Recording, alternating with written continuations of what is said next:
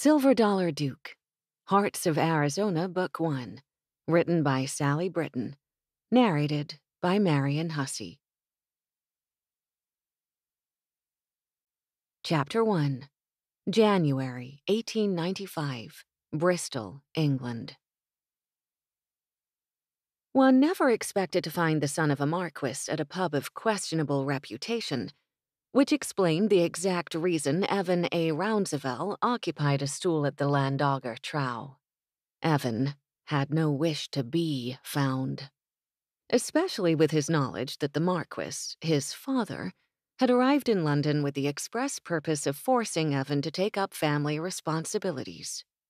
Without raising his eyes from the amber liquid in his glass, Evan put more coins on the slick and greasy counter to pay for his drink. A shine of one particular silver coin caught his eye. Evan snatched the coin up again, his heart thudding against his chest, just before the barkeep scooped the rest of the money into his apron pocket.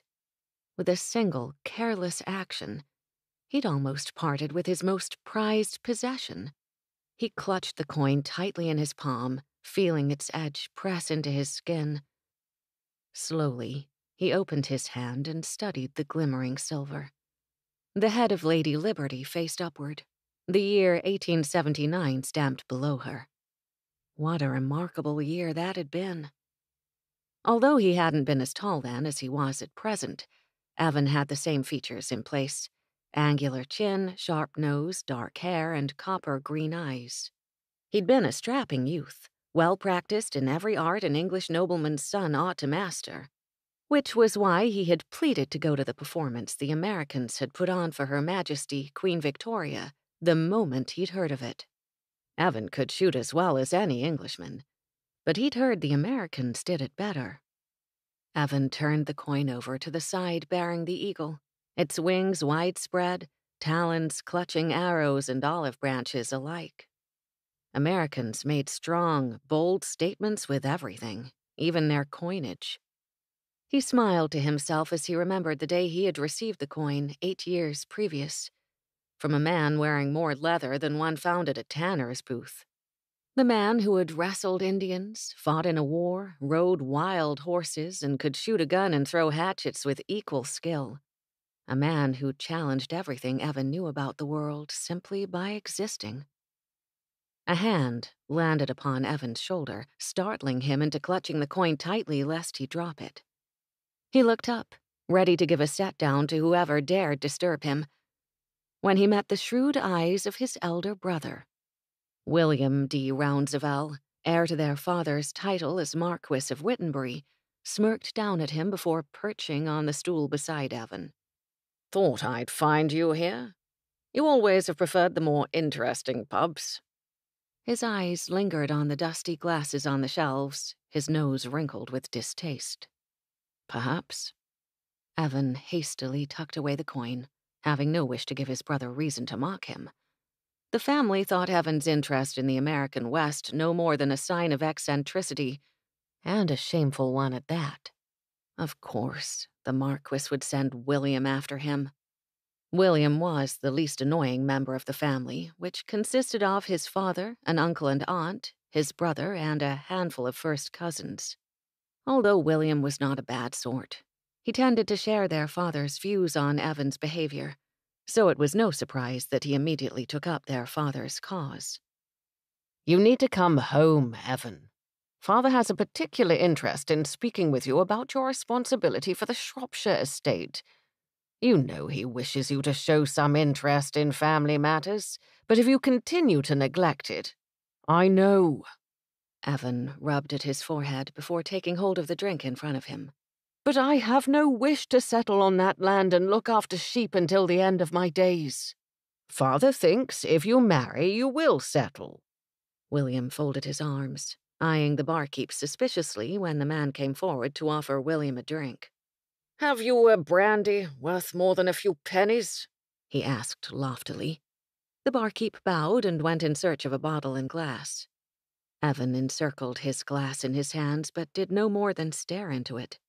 If only one could divine the future in the bottom of a cup. "I have no intention of marrying. What is the point to a union for me?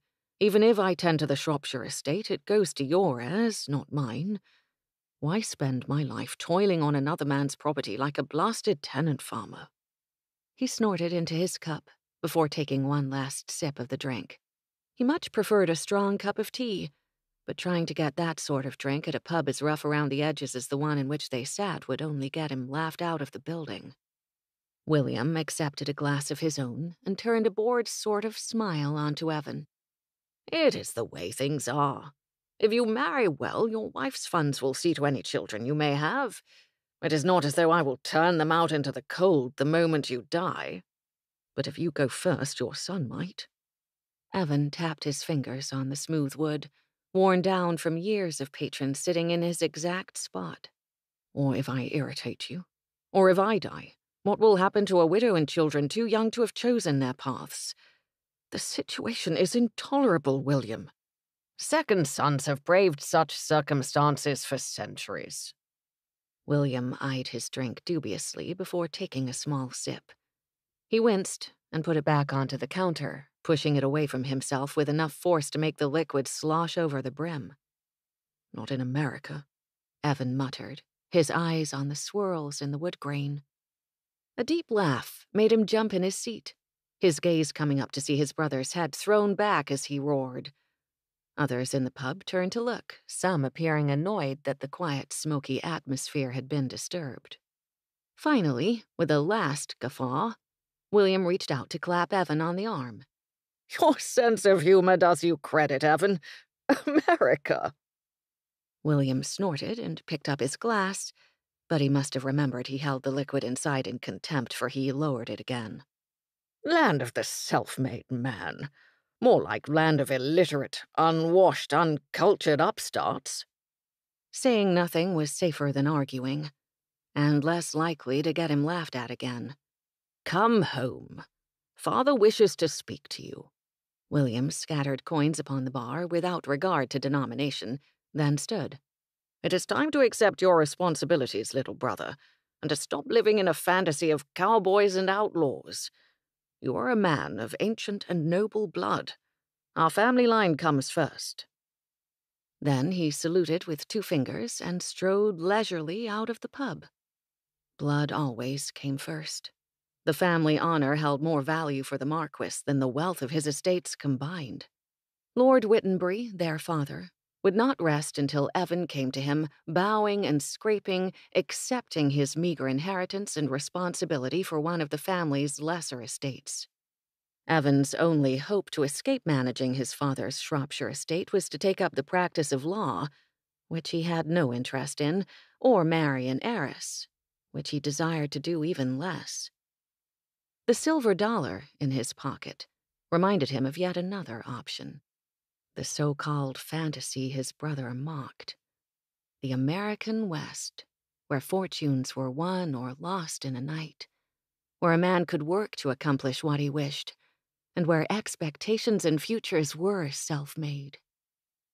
Without familial support, he couldn't afford a ticket to cross the Atlantic. Everything he had belonged to his father. Everything— No, not everything. Evan pulled out his gold pocket watch and examined it.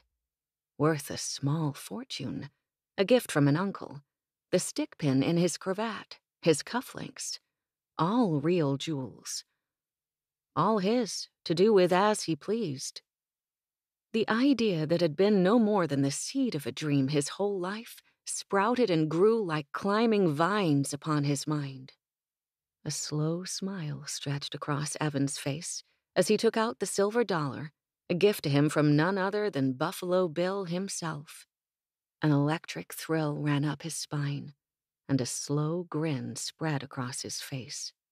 Despite the faint light in the pub, Lady Liberty seemed to wink at him. It wouldn't be forever, but it would be something that was his and his alone. Not his father's, not a responsibility, but a dream the likes of which few could ever attain. An escape from his title, his duty to his family, and the chance for a real adventure. He left the pub, his pulse thrumming with the cadence of a galloping horse, and he didn't look back. Chapter 2. May 1st, 1895. Tombstone, Arizona. Raising dust with her boots to search out her little brothers was not how Daniela Bolton wanted to spend her time in Tombstone. The city crowds unnerved her, though during daylight hours, everything about the town was perfectly safe and respectable. Tombstone was nothing like Boston, but the hundreds of people shuffling down the boarded walks still reminded her entirely too much of that hated period in her life. She'd needed to come. Tombstone, as the county seat, was a place of business. With her father still recovering from an illness, it fell to Dannie to send telegrams on his behalf to their buyers in California. Running a cattle ranch meant doing a lot more than riding herd. It meant doing a lot more math and cozying up to strangers than she liked. She headed down Safford Street, peering through each window until she spotted her brother Travis leaning in the barber's doorway. The 17-year-old boy didn't even notice her, his attention completely arrested by something inside the shop. Dannie adjusted her straw hat, hating the round-brimmed brown ribbon thing when she could have on a sensible working hat. Her blue calico dress had enough dust on its skirts to appear nearly the same shade as the ribbon. Dressing up to come to town always irritated her. She liked to look as nice as the next woman, but it just wasn't practical when the roads were a dusty mess. "Travis Lincoln Bolton!" she snapped when she was still several steps away. The boy jerked upright and nearly fell out of the doorway in his haste to respond. "Dannie!" He cast a glance into the shop, then gave her a grin which suggested he hadn't any idea how long she'd been searching for him, or how much she wanted to drag him away by the ear. "You need to come here, Mr. Rounsevell." As she'd never heard of, nor seen hide of, any Mr. Rounsevell, she didn't care a lick about whatever the man was saying. "Where's Clark?" Their 15-year-old brother usually stayed glued to Travis's side. Travis pointed inside the barber shop. Dannie narrowed her eyes at him and went to the doorway. Walking into a barber shop wasn't nearly as scandalous as walking into a saloon, but it was rare a woman needed a barber's services. She peered inside the shadowy interior, her eyes adjusting from the brightness of the afternoon sun. A crowd of men stood along the walls, everyone's attention riveted to a man sitting in one of the barber chairs having his hair trimmed. He was tall.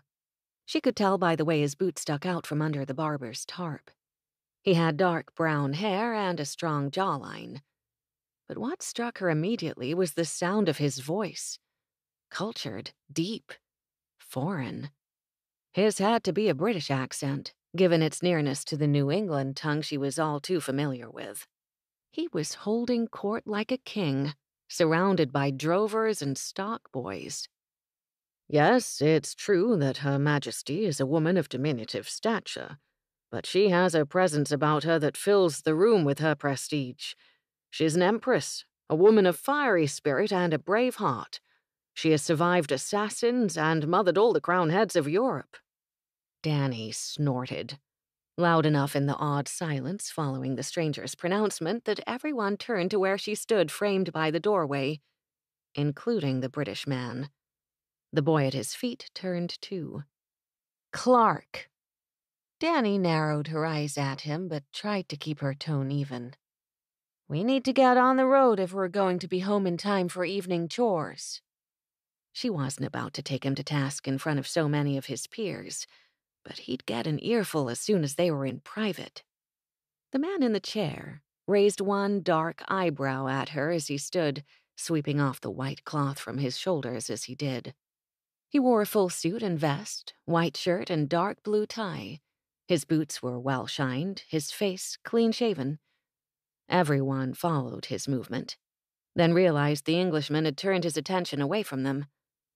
A few cowboys frowned, likely irritated she had disturbed their entertainment. The Englishman bowed, as though they were in a drawing room and an old cowhand hadn't just spat his tobacco into an urn on the floor. She wrinkled her nose at the stranger. The people of Tombstone might be used to people coming and going, and this man's accent and charm might make him particularly interesting to the average citizen. But she didn't trust him even an inch worth. Travis came forward and bumped shoulders with her. "Dannie, this is Mr. Rounsevell. He's from England." He grinned at her, then nodded to the man still standing in the middle of the room. "He's looking for work. Think we could take him back with us?" After sparing a glance to the man who dressed like he was going to Sunday church rather than looking for a job, she leveled a hard glare at her brother. "Travis, get Clark and meet me at the wagon." She cast the tall stranger one last look, then spun on her heel and left, her boots hammering the wood in a staccato rhythm. Mr. Rounsevell was as out of place in Tombstone as a peacock in a chicken run. It didn't take long for her to hear the quick clomp of her brother's feet behind her, but a harder step came after theirs. Dannie stopped and turned around, hands on her hips.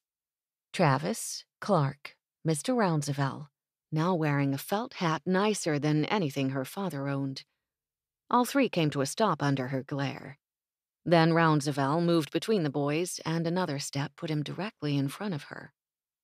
"Miss Bolton, I hope you will forgive my forward behavior, especially given our lack of proper introduction, but your brothers have encouraged me to speak with you regarding employment on your ranch." His vowels rolled like gentle spring hills, not with the stretched-out drawl she'd come to expect from the local cowboys and merchants, or the twang which characterized her father's words of wisdom. She gripped her purse strings tighter, her stiff-clothed gloves creaking. "You may have noticed, sir, that my brothers are boys." She glared at Travis.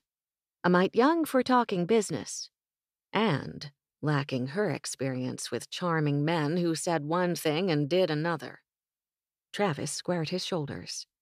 "I'm learning, Dannie, and Dad said we could use some extra hands." So he had, but there was a reason they were short on help.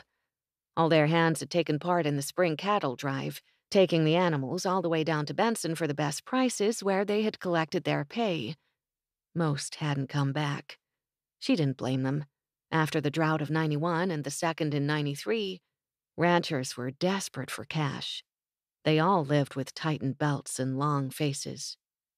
Mr. Rounsevell stood still as a soldier, shoulders back, expression calm, gripping the brim of his hat in his hands. He had an air of sophistication she had only seen in a handful of other men, all of them the sons and husbands of socialites back east. It wouldn't surprise her at all to learn he came from a wealthy British family. The man had to be as green as they came. "What are your qualifications for ranch work, Mr. Rounsevell?" She kept her gaze on his eyes, watching for falsehoods or weakness. "We can't be nursemaids to every Brit who wants to play cowboy." She barely kept the accusation out of her voice. Her way of life was no game. To his credit, he didn't bristle up like a polecat, but offered her a friendly smile. "Miss Bolton, I'm an adept horseman. I grew up in the saddle. I'm an excellent marksman, too, should the need arise. I'm also a dedicated scholar." Dannie did not groan aloud, though she wanted to. "So, you know nothing about cattle? Have you ever mucked a stable, roped a steer, branded a heifer? And have you ever shot at a cougar looking to make a meal out of your herd? Those are the kinds of skills I need, Mr. Rounsevell, not looking pretty on your horse and shining your six-shooter." She turned her glare to Travis. "You still want to offer him a job?" Travis stuck his chin out. "Why don't we let Dad decide?" The boy had a tender heart, but this was the first time he'd wanted to exercise it on behalf of a full-grown man. Travis was as like to adopt an orphaned skunk as he was a hound dog. Rounsevell, for his part, still appeared confident. When Dannie cocked her eyebrows at him, he nodded to her. "I would not mind speaking to your father." "He wouldn't, would he?" Dannie sniffed and turned on her heel. "Let's get a move on. Evening chores wait for no man, even if he's English." She led the way to their wagon, which the boys had loaded with the supplies before disappearing. Tombstone was a 3-hour wagon ride from home. There were a few small trading posts and Fort Huachuca between King Bolton Ranch and Tombstone.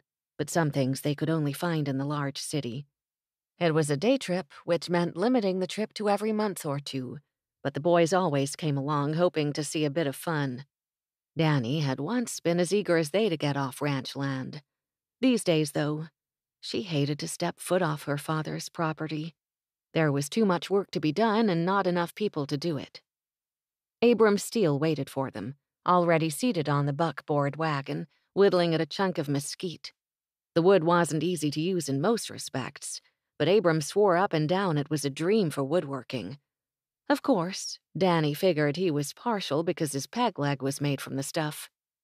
"Dannie," he said when he saw her, a bright, wide smile appearing upon his dark face. Abram had been a Buffalo soldier, a member of an all-black cavalry regiment decades past. It was hard to picture him as a soldier given his gentle ways. His eyes flicked to the boys walking behind her, and the Englishman must have caused Abram's sudden frown. "Have we got company?" Abram. Dannie stopped on the boardwalk. Irritated, she had to take further time to explain the situation. This is Mr. Rounsevell. He needs a job, so he's coming with us to speak to Daddy.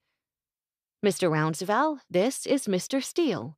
He owns a 5th share in the ranch. The older soldier tipped his hat. "Good afternoon, sir. They warn you it's a long ways to the spread?" Mr. Rounsevell tipped his hat back to Abram, which was a sight more than a lot of men did when greeting the older man, no matter how he was introduced. "I understand it will be near sundown when we arrive. I'm certain my horse and I will be fine." "Better get that horse then, Mr. Rounsevell. We're on our way out by the western road, Charleston. You can meet us going that way. We won't get too far ahead." Abram gave a look to the boys. "You two best saddle up." Dannie climbed into the wagon next to her dad's oldest friend.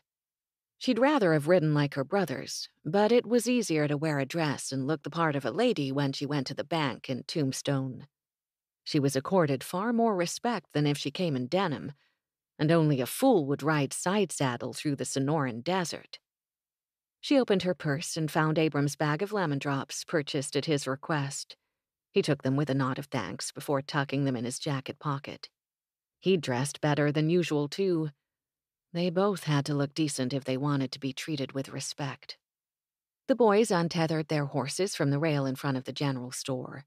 Then they mounted up and led the way down the street, the wagon following. Traffic was light in the middle of the week. Most of the townsfolk were at work until supper time. After a few minutes of quiet, Abram leaned closer to Dannie. "How'd we pick up a stray Englishman?" Travis, she muttered quietly, keeping her hands folded tightly in her lap. "Ah, that boy would nurse a rattler back to health if he found one with a bent tail." Dannie's lips twitched. Let's hope he never finds one, then. She took in a deep breath, but was rewarded by the urge to sneeze. All this dust. The time between the winter thaw-out and summer rains. "Most call it spring, Dannie." Abram chuckled and she glowered at him. He knew what she meant. Everyone in Arizona Territory went near crazy in May and June, the driest part of the year. Hottest sometimes, too. Then the rains would come, simultaneously stirring up dust and muddying up roads.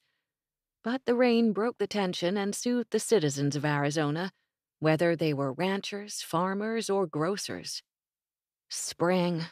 Honestly, I think we only had about a week of spring last year.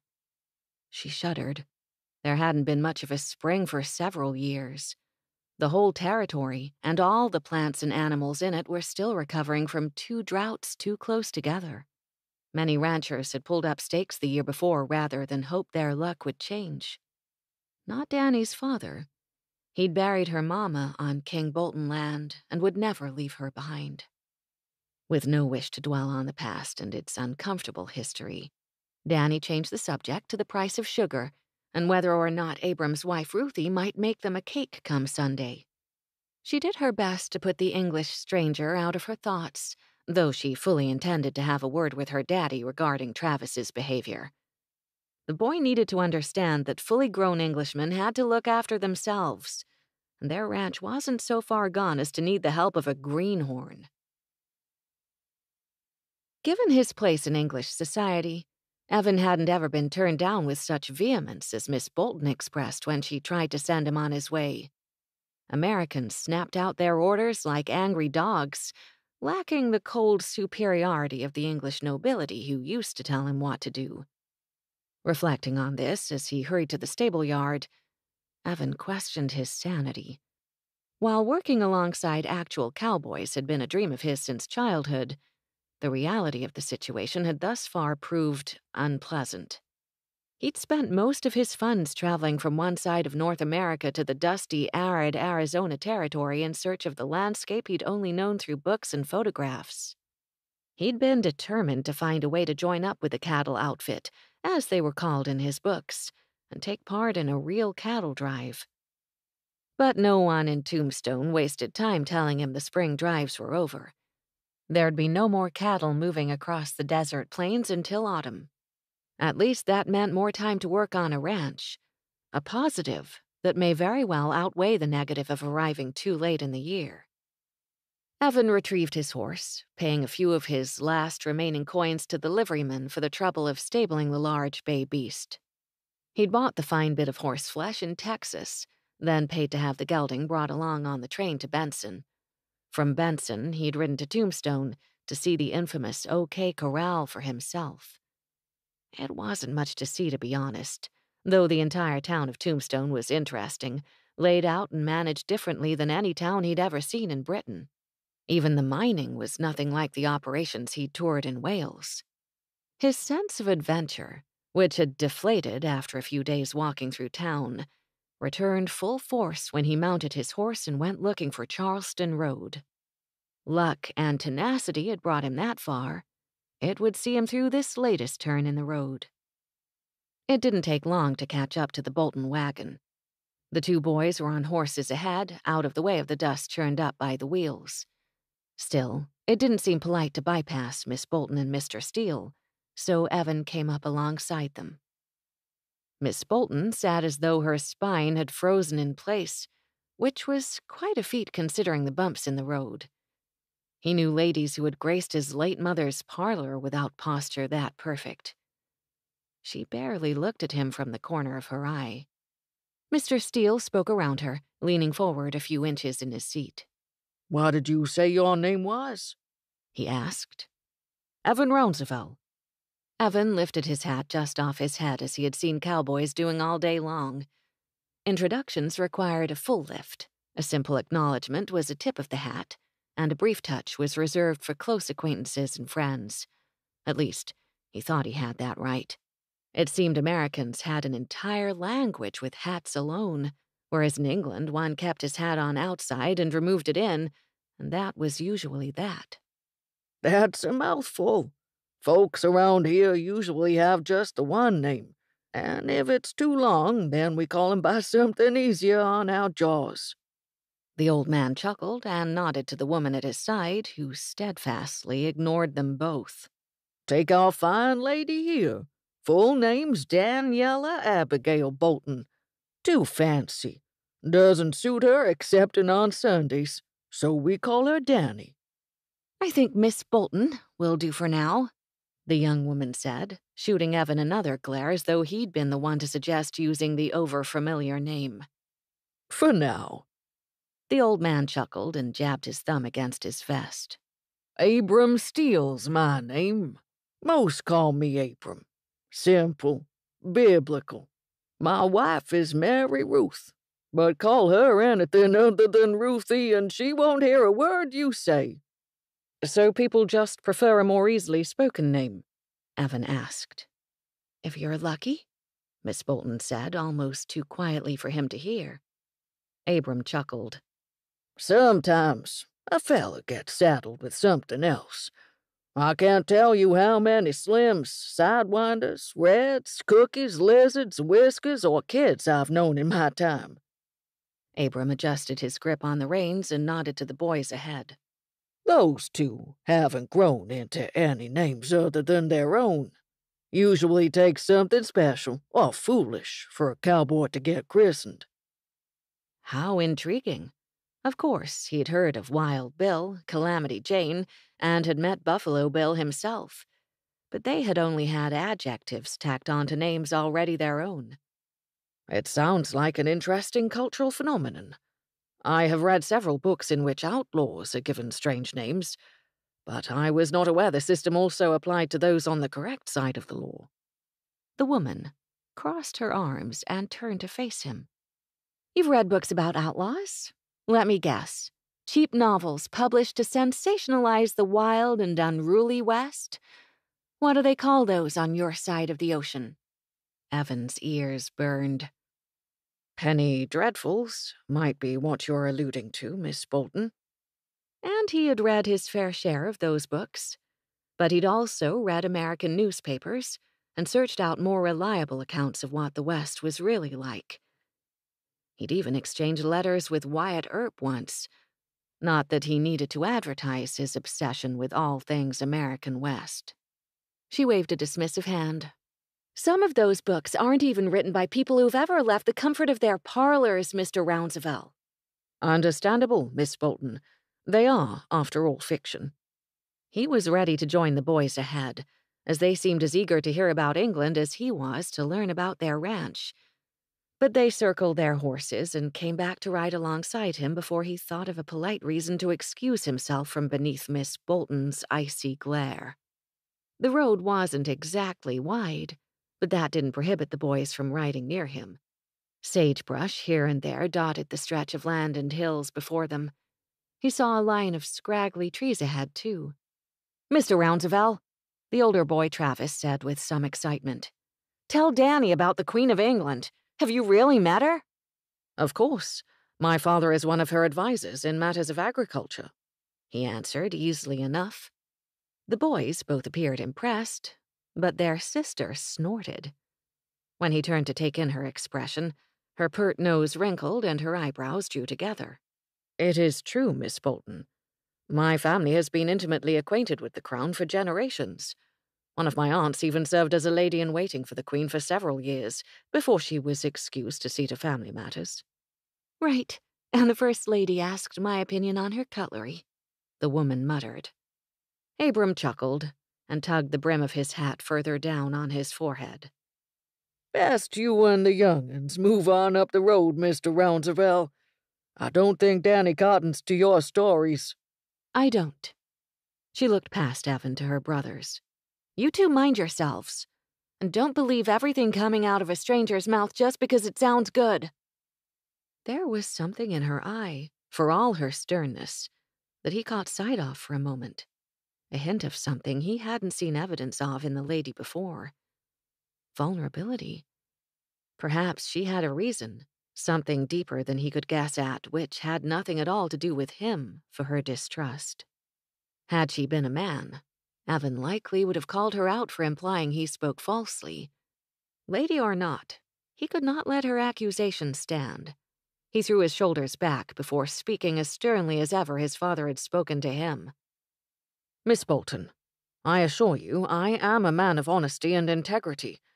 That you would doubt me speaks less to your desire to exercise caution and more to a prejudice of which I cannot understand.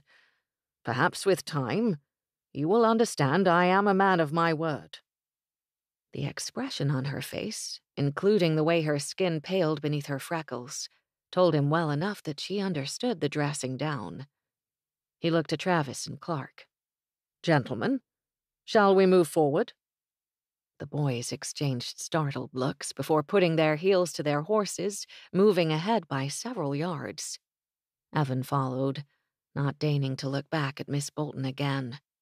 If the woman insisted on treating him with distrust, he had no reason to attempt further conversation with her. Her opinion did not matter so much as her father's, and if Mr. Bolton had more in common with his friendly and open sons, Evan's place on the ranch was as good as secured. Chapter 3. Swallowing back her pride hadn't ever been easy for Dannie. She didn't lower her head until the Englishman had ridden up front with her brothers. But when they were far enough ahead that the dust they kicked up didn't drift into her and Abram's faces, she tucked her chin. She knew what was coming. Dannie, you can't keep doing that to yourself nor to others. Abram flicked the reins, no more than a reminder to the mules that they were expected to keep up the pace. Not every fine-looking fella is gonna treat you like Robertson. Not every fancy talker is gonna be like they were in Boston, either. She shivered, despite the warmth of the desert sun. Her hat didn't shade much more than her eyes this late in the day, and they faced near full-on west most of the way home. Abram knew she didn't talk about David Robertson or Boston. Both of those subjects were off the table indefinitely. For him to bring them up meant she had misbehaved in a big way. There were few people in the world she took correction from. Her dad, Abram, and Ruthie, and their housekeeper were just about it. Maybe the Reverend, so long as he wasn't going on about women wearing trousers. "It helps to be cautious," she said after the silence hung between them too long. "He's a stranger, and you can tell as plain as I can that he hasn't worked a day in his life. He's claiming to know the Queen of England. The man is stretching the blanket too much with that one. He's probably some kind of actor, or silver-tongued thief." When her father's oldest friend raised his eyebrows at that, she huffed and crossed her arms tightly across her chest. Abram didn't approve of her picking up the slang that the hired hands batted around like kittens with a cricket. The good Lord said judge not, Miss Bolton. Pretty sure that directive applies even in this particular situation. Though he spoke in his usual steady way, the words stung Dannie as much as a harder rebuke. Before she could think of an argument against his statement, Abram started whistling one of his favorite old songs. Most of them were mournful sounding, learned from his mother while they were slaves in Georgia. The whistling was a sure sign he had dropped the subject and had no intention of taking it back up with her. The sun sank lower, and with her brothers ahead and Abram no longer in the mood to chat, Dannie opened up her purse and fished out the slim volume of poetry she'd bought at the bookshop in Tombstone. The front cover only said poems by someone named Emily Dickinson. It was the fact that the poems had been written by a woman that had drawn her attention to the battered little book. She loved words. Not that she'd ever consider herself a poet. Quite the opposite. But beautiful words drew her in, and when they described what she felt in her heart but couldn't speak, she loved them all the more. Of course, her problems with David had started out with his pretty words. The rat. But no harm could come from poetry written by another woman. She opened the book without regard to the page and read the first poem her eyes landed upon. Before long, she was engrossed in the imagery of everyday things. When Abram finally tired of whistling, he told her to read a few poems aloud. She read a few to him, including one that sounded mournful to her. His mind had always been sharp, and he turned a poem or two on its head. Don't think she meant it to be read that way. Try again, like you're saying it with a laugh. He had a gift for perspective. When she read that particular poem again, she saw the fun where she'd seen a frown before. The boys stayed ahead, as sure of the way as anyone who lived on King Bolton property. When the sky started turning gray behind the purple ahead, they reached the turnoff with the arch over the lane. KB swung from the vine in stylized iron letters with a three-pointed crown above the initials of their father's brand. From the archway, it was another mile to the homestead, curving around the first of the rolling hills covered in long spring grasses, all brown and waiting for the monsoons before they turned green again. The elevation of the ranch was too high for cactuses to grow, and it was easily 10 degrees cooler at the ranch than in Tombstone, thanks to the mountains peeking up on 3 sides of their land. Travis looped his horse back to come alongside them. "Want me to take Mr. Rounsevell in to talk to Dad?" Dannie's suspicions immediately rose. "Why you?" Travis's chin jutted out. "I'm the one who invited him to try for a job." Though she was ready to say she'd rather be the one to make introductions for the stranger, Abram cleared his throat. Her cheeks warmed all over again when she thought of her harsh criticism from before. She nodded tightly. "All right. Y'all go warn them we're coming, but make sure you wash up before stepping foot in Ruthie's kitchen." Travis sat up straighter and grinned. Sure thing, Danny. He nudged his horse to get her moving, but barely slowed again long enough to tell Clark and the stranger to come ahead with him. She saw the Englishman look back over his shoulder at her, but he followed Travis down the trail to the house. It took another 10 minutes for the mules to get them all the way to the old adobe building. It had been the first permanent structure on ranch land, built by her father, Abram, and a few Mexicans who knew the art of making adobe brick. Her father loved talking about those first years living in the house, sleeping on the roof in the summer. They rode through the zaguan, the long, airy corridor leading them into the stone corral. Despite over 20 years passing since the adobe house was first built, it was still one of the cleverest things Dannie had ever seen. No one could steal a horse or mule without passing by the main house, the partner's house where Abram and Ruthie lived, or through the adobe house that now served as storage and bunk rooms. She climbed down from the wagon as soon as it stopped, and Abram followed suit a bit slower. He'd been wounded as a young man, when he was still a soldier, and his bones ached more every year, or so he said. Ruthie came out of the main house, wiping her hands on her apron before settling them on her hips. Abram Steele, you bringing home more mouths for me to feed? Anyone who didn't know Ruthie might think she was complaining. Dannie heard the delight in the accusation. Yes, ma'am, and more food to cook. Abram swept off his hat as he approached his wife, then looped his arm around her shoulder. She was much smaller than he was. Dannie had passed Ruthie in height when she was only 13 years old. Diminutive or not, Ruthie was still a force to be reckoned with when she had a mind to be. A 10-year-old boy swept out the door and came to the wagon, eagerly scooping up crates of supplies. Did you get my candy, Dannie? Lee darted a look at his grandfather. You didn't let her forget. Abram snorted. You reminded us about a dozen times yesterday. Couldn't forget if we'd wanted to. He kissed Ruthie on the forehead. Send those other boys out to unload. I'll go clean up before supper. I have a bath ready for you, Dannie. Ruthie came to inspect the wagon full of goods. And Lee can empty the crates into the pantry if he expects to get the candy you brung him. Lee grinned without apology and hurried inside, calling for Travis and Clark to help now that the wagon had arrived.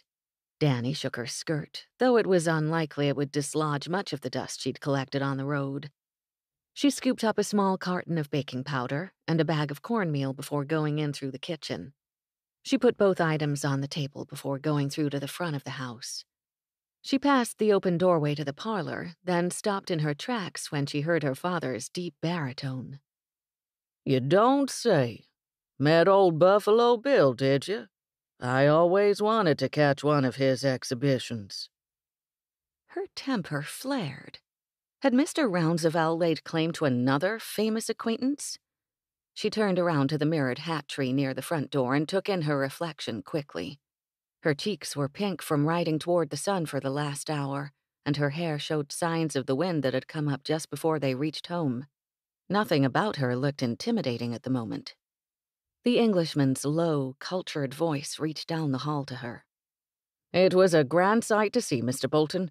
The display of expertise in marksmanship and horsemanship would have been enough to thrill the royal court, but Mr. Cody has a flair for showmanship. I dare say his charm won over as many hearts as Annie Oakley's ability with a rifle. That did it. Dannie pulled her hat pin out and hung her straw-brimmed hat on a hook, then smoothed back her dark curls as best she could. Her father had a love for folk heroes, which was why she and her brothers bore the names they did, and Rounsevell must have figured that out quickly enough to exploit it. She swept into the parlor, ready to do battle. Her father sat in his favorite armchair, a luxury shipped from Austin 10 years before. The Englishman was on the sofa across the rug, and the instant the man saw Dannie, he stood. Her father stood too, and immediately opened his arms to her. His lungs still pained him enough that he minimized his movement whenever possible. Dannie, welcome home. Dad. She stepped into his warm embrace and received his whiskery kiss. Her father's beard had been as black as her hair when she was a child, but it was a sight more gray now. Everything go well in town? He stepped back and his smile gentled. Yes, Dad. She turned to face their guest, who still stood, his head now bare. Why'd the man have to be so tall? Taller than her father. With those green-brown eyes and walnut hair, he looked far too respectable. No wonder her brothers had been taken in.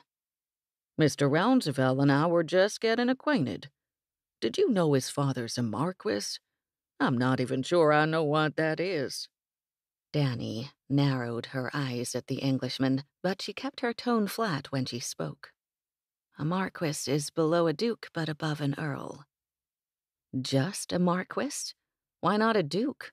Or the crown prince, come to think of it?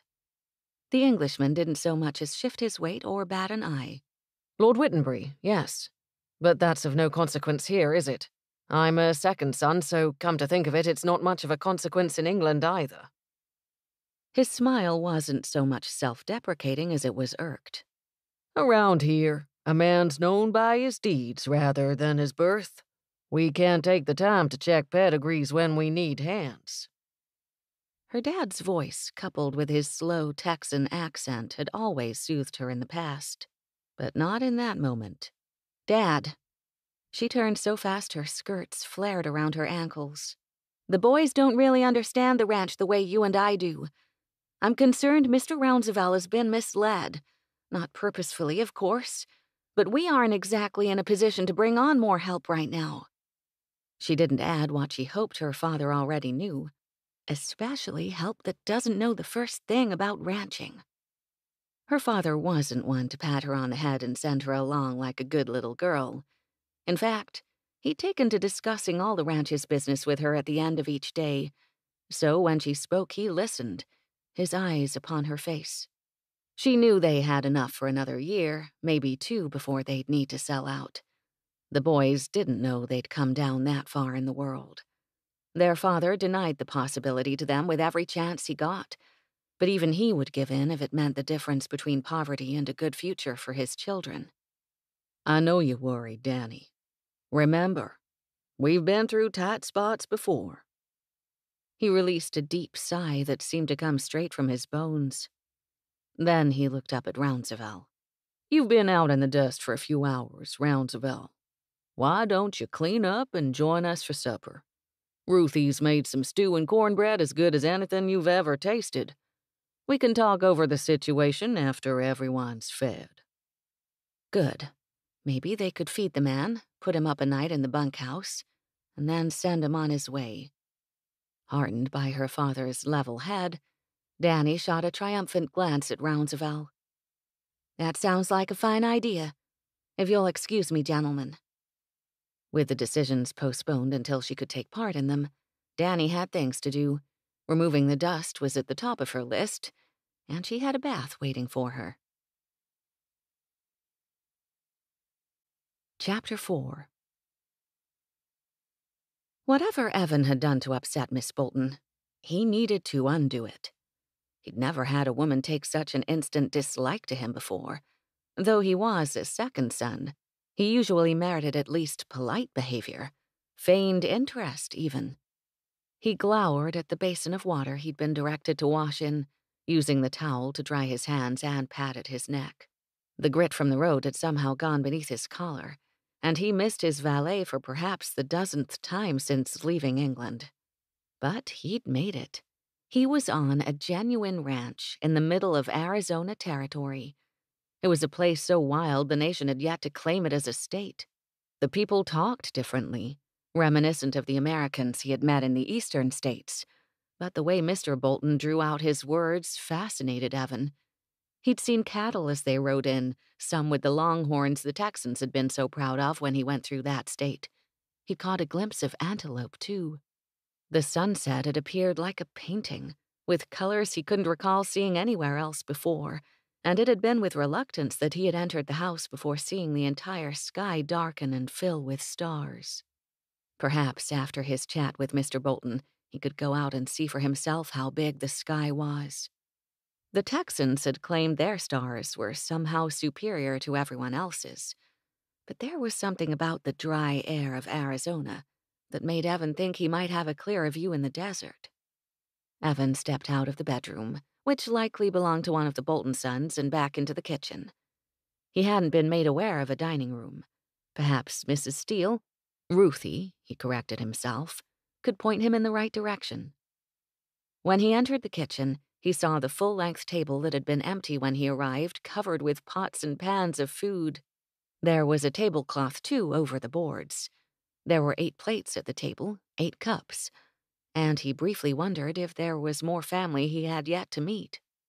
Ruthie set another platter on the table, and it bore squares of a thick, yellow, cake-like substance. He saw beans in another bowl, stew in a pot, potatoes, and a pie, though he couldn't tell what kind. He'd never eaten any of the dishes spread before him. They were simplistic, the type of fare an English farmer might enjoy, or that a poor inn would serve. Travis and Clark came from outside with the brown-skinned boy Evan hadn't heard named. They grinned at Evan and stood behind 3 of the chairs, even the youngest boy. Abram appeared too and came around to the side where Evan stood, still trying to understand the etiquette involved in a meal like this. Normally, Ruthie Lee and me, we eat at our house. Abram pointed out the door, as though that would help Evan orient himself. But not on supply night, and not with Loretta gone. Loretta? Evan asked, still confused. Loretta Perkins, she's our cook and housekeeper, Clark said. She's gone to visit her sister. That meant Ruthie wasn't a servant in the household. Evan thanked whatever angels were watching over him that he had found out before making a fool of himself. Who else lives on the ranch? Miss Bolton walked in at that moment and went to one end of the table, her father close behind her. He took the other end. I apologize for keeping y'all waiting. Mr. Bolton pulled out his chair, and everyone moved to do the same. Evan hesitated. He had wound up standing on Miss Bolton's left. Should he get her chair for her? She seated herself before he decided. Then he realized everyone was seated and staring at him. After swallowing the awkward desire to clear his throat, he pulled out his chair and then took a seat. Pardon me. I am not accustomed to taking dinner this way. He heard Miss Bolton mutter just under her breath. I bet not. Perhaps it was his upbringing she objected to. Mr. Bolton bowed his head. Travis, please say grace. The whole family bowed their heads, and Evan had to stare. Prayers at meals were unusual in the larger houses, though he'd been in a few wherein the head of the family made a point of giving a minor speech on one subject or another. Sometimes a vicar would give a sermon or a prayer. But Travis's words were humble, his words direct. Lord, we thank thee for our safe return from town. We thank thee for this food, and for Ruthie who prepared it for us. We thank thee for our blessings. Please help us to be good servants unto thee, that we can be tools in thy hands. And please help Mr. Rounsevell to find what he's searching for in our territory. Amen. A chorus of amens followed the young man's, and it took Evan another moment to speak his own. No one reacted as though the words the boy uttered had been extraordinary. They seemed to accept the simple supplication as a normal part of their routine. Yet something had shifted in Evan. A weight pressed upon his heart. He'd never been prayed for, not within his hearing. Surely his mother had prayed over him, perhaps a nanny when he was young. The sensation of hearing his name in an address to God was something he couldn't immediately define. Would you pass the potatoes, Mr. Rounsevell? Abram asked. Evan started, and found the dish, serving it to his left. Aren't you having any? The old man asked, raising his eyebrows. Here we pass clockwise. You take what's in front of you, then pass to your left. Wordlessly, Evan served himself a boiled potato and passed the dish. Then he turned to see Miss Bolton holding the steaming platter of yellow cakes. But they couldn't be cakes. Surely even Americans didn't serve cake with their evening meal. Cornbread? She asked, ready to serve him a slice. It was a type of bread? Yes, thank you. Might as well give everything at least a taste. It would be impolite to turn down anything offered to him by a hostess in England, and it was logical that rule had to apply here. Before long, his plate was full. There was even stew upon it, thick stew that looked like gravy. The boys across from him mostly used their spoons to eat the stuff, but he did see them get the last of it up by swiping a forkful of cornbread through it. There was only one fork, one spoon, and one knife. No dishes were taken away as they were emptied, and no new ones brought out. Everyone at the table talked at once to one another. The boy Lee was asking Travis and Clark questions about Tombstone. Abram spoke to Mr. Bolton as though they were equals and friends. Ruthie listened to their conversation but only spoke when she needed to correct the boys' manners. Apparently, elbows were not permitted on the table, and one should chew with his mouth closed, but she seemed little concerned about anything else. On the ship that carried Evan across the ocean, he'd had dining companions, the same every night, and they'd eaten according to the etiquette he'd been raised with. In the towns he passed through on his way west, he ate in hotels with fine tablecloths and waitresses in black dresses and starched aprons. In the dining car of the train, he'd been treated to plainer fare than usual, but there was still an elegance to the service. But at this table, for the first time in his life, he noticed a complete lack of ceremony in every aspect of the meal. Sitting at table was something of an art form, or so he had thought. Here, there were different principles at play. Dannie adjourned with her father and the Englishman back to the parlor after the meal, throughout which the Englishman had remained a quiet observer. Likely he thought they ate like animals, given what she knew of proper table etiquette. It didn't matter that they were polite or that they tidied up after themselves. Simple eating was somehow equated to uncivilized eating by the elite of the world. Her father did not retake his seat, though he did gesture for Dannie and Mr. Rounsevell to be seated. She chose a chair at the corner of the rug, far from anywhere the man might sit. Mr. Rounsevell, I always say starting business by breaking bread with a man is a wise move. It allows us to size each other up and enter into negotiations on friendly terms and full stomachs. Before the Englishman could respond, Dannie spoke. Dad, these aren't negotiations. I realize Mr. Rounsevell has been introduced to us as a guest, but the man is looking for a position of employment. We ought to start this conversation as you would with any prospective drover. Mr. Rounsevell sent a surprised glance her way, and it took Dannie a moment to realize she'd sounded a tad too citified when she spoke. Business did that to her. She might have grown up with a southern drawl, but the Eastern finishing school in Boston had tainted her accent in certain matters.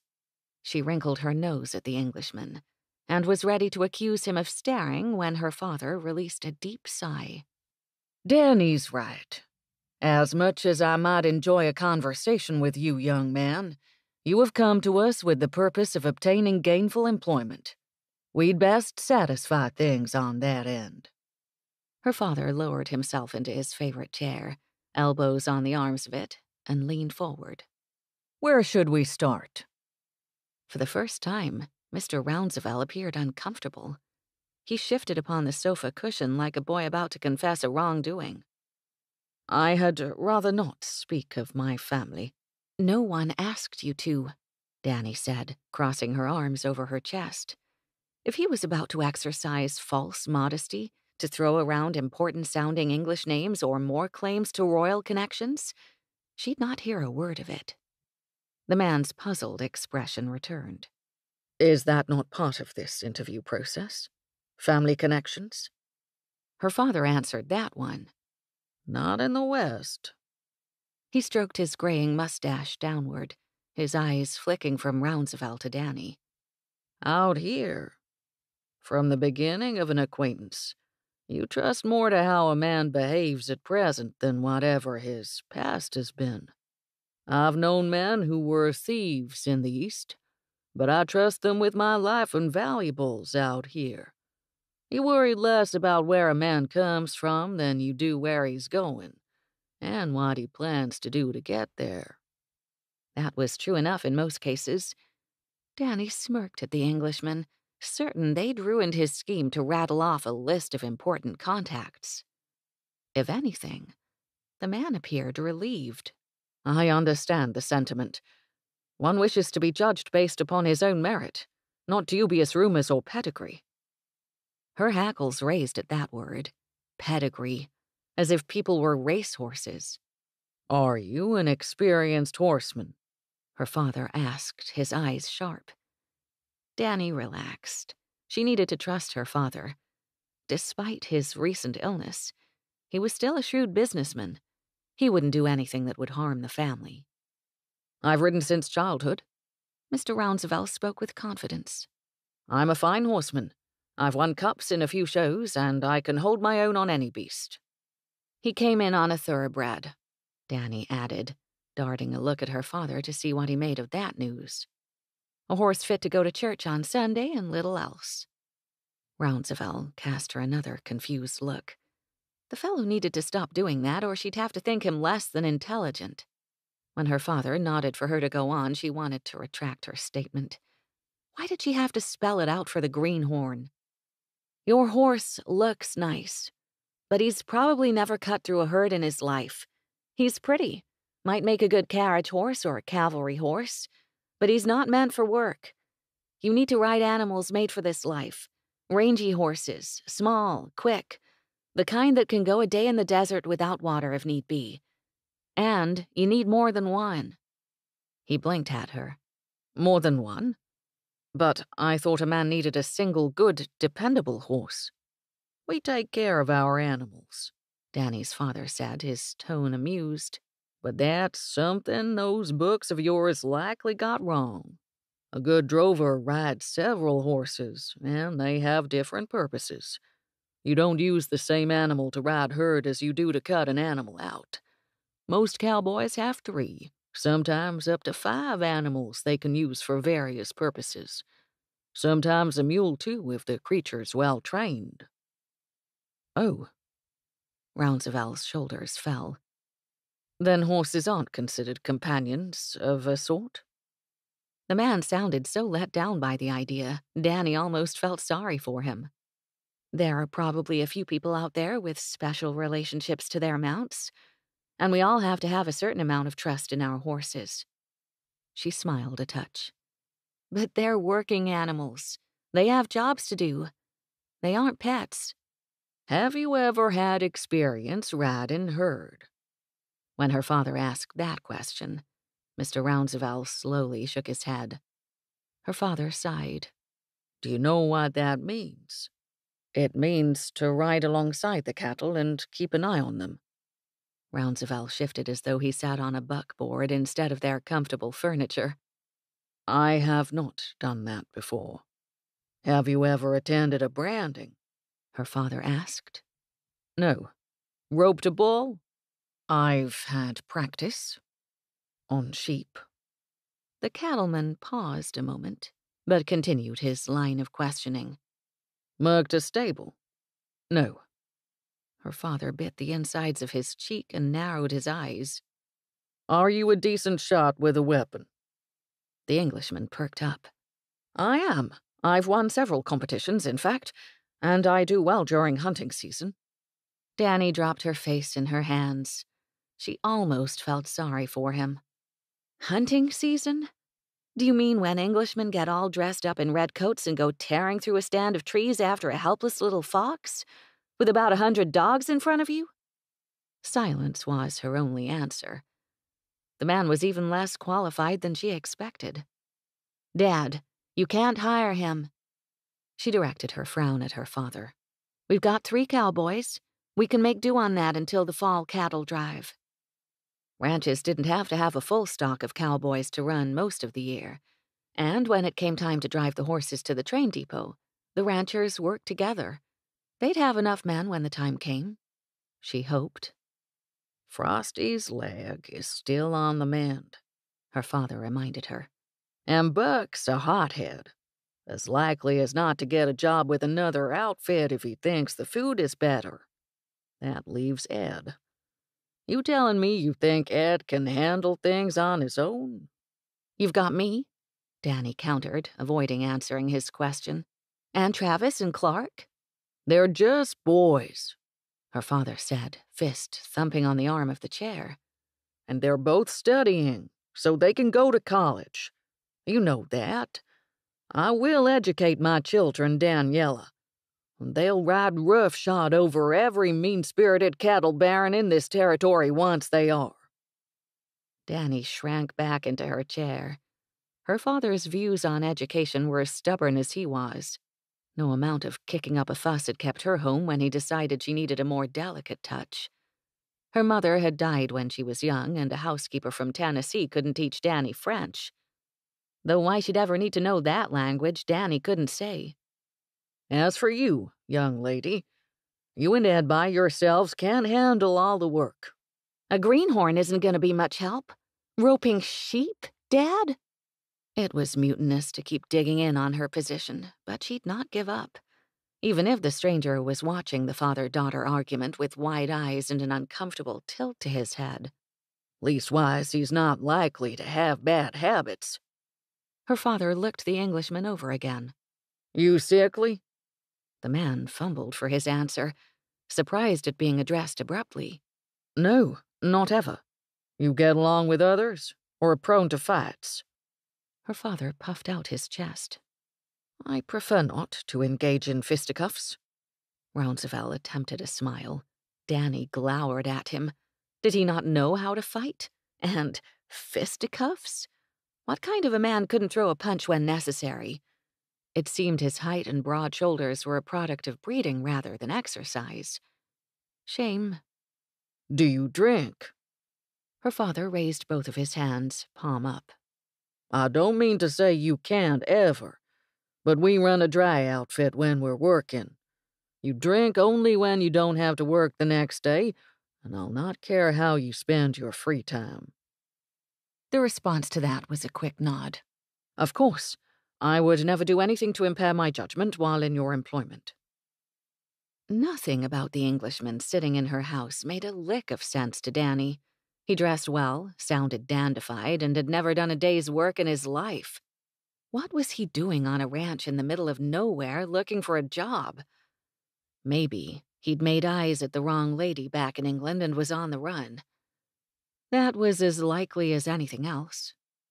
But being saddled with a greenhorn all summer didn't sit well with her.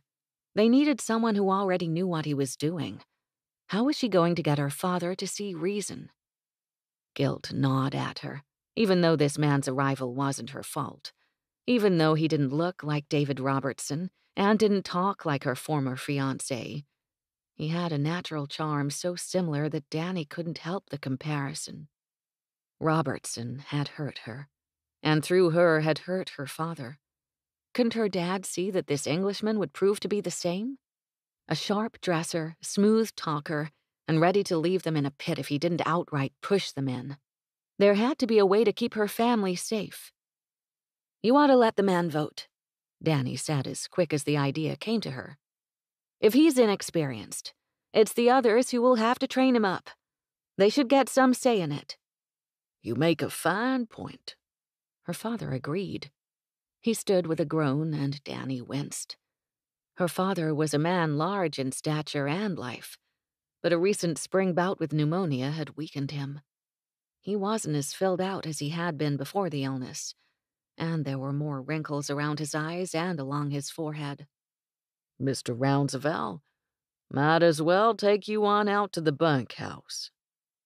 Knowing Frosty Buck and Dad, they'd resent an uppity Englishman in their midst as much as she would. Chapter 5. The bunkhouse was part of the adobe structure Evan had ridden through to get into the stable yard. They walked into the open corridor. Mr. Bolton rapped on a door on the same side as the animal pen. There was a window facing into the corridor, but only a little light flickered through the curtains covering it. The door swung open almost immediately, revealing the outline of a tall man with suspenders hanging from his waistband. The man saw Dannie, who had insisted on coming out with Mr. Bolton and Evan, and he hastily pulled on the bracers over his shoulders. "Ken," the man said, dipping his head. "Can we help you, sir?" He spoke with a drawl that stretched a lot longer than Mr. Bolton's proud Texan accent. Evan was not at all an expert on American dialects, but he immediately wondered where the man had come from. "We've come on a matter of business, Buck. Everyone inside decent?" I think so. Buck took a step back and opened the door wider, looking over his shoulder. Frosty, Ed, we got company. Evan had to duck to enter the doorway, as did Mr. Bolton, but his daughter came in without trouble. It took a moment for his eyes to adjust to the dim light. There was a lantern on a table, where a man sat in a chair with his right leg stretched over a stool. He didn't appear much older than Evan, and another glance at Buck showed that man to be a bit younger. A third cowboy was standing from a cot, book in hand. He was shorter, with high cheekbones, bronzed skin, and black hair. The room wasn't exceptionally large. There was a bunk bed against the wall on the right, a cot to the left, windows facing the corral, and an iron stove between them. Miss Bolton stepped over to stand in front of the bunks, her hands tucked behind her back and her expression closed. Mr. Rounsevell, this here is Frosty. He's been with me the longest. Best drover in the territory and my foreman these last 5 years. Mr. Bolton gestured to the man still sitting, and the cowboy nodded deeply but said nothing. He was near trampled not too long ago, but he's just about healed up. Mr. Bolton gestured to the man holding the book. This is Ed, whose full name takes about a day and a half to say. That cowboy chuckled, tipping his head in acknowledgement. He's a good hand. He can cut out heifers the way most of us carve butter. I'll accept that compliment. Thank you, King. Though the man appeared to be of Spanish descent, he spoke English as well as any American Evan had heard so far, well enough to make sense to an Englishman. And this here is Buck. There isn't a horse this side of the Mississippi he can't ride, or so he says. King sounded like he was amused by the statement rather than a firm believer in Buck's boast. He's proved a good hand, though he's been with us only since October last. Buck puffed out his chest and slid his thumbs beneath his suspenders. I'll keep proving my worth, sir. I have no doubt of that, Buck. Mr. Bolton gestured to Evan. Gentlemen, this is Mr. Rounsevell. He's come about a position. Mr. Rounsevell, why don't you tell these fine fellows your qualifications? Pardon? Evan looked from Mr. Bolton to his daughter, who smirked, then back to the three men with their eyes glued on him. Oh. He cleared his throat. I am from England, where I've had years of experience in riding and shooting and hunting. I do not yet have the experience of a drover, but I'm a quick study. I will learn all I can and take orders without complaint. His father always seemed to think that the best sign of a hard worker. Perhaps such a trait would translate the same way to Americans. Buck snorted. So he's a greenhorn. That's what I said. Miss Bolton agreed, her countenance as stern as before. Evan's dreams had led him to that moment. If he wanted to work a real Western ranch, learn from cowboys, participate in a real cattle drive, he had to get these men to accept him. He was out of money, and he wasn't about to send a letter home and admit his hopes had proven foolish. He squared his shoulders, then relaxed his hands to hang down by his side. Confidence had gotten him out of trouble before. It is true that I know nothing of the work you do, but I'm willing to work and learn as I go. If you gentlemen will grant me a trial basis, you will see well enough that I mean what I say. If, when the trial is over, you feel I have not done adequately, I will go on my way without pay. But if I prove myself adequate, I will ask that you allow me to stay. Ed crossed his arms and raised his black eyebrows. It's brave of you to suggest such a thing. Sounds about as useless as a one-legged grasshopper. Buck watched Miss Bolton as he spoke, almost as though he hoped for her approval. She did not even acknowledge him.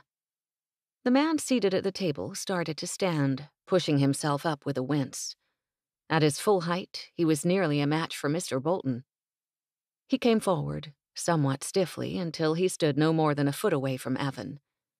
He looked Evan directly in the eye. Perhaps this cowboy's name had come from his hard gaze. Frosty had eyes as cold and blue as a winter morning. When he spoke, his words were matter of fact. Every man ought to get a chance to prove he's worth his salt. He didn't so much as blink when he swung his stare from Evan to Mr. Bolton. I reckon we give him 2 weeks. The finality with which Frosty spoke and the way both Boltons reacted to his words meant his was the deciding vote. Mr. Bolton nodded once, and Miss Bolton's shoulders dropped in defeat. 2 weeks to prove himself a capable cowboy. More had been accomplished in less time, Evan knew. He started to grin. "Ain't calling him by his name," Buck muttered. "More of a mouthful than Ed's." Evan perked up at that. Perhaps he'd receive what Abram had called a christening sooner rather than later if his surname proved too troublesome. A real cowboy name. The prospect perhaps carried more significance to him than it should. Ed tucked his book onto his cot. "Let's get you a bed, Greenhorn." Evan immediately wilted. Surely that would not be it. Miss Bolton frowned, then walked out the door. Her father watched her go before holding his hand out to Evan. "Welcome to the KB Ranch, Mr. Rounsevell. I hope this proves a good bargain for both of us. Now, I'll leave you to Frosty in the bunkhouse. Good night, man."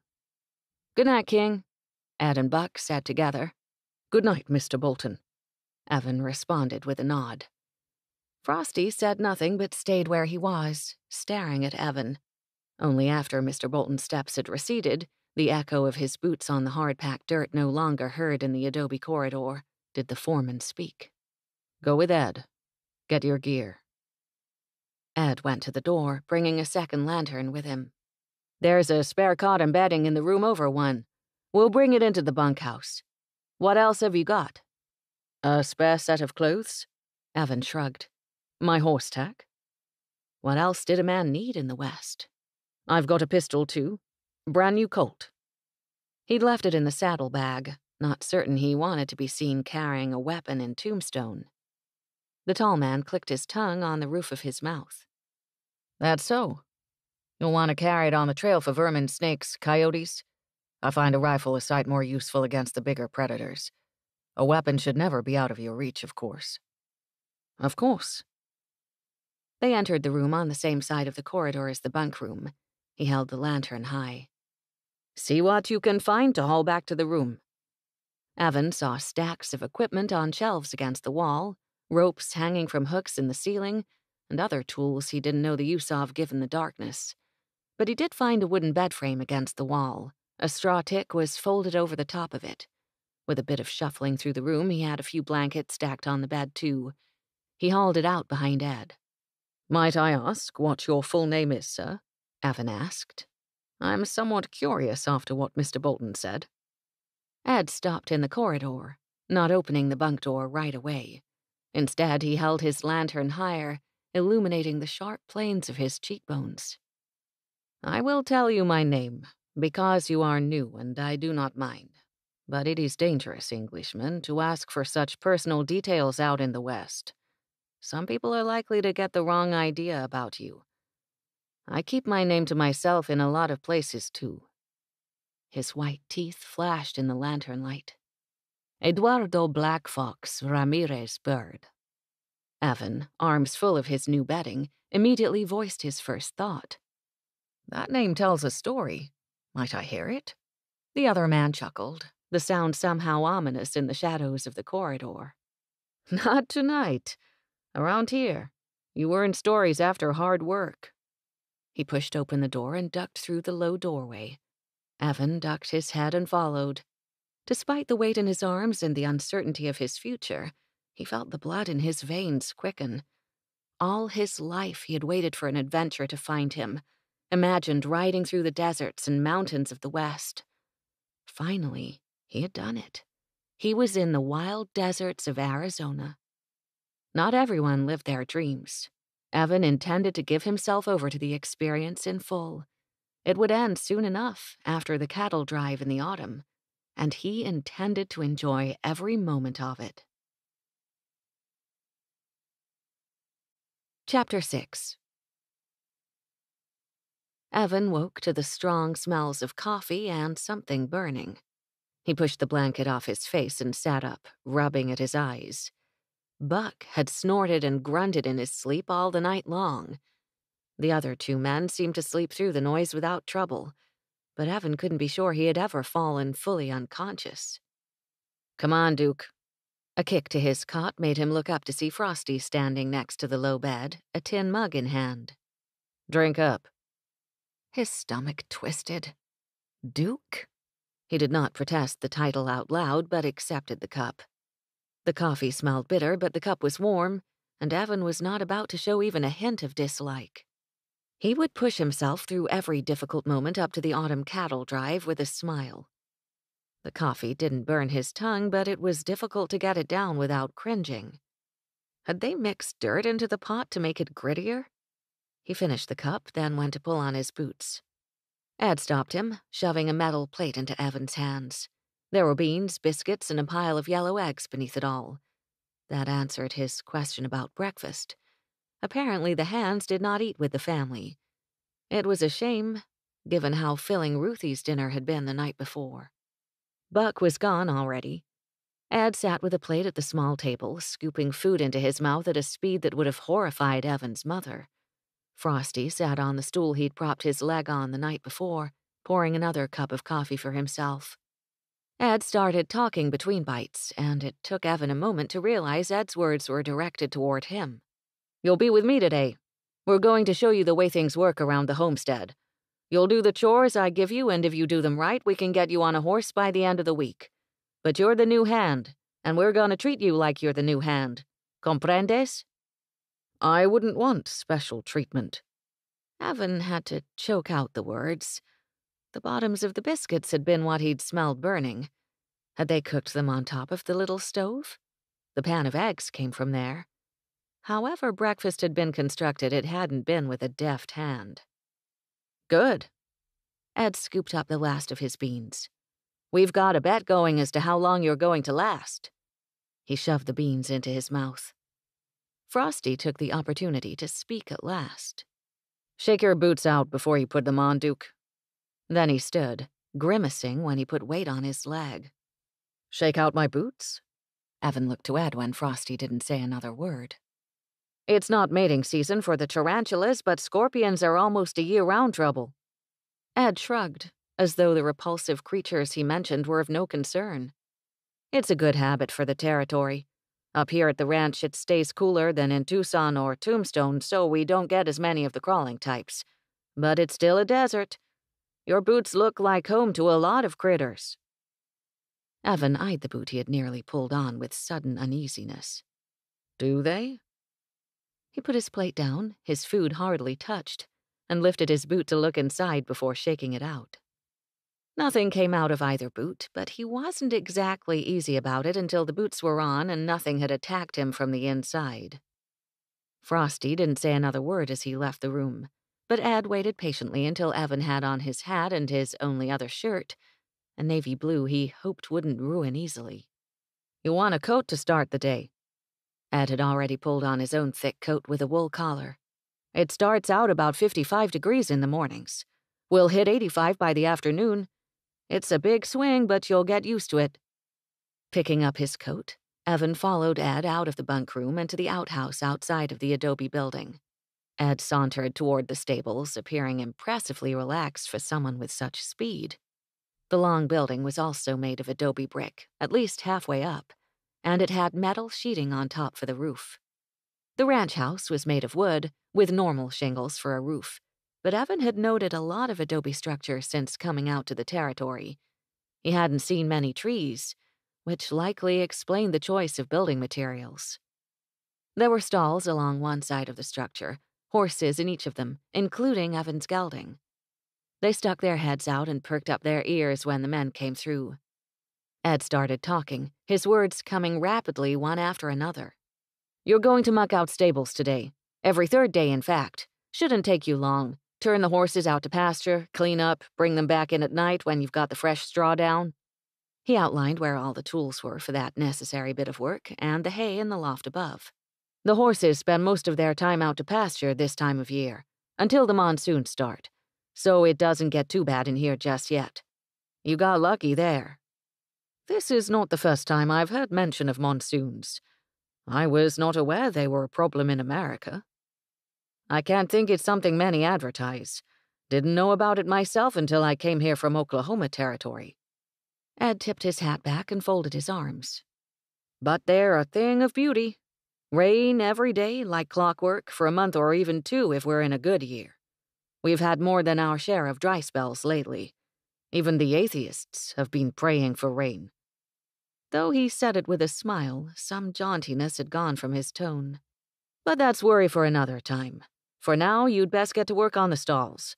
I'll be over in the blacksmith shed." He'd shown Evan that small structure before entering the barn. "If you finish before I do, come find me there." He clapped Evan on the shoulder. "Good luck, Duke." Evan winced again. Duke? "Yep, Frosty worked it out for us." Given that Evan had hardly heard Frosty say more than a few sentences, he didn't think the foreman was qualified to name him. "Might I inquire how he did such a thing?" Adjusting his hat, Ed shrugged. "The accent did it. We've got ourselves a king already, and Miss Bolton would throw a right fit if we called you any kind of prince. So Duke it is. Better than the name Buck had in mind." His grin stretched wider across his face. "It ain't so bad, Duke." He slapped Evan on the shoulder again, then went on his way. Looking from his retreating form to the row of horses staring at him, Evan sighed deeply, then wrinkled his nose. Mucking stables. It made sense. At his father's country seat, Evan had seen more than one new groom broken in by tending to the least enjoyable chores. He found a rope lead where Ed had said they would be. First, he had to get all the horses out of the way. Then he could clean up their mess. The early morning weather agreed with Dannie. She kept her window open a crack most nights just so she could wake to the scent of cold, clean mountain air. She breathed deeply, then opened the window all the way and started her day. Dressed in her favorite divided skirt, the dark brown nearly the same color as her father's leather chaps, her boots and a flannel shirt over her long-sleeved blouse. She wouldn't set the fashionable world on its ear anytime soon, but the clothing was serviceable and comfortable. Nothing else mattered on the ranch. Dannie came down the stairs at a fast clip, already taking in the smell of warm biscuits and bacon. She entered the kitchen to see Ruthie laying everything out on the table. "You're up early?" Dannie said brightly. "Mrs. Perkins never has the table set before 6. "That's because your poor Mrs. Perkins has about a dozen chores to see to beforehand." Ruthie filled a mug with coffee, then put it down in Danny's spot. "Eat up. Those brothers of yours will be down any minute, and they'll not wait for you to fill your plate before they fill their stomachs." Dannie laughed, but didn't hesitate to do as she was told. A ranch ran on its stomach like most of the world. With a full day ahead, she needed a solid start to her morning. "Can I get some sandwiches to take with me today? Frosty wants me to see the fence line near Middle Canyon. Rustler season will be here soon, and we want to be ready for it." "These are desperate times for desperate men." Ruthie shook her head and lowered herself into the chair nearest Dannie. "And after the droughts, there are more than a few such folk out there." "Regardless, they can't have the cattle we've managed to hold on to." Danny's smile didn't last long. Cattle rustling was a serious offense anywhere in the country, but with most ranchers in the territory living hand-to-mouth after the drought, everyone viewed rustlers as worse than snakes. As long as Dannie could remember, cattle thieves on both sides of the border regularly stole mavericks from each other, rushing across the invisible national line to strengthen their claims to the herds. People got hurt sometimes, and worse. But with her father's poor health and their lack of manpower, anything they lost that year was unlikely to be regained.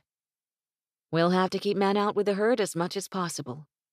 Dannie buttered a biscuit and then sighed. "I just don't know how." Ruthie narrowed her eyes and leaned forward. "You certainly won't be out there with them, Dannie.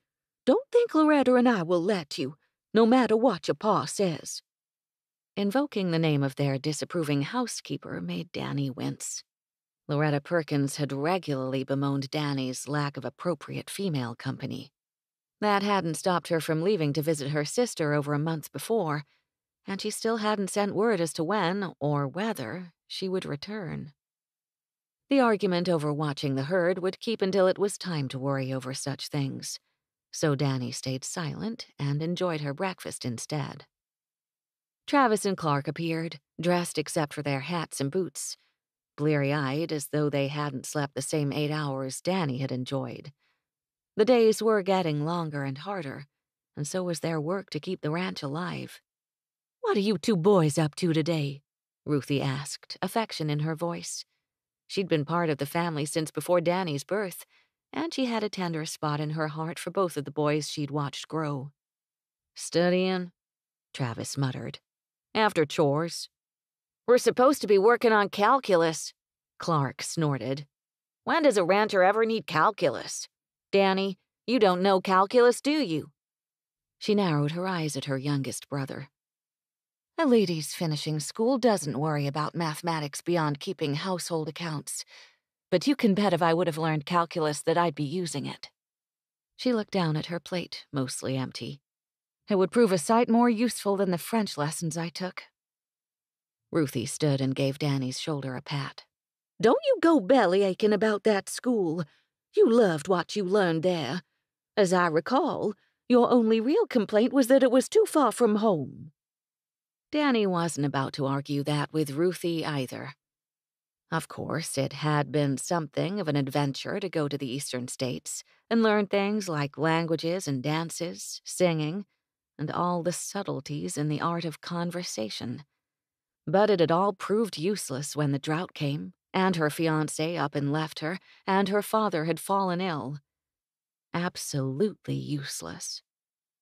"I'd rather not apply for Baylor next spring.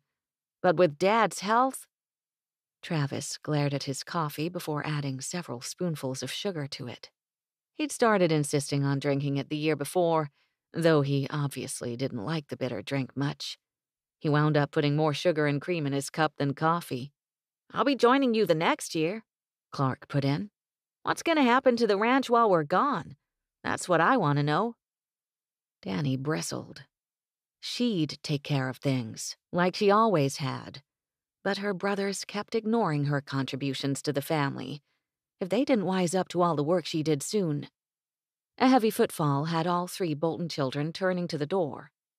Their father came in, wearing everything but his hat, which he held in one hand. "Do I hear the ungrateful grumblings of my posterity?" he asked, eyebrows lowered with mock severity. "You'd think I was sending you boys to prison, the way you talk." Dannie had heard this lecture enough times. She knocked back the rest of her coffee and jumped up from the table just as her father settled into his seat. She hurried to his side to place a kiss on his cheek. "I'm going with Frosty to check the fences near the canyon. I'll be back around noon." Her father nodded his understanding. "Take your rifle and extra water." "Yes, Dad." Dannie turned to the door, and Ruthie intercepted her with a wax cloth folded up. "Sandwiches for you and Frosty. Grab a couple of apples from the barrel, too." In minutes, Dannie was out the front door with a packet of food, canteen, and a rifle slung over her shoulder.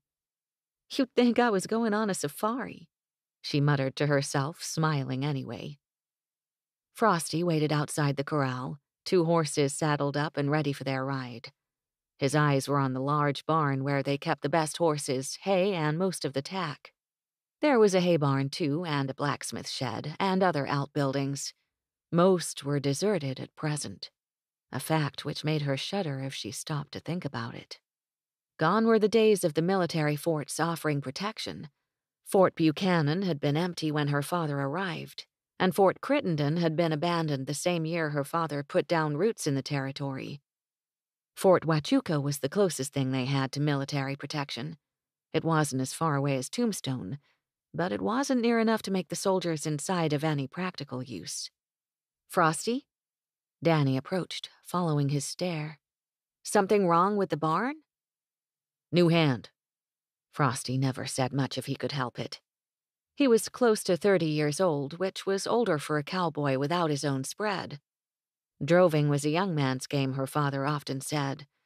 Dannie had never quite learned enough about Frosty's background to know why the life of a cowboy held appeal.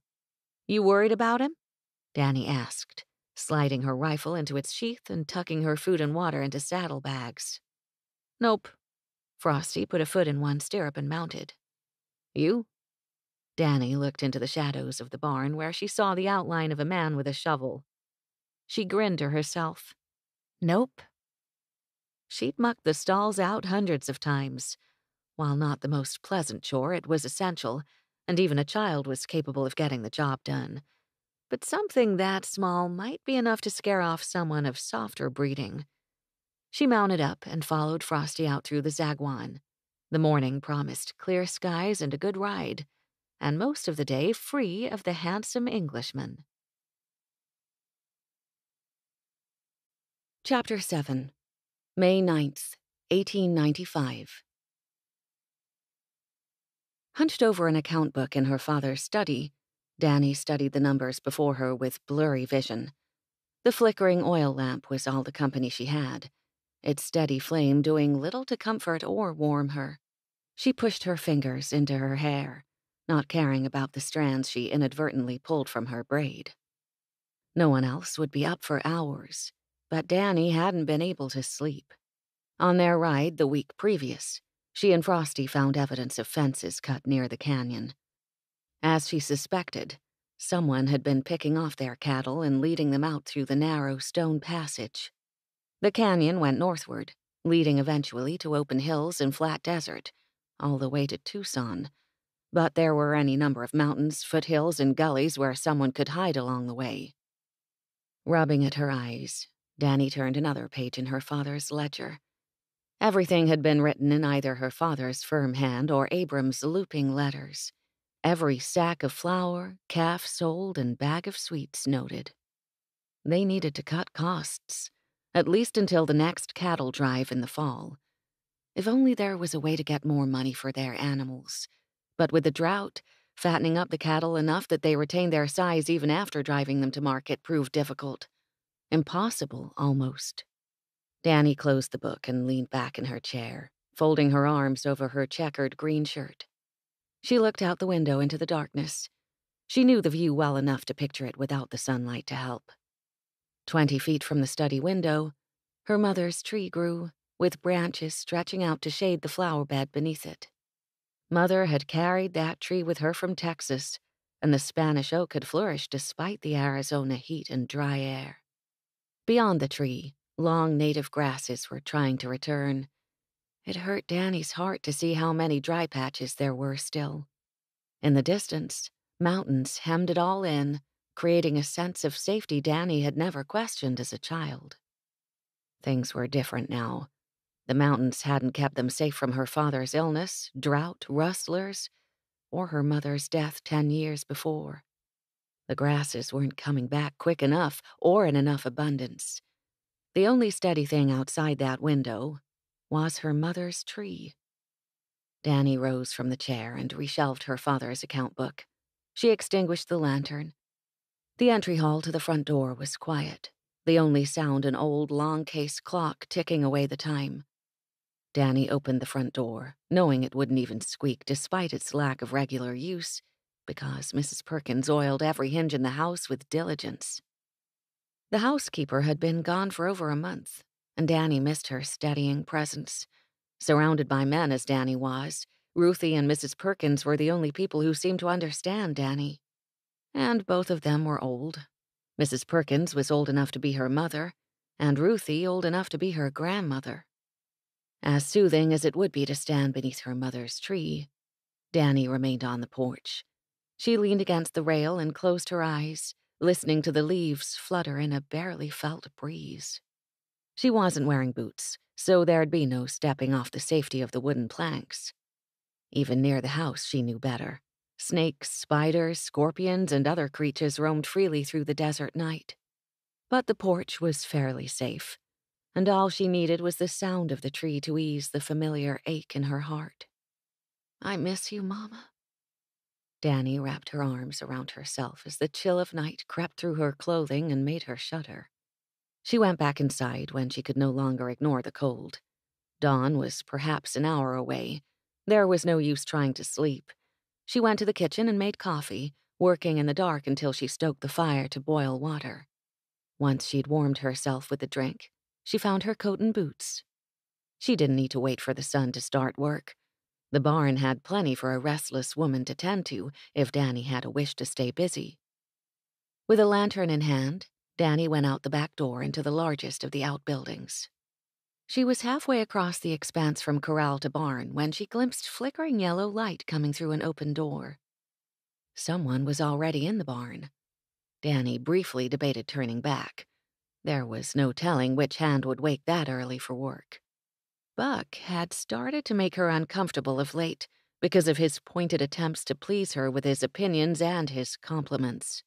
Not that she thought he'd do anything dishonorable, but she had no wish to give him a set down if he pushed his interest further. "I'm not about to let anyone keep me out of my own barn," she whispered, then rolled her shoulders back and went forward with as much confidence as ever. Sometimes, a woman's bravado was all she had to get through uncomfortable experiences. Dannie walked in, holding her lantern high, her eyes searching out the other human occupant of the barn. Their milk cow lifted her sleepy head to the light, but she looked away again. Lee was the one who milked her every day and night, so the cow wasn't about to get her hopes up for Dannie's attention. The light came from a lantern hanging above one of their wagons. Dannie walked closer, still not seeing anyone inside. If one of the men had left a lantern unattended in the barn, her dad and Frosty both would skin the perpetrator with their tongue lashing. A man grunted. Then she saw him stand. It was the Englishman. His back was to her, all his concentration on something in his hands. The lamplight cast an orange glow over everything, but she could still see the angry red sunburn on the back of his neck. She winced in sympathy. It wasn't uncommon for even experienced drovers to get burnt once in a while, but most knew how to keep their skin covered well enough to avoid doing more than browning. Startling people in the territory was frowned upon. People had been shot for it. So Dannie reluctantly cleared her throat, and the man stilled before turning around. His hair was sticking up at odd angles. A smear of dark black grease under his chin made her narrow her eyes until she saw it on his hands, too. He held a wrench and a rag, and dark half circles shaded the skin beneath his eyes. Those eyes widened upon seeing her. "Miss Bolton." His lips quirked upward only briefly with his greeting. "I see I am not the only one eager to start my day." The quip sounded more tired than amused, but the effort at humor gave her leave to relax. Dannie dropped her free hand to her waist. "What are you doing in here? Up before the roosters?" "I have a list of things to attend to." He shrugged and lowered his gaze to his hands. "As you are likely aware, there are many things to accomplish on a working ranch. Your men are determined I learn and fulfill as many chores as possible." Mr. Rounsevell really was a gentleman. He was saying, with all politeness, that the cowboys were sticking him with every unfavorable job they could think of in order to avoid it themselves. Though she had hoped the Englishman would prove too soft for ranching, seeing his bedraggled state made her feel the weight of her selfishness. It wasn't his fault he was born on the other side of the world with a silver spoon in his mouth. Time never hangs heavy on our hands out here. Dannie smiled when he raised his eyebrows at her, and she shrugged. If we did half the stuff that needs to be done, we could work from dawn to dusk and still never finish. I'm afraid waking up early won't mean you check everything off the list. Most likely, they'll just give you even more to do. His shoulders sagged, and he looked at the wagon. Nevertheless, he lowered himself back to the ground, and she heard metal scrape metal as he worked upon the axle. it would be better to be given more than to not accomplish the tasks I've already been set. With a sigh, Dannie turned and went back the way she had come. It wouldn't take more than a minute, and while she told herself she ought to let well enough alone and let the Englishman run himself into the ground, she couldn't ignore his efforts.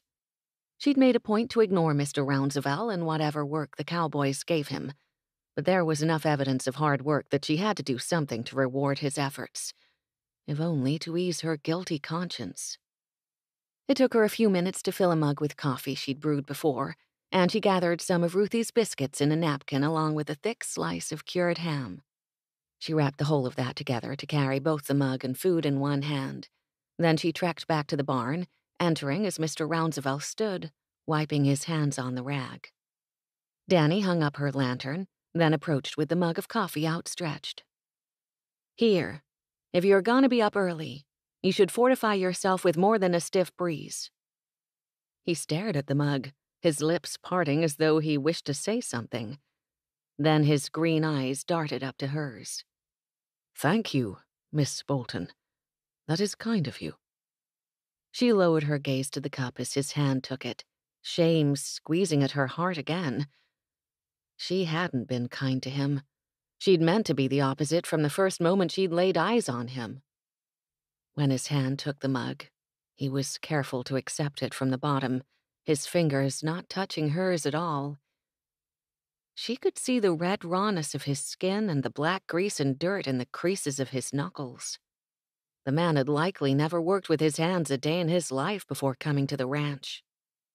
When she looked up, he drank the coffee, wincing as he did. Dannie's grip tightened on the napkin full of food. "Is something wrong with the coffee?" She might not be as good a cook as Ruthie, but she knew how to make a fortifying cup of coffee. He lowered the cup from his lips, and she caught the slightest of smiles from behind the rim. "Only that it isn't tea, Miss Bolton." Her jaw fell open. "You can't be serious." The chuckle that escaped him made her relax. "Tea is a drink for English parlors, Miss Bolton. I am well aware how far I am from one of those." Though his expression relaxed, she sensed no chagrin or even self-pitying in his words. "Thank you. This is much better than what Frosty serves us in the morning." Dannie leaned her shoulder against the wagon. "Frosty's coffee isn't known to taste grand, but it gets his cowboys moving." Her gaze fell to where his hand gripped the mug, wrapping nearly all the way around it. His size ought to have intimidated her, but he held himself with something she mentally labeled as grace. There was confidence there, certainly, but not the swaggering kind she was used to seeing in men of the West. "What brought you out to the barn before dawn, Miss Bolton?" The question brought her gaze back to his eyes, and Dannie shrugged one shoulder. "I couldn't sleep, and there's always something to do in a barn." "True enough." With a moment of stiff hesitation, he eyed how she leaned against the wagon, and then did the same, mirroring her stance. "What chore are you after? Perhaps it is on my list." His green eyes twinkled at her through the semi-darkness. "I hadn't made up my mind yet." She tipped her chin up, pretending to glare at him. "You wouldn't take credit for my work, would you?" "I wouldn't dream of it." The smile that had teased at his lips appeared fully, and she noticed for the first time how white and even his teeth were. It was a pleasant smile, without guile or teasing behind it. Charming, in fact. Dannie pushed herself upright. She wasn't about to be charmed by anyone, not ever again, least of all an Englishman intruding where he wasn't wanted. Dannie thrust out the tied napkin. "I brought you some breakfast. Try to return the cloth without grease on it." He stared at her, likely puzzled by her abrupt change in demeanor, but accepted her offering. "Thank you, Miss Bolton." With a tight nod, she turned on the heel of her boot and retrieved her lantern. He could work in the barn all he wanted. She'd go find something to do in the house. Because she wasn't about to make anything easier on him by doing a chore Frosty, Buck, or Ed had assigned to him. Let them run him ragged. She didn't care. The Englishman didn't belong in Arizona territory, and he certainly didn't belong on her ranch. Dannie had better things to do than coddle a greenhorn, especially when that particular greenhorn had a smile far too easy on her eyes and an accent she refused to admit she enjoyed hearing. Evan watched the cattleman's daughter retreat, as surprised by her abrupt departure as he'd been by her kindness. He put his coffee mug on the wagon bench and carefully opened up the napkin, finding biscuits and ham inside. As thoughtful as the gesture was, making sense of her actions proved impossible. Still, spurning the food would mark him as a fool. The biscuits, cold as they were, tasted better than anything he'd eaten with the other ranch hands. The salty taste of ham made him nearly groan aloud with gratitude. Evan might not know how to cook for himself, but it seemed like the cowboys didn't generally know how to prepare more than beans and eggs without burning things. After he'd finished every crumb of food, Evan folded up the napkin and tucked it into a pocket of his denim trousers. Then he finished off the coffee, even though what was left was ice cold.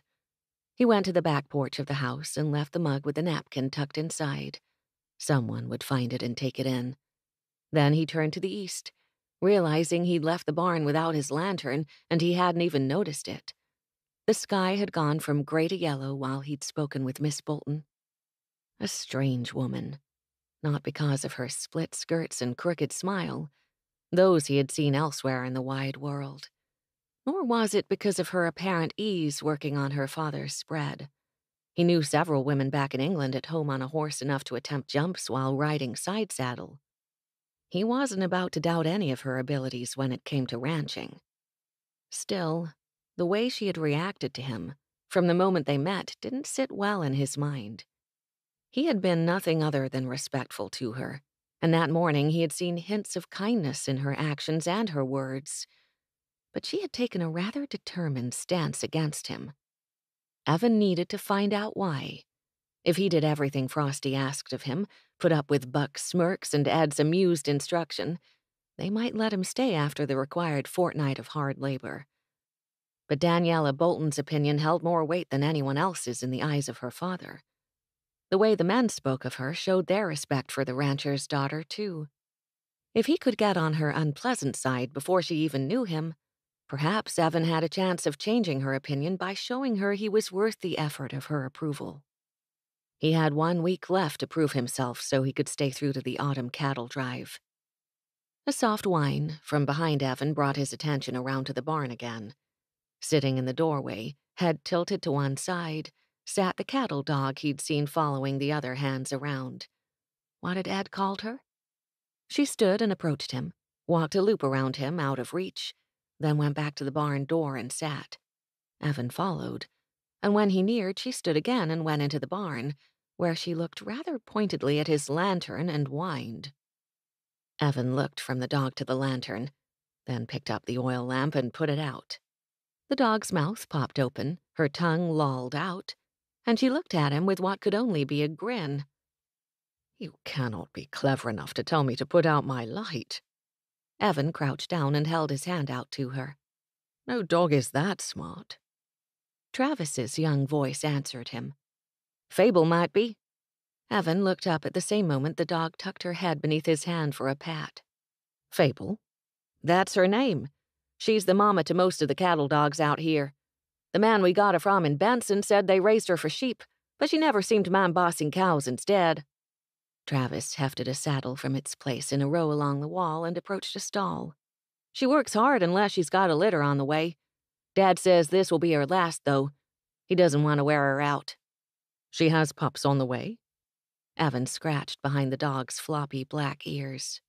Travis started work on a horse, preparing it for a ride. Yep, she sticks closer to the house, sleeps on the front porch when she's getting to the end of it. I thought I saw her out with Frosty and your sister yesterday.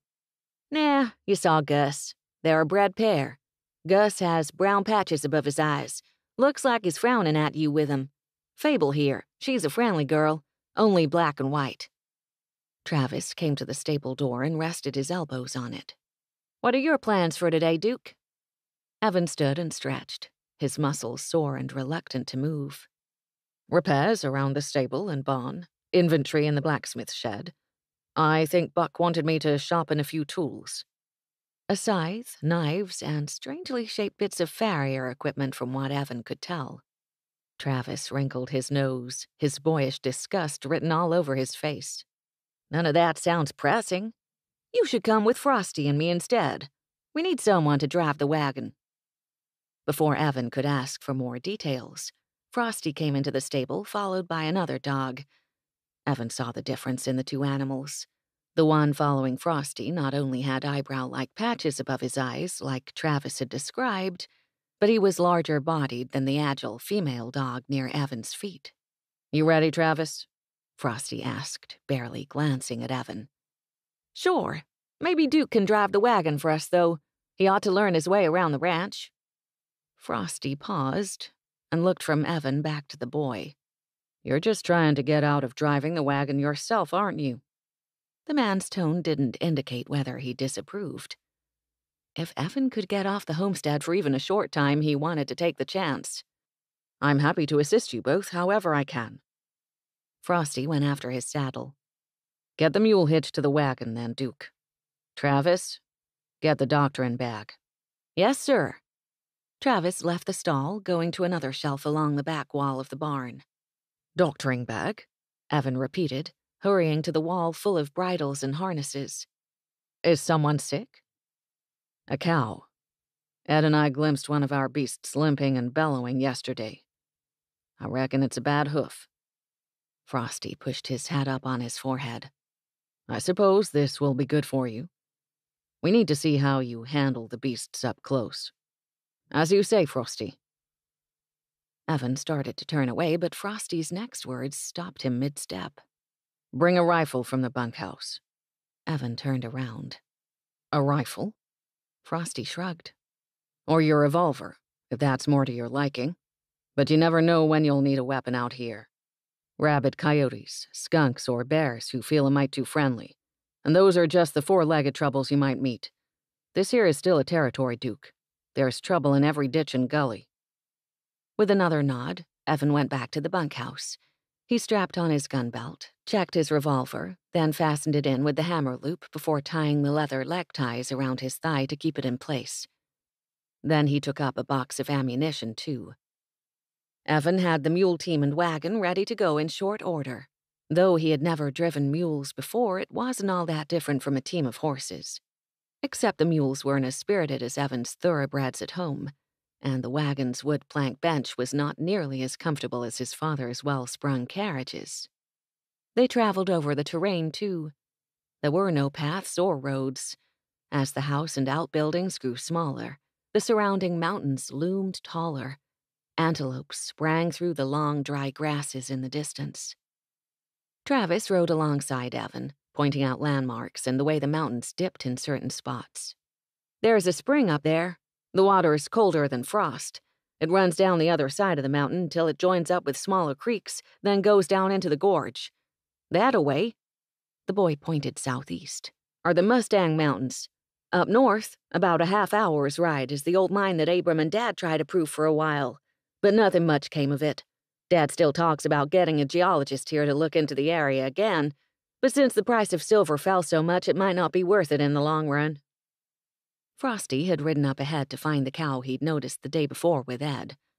While Evan didn't think it likely they would find one cow in the wide expanse of land, Frosty had possessed no doubts. Given Travis's easy conversation, he wasn't concerned about it either. The male dog, Gus, had followed them out, and eventually jumped into the back of the wagon. "When did your father and Mr. Steele start ranching?" Evan held the reins loosely in his gloved hands, wary of giving himself more blisters. The mules were well behaved enough that they didn't need more than light direction, for which he was grateful. 1877. Travis grinned proudly. "Dad married my mama and used her money to get the ranch started. She stayed in Texas with Dannie since there wasn't a house and Dannie was only 2. Dad didn't send for them for a while because the Apache were still restless. When Mama finally came out with Dannie, she lived in the adobe house where you bunk. I was born there, too. First one born on the land." The boy's chest puffed up and he threw back his shoulders. "Dad says it's fitting, since I'll be the one to take over someday." Miss Bolton's determination to work her family's land made Evan wonder how she felt about giving way to her younger brother. Americans weren't as strict about inheritance as the English peerage, he thought. Though it wasn't any of his business, his curiosity got the better of Evan. "What about your sister? Does she inherit anything?" "Sure," Travis shrugged. "Abram owns 1/5 of the ranch, and he's leaving his piece to Lee. Dad's shares will come to us.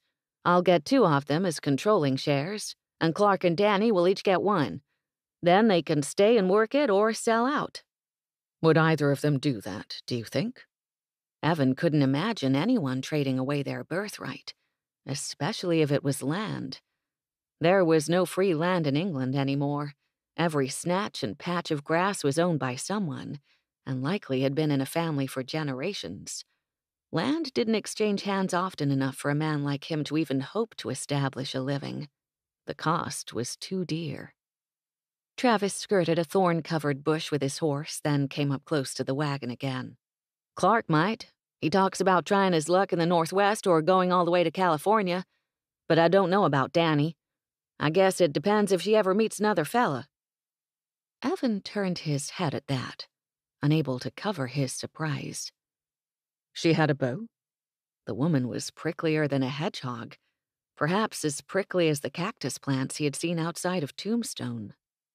He hid his grin. He was starting to think the way Miss Bolton talked. "She doesn't like us to mention him." The boy appeared sheepish for a moment, but then a smile snuck through the contrite expression.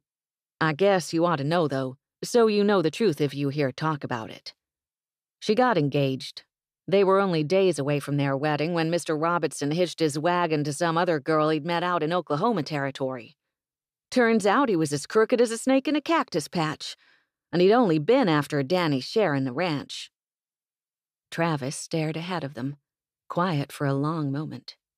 "After the second drought hit, I guess he figured the ranch wasn't worth much anymore. Didn't matter that my sister's worth all the land in the territory. I don't think Dannie's really been the same since." A lady would take something like that hard.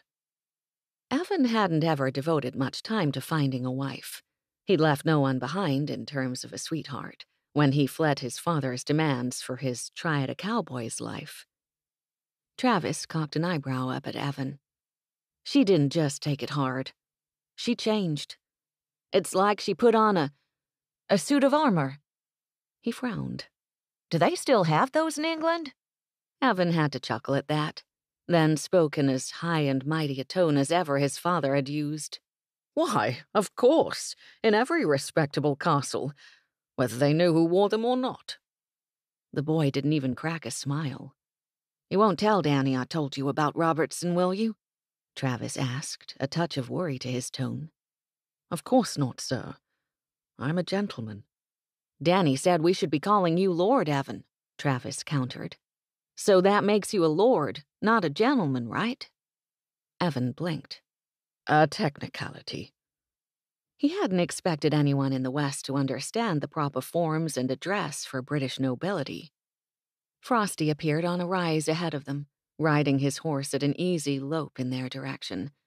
When he was near enough to talk, Frosty leaned over the pommel of his saddle. "Found her. She's near to calving, so if we can fix up her hoof and get her back with the main herd quick-like, she'll be safer." It was one of the longer sentences Evan had heard from the foreman. "Is she far from here?" "About half a mile that way." He jerked his thumb over his shoulder. "It'll be work to keep her still long enough to help her. Range cattle are already a little wild. But you get a cow as uncomfortable as she is, and things get trickier. Gus will help, though." The dog in the wagon barked when he heard his name, then jumped up on the bench next to Evan. The dog only had a stub where a tail should have been, but his entire rear shook back and forth to make up for the excitement a tail would have shown. Then the dog bounded down from the wagon to the ground, showing no sign of trouble with the height. Frosty chuckled and spoke with genuine fondness. "Never seen a hand as eager to work as Gus." "I don't think you've ever liked anybody as much as you like Gus," Travis put in, a broad grin stretching across his young face. Frosty's good humor immediately disappeared. "Like I said, cowboys don't work like this dog does." He whistled. "To me, Gus." Then he turned his horse around and went in the direction of the wounded cow.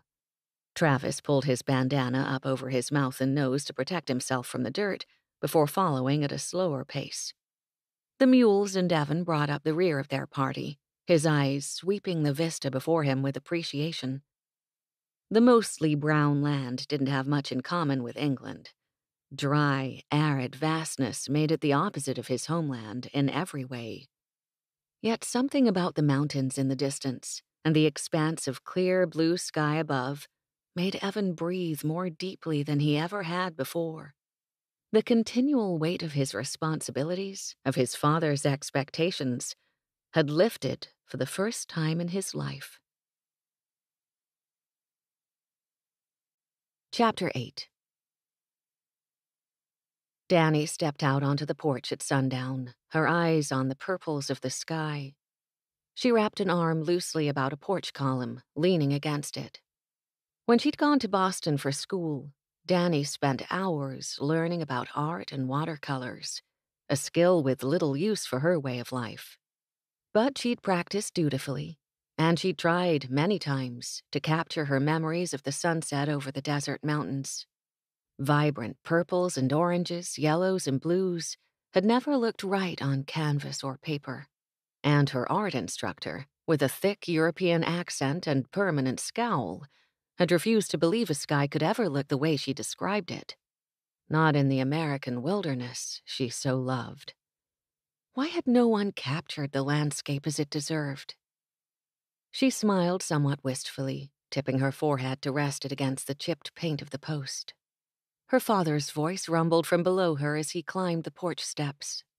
When you smile that way, you remind me of your mother, Dannie girl. Dannie's eyebrows arched upward. She always said I was the spitting image of your sister. There may be a touch of my family here and there, but your smile is all your mama's. He turned toward the western sky and leaned heavily against the rail. Never seen a sight so beautiful in all my born days as your mama. Even a night like this can't compare to her. The velvet of the sky reminds me of her hair, the stars are her eyes, and the bright colors are like the music of her laugh, thrilling me to my very core. Dannie's heart ached. Her father wasn't a poet, and though he enjoyed reading, he had never been a man all that creative with his own words. To hear him speak as tenderly as he did about her mother made her wistful. Partly on his behalf. They lost her mother too soon. But it also pained her to know how she had once thought herself close to having that same deep love in her own life. Breathing in deeply of the mountain air cleared her head, thankfully. Dwelling on the past would get her nowhere. "How are you feeling, Dad?" she asked, lowering her gaze to the dirt and scraggly grass of their yard. Oh, about like a dog got hold of me and dragged me through the dirt. He turned and came the rest of the way up the porch. Speaking of dogs, where's Fable? I figured she'd be trailing you around. She's too close to her time. She's been on the porch. Dannie tilted her head in the direction of the dog's chosen den, tucked beneath a bench along the wall. The dog had peeked out at the sound of her name, but didn't move any further. Ain't it something?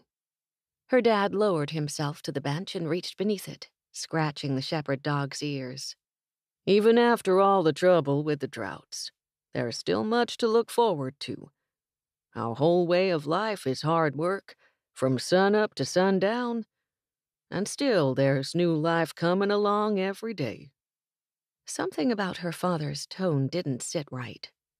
Dannie turned fully around to face him, her back against the column.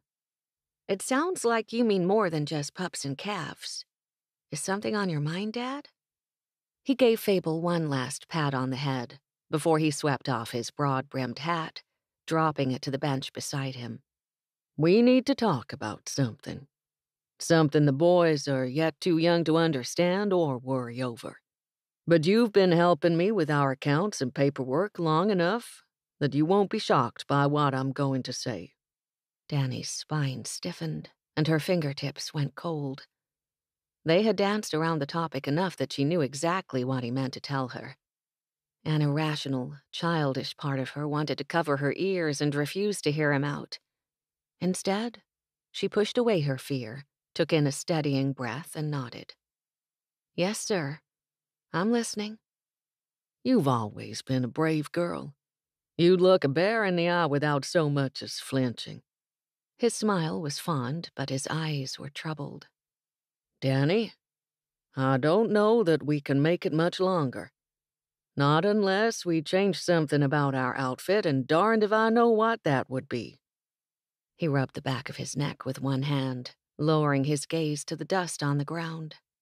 If it had only been the one drought, we'd be back on our feet. But the second coming so soon after the first, and everyone else pulling up stakes like it was a race to get out of here. His words trailed away into a sorrowful sigh. The railroad changed things, but our cattle are still too thin when we get them to market. We're barely making enough to keep going, and there's no profit coming in, and nothing to put aside in case of more lean times. Her throat closed up, so her words sounded near strangled when they came out. We aren't selling, are we? I don't know. The admission sent her heart plunging. Daddy, you said you'd never sell, not with Mama buried on the ranch. Her words came out pleading, though she'd meant them to sound firm. He stood and came to her, his hands going to her shoulders. His tone was gentle, though his words hurt like a hailstorm. If your mama was alive, do you think she'd want you to live in poverty and dust? There are men out in California who've been after my land for years. I have 6 letters in my desk this very minute, all from interested buyers. Maybe we could just sell a few shares, take on another partner. Everything in her rebelled at the idea of letting a stranger have a say in how they ran the ranch, especially someone without a lick of experience, someone who'd want to tell them what they could and couldn't do with the invested funds. She kept her gaze on her father, her eyes burning with unshed tears. What other options do we have? He considered her closely, the fading light reflected in his eyes. Bank loans, maybe. I don't know what bank would be willing to bail us out of this trouble. Not without a hefty interest rate. But either of those options are no good to us if things don't change or improve. He released her and went to the porch rail, crossing his arms over his chest. The world is changing. When I came out here, it was common practice to drive our cattle to market, sometimes all the way to Texas or California, for the right price. That's folly now. She knew the truth of that. Ranges were closing up and cattle weighed half as much at the end of a drive, not to mention how many they lost along the way, and the danger of river crossings and rustlers. No one drove cattle farther than the nearest train station. Hauling cattle by train wasn't cheap either. They needed fatter cattle to sell, to make back their money that way. But the beasts that bore the range and travel best were thin breeds. Their own mixed breed was mostly Mexican, and the longhorned breed favored in Texas. I don't know what the answer is. Maybe, with a little time, we could figure something out. Dannie put a hand on her father's elbow, the cotton of his shirt well worn and soft. She'd patched the elbows in that shirt herself the previous summer. I've seen the books. We've got some time. His shoulders drooped, a sight that made tears prickle at her eyes. Her dad was a proud man, and to see him lose faith along with that pride would hurt too much for her to even think about. Daddy? Isn't there some time? She didn't call him that often anymore, but she needed him to be the hero of her childhood, making everything right again. He didn't meet her eye as he spoke. After the fall cattle drive, we must start making decisions. And we might not like our options. Dannie leaned her head against her father's shoulder. I'll do some talking with people. Get some ideas together. We'll figure it out. We always have in the past. Just remember, Dannie, as much as we love this place, as dear as it is to us, our family is what matters most. Family. People she had thought of as family had left them high and dry over the years. Dad?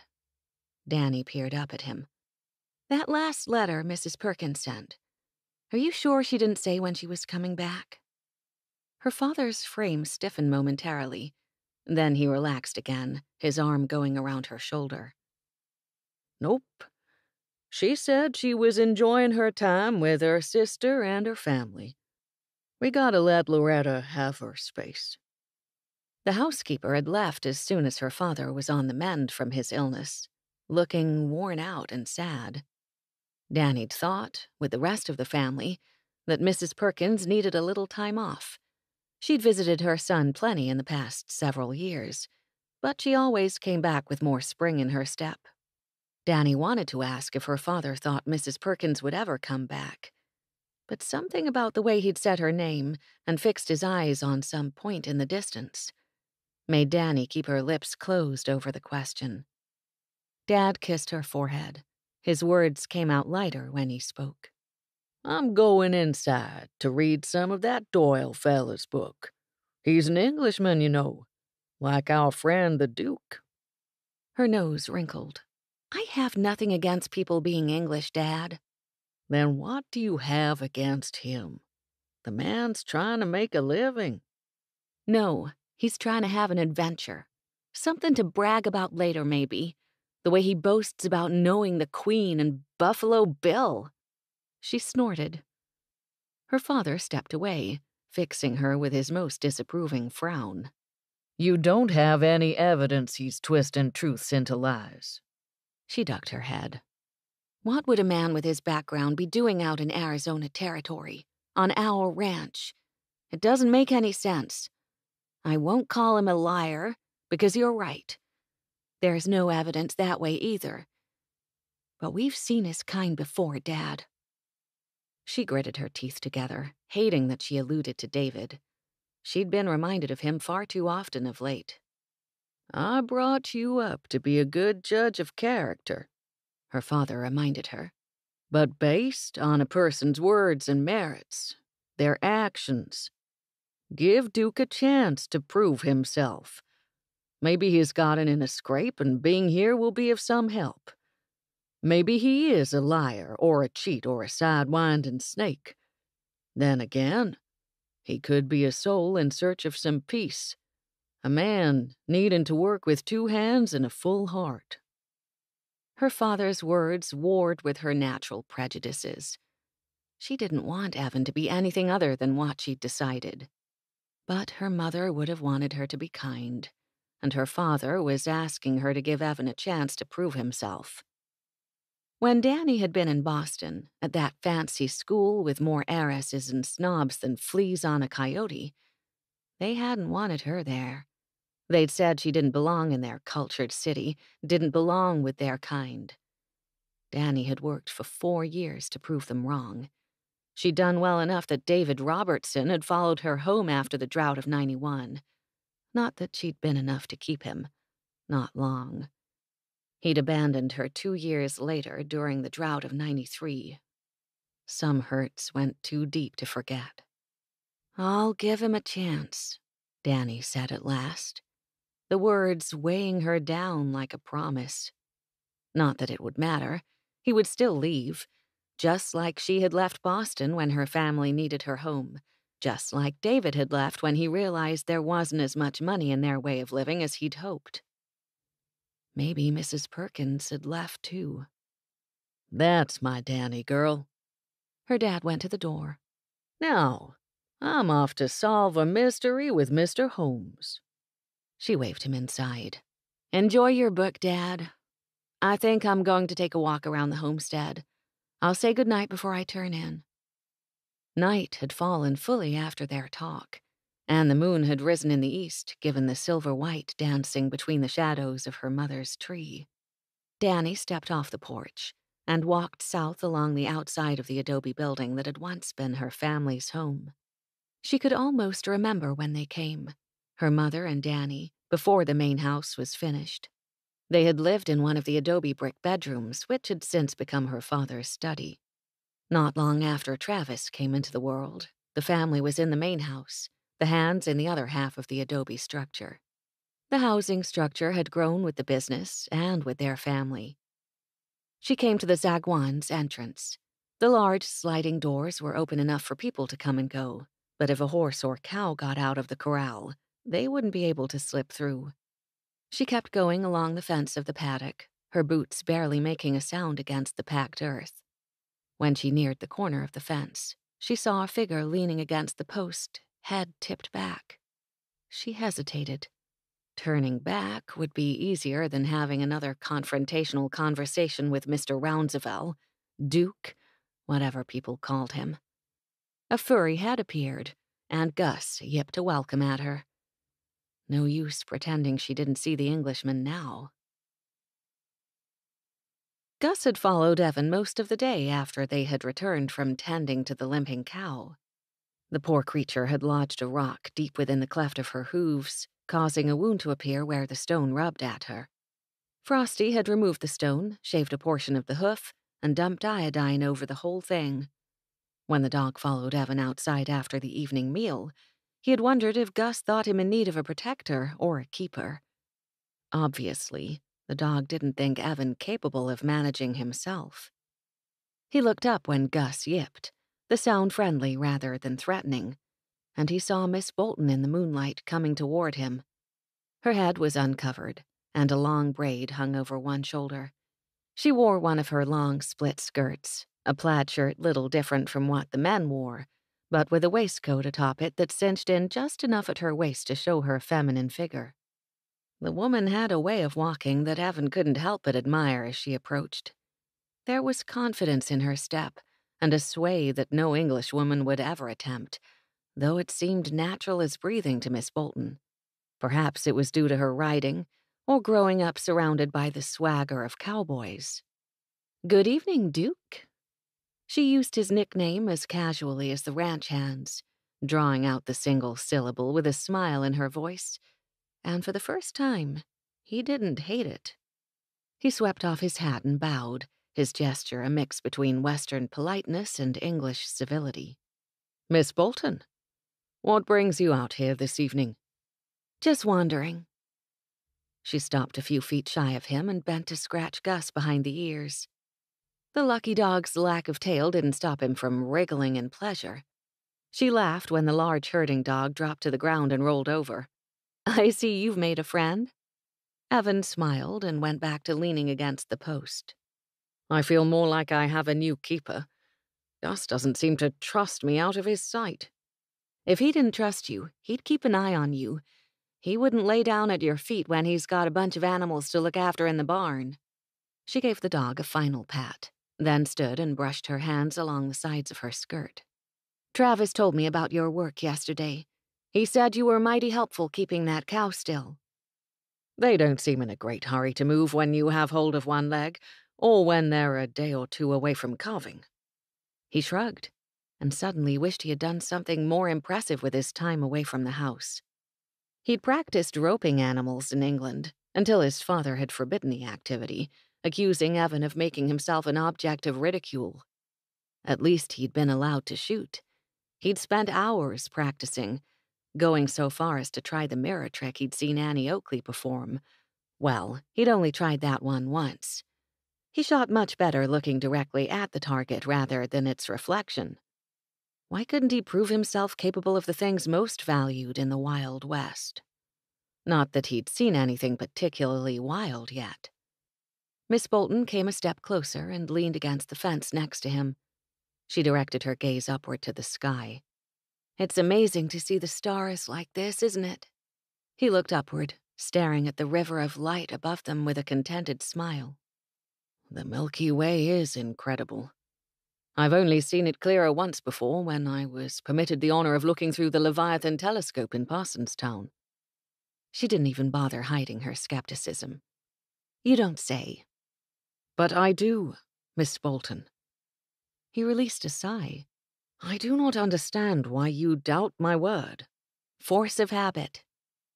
She sounded more amused than repentant. "I know it's not fair, and I'm sorry for that. But even if everything you've said is true, I still don't understand your need to brag about it." "Brag?" Evan turned to her, startled. The moonlight showed her expression, The lift of her eyebrows, the curve of her smile. I have been called a great many things in my life, Miss Bolton, but a braggart has never been one of them.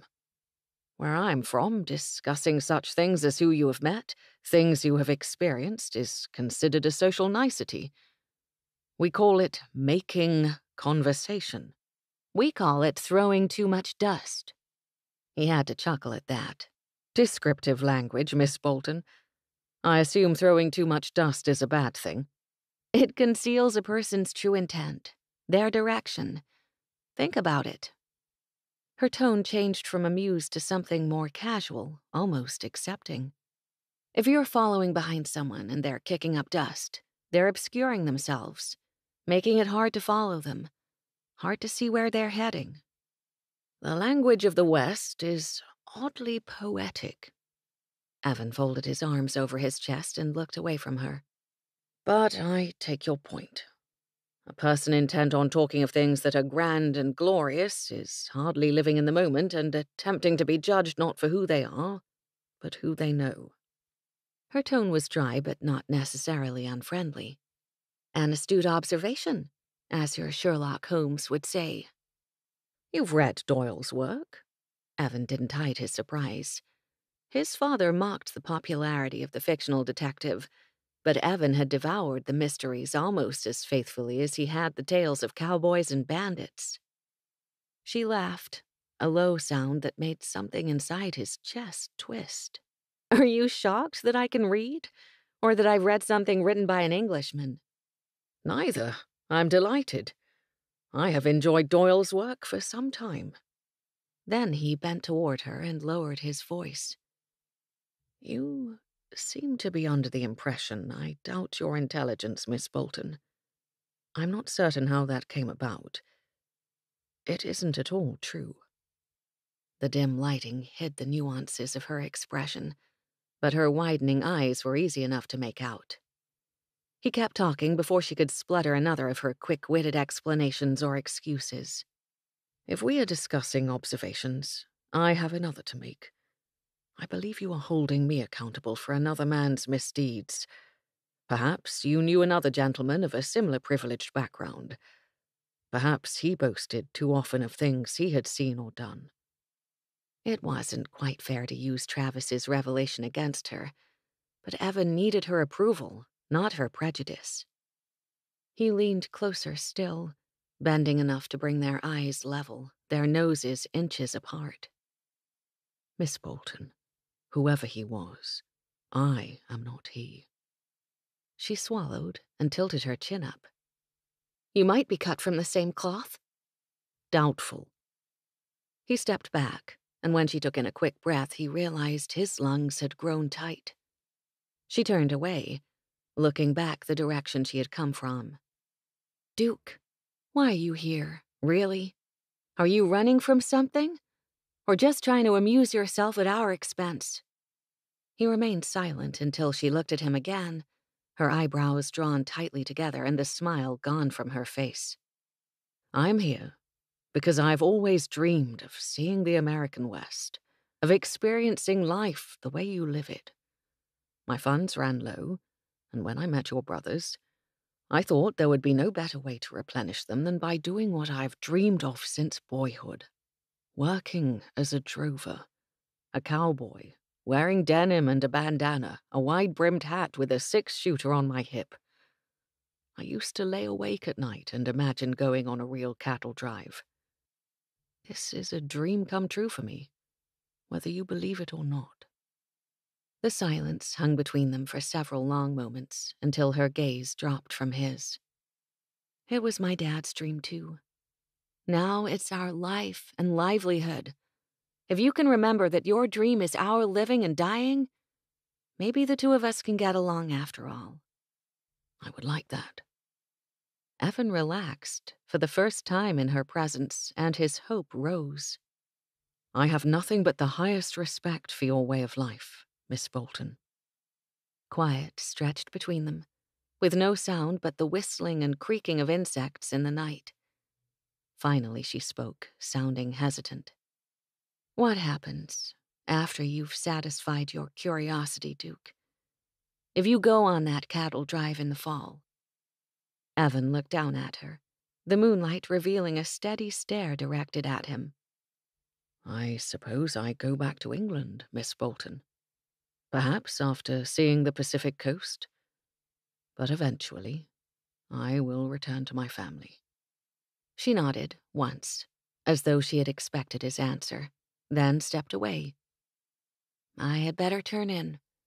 Morning comes early." The phrase made him chuckle. "I suppose it does. Good night, then, Miss Bolton." "Dannie is fine." She spoke hastily, as though on impulse alone. "It's what everyone calls me." Evan grinned and bowed. "Good night, Dannie." He had gained more ground than he thought possible with one simple conversation. "Good night, Duke." She turned on her heel and strode away, taking long steps, the wide legs of her split skirt fluttering. Gus whined at Evan's feet. He looked down to see the dog staring after her. Then the animal looked up at Evan and huffed. "I know. I could have enjoyed her company longer, too."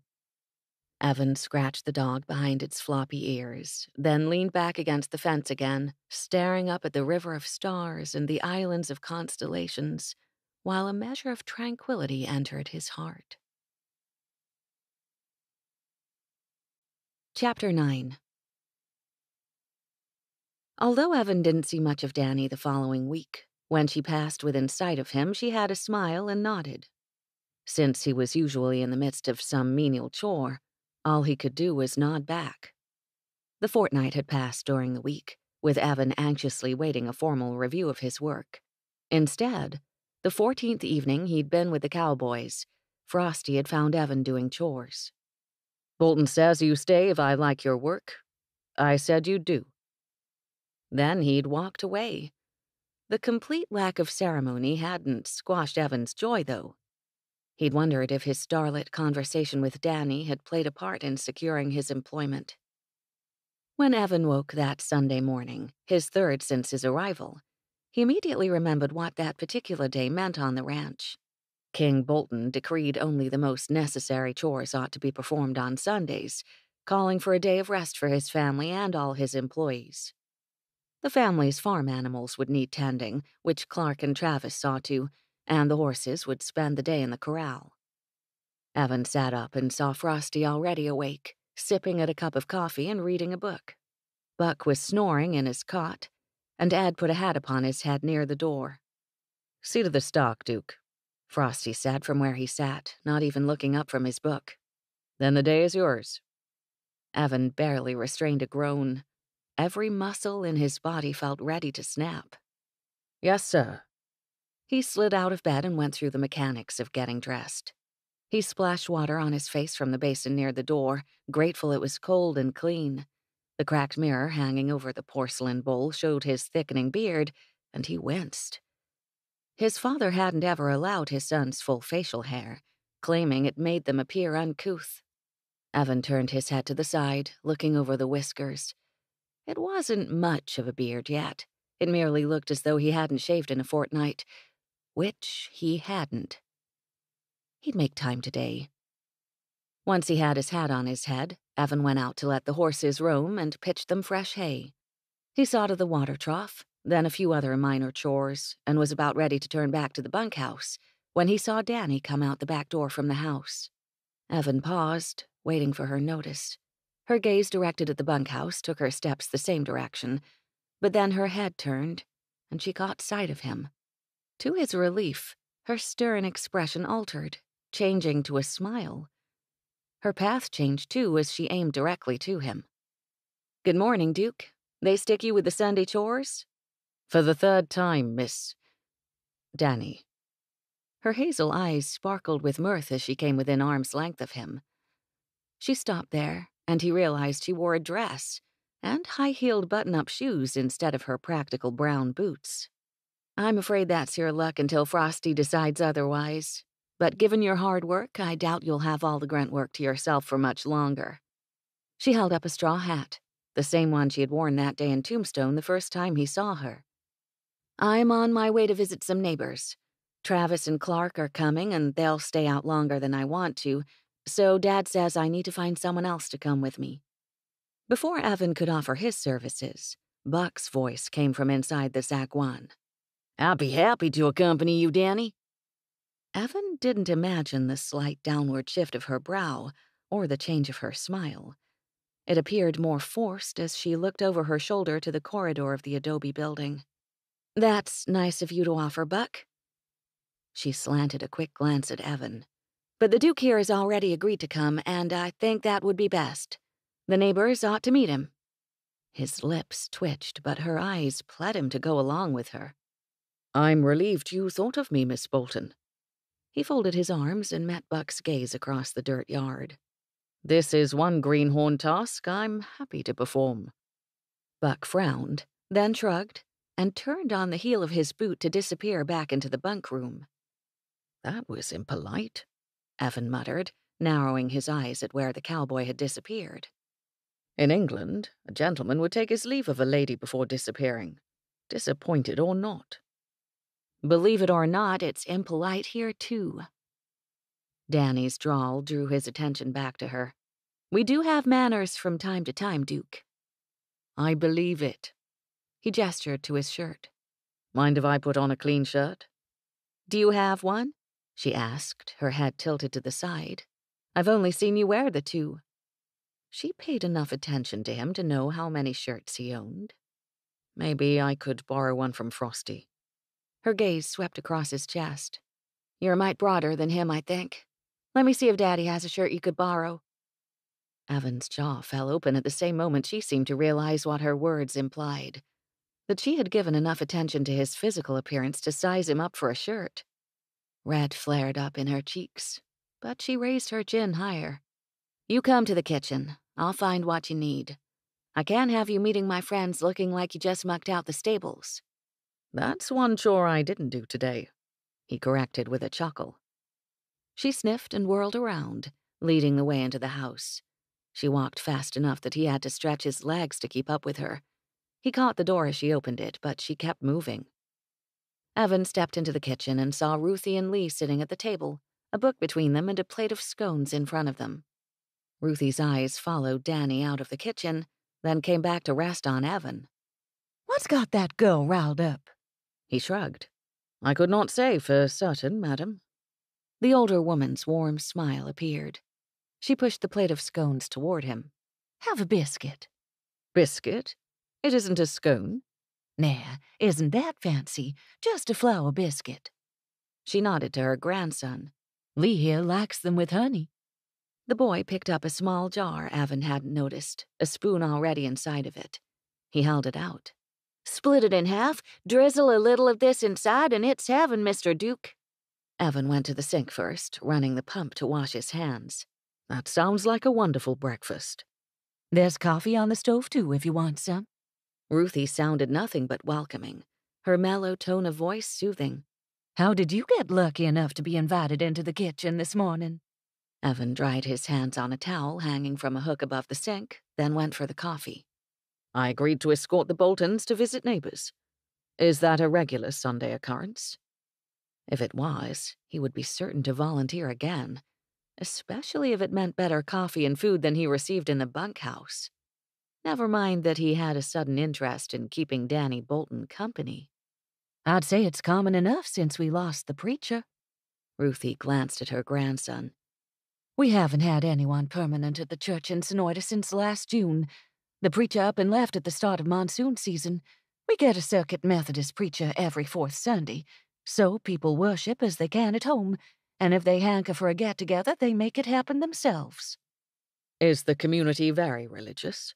Evan asked as he sat in front of the plate of biscuits. He picked one up and split it down the middle. "Yep," Lee answered, and Evan realized it was a Bible open between the two of them. "Grandpa says you have to be when you live out here." Ruthie nodded her agreement. "When there's nothing between you and starvation but the Lord, you learn real quick how to pray for good crops and healthy herds." "I think most of my acquaintances in England have never thought of it that way." Evan drizzled honey on the biscuit, considering the last time he had attended church services. It had been for 12th night, and he'd walked with his brother's family down the aisle to their reserved pew at the front of the largest church in London. A clatter behind him made Evan look over his shoulder in time to see Clark shoot into the kitchen, laughing as he fell into a chair across from Evan. "I beat Travis."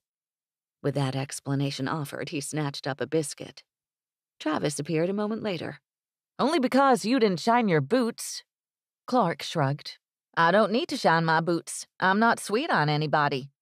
The tips of Travis's ears turned red. "I'm not sweet on anyone." "Yeah?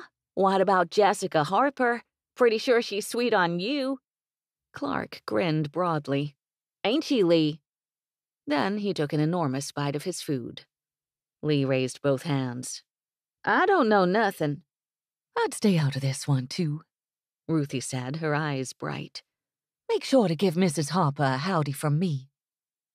Travis walked out the back door, muttering something about getting his horse ready. Clark swallowed loudly. "Where's Dannie?" Dannie held a deep blue shirt to her chest, along with a string tie her father had offered with the shirt when she'd told him what she needed. He hadn't done more than lift one eyebrow at her when she explained that Duke needed a clean shirt to wear to visit the neighbors. She counted herself lucky, as she was fairly certain her brothers would have plenty to say at some point. Not that something so simple as getting a shirt for their hired hand ought to stir up conversation. She certainly meant nothing by it. It was a kind thing to do, really. The man wouldn't want to make a poor impression on their community wearing a shirt he'd already worked in, smelling like sweat, leather, and horses. Although she hadn't minded the look or smell of him when they'd stood outside together only minutes before. With his sunburn faded to a tan, his features growing sharper with work, she had found the sight of him somewhat appealing. Dannie hesitated outside the kitchen door when she heard Clark ask where she'd gone, wondering what the explanation would be and who it would come from. Evan answered, "I'm borrowing a clean shirt from your father, so I don't embarrass the lot of you with my ragged appearance." Clark snorted. "As soon as you open your mouth, no one will care what you're wearing. We've never had someone from England in these parts. They'll be so busy asking you questions, you won't even get the chance to answer half of them." Dannie relaxed and allowed herself to smile.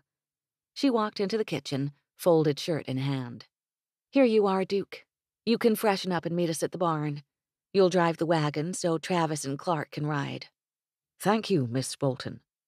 He stood and accepted the shirt with one large hand, a biscuit in the other. "I'll join you shortly."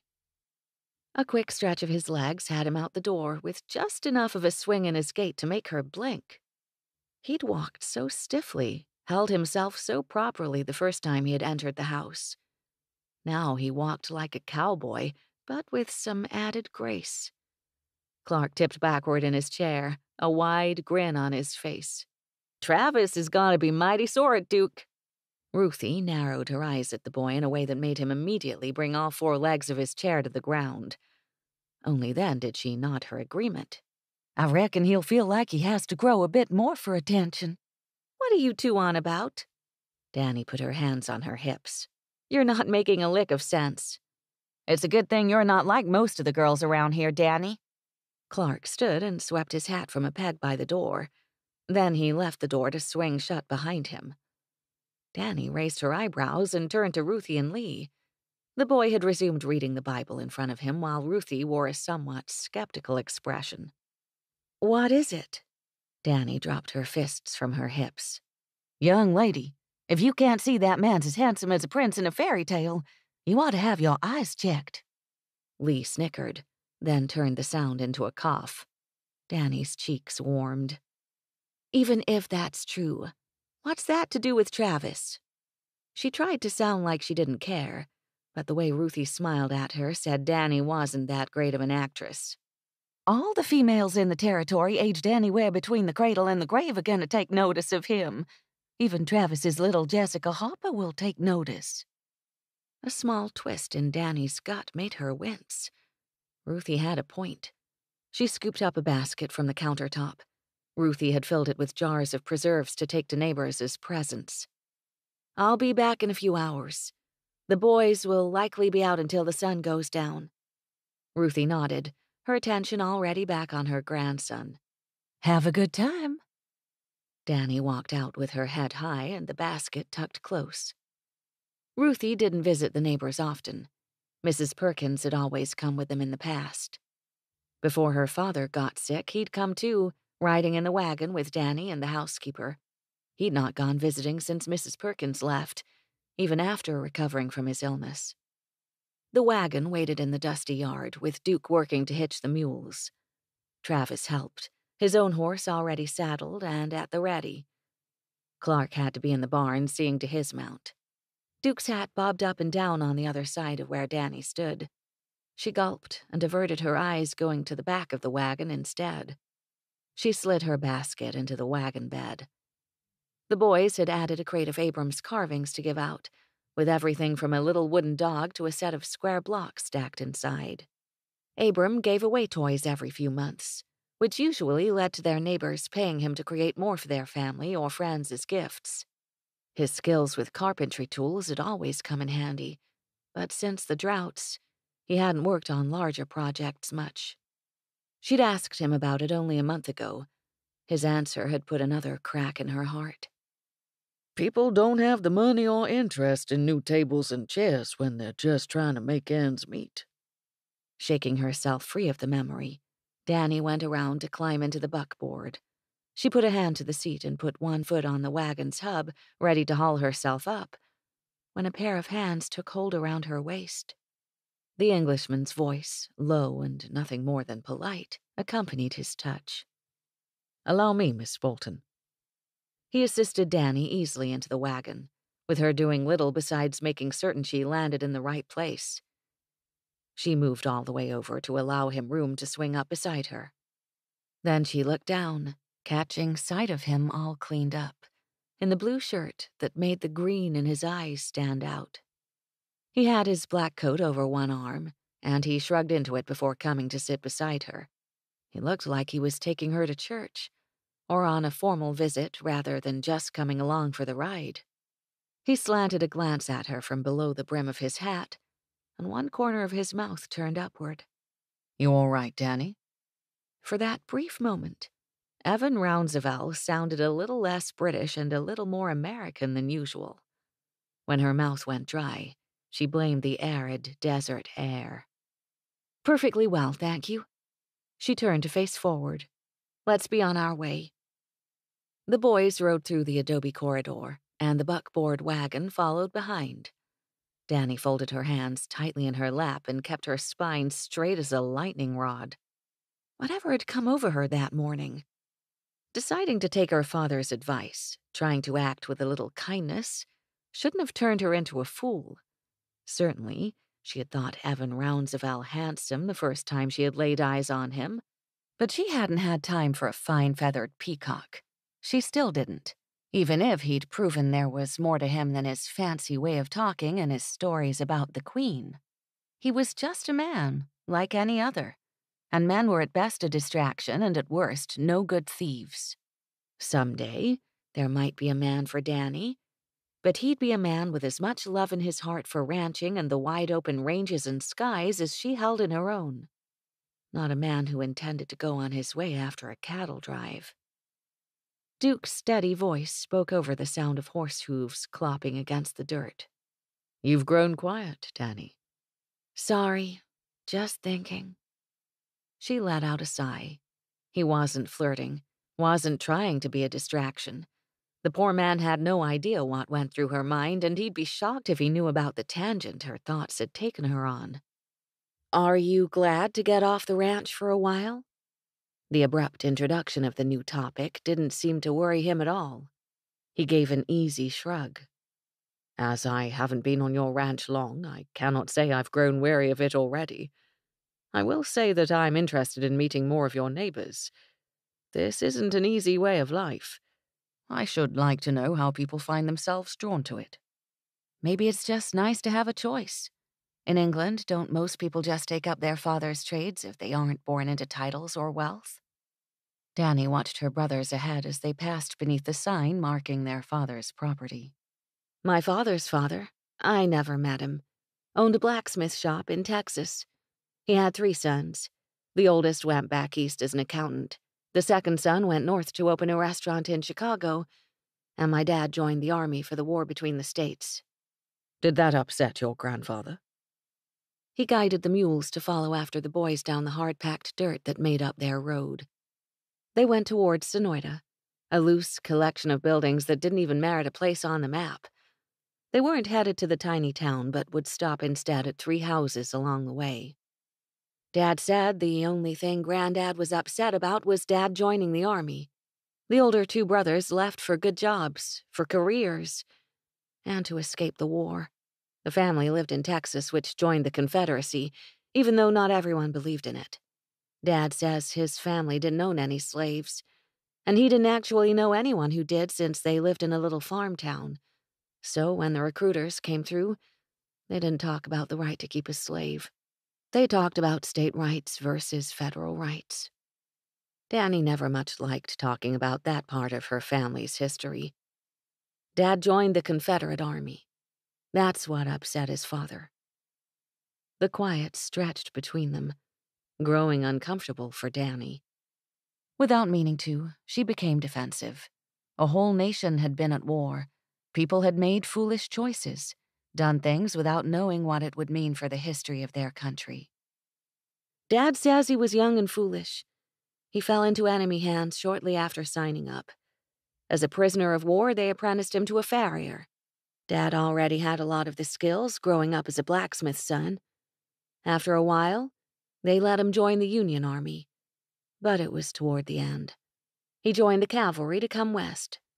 That's how he met Abram and found out about Arizona. I think that is something I admire about your nation, Duke said, a hint of wistfulness in his voice. I admire their ability to forgive a man and let him change. The war here was, by all accounts, a thing of horror. Yet here your family is, not embittered, but moving forward. It's not like that everywhere. Dannie felt the urge to hunch her shoulders, well remembering her time in Boston. She had done all she could to hide the accent she'd partly inherited from her father. For a time, she'd been ashamed to sound like a girl from the southern half of the country. People made assumptions about her intelligence based on her accent. About her prejudices, too. The gentleman at her side bent a little, drawing her gaze to him as he peered beneath the brim of her straw hat. I think that's what makes your family all the more admirable, Dannie. A hawk dove low across the road, making one of the mules flick its ears backward nervously. Sensing a way to break the heavy tension in the air, Dannie pointed at the bird as it swirled upward in a circle. Look at that. Can you imagine what it would be like to fly? Duke sat back again and tipped his head back to watch the rising hawk. I imagine it would be as exhilarating as riding a horse at a full gallop through a meadow or diving into a cold spring in the middle of summer. He chuckled. That sounded rather fanciful. I liked it, Dannie admitted, nudging him with her shoulder to lend a little friendly weight to her words. We might not have wings, but there are ways in life to produce that kind of feeling. Things that make us feel alive. Duke nudged her back, but then his shoulder remained there, brushing hers. What sort of things do that for you? Make you feel alive? Without warning, her whole face burst into flame. Due to his nearness or her immediate, somewhat ridiculous interpretation of his question, she didn't know. Riding, for certain, she said, perhaps a little breathlessly.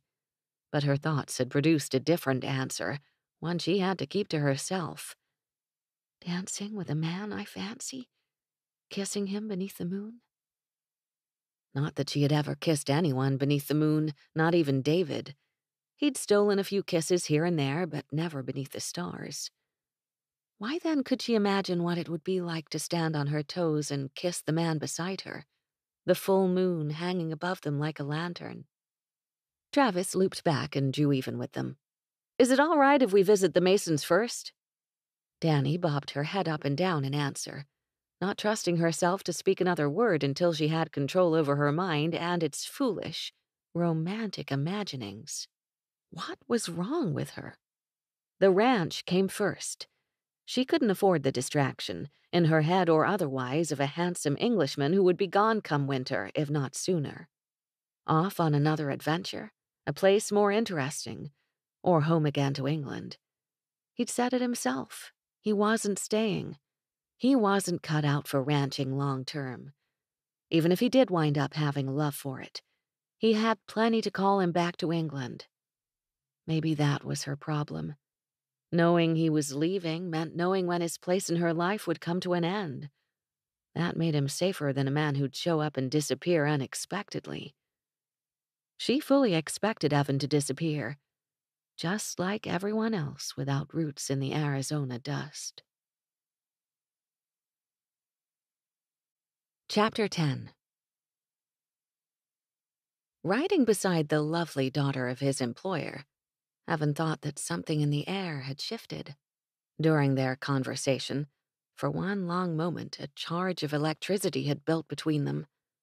But the strange tingling along his arm abated as he turned the mules down the lane to visit the Mason family. Dannie started explaining who they were meeting first. Mr. and Mrs. Mason have only lived here 3 years. They bought the land cheap after the first drought and started farming black-eyed peas, sweet potatoes, and half a dozen other things that put up with the weather. They've got some cattle, but not enough to consider them ranchers. Mr. Mason keeps increasing his flock of sheep. I can't imagine sheep would survive this heat much better than cattle. The young woman at his side shrugged. He sells them local, mostly. A house came into view as their wagon reached the top of a rise in the land. What is the family like? Nice enough. They have 5 children together, and Mr. Mason has 2 older sons from his first marriage. Though she spoke almost carelessly, Evan caught the slightest wrinkle upon her brow. Something about the family, or perhaps the eldest sons, bothered her. They lived in Tombstone for a while, working for one of the silver mines. Then Mrs. Mason told Mr. Mason she didn't want her boys to grow up to be miners. So here they are. Evan wouldn't want anyone he knew to spend their days below ground, digging up treasure for another person to grow rich. Farming is a noble profession. Danny's gaze flitted away from him, to the house and outbuildings growing steadily closer. Feeding a family is noble, no matter how you do it. Though Dannie didn't make her statement a challenge, Evan turned it over in his mind as though she had. The tenant farmers on his family's land worked hard year after year. His father employed household servants, too, many of whom lived in the village near the country estate with their kin. Even scullery maids and shepherd boys brought pennies to their tables. I never thought of it that way before. Evan didn't realize he'd spoken aloud until Dannie shifted to peer at him from beneath the brim of her hat. What way? Her honey-brown eyes collided sternly with his gaze. He'd seen the woman smile and heard her laugh. Yet she wore sobriety most often. Had she always been a serious woman, ready to weigh each word she heard, each action she witnessed, against the moral compass in her mind? Things to ponder later. For the moment, Evan needed to give her an answer. They had nearly reached the house. I never thought of the maids and grooms and undergardeners as noble for doing what they must to feed themselves. My father always made our family sound noble for providing employment to dozens of people, as though we ought to be honored for creating positions and paying people what they had rightly earned. That viewpoint no longer sat well with him. The employer serves in that function. Providing jobs for people isn't a negative, so long as there's fair treatment and fair pay for the work done. Dannie sounded certain of every word she spoke. But who determines what is fair? At that question, he saw a hint of her elusive smile again. As our friend Hamlet would say, there's the rub. Employer and employee, lord and servant, rancher and drover, all have to come to an agreement as to what's fair. He considered her quoting of the English bard, trying to form an inquiry to pursue that topic without sounding as though he questioned her education. The woman would likely prickle up again if she thought herself slighted by his conversation, but he'd never heard Hamlet referenced in anything other than a crisp British accent. A shout from the direction of the house stole Danny's attention away.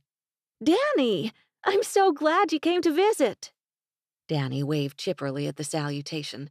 Her smile brightened at the sight of a woman standing on the porch of the Mason house. "Felicity, good morning."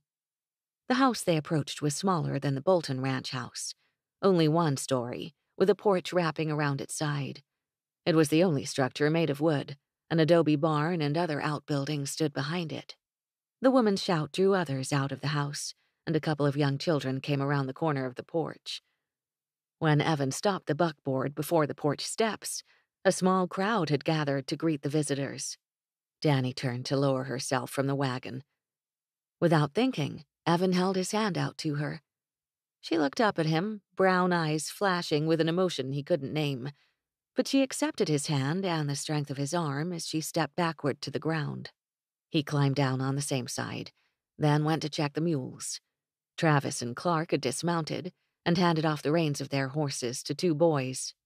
As Travis passed by Evan, he pointed to the adobe barn. "Duke, tie up the mules by the trough, then come inside."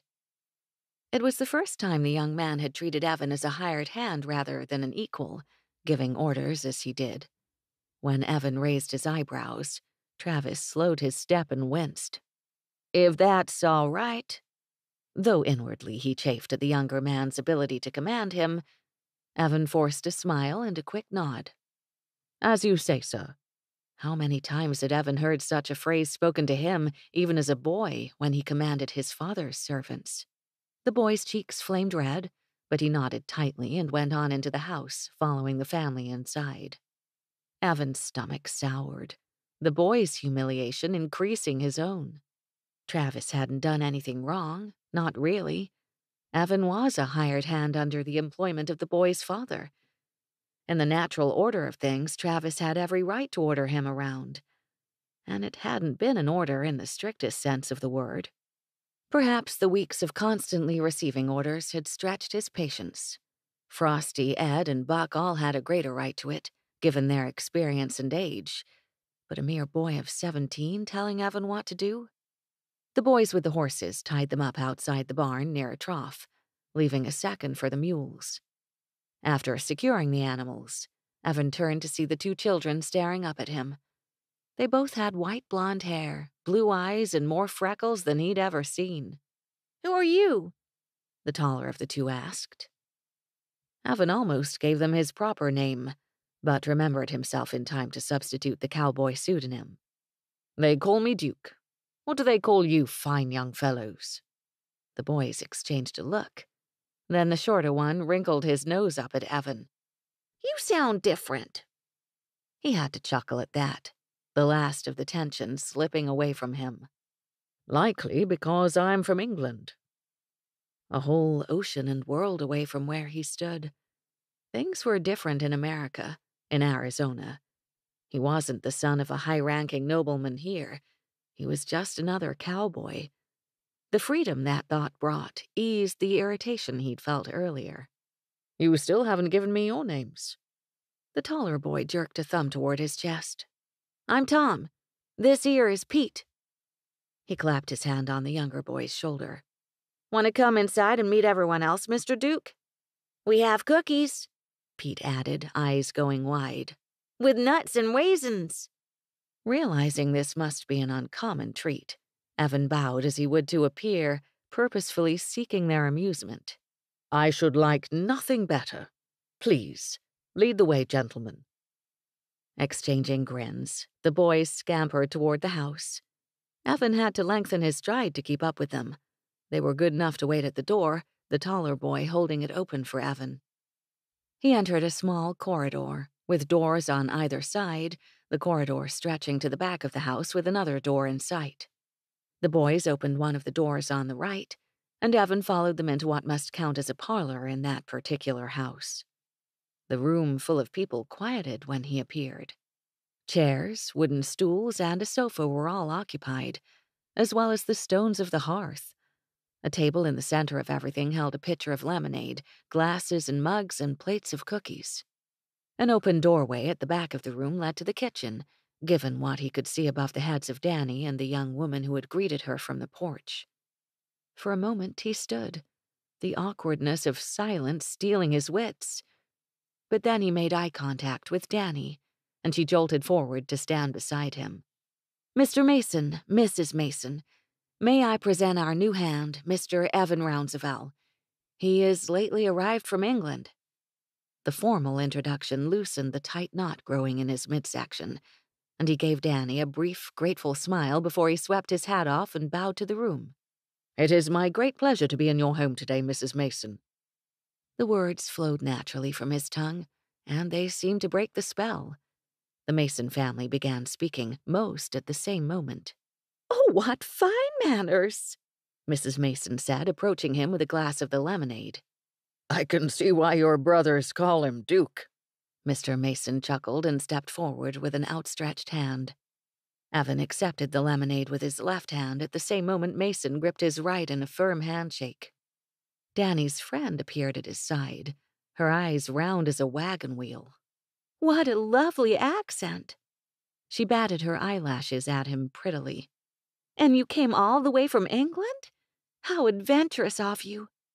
Before Evan knew it, Mrs. Mason and her eldest daughter had him sitting between them on the only couch in the room. Travis and Clark were in conversation with a boy of about 15 years in age, Mr. Mason sitting in an overstuffed chair speaking with them. The two younger boys who had led Evan inside went to sit at a small table by the window, a plate of cookies and a checkerboard between them. A little girl with blonde plaits sat on the rug, practically at Evan's feet, copying her elder sister with her rapidly batting lashes. He had everyone in sight except for Dannie. He turned to look over the back of the couch toward the kitchen door, in time to see her disappear through it. Though he hadn't thought himself lacking in social abilities, realizing she had left him on his own made his collar feel a touch too tight around his throat. "Dear me, Mr. Rounsevell, how did a gentleman such as yourself decide to come this far west?" Mrs. Mason folded her hands politely in her lap. "I can't imagine Arizona is anything like your home country." Miss Mason, who had yet to be introduced to him properly, eased a bit closer to him on the couch. "What is England like, Mr. Rounsevell?" "Your mother is quite right, Miss Mason, that it is not at all like Arizona." He sat stiffly, posture correct, and put on the charming smile that had worked well in ballrooms and salons for most of his life. "Which is why I felt the need to travel. I've heard many stories about the great American West, and I wish to see it for myself. England is beautiful but old. There isn't a corner of my country unexplored. But here, everything still feels open and new." "Ah, he's got the call for exploration in him," Mr. Mason said from across the room. "That's what brung us out here. My family is from Virginia originally, but it's too crowded there these days. Though it's a far easier place to farm," his eldest son added with an impudent grin. The whole family laughed with an ease that told him this was an old joke amongst them. "What's farming like in England?" "Fraught with trouble, as I imagine it is everywhere." Evan turned his lemonade glass about in his hand. "While here the seasons are all dry, there everything is forever wet. Flooding and drought are common difficulties for crops, so irrigation is an important facet of farming in England. Though I am no expert, as our family leases the farmland to tenants." "Oh, you'd be a landowner over there?" Mrs. Mason leaned back slightly. "My family came over to the States 50 years ago, when my grandfather was evicted from his lands. The lord who leased to them decided to convert to sheep farming." "And then your grandfather went to Virginia and did the same thing." Her husband chuckled, and then gave Evan an easy smile. "I'm not sure when my family came over. We've forgotten whatever story it was that brought us here. But my ancestors fought in the Revolution." "Ah, yes, the rebellion of the colonies." Evan softened the words with a smile. "I cannot say I blame them. The English way of life is stifling compared to the freedom of your country. Though I suppose every government is fraught with its own difficulties." Mr. Mason nodded sagely. "That's the nature of politics." "Frank?" Mrs. Mason shook her finger at her husband. No talk of politics on Sunday. He raised both his hands. Yes, ma'am. Now, Mr. Rounsevell, Miss Mason touched his forearm to gain his attention. won't you tell me about London? I've read so much about it, but I'd like to hear everything. Does it really have fog so thick you cannot see more than a few feet in front of you? Does the Queen hold court for anyone to visit her? Evan took one sip of his lemonade, then shared the stories he thought they would most appreciate. I have spoken to the Queen a dozen times in my life, but she has grown to an age that prohibits her from being as available to the public as she once was. The last time I saw her hold a grand occasion was during her Golden Jubilee, several years ago now. The entire nation celebrated with parades, parties, and fireworks. Sounds like Independence Day, one of the younger boys said, the checker game forgotten. We went to Tombstone last July. Miss Mason briefly narrowed her eyes at her brother. I imagine these celebrations were bigger than what you saw in Tombstone, Tom. She leaned toward Evan. Tell us more about the Queen. Falling into the comfort of a familiar topic, Evan relaxed as he shared his favorite anecdotes about Queen Victoria's court. For all that the Americans proudly touted their independence, they had a great fascination with the English monarchy. Dannie leaned against the kitchen wall, listening through the open doorway as Evan spoke of his noble background, without actually coming out and declaring himself an English lord. Though she might admit to herself some curiosity regarding his history, the sophisticated tilt to his words and the rich timbre of his voice was what drew her to listen when she'd rather pretend disinterest. Felicity's cooing over nearly every word spoken didn't much surprise her, though her irritation with her friend came unexpectedly.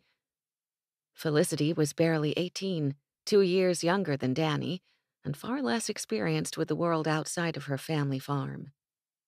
That entitled Felicity to curiosity, but the girl ought to rein in her flirtatious giggles. Striding to the Masons' long kitchen table, Dannie went back to unloading the basket of things they had brought to share. She took out jars of preserves, a few of the wooden animals sent by Abram, one of Ruthie's delicious loaves of bread. A roar of laughter from the other room made her freeze. Her hand wrapped tightly around one last jar of rhubarb preserves. A light, tinkling laughter that carried on longest belonged to Felicity. Dannie slammed the jar down onto the table with more force than necessary, then winced. "What is wrong with me?" she whispered into the quiet of the room. If Felicity wanted to act like a fool over a man, Dannie could abide it. Her friend was young. She didn't understand men. She had no idea that someone wrapped up as pretty as a present, with an English accent acting like a red ribbon on the top, could leave tomorrow without so much as a blink. Another round of laughter from the other room came through the kitchen doorway. Evan Rounsevell might dabble all he liked in the art of flirting. Let him paint blushes across the cheeks of every girl in the territory. Dannie didn't care. She'd already lost her heart over a fancy talker once, and she didn't mean to make that mistake again. She already knew this one would move on, and it wasn't as if he'd shown any interest in flirting with her anyhow. Gritting her teeth, Dannie whirled on her best boot heel and went striding right back into the parlor. She wore her smile with confidence and took the last remaining stool near the front window. No one paid her any mind, or so she thought, until she fluffed out her skirt and raised her gaze to collide with Evan's. His mouth hung partway open, and his brows drew down as he stared at her. "Then what happened, Duke?" Felicity asked, moving to the edge of her seat and putting her hand on his arm near his elbow. "What did the princess say next?" Princesses? In an Arizona parlor? That was what they were talking about? Dannie couldn't help arching her eyebrow at him. The Englishman glanced down at Felicity's hand on his arm, then back up at Dannie. "Go on, Evan. Tell us all about the princesses and knights in shining armor." Dannie crossed her arms over her chest and waited, along with everyone else, for the conclusion of whatever story he'd been telling. Thanks to his natural charm and beautiful accent, everyone ate up his words like chocolate cake at a Sunday picnic. Evan's tone remained light as he finished his story, his attention pointedly turning to Mrs. Mason rather than her daughter at his side. The princess declared herself unfit for company and left the banquet hall, and as she walked from the room, the split-pea soup left a trail behind her.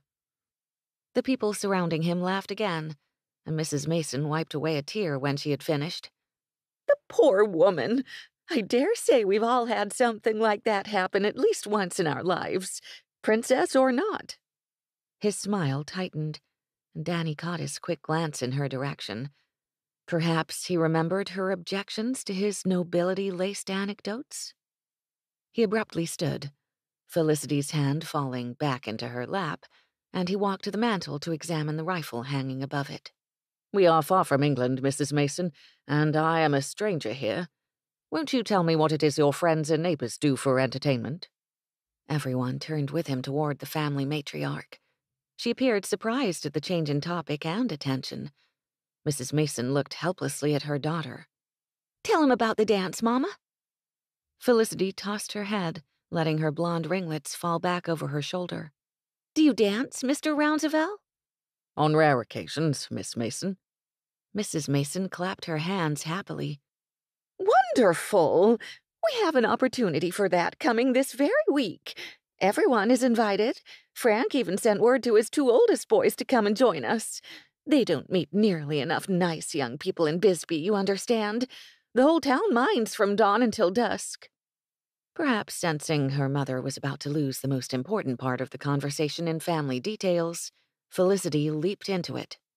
We're going to have a big dance in town, outside the church if the weather is fine.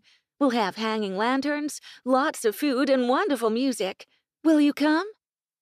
This was the first Dannie had heard of the coming dance, but one look at her brothers told her they'd be present. She went to most of their community socials, but more to see the other womenfolk than anything else. They came together once a month when the weather was right. Evan looked in her direction. I must check with my employer, Miss Mason. Oh. Her shoulders dropped. Dad and Frosty will let him come, Travis said from where he sat, his elbows on his knees and an easy grin on his boyish face. Frosty'll stay at the ranch like always, but Dad will want to show Duke off to everyone. Travis was right. Dannie couldn't imagine her father declining to let the Englishman attend. He liked Evan's sense of adventure far too much, and would introduce him to the whole territory if possible. Then you simply must save a dance for me, Mr. Rounsevell. Felicity put a hand to her chest and tilted her head endearingly to one side. Dannie briefly contemplated staying home. It would be my honor, Miss Mason. Evan bowed. No one in Arizona bowed. She'd seen it back east plenty of times, and his deep nods to her were near enough. But Felicity's cheeks went pink, and her hand fluttered up to touch her hair. Evan abruptly turned to Mrs. Mason. What sort of dances are typical on these occasions? I'm concerned what I've learned in ballrooms at home will not meet your standards. The remainder of the visit passed with the young people explaining reels and dances to Evan. He nodded knowingly and said he would be capable enough. Good thing, too, since Felicity appeared on the verge of offering to give him dancing lessons. By the time the visit was over, Dannie wasn't certain she could manage another house full of people cooing over Evan. She made it out to the wagon ahead of him easily, getting up without his assistance. When they started for the main road, Dannie still hadn't glanced at him, but she kept a pleasant expression on her face. She wasn't about to discuss Felicity's obvious interest in him, or the dance, or anything else. Her insides were too knotted up. Though why she cared so much when she was determined not to care at all, Dannie couldn't say. Evan was the one to break the silence. What have I done to vex you this time? Nothing. She shrugged and brushed a loose strand of hair out of her eyes. I'm thinking of the dance is all. If the older 2 Mason's sons are going to attend, I might just stay home. Although his expression carried a hint of skepticism, he followed that line of conversation. You'd forego an evening of enjoyment based solely upon who is in attendance? If we did that where I'm from, no one would ever go anywhere. She smiled despite herself. Have you so many people you dislike? Not just dislike. There are plenty of people in society whom I loathe. He flashed a brief grin that made her forget herself enough to laugh at his flippant statement. I'm afraid that's one cost of my upbringing. There are plenty of old grudges and gossip reaching back generations. There are fortune hunters, social climbers, and people who want to use my position to get to someone else in my family or social circle. There is little trust and less friendship among the nobility of England. That sounds miserable. She let her gaze find her brothers on the road before them. Then she sighed. Mr. Mason's oldest sons are managers at the Copper Queen mine in Bisbee. They're doing well for themselves, as they are certain to tell anyone who will listen. Sometimes they think a lady's favor should come with their prosperity. Whether the lady thinks so or not is irrelevant. Evan snorted, an unrefined sound she hadn't heard leave him before. Boorish cads, then. That sort seem to exist at every level of every society. You might be right. Dannie leaned back and looked upward, where the sun climbed toward the noon hour. Are you looking forward to an evening of dancing? He considered her question long enough that she turned to look at him, uncertain if he had heard her. He watched her from the corner of his eye, the slightest smile turning his lips upward. It depends on the young ladies attending the event, I think. If the cads keep away the lady I most wish to partner in a dance, I cannot imagine enjoying myself. Dannie felt heat creep into her cheeks. She jerked herself to face straight again, hardening her spine and lifting her chin. I hope you are not flirting with me, Mr. Rounsevell. He chuckled, apparently not at all intimidated by her. I would not dream of such a thing, Miss Bolton. She couldn't let him have the last word, especially given his smug tone. I am not like Felicity Mason. A handsome face and foreign accent isn't enough to turn my head. He had the audacity to tip his hat back and turn the full force of his summer green eyes and curving mouth toward her. You think I'm handsome, Dannie? Dannie bit her tongue and glared at him. Her brother turned into the lane of their next neighbor. Dannie snapped out her orders to the Englishman quickly. We're visiting the Coopers next. Mind your manners if you expect to come on visits with us again. How do your drovers say it? With that long drawl of theirs? He settled his hat back in place, then attempted to mimic her accent as he drew out the polite words. Yes, ma'am. She crossed her arms over her chest and glowered at the tops of the mules' heads, assuming that stern expression was the only thing that kept her from admiring his somewhat self-assured and entirely too handsome face. After the Coopers, Evan squired Dannie and her brothers to a family with the surname Harper. He'd kept himself appropriately quiet through both visits in the spirit of an experiment. The ladies of both households still spent their time gawking at him, even a young woman introduced as Miss Jessica. Travis kept most of that girl's attention with his conversation, betraying the fact to anyone with eyes that he had a tendre for the girl. Evan stood in the corner of the smallish house, shoulder against one wall and back against the other, listening to the conversation turn to the upcoming dance. Dannie came through the kitchen, easily seen through a large double-sized doorway. The house was smaller than the others he had visited, smaller, and the outer walls bricked adobe. Dannie held her hat in one hand and the handle of a basket in the other. Her gaze slid across the middle of the room, where her brothers and the elder Harper children sat in a circle of chairs, until she met Evan's eyes. With a tip of her head, she indicated she wanted him to step out the front door with her. Evan straightened from his relaxed position. Clark, Travis, I'm for home. We'll be back by sundown, Travis promised, rising to his feet with the other men in the room. Dannie turned to take her leave of their hostess, while Evan slipped outside to bring the mules and wagon to the front. The sun bore down on the desert, the hours creeping into the hottest time of the day. Evan put his hat back on his head, then found the mules dozing with their heads near the water trough. They flicked their ears and tails to keep flies off, and when he came near, only one raised its head to look at him. No time for napping, gentlemen. Evan gave the red-colored mule near him a pat on the rump. Let's get you both home to your barn. Then you can rest where it's cool and dark. A crunch of gravel and dirt behind him had Evan glancing over his shoulder. Dannie swung the basket in her hand, and she walked around to the opposite side of the wagon. Apparently, she hadn't liked him assisting her to her seat. The woman had a contrary streak, the likes of which he'd never encountered in an English lady. At home, the female members of his set flirted, acted either coy or disinterested, and rarely disagreed with the men among them. Evan checked the harnesses and reins before climbing up to his seat next to Dannie. She put the basket in the wagon bed, then twisted around to face forward again. The smile she wore, slight though it was, extended to a twinkle in her eyes. What had pleased her this time? "Travis is smitten with Jessica," she confided in a low tone, though there was no one about to hear her besides him and the mules. "He's not going to want to come home for hours." And that's appropriate courtship out west. Evan flicked the reins to get the mules moving down the lane. "So long as they're surrounded by family, no one minds if they spend all day together." Dannie brushed a wisp of hair away from her forehead before wincing up at the sun.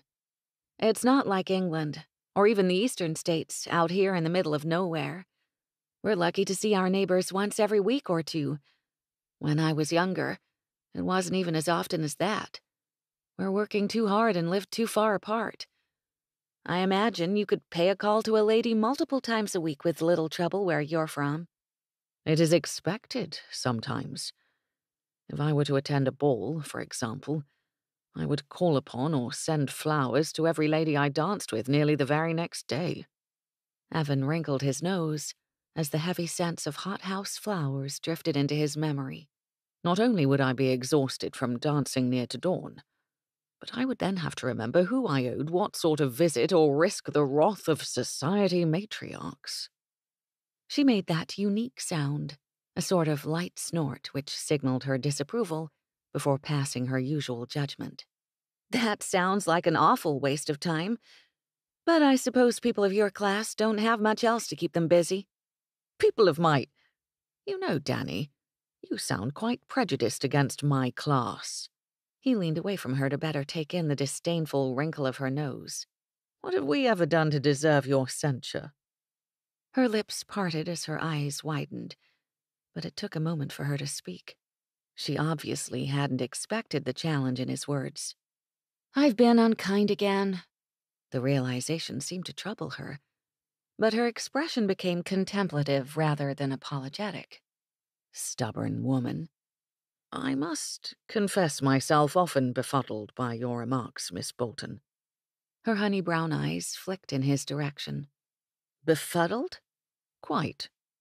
Evan focused on the thin road ahead, the dust and rock of the desert, clear and narrow where wagons made their way from one side of the large valley to the other.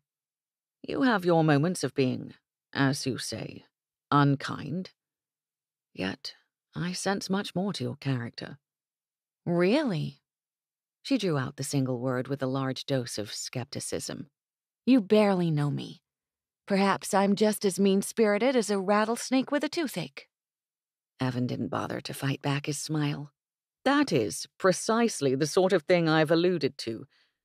You have all the charm of any lady I've ever met, but the moment you feel threatened, you put up a shield.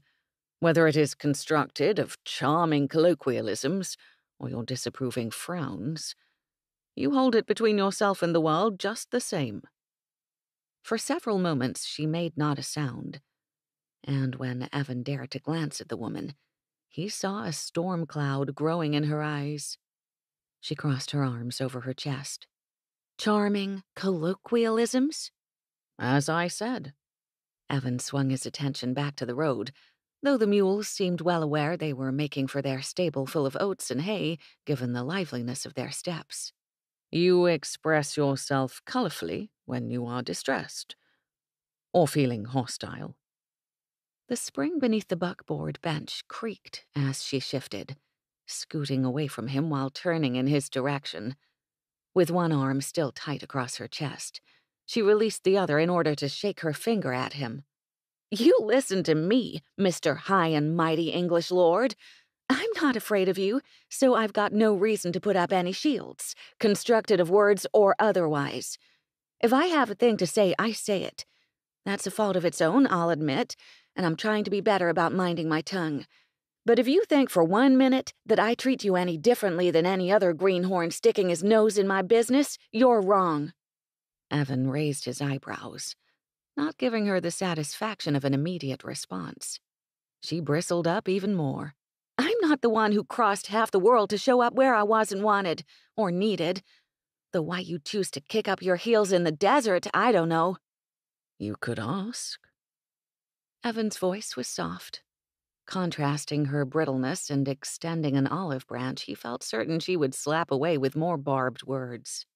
Instead, she took his words as a challenge.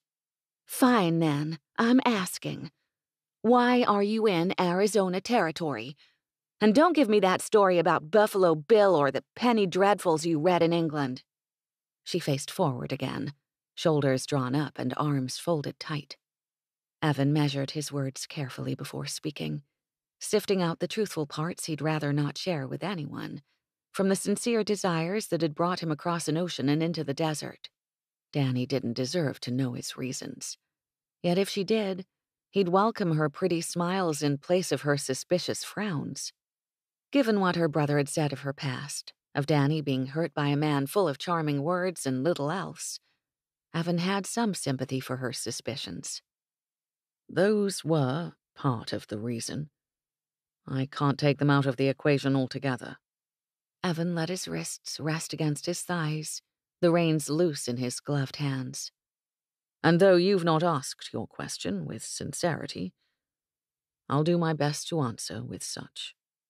She opened her mouth to protest, but when he raised his eyebrows at her, she clamped her lips shut again, allowing him to continue. For as long as I can remember, my life hasn't been my own. My family's expectations took me through my years of school and dictated my actions and my relationships with others.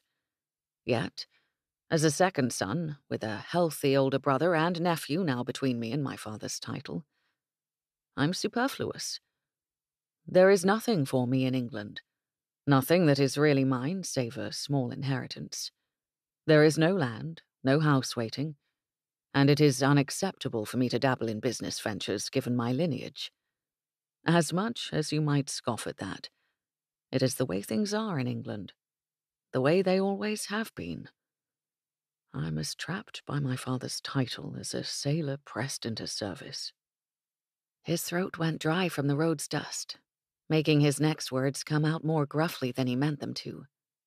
It's different here. I'm far from my father's influence and from the rules of my birth. For the first time in my life, I can work with my own 2 hands. I can discover if I am a man of any worth or value outside of the shadow my father's title has cast upon me. If I prove this to myself, I can go back, knowing I'm capable of standing on my own 2 feet. Nothing passed between them, and though a breeze came rustling through the dry grasses and across Evan's skin, he sat stiff and still in the heat. Dannie stared ahead, those dark eyebrows of hers drawn together, but no other sign gave away what thoughts ran through her head. The quiet stretched on, and Evan let it. Finally, Dannie released a sigh, full and heavy with whatever conclusion she had drawn about him. You haven't complained about the work once, have you? Not out loud, he admitted, cocking his head to one side. Her smile slid sideways. That's better than most manage. Then she pointed to the northwest. Did you know if you go that way, you get to Tucson? My father has taken us there a few times. It's a nice place for Arizona. The Santa Cruz River is full of fish, and it comes from the Santa Rita Mountains all the way to the Gila River and then to Mexico. I've heard tell that the river is over 200 miles long. The woman perplexed him. Is that so? Yep. She didn't look directly at him as she spoke her next surprising words. Like the River Thames. They're about the same length from start to finish. Evan pushed his hat back and stared at her profile, at a loss for words.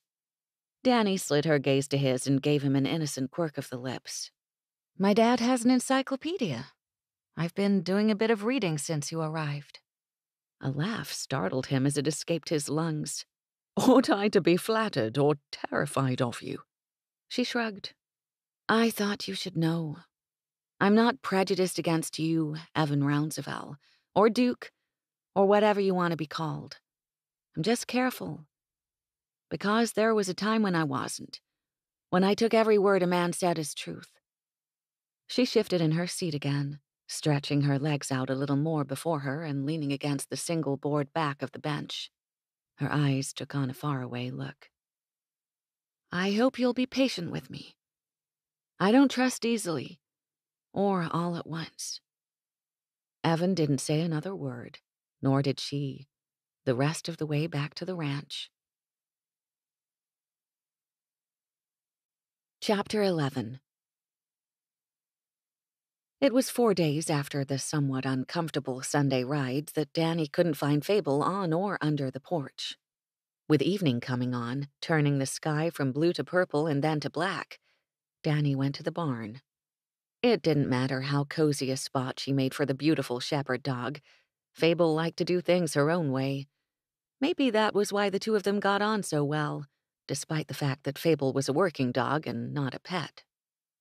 The sun had barely gone down, with a purple smudge hanging heavy in the west to show its passing. Dannie carried a lantern in one hand and clean towels tucked under the other arm. But no sooner did she slip the barn door open than she saw her light was unnecessary. A lantern already hung in the far corner above the space where they kept blankets and tack. A deep, rumbling voice came through the quiet. There's a good girl, Fable. You're doing well. Not much longer. Evan. They hadn't spoken to one another since Sunday. The whine of a dog followed his words. Dannie picked up her pace, skirts dancing around her ankles.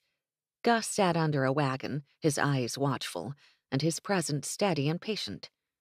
It was almost as if he knew his mate brought his posterity into the world. But dogs couldn't know or care about such things, could they? She rounded the last stall, and the sight that met her eyes squeezed at her heart.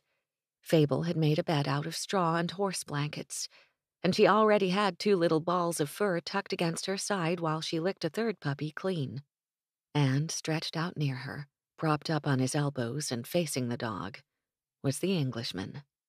From where she stood, she saw his profile clearly, his dark hair in disarray and his beard a little thicker than before. He still looked utterly charming. His eyes were soft, though his eyebrows knit tightly together as he concentrated on the dog's strained movements. There must be another pup still to come given the way the muscles in Fable's legs and rump still strained. Fable finished cleaning the gray puppy and pushed him with her nose to where his siblings nursed and whined. This wasn't her first litter. She knew not to panic. Dannie barely raised her voice above a whisper when she spoke. I didn't know they taught English lords dog midwifery. The green of his eyes flashed toward her, and one corner of his mouth slid upward. He matched her tone, speaking slowly. My education was quite thorough.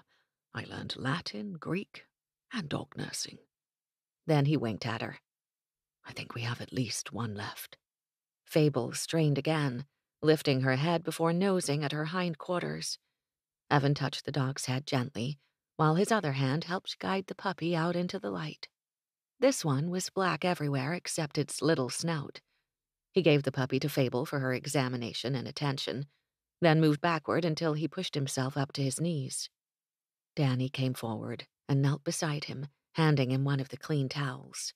He smiled his thanks as he started to wipe down his hands. She's an old hand at this, isn't she? This is her 4th litter. Dad wants to retire her. Dannie hugged the remaining towels to herself, admiring Fable's efforts to clean up her youngest pup. Her 1st litter. The poor thing seemed to think the world was ending. We had to trap her in a stall and whisk the puppies out of the way until she had all 6. Then she settled down and fed them and licked them all over like she couldn't get enough of kissing her babies. They sat in silence for a long moment, staring down at the mother and her offspring. Fable finished cleaning her little black pup and tucked it up close to her. Then she met their gazes and her mouth gaped open in a yawn, before she offered them what could only be a satisfied grin, her tongue lolling out on one side of her mouth. Evan chuckled, and Dannie laughed, then leaned her head against Evan's shoulder. The sheer peacefulness, the wonder of new life in even this small and familiar form, overwhelmed her with gratitude and hope. He went still beside her, and as stiff as a fence post. Shifting quickly away, Dannie went to Fable with her towel. Resting against him, it felt natural in that moment. She hadn't thought about her movement, only acted on instinct, sharing that blessed feeling of rightness with the only other human present. That's what she tried to tell herself, anyway. I would have leaned on Dad, Abram, on Travis or Clark the same way. Another part of her mind pointed out the fallacy of her thoughts. But not Frosty or Ed, and certainly not Buck. Shoving those thoughts to the back of her mind where they belonged, Dannie gave her full attention to the task at hand. Carefully, she checked each puppy to be sure they were all breathing, that they were well formed. She wiped them down with her towel, though Fable had done an excellent job tidying them up. She threw a question over her shoulder, trying to sound as though nothing awkward had happened, as though she hadn't let her guard down at his side. "Could you get our mother some water, Duke?" A pan of water appeared in his hands almost by magic. I filled it when I first saw her in the barn. He put it near Fable's head, necessitating that he lean in close beside Dannie, their shoulders brushing. When she sat back on her heels again, he was still there. But Dannie felt his stare on her rather than the lovely sight of new life. "Thank you for helping, Fable." Though she tried to sound businesslike, her words came out breathy and soft. She winced. I wanted to come and find you. He leaned a little closer, his elbow brushing her shoulder. Since I know absolutely nothing about dog midwifery, but I didn't want to leave her alone too long. Dannie nodded smartly. She could talk about the dog all night without embarrassment. "You did the right thing. Even though she managed well, it's important someone knows where she is and what she's doing. I'd hate for something to go wrong or for her to be afraid and on her own." Soft footfalls made them both turn to see Gus appear in the circle of light, his head lowered and nose testing the air. He didn't get too close, but he advanced farther than Dannie and Evan, before lowering himself to the ground. His watchful eyes took in Fable and their pups, and he huffed as though pleased. Evan scratched the male dog behind his ears, and the stubby tail of the cattle dog wagged. I suppose the family ought to enjoy the moment without interlopers. Gus can keep an eye on things from here. Before Dannie could push herself to her feet, Evan rose and held his hand out to help her. She hesitated, staring at his large hand with its new calluses. Then she slid her slender hand into his and noticed, without wanting to, the strength in his arm, the warmth of his fingers wrapped carefully around hers. When she came to her feet, standing no more than a hand's breadth away from him, Dannie couldn't bring herself to look up into his eyes. Something changed between them. Had one frank conversation damaged her ability to behave as a rational creature? No.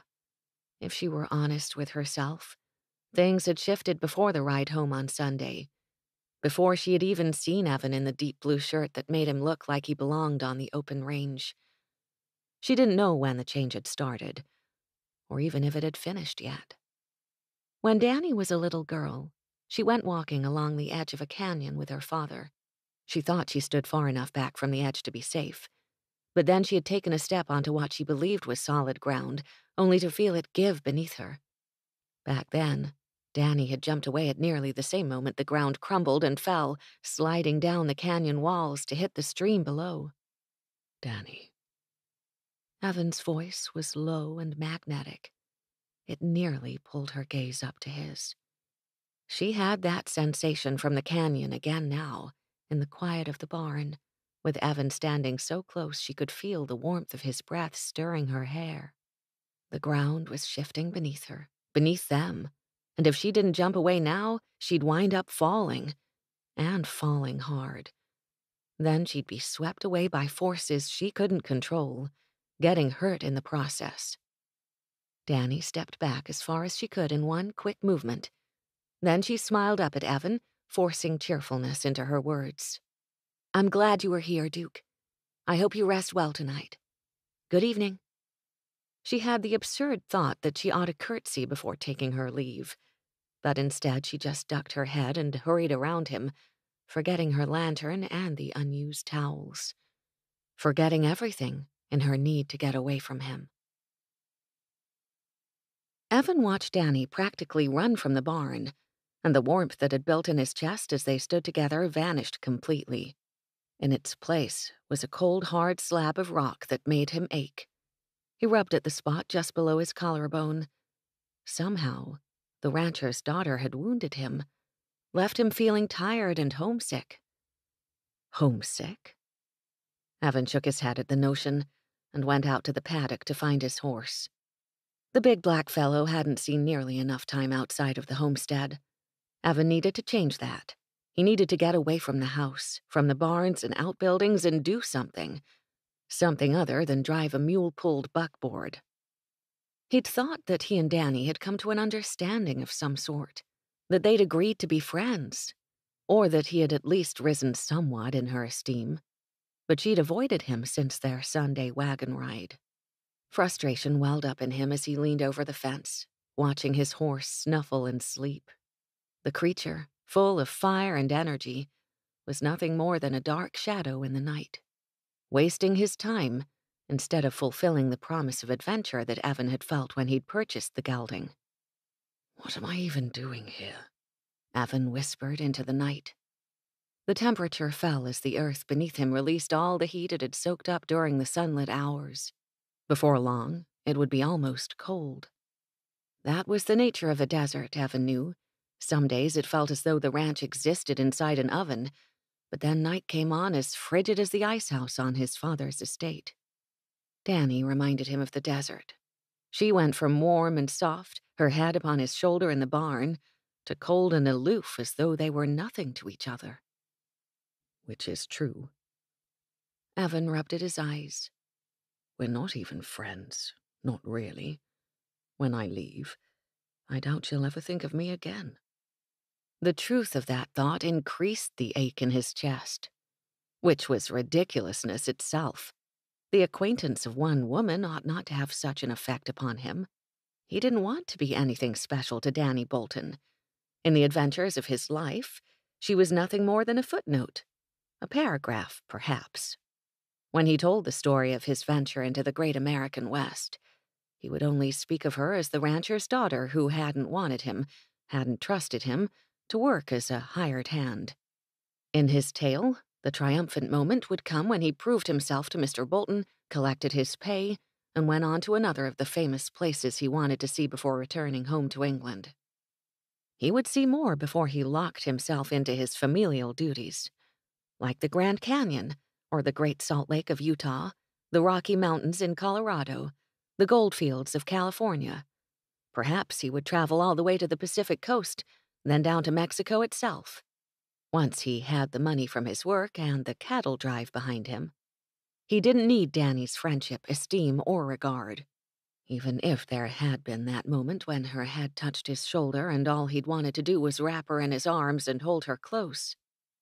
Those were the reactions of a man too long away from the refined ladies of England. He missed feminine companionship. Perhaps the coming dance and social would cure him of that. A little flirting, a little dancing, and he'd be content once more. Somewhat convinced, Evan went toward the bunkhouse. The long day had done its job, exhausting him to the point that he could fall into bed and immediately enter a dreamless sleep. The best kind of sleep. After taking only a few steps into the Zagwan's corridor, a cool and steady breeze filling the darkness, he realized someone leaned against the wall opposite the bunk room. Duke. The somewhat arrogant tone in the greeting belonged to Buck. No one else Evan had met spoke quite that way to him. You're out a bit late. Evan paused in his steps. I had chores to see to. Right, in the barn, with Dannie. How long had the cowboy stood there in order to see first Dannie and then Evan leave? The man had something of an obsession with Dannie. Evan saw it plainly, and saw how the woman worked to avoid being near Buck. The dog had her litter. I was keeping an eye on her when Miss Bolton walked in. Evan tried to relax his arms at his sides, though instinct made him ball up his fists as he stared at the dark outline of the other man. What have you been up to? Besides spying on people, that is. Spying? Buck snorted. Nah, just noticing things. You two seem to wind up in the same places pretty often. We could say the same of you and me. Meeting here? Like this? Evan shrugged. It's not as though we have infinite room to avoid one another. People bump into each other. Right. Buck's skepticism dripped from the single word, rather like poison from a bottle. You ought to be more careful about that. You never know when you might bump into the wrong person at the wrong moment. The cowboy shoved away from the wall and stalked off, further into the darkness and out the other end of the saguan. Evan watched him go, and then went into the bunk room, his thoughts heavy. Though Dannie meant nothing to him, Buck had made Evan into an enemy. In England, the worst thing an enemy did was gossip behind his back. In Arizona territory, an enemy might prove far more dangerous. Frosty sat with his legs propped up on a barrel near the stove, boots off and stockinged ankles crossed. The foreman looked up from his book, then uncrossed his ankles and lowered his feet to the ground with a thump. You look a mite troubled, Duke. Ed rolled over in his bunk, the shifting of blankets drawing Evan's gaze. He'll be troubled plenty if he doesn't turn in. You're riding with me at dawn, he informed Evan. It's our turn to check the fence line and count our cattle. Evan perked up somewhat at that. Any chance to work, to really prove himself, could not be wasted. I'll be at the ready. Ed nodded and turned back to face the wall, pulling his blankets up over his head. Good. Go to bed. Frosty still stared at him, concern in his gaze. Evan made a show of getting ready to turn in, and eventually the heavy stare of the cowboy fell away. Ignoring the ache in his chest and the way Buck had disturbed his thoughts, Evan climbed into his cot and gave in to his exhaustion. Chapter 12. Ed didn't say much as they rode out with the rising sun. He only required Evan to carry his pistol and one of the ranch rifles with him. Evan had sheathed the rifle in its place by his right leg, and he wore his revolver on his hip, though he doubted he'd have any use for it. The novels he read made it seem as though men in the West went about drawing their guns every day, but he'd had no cause to use his, nor had he seen any of the other men brandish their weapons.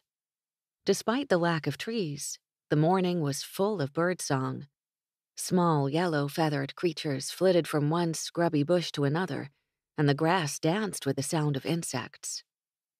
Though Arizona lacked the rain to which Evan was accustomed, the desert welled with life and creatures aplenty. Vibrant sunsets, cool, starry nights, and the open plains stretching into the distant mountains gave him reason enough to admire the new world he'd found himself a part of, too. The cowboy finally spoke to Evan when they crested a small hill, a meadow of sparse desert grass between them and a group of cattle beneath a mesquite tree. Our job today is to check on heads of cattle, count any new calves we see, and note any unusual sign that might mean unwanted company. Unwanted company? Evan's eyes swept the grasses before them. Of the human or beast variety? Both. Ed nudged his horse forward, and Evan followed, keeping watch for holes or snakes that would cause harm to his horse. Though Ed was a man of few words, he pointed out things about the cattle he noticed, giving Evan a practical education if not a thorough one. He showed Evan their brand, the maverick cattle that had mingled with their own, and pointed out the ancestry of the herd as mostly Spanish and Texan longhorns. They're hardy, strong, mean too if the wrong predator comes at them sideways, but they don't hold their bulk. Ed shook his head, leaning over the horn of his saddle as he wiped at the sweat on his forehead. They're rangy, and their meat tastes like it. The cattle barely paid them any heed as they rode by, except to raise their heads lazily from grazing a moment or two, still chewing. Evan studied their builds with interest. What other cattle breeds have the ranchers tried in this territory? Ed tilted his hat back and took a large bandana from his pocket to wipe at the dust and sweat on his forehead. Shorthorns and Hereford, both breeds originally from your part of the world, Duke. Ed chuckled and shook his head. Must not be that odd a thing, Englishmen and their cattle coming to Arizona territory. Actually, there's this cattle baron over on the border, Cameron. I've heard he's trying new things with his breed. Evan turned over an idea in his head. His father's holdings did little with cattle, other than the few dairy cows on tenant farms. The KB Ranch breeds the cattle and sells them direct to the markets in California, correct? Right. We feed them up, then drive them to the railroad twice a year, pay the fee, and the cattle go to California. Mostly. Ed stuffed his bandana back in a vest pocket, then nudged his horse into motion again. Evan followed. The railroad fee is steep, and the cattle aren't nearly as big as they should be by the time they get to market. Some die in transportation. The railroad doesn't feed them any, of course, so they aren't worth as much when they get there as they were before they left. Evan nodded his understanding, while his eyes swept the dry, dusty landscape before them. Long, yellow-green grasses crackled in the breeze, the buzz and call of insects the only other constant sound. They rode further out, toward the northern end of the property. Evan hadn't enjoyed a ride on his newly purchased gelding since coming to the ranch. He'd been in a wagon behind mules every time someone had need of his set of hands. It felt good to be on a saddle again, despite the unfamiliar curve and shape of his seat. English riding saddles were nothing like the monstrously sized saddle that kept a cowboy comfortable riding across the plains and mountains. A windmill came into sight ahead of them, near a rise in the land covered with dense bushes and larger boulders. Ed jerked his chin ahead at the contraption. That windmill powers a pump for a cistern up ahead. Keeps it full enough for the cattle. We'll check to make sure it's still in good shape. The cistern was tall enough to keep cattle from climbing into the water and fouling it, and the windmill powered the water pump to keep the cistern full enough for them to reach the water. It was an impressive piece of ingenuity. When Ed dismounted, Evan followed suit, and they allowed their horses to drink while Ed checked the equipment. A handful of cattle made their way through the grass toward the watering place, several calves among them making bawling sounds as though they disliked having to follow their mothers.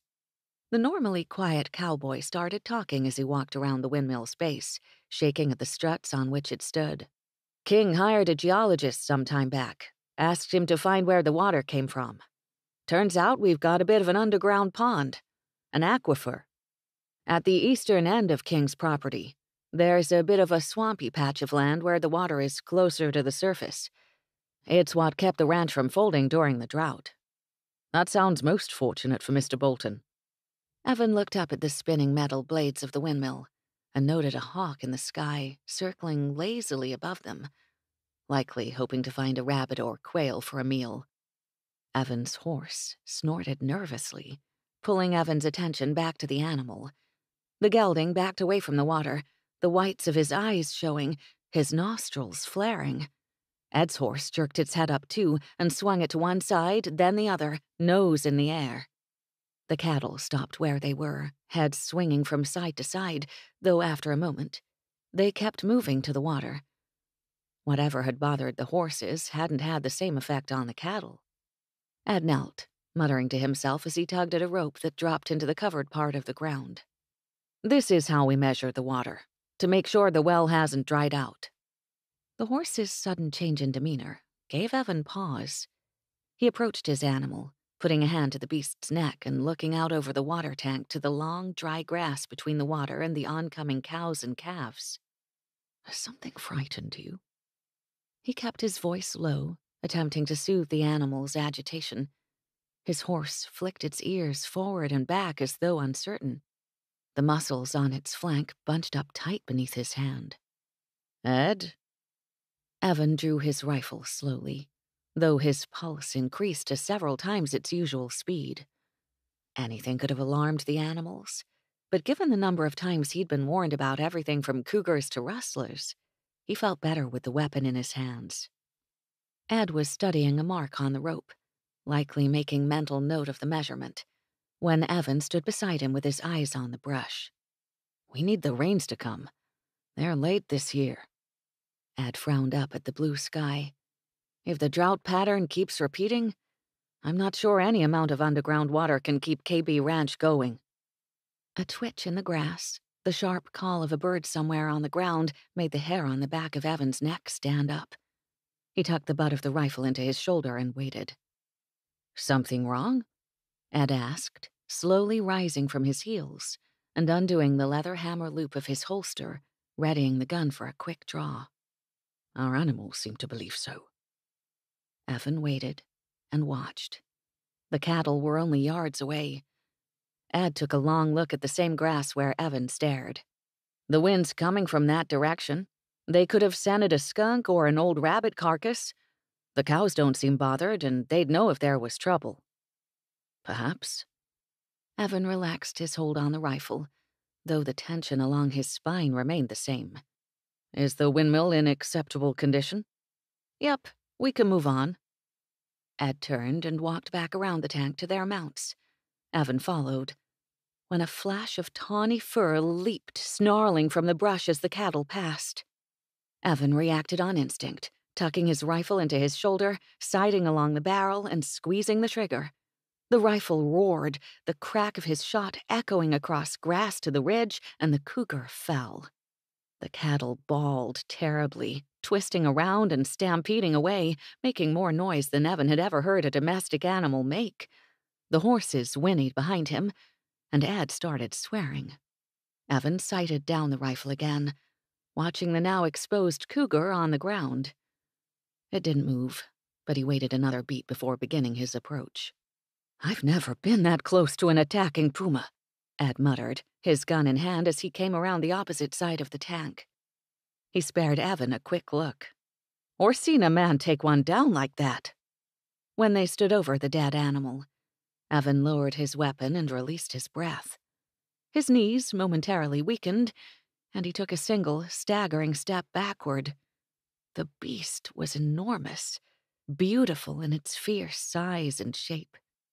He'd shot it through the back of its head, and the ribs of the animal stood out enough for him to realize the predator had been desperate for its kill. Young male. Ed didn't touch the predator, but lowered himself to one knee to study it. Inexperienced with hunting, maybe. That's why he's all the way down here after our cattle instead of in the hills where there's wild game. He shook his head. But if he'd gotten that calf and figured out the easy pickings, we could have lost dozens of animals. Ed rose and walked back to the horses. We need to bring this in with us. No use leaving it out here to spook the cattle or pull other scavengers. The hide isn't in great shape, but it might still fetch you a decent price. Fetch a price? Evan bent to touch the animal's golden flank. For me? You shot it, didn't you? I don't know too many men who could make such a clean shot. The animal didn't suffer or limp away. Stopped it mid-jump, didn't you? Years of practice on his father's property, of fox hunts and setting up targets to hit with rifle and handgun alike, hadn't exactly prepared Evan for the moment. At least, he never dreamed of using his untried skills on an animal of that size. He'd acted on instinct, and the rush of fear and dread still remained a cramp in his gut, though the moment had passed. Evan shook himself and stepped away as Ed came back with a rope to tie the animal's legs together. We'll finish checking the line. My horse can carry this without balking. Your gelding is a bit too green to carry a kill. As you say. Evan helped lift the cougar up, listening as Ed speculated the beast was around 100 pounds in weight. They secured it to Ed's horse, while Evan's gelding danced further away at the side of the dead animal. Then Ed resumed the ride as though carrying a cougar home bothered him not one whit. Evan followed, more alert than before, and relieved that the sharpshooters from his youth had inspired his continual target practice. The end of May had everyone as ill-tempered as hornets, like normal. The air was too dry, the plants too brittle and brown, and all of Arizona territory baked in the early summer sun. When Dannie woke that morning to check on Fable and her puppies, with dawn's light turning from a lemonade yellow to a brighter gold, She felt the itch on the back of her neck that meant she'd gone too long without rain, too. But the rain would come. After completing her morning chores, Dannie spent time in her father's study going over the accounts. He wouldn't hear of delaying Travis's enrollment at Baylor University in the fall, which left few enough places to pinch pennies. Dannie sat at the desk with the sheet of paper she had worked several figures over. "How much did you say we have left in savings?" Her father was in his favorite reading chair near the window, his eyes following a single tumbleweed as it rolled across their property. His thoughts had seemed far away of late, though when he spoke to her it was with his usual focus. Enough for a year of school for the boys. Enough to buy a little more stock. He opened a small box on the table beside his chair and took out pipe and tobacco. Enough to live like this another year. You know that, Dannie girl." She rubbed the bridge of her nose before slumping back in her chair. "Something has to change, Daddy." She rarely called him that anymore. Daddy was something little girls called their fathers, not the term of endearment or respect full-grown women used to discuss business. Though she rarely called him that, she seemed to be doing so more frequently as funds ran low and the rains remained unseen. Her next comment she made with caution. "Mrs. Perkins being gone has helped a bit, paying half her salary to Ruthie for helping. But maybe we ought to find a new housekeeper. Ruthie's getting on, and shouldn't have to do more than tend her own family." His shoulders stiffened. "Mrs. Perkins hasn't given us notice, one way or the other, what she intends to do." Dannie folded her hands in front of her on the desk. "I know that. And I know that Mrs. Perkins is practically family. She's been with us for years. But if she was coming back, wouldn't she have done so by now?" She waited, watching her father's expression carefully. His eyes had gone dark, his gaze lowering to the pipe in his hands. He turned it about a few times before finally releasing a deep sigh. He lit his pipe, puffed on it, and opened his mouth to respond at last. A gunshot cracked through the air like thunder. Dannie leapt up. "That was close to the house." Her father rose, only a second slower than she. "Near the barn?" Another shot had them both running out the front door and around the fenced-in corral to the barn. Neither had grabbed a hat, though both had taken rifles from the case in the study. Dannie barely remembered the last time there'd been an Indian attack. Rustlers were a more common foe now, and rarely did that class of criminal come near a homestead as large as theirs. She slipped along the side of the corral and came around to the barn, where Dannie saw the cowhands standing in a row, facing northward. Abram, Lee, and her brothers were there as well. All of them stood casually, except for the broad-shouldered Buck. His stance was that of a man taking aim and squeezing off a few rounds. "Those boys!" Her dad sounded both relieved and disapproving as he marched past her, his rifle still clutched in one hand. Dannie sighed and followed, her heart slowly falling from where it had risen into her throat. Bullets might be cheap, but the sound of them going off was as exciting as fireworks. So long as one knew the fireworks weren't going to explode directly overhead. Abram leaned against the barn wall with one shoulder, Lee standing close to his grandfather. As Dannie and her father approached, she could hear her father's business partner chuckling. "I thought you said you never missed, Buck." Buck swore more viciously than the situation merited.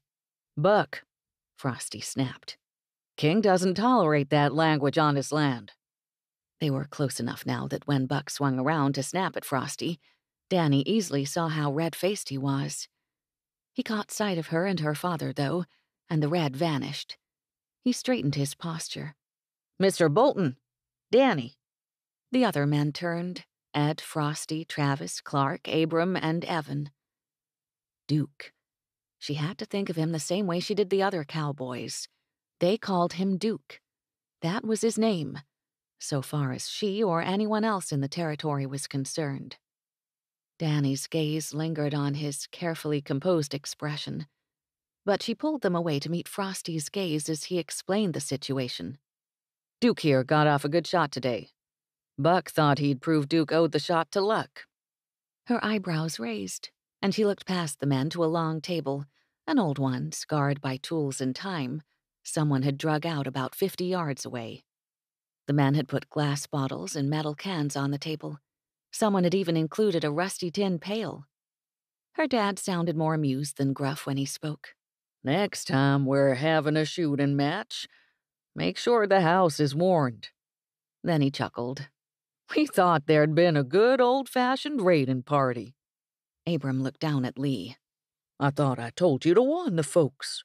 Lee's grin turned sheepish. "I told Granny. I guess I thought she'd tell the others. Sorry, Mr. Bolton." "No harm done." Her father joined the line of men with a good-humored grin on his face. "Ruthie is the only one who'd rain trouble on us if we were shooting without her knowing why." The rest of the men chuckled while her father came to stand next to Evan. Duke. The Englishman. Drat. Dannie wrinkled her nose, disgusted with herself. She hefted her rifle over her shoulder and joined the line between Travis and Clark. "Tell me about your lucky shot, Duke, if you will." Her dad was always happy to take part in a friendly competition. Duke shifted his weight but looked to Ed to answer. To Danny's surprise, the mostly quiet cowboy took up the explanation with a wide grin. "It happened earlier today, out on the range. Duke brought down a cougar, maybe 20 yards from where we stood." Her stomach dropped. At the same moment, her father whistled in appreciation. He spoke with genuine admiration. "That's a shot, all right. Was the mountain lion after you or the stock? Rabbit?" "Hungry." Evan, Duke, answered quietly. "He was going after a calf. We just happened to be in the right place to stop it." "I didn't have time to draw on him," Ed said, already shaking his head. "Duke reacted faster than most anyone could." "That sounds like practice, not luck." Her father turned to look at Buck. "So, what have you been doing? Proving our Duke is lucky, or that you need to spend more time shooting at jackrabbits?" Buck went red again, but he didn't answer. Her dad didn't wait for him to either. Instead, he pointed to the row of targets. "Hit one of those cans for me, Duke." "Yes, sir." Duke didn't sound pleased about it. Maybe it had been a lucky shot that took down the cougar. He put the butt of his rifle in the cradle of his shoulder. "Third from the right." He squeezed the trigger, not a second after speaking, and the can went flying off the table. Danny's eyebrows raised at the same moment Travis and Clark whistled, slightly higher-pitched variations on her father's favorite note of surprise. She was tempted to whistle, too, if ladies did such a thing, which they didn't. "Who else can make that shot?" King tilted his head to one side and regarded his sons. "Boys?"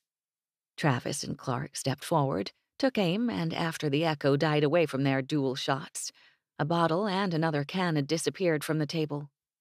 "Lee?" Her dad winked at him. "Better go get your gun. I'd loan you mine, but it's likely to blow you backward." Lee cracked a grin. "Sure, I'll grab more cans, too." He took off running for his family's house. "Abram?" Her father handed Abram his weapon. "Let's see the range of talent we've got on my ranch." Dannie barely refrained from snorting. Men and their arrogant, prideful ways. "I'll go get more rounds," she said. By the time she returned to the impromptu competition, the table had been moved back a few more yards and everyone was waiting. She passed out ammunition, then stood back with her arms crossed as one after another of the men took shots. They were given 2 opportunities at each distance to hit a target. Then the table of targets was moved back again. Given the way her dad kept smiling in her direction, Dannie remained silent and bided her time. Of those present, Ed, Buck, and Evan had never seen her shoot before. One by one, the men dropped out. Lee, though no longer in the competition himself, was grinning with pride that his grandfather put a hole through every target he aimed at. Evan and Travis stayed in, Danny's dad and Frosty. Then it was only Abram, Evan, and Travis. Abram missed his first shot, the targets far enough out that he put on his glasses before attempting the second. He made that one. Then, with a clang of metal, Evan knocked a can off too. Travis aimed, lowered his rifle, aimed again, sighed. "Reckon I've got a bit of dust in my eye. Dannie, could you hold this for me a second?" She bit the insides of her cheeks to keep from laughing, accepting the rifle while Travis made a show of wiping at his eyes with a handkerchief. He hemmed and hawed dramatically a moment, then shook his head. "It's no use. You'd better take the shot for me, Dannie." "Sure thing, Travis." She registered a laugh, Buck's, behind her as she took aim. She'd not warmed up like the rest of them. The shot would be partly skill, partly luck. One gentle exhale, her mind clear and eyes focused, and then a squeeze of the trigger. Bang! The bullet knocked through the can with a satisfying clang. Her shoulder absorbed the recoil of the gun the way it was supposed to, keeping her from falling backward like a fool. Travis favored a Sharp's rifle, which suited her fine, it seemed. She lowered her weapon, pretended to consider the targets, then handed the weapon safely back to her brother. "Hope that suits you, Travis." "Yep." He grinned at her, obviously pleased with his part in their little drama. The other men clapped, including Evan. Duke, she reminded herself, or Mr. Rounsevell. But when she met his gaze, the warmth in his eyes went straight to her heart, curling around her like a cat. It was genuine admiration, not shock, not even surprise. His was a gentle, kind regard. "Duke's turn," her father said. The Englishman stepped forward as she stepped back, and he spoke in a low voice as they passed. "Fine shooting, Miss Bolton." Why the simple compliment made her cheeks heat up like a firecracker, she didn't know. But it did, and she didn't bother hiding her smile as she took her place between her brothers again. "Fancy shooting for a lady," Buck said behind her. Clark snorted. "For anybody." Dannie exchanged a grin with her brother. Women in the territory needed to shoot just as well as the men. Her mother had taught Dannie the importance of that when she'd shot a coyote invading their henhouse when Dannie was a little girl. She'd heard stories all her life of women hunting when the menfolk were away, or defending their homes from invaders who thought a cattle drive the perfect distraction to make homesteads easy pickings. Most of her friends could shoot well enough, but King Bolton hadn't been happy until his children shot with the same accuracy he did. Abram had been a fine teacher, even if none of them had ever quite matched his skill. Evan made the last shot of the day, but no one moved the table back to decide between the three with the best aim. It was getting late, and they had a dance to go to. Chapter 13. The water in the hip bath cooled quickly, before Dannie had even finished scrubbing the day's dust off the back of her neck. There wasn't much call to primp on the ranch, and she worked as hard as any of the cowhands, but that didn't mean she rushed the process of getting ready, not in the privacy of her room. She didn't have any rosewater or expensive perfume, but she had soap that smelled of orange blossoms and ginger. She dressed in a clean chemise and petticoats and took her favorite dress from her closet. The sky blue gown would have appeared rather plain back east, without all the frills and expensive fabrics one could find in a large city. Dannie and Mrs. Perkins had worked for weeks on the gown during the cold winter months, before the housekeeper left to visit her sister. The project brought them both a measure of hope for the year ahead of them, or so Dannie had thought.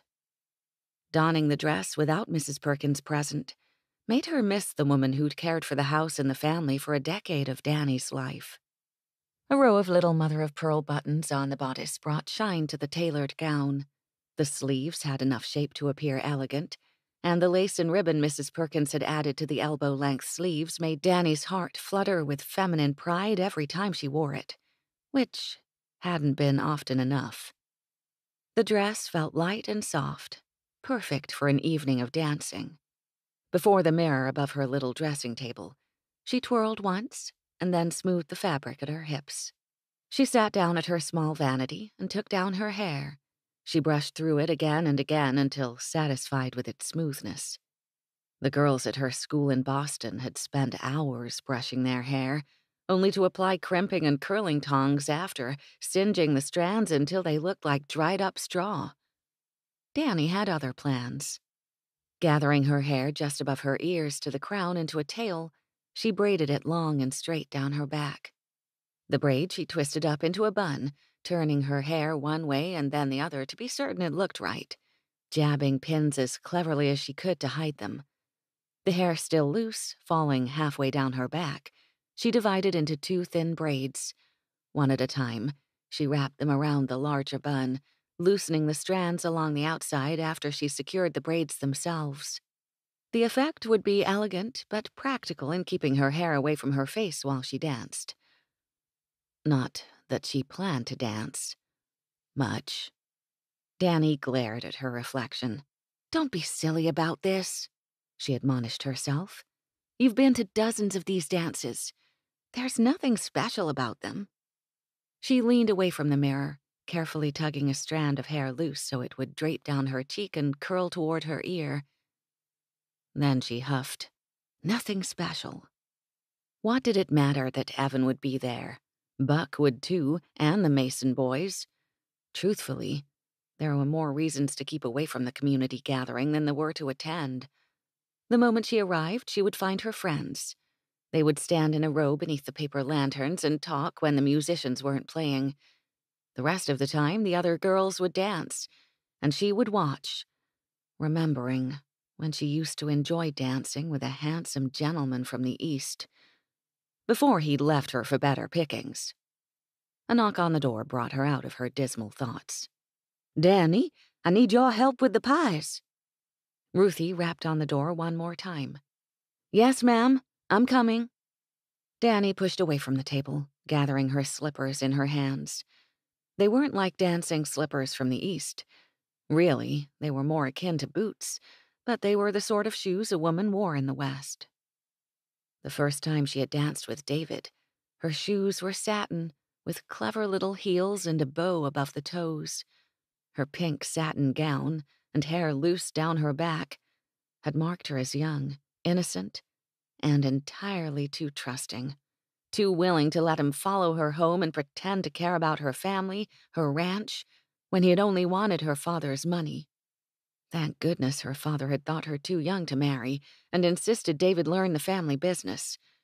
Nearly 2 years had gone by before they could even announce an official betrothal with her father's blessing. Then David left, with no more than a letter to explain he had a girl in Oklahoma, and he didn't think himself cut out for the ranching life. Coming down the steps, Dannie heard Ruthie chatting with someone in the kitchen. Hesitating on the stair, she thought at first Ruthie spoke to her grandson, but after a moment Dannie realized someone else was on the other end of her lecture. "I expect you to behave yourself, young man. Be polite to every girl you dance with, and don't go giving any of them false hope of roping you in. Oh, a little flirting is healthy, but territory girls always have marrying on their minds. If you haven't fixed yourself to stay put, you shouldn't let anyone fix their hearts on yours." Evan's rich voice answered the former slave woman, speaking as respectfully to her as if he spoke to a lady of rank. "Of course, madam. I would never wish to give the wrong impression to a young lady. I thank you for the advice." Dannie looked down at her stocking feet, then sat on the steps to put her shoes on. The idea of walking around barefoot near Evan, Duke, felt entirely too informal. "What do the women like where you're from?" Ruthie asked, her light step crossing the kitchen floor. "Elegant, sophisticated." The Englishman sighed, and the table bench creaked. What was he doing, sitting in the kitchen while Ruthie worked, while the other men doubtlessly prepared themselves, the horses and wagon for the trip into Sonoyta? Stiff, formal, lacking a sense of humor and often a sense of purpose outside of ensnaring a husband for their very own. Dannie tied up her shoes as he spoke, listening to the carelessness of his tone. Ruthie chuckled. "Not all of them are like that, I hope. If they are, you ought to find yourself a wife before you go back." Taking care to make a racket on the stairs, Dannie came the rest of the way down and entered the kitchen. She kept her eyes on Ruthie when she walked inside. "It smells wonderful in here, Ruthie. I hope you made enough to keep a pie back. There won't be anything left over from the dance." "You're sweet, Dannie." Ruthie's warm smile appeared as she looked Dannie up and down. "And a pretty sight, too. Look at you. That a new style for your hair?" "Yes. Do you like it?" Dannie finally turned, allowing Ruthie to inspect her hair, and her gaze collided with Evan's stare. His deep green eyes darkened still more, reminding her of shadows in a forest. He rose from the table, leaving behind jars of lemonade he'd been securing with lids. He'd shaved for the first time since they'd first met, revealing again the high cheekbones, the cleft in his chin, and the angles of his strong jawline that had made her think him handsome in the first place. "Miss Bolton." He bowed to her. "You look—" He hesitated, and for one awful moment Dannie wondered if there was nothing about her appearance he could find to compliment. "Excessively pretty." Ruthie clicked her tongue against the roof of her mouth, and Evan's cheeks went red beneath the tan he'd earned working in the sun. "Pretty is as pretty does, Duke." Ruthie pointed to a tall wooden box on the table. "Put the pies in the crate, Dannie." "Yes, ma'am." Dannie went to the table, standing on the opposite side from Evan. She kept her gaze down, sliding the pies into the clever box Abram had made his wife. He'd used a crate with multiple slats as his inspiration for a box full of shelves, each just wide and tall enough for a single pie to rest safely within. Then another pie above that one, and another. Once all 5 pies were in, she slid the box closed with a smooth piece of wood. Evan's quiet voice brought her gaze up at last. "Dannie?" "Duke?" She raised her eyebrows at him. He winced. "Can't you call me Evan?" Though she had certainly been calling him that in her mind, she stuck her chin out stubbornly. "Why?" The left corner of his mouth turned upward. "Because you and I are friends." The twinkle in his eyes spoke admiration more than friendship. Or was that just her wishful thinking? "Are we not?" "Perhaps." Dannie pointed to another box with multiple compartments for the glass bottles of lemonade. "Do you need help with that?" She came around the table and started filling the crate, and he did the same. "Have you changed your mind about the dance?" he asked, voice low. Dannie hesitated, hand on the last jar. "Changed my mind?" "You didn't seem enthusiastic about dancing this evening. I thought, if you changed your mind, I might secure your hand for at least one turn about the dance floor." Her stomach leapt like a jackrabbit, and heat warmed her cheeks. "I suppose I could stand to partner with you at least once." His fingers brushed hers as he took the lemonade jar gently from her grasp. "Your generosity does me great honor, Dannie." She couldn't rightly tell if he was teasing or not. Then he put the last jar in the crate, before lifting the whole of it. Hefting the weight caused his shoulders and arms to tense beneath his clean white shirt. "I'll take this out to the wagon now, Ruthie." He strode out the door, pushing it open with his shoulder. Dannie met Ruthie's suspicious gaze. "Why are you looking at me like that?" Ruthie shrugged. "Just thinking." "About what?" "Mostly. I'm wondering how much longer you'll hold on to the memory of that rat when you've got a man handsome as a fox making eyes at you." Ruthie laughed when Dannie gasped and protested. Then she waved Dannie away. "I won't argue with you. I got eyes, and I known you since you were a little girl. Let's get the wagon loaded. The day isn't getting any longer." Cheeks burning, Dannie gathered up a basket full of food and hurried out the door. David had been a rat. Evan, as a fox, handsome and mannerly as he was still not someone she should trust, though she found herself very much wanting to do so. Excessively pretty. If he could figure out a way to strangle himself with the tie around his throat, he would. The lukewarm compliment he paid to Dannie didn't at all capture his thoughts upon seeing her enter the kitchen. Evan wore the fine clothing he had first purchased upon his arrival in Texas, before taking the train to Arizona. He'd only traded out the cravat-like tie for a thinner, ribbon kind of tie Frosty had loaned him. On his gelding, riding behind the wagon with the other men, he kept his eyes on Dannie's figure. She had a loose cotton bonnet over her head, likely to protect it from the dust, and she maintained her near-perfect posture despite the sway of the wagon. The woman's appearance always distracted him. Split skirts and a braid, Sunday calico, and now the enchanting blue gown proved she could wear a gunny sack and still look like an angel. A strong-willed angel, with divine fire in her eyes and a biting tongue. What else could he have said, though? She wouldn't take compliments from him kindly.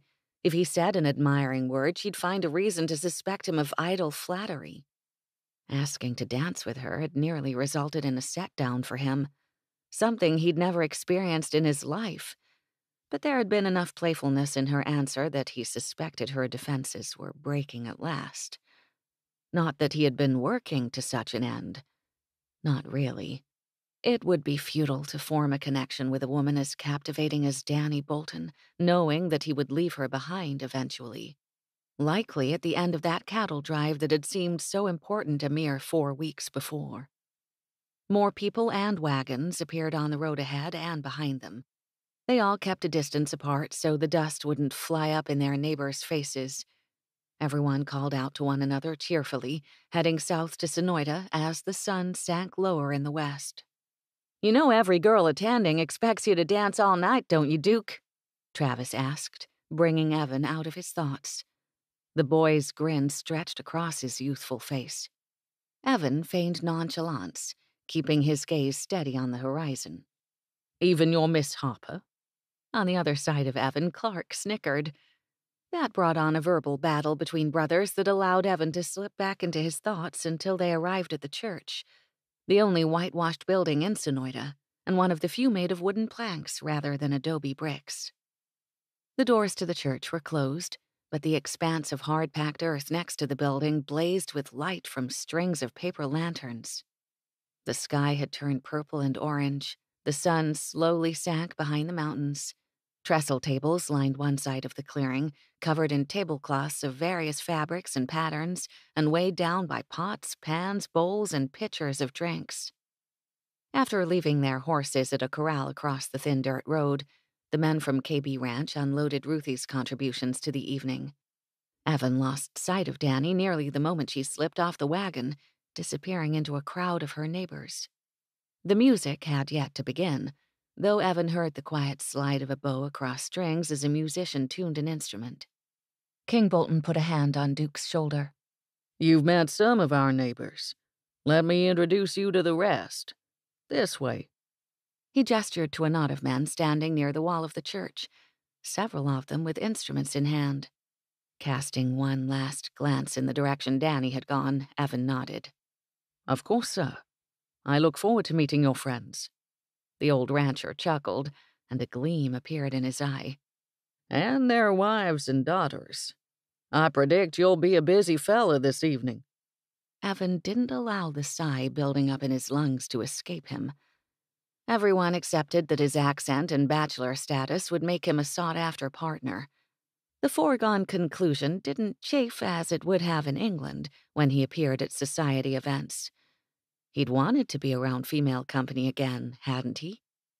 How else would he distract himself from the increasing attraction he felt toward Dannie Bolton? A bothersome thing, considering she'd barely agreed to treating him friendly instead of like an invading pest. He had to adjust his smile from amused to polite as he shook hands with the men Mr. Bolton introduced. Shaking hands had become one of his favorite American traditions. In England, he bowed more often than he clasped hands with another man. He didn't make deals that required the seal of a handshake. Here, a handshake indicated the character of the man behind it. Hard worker or lazy, calloused hand or smooth, firm or lackluster. Mr. Mason, one of the few men standing who Evan already knew, came forward with his hand extended and a large grin on his face. "Ah, Duke. Man, you'd best keep an eye on your pretty daughters this evening. My Felicity's been talking about nothing but Duke's accent and charm all week long." Some laughter followed the statement. Evan drew upon years of social training with ease, keeping his smile polite. On my honor, gentlemen, you have nothing to fear from me. The women of this territory are impressive in many ways, and I would stand between them and a whisper of harm. Another man took a pipe out of his mouth, gesturing to Evan with the stem. Handsome words for a handsome fella. You mind yourself there at the truth, and you'll have no trouble from us. The other young bucks might not agree, someone else in the circle said. Mr. Bolton stood at his ease, hands in his pockets. A little friendly competition never hurt anyone. Besides, Duke here isn't a permanent threat to their dancing days. He's only staying on through the fall roundup. Then he's off to see more of our great country. Isn't that right, Duke? Evan had never kept his intentions a secret, not even from his employer. With all the men looking at him, waiting, he nodded his agreement to the statement. Indeed. I have more I wish to experience before I return to England and my family responsibilities. Family? You got a girl back in England? Mr. Mason asked, crossing his arms and grinning widely. What else would draw a man back? Someone else said, elbowing his neighbors. Having a bit of fun before settling down? Shifting a little uncomfortably at the lightness in the statement, Evan shrugged with his answer. Something like that, though there isn't a lady at home. Oh, ailing parents, then. Taking on the family business, maybe? The man with the pipe asked. Evan shook his head. My father is a titled lord. I have an elder brother who will inherit the title and all the responsibilities that go along with it. A few blank stares met that statement.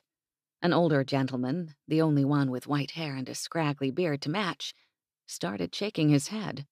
When he spoke, his accent, though soft from years away from home, was working-class English. Son, you listen to me. Family is all well and good, but a man has to eventually strike out on his own. Stand on his own 2 feet. Evan hadn't heard a familiar accent in long enough that he immediately trained all his attention on the man, though he stood back a bit from the group and was diminutive in size. Sir, I do not believe I caught your name. You sound as though you come from the same shores I do. Folk around here call me Sparks. He grinned, showing a few gaps between his teeth. I came for the mining and stayed for the fresh air. He was a blast specialist for the Tough Nut Mine in Tombstone, Mr. Bolton explained, stepping back to allow the slight-sized man to come in closer to the group. The man shook Evan's hand. His eyes narrowed. You're quality folk, aren't you? One of the nobs.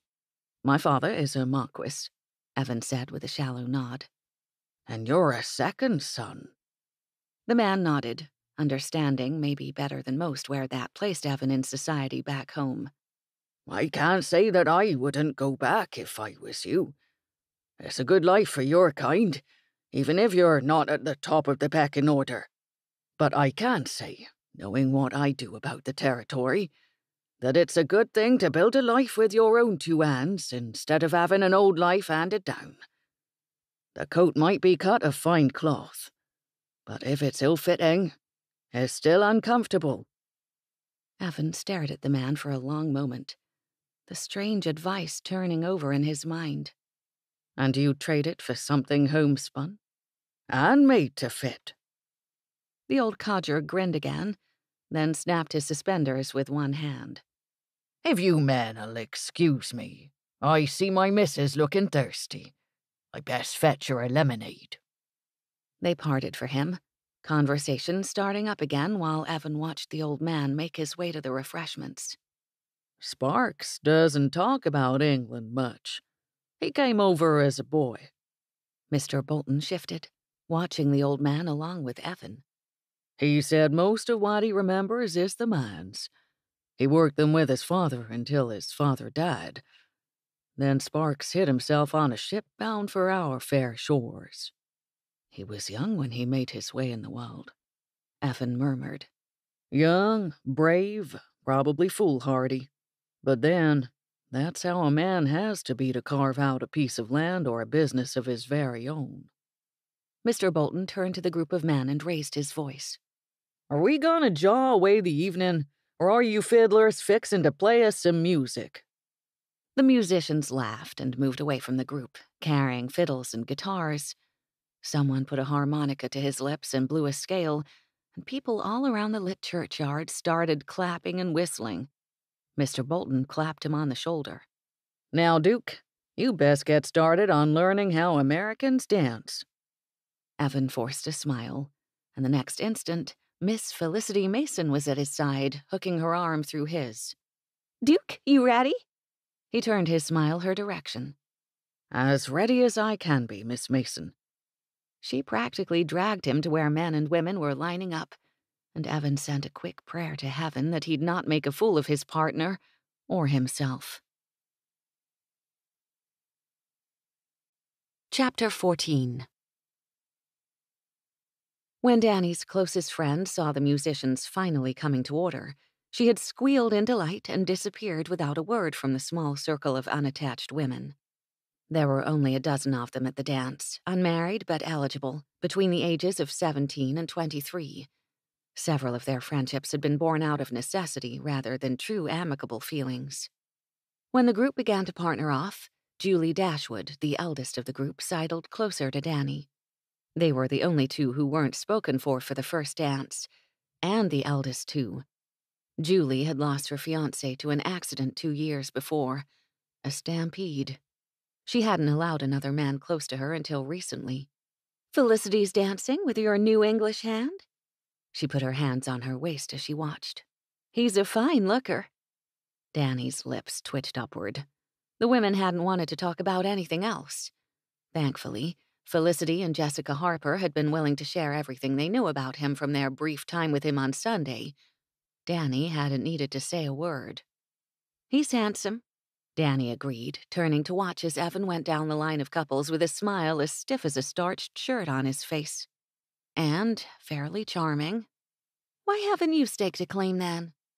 Julie didn't sound anything other than curious. "Is he all hat and no cattle?" Danny snorted. "He's clever enough. And he doesn't swagger like the Mason boys."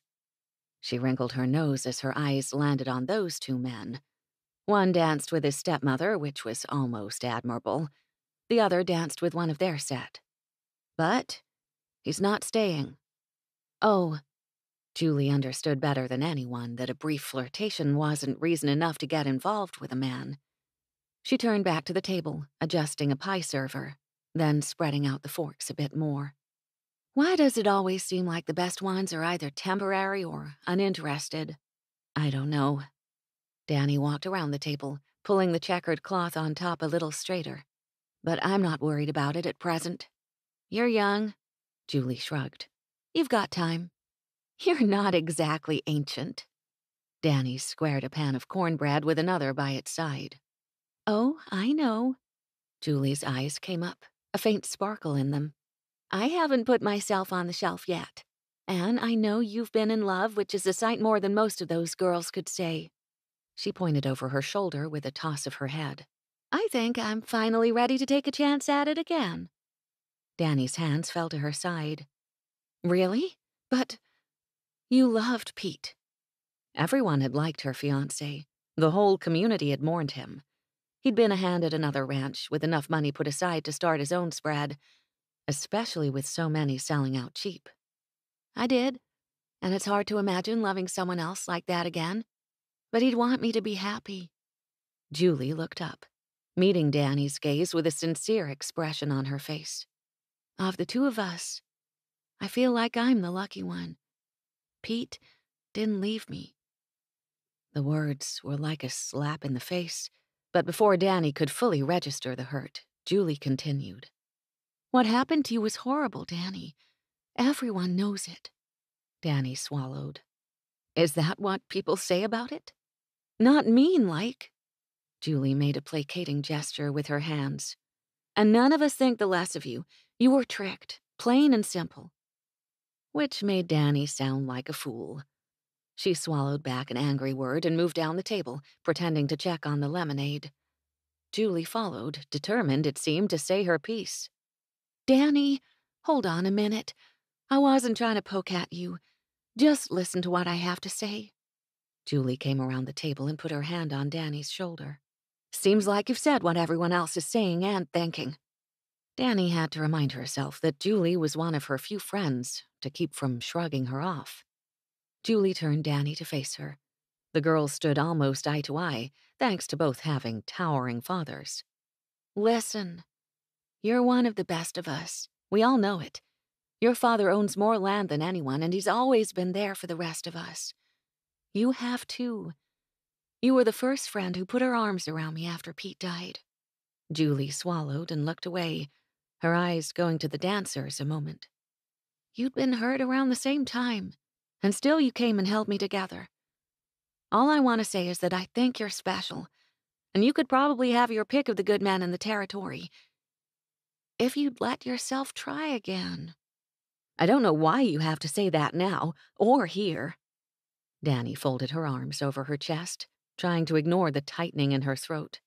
Because we're at a dance. Julie squeezed her shoulder gently. And everyone knows that you don't dance. All the men here know, so I'm thinking maybe you should. Enjoy yourself, and show them that you might be ready to entertain a few callers. She smiled coaxingly. Come on, Danny. Times are a bit hard right now. Danny hated that she sounded uncertain, though Julie wouldn't know it was about the idea of courtship rather than the same uncertainty everyone else in the territory faced. Julie wasn't about to be deterred. All the better to find someone to share the burden with, don't you think? When I look at my parents, and I see how much help they are to each other, it makes me want that too. At that remark, Danny's eyes found her father. He stood alone at the edge of the dance floor. Most of his cronies were either playing instruments or dancing with their wives. Her father didn't appear to be watching his sons dancing with girls their age, nor did he seem to hear the music spilling into the night around him. Was he missing her mother? Wishing he had someone to share his burdens with him? Evan danced with Felicity, and Danny found herself watching them with a start. She hadn't even been looking for Evan. The music had come to an end, and he smiled down at Felicity politely, nodding when she gestured to another of their friends. He'd found his next dance partner, it seemed. Maybe I should dance tonight, Danny murmured. Julie put her arm around Danny, squeezing her in the casual embrace. That's the spirit. It's time for both of us to reach for a little happiness. Come on, let's find ourselves partners. That made Danny laugh, albeit nervously. That's why you had to talk to me. You don't want everyone to notice you dancing again. Her friend's smile went a touch wicked. The gossips will have to divide their attention between the two of us, that's for certain. They made right for Danny's father and Ed, who'd come to stand beside his boss for the moment. Good evening, Mr. Bolton. Julie smiled widely at Danny's dad, then turned her smile onto the hand. Ed, I see you're not dancing yet. Ed exchanged a nervous look with Danny, so brief Julie may have missed it, then smiled at her friend. Not yet, Miss Julie. I'm making my way around, talking to our neighbors. Ed didn't dance much. Danny knew well enough that not everyone would be thrilled to have someone of his complexion dancing with their daughters. Julie obviously didn't mind. I like to do my talking while I dance, she stated boldly. And I intend to do a lot of talking tonight. Oh. Danny realized what her friend was up to with a wince. She wanted word to get out that she'd be willing to dance with anyone who asked. It seemed she took no real interest in Ed. He seemed to realize that at the same moment Danny did, as his shoulders relaxed. Is that so?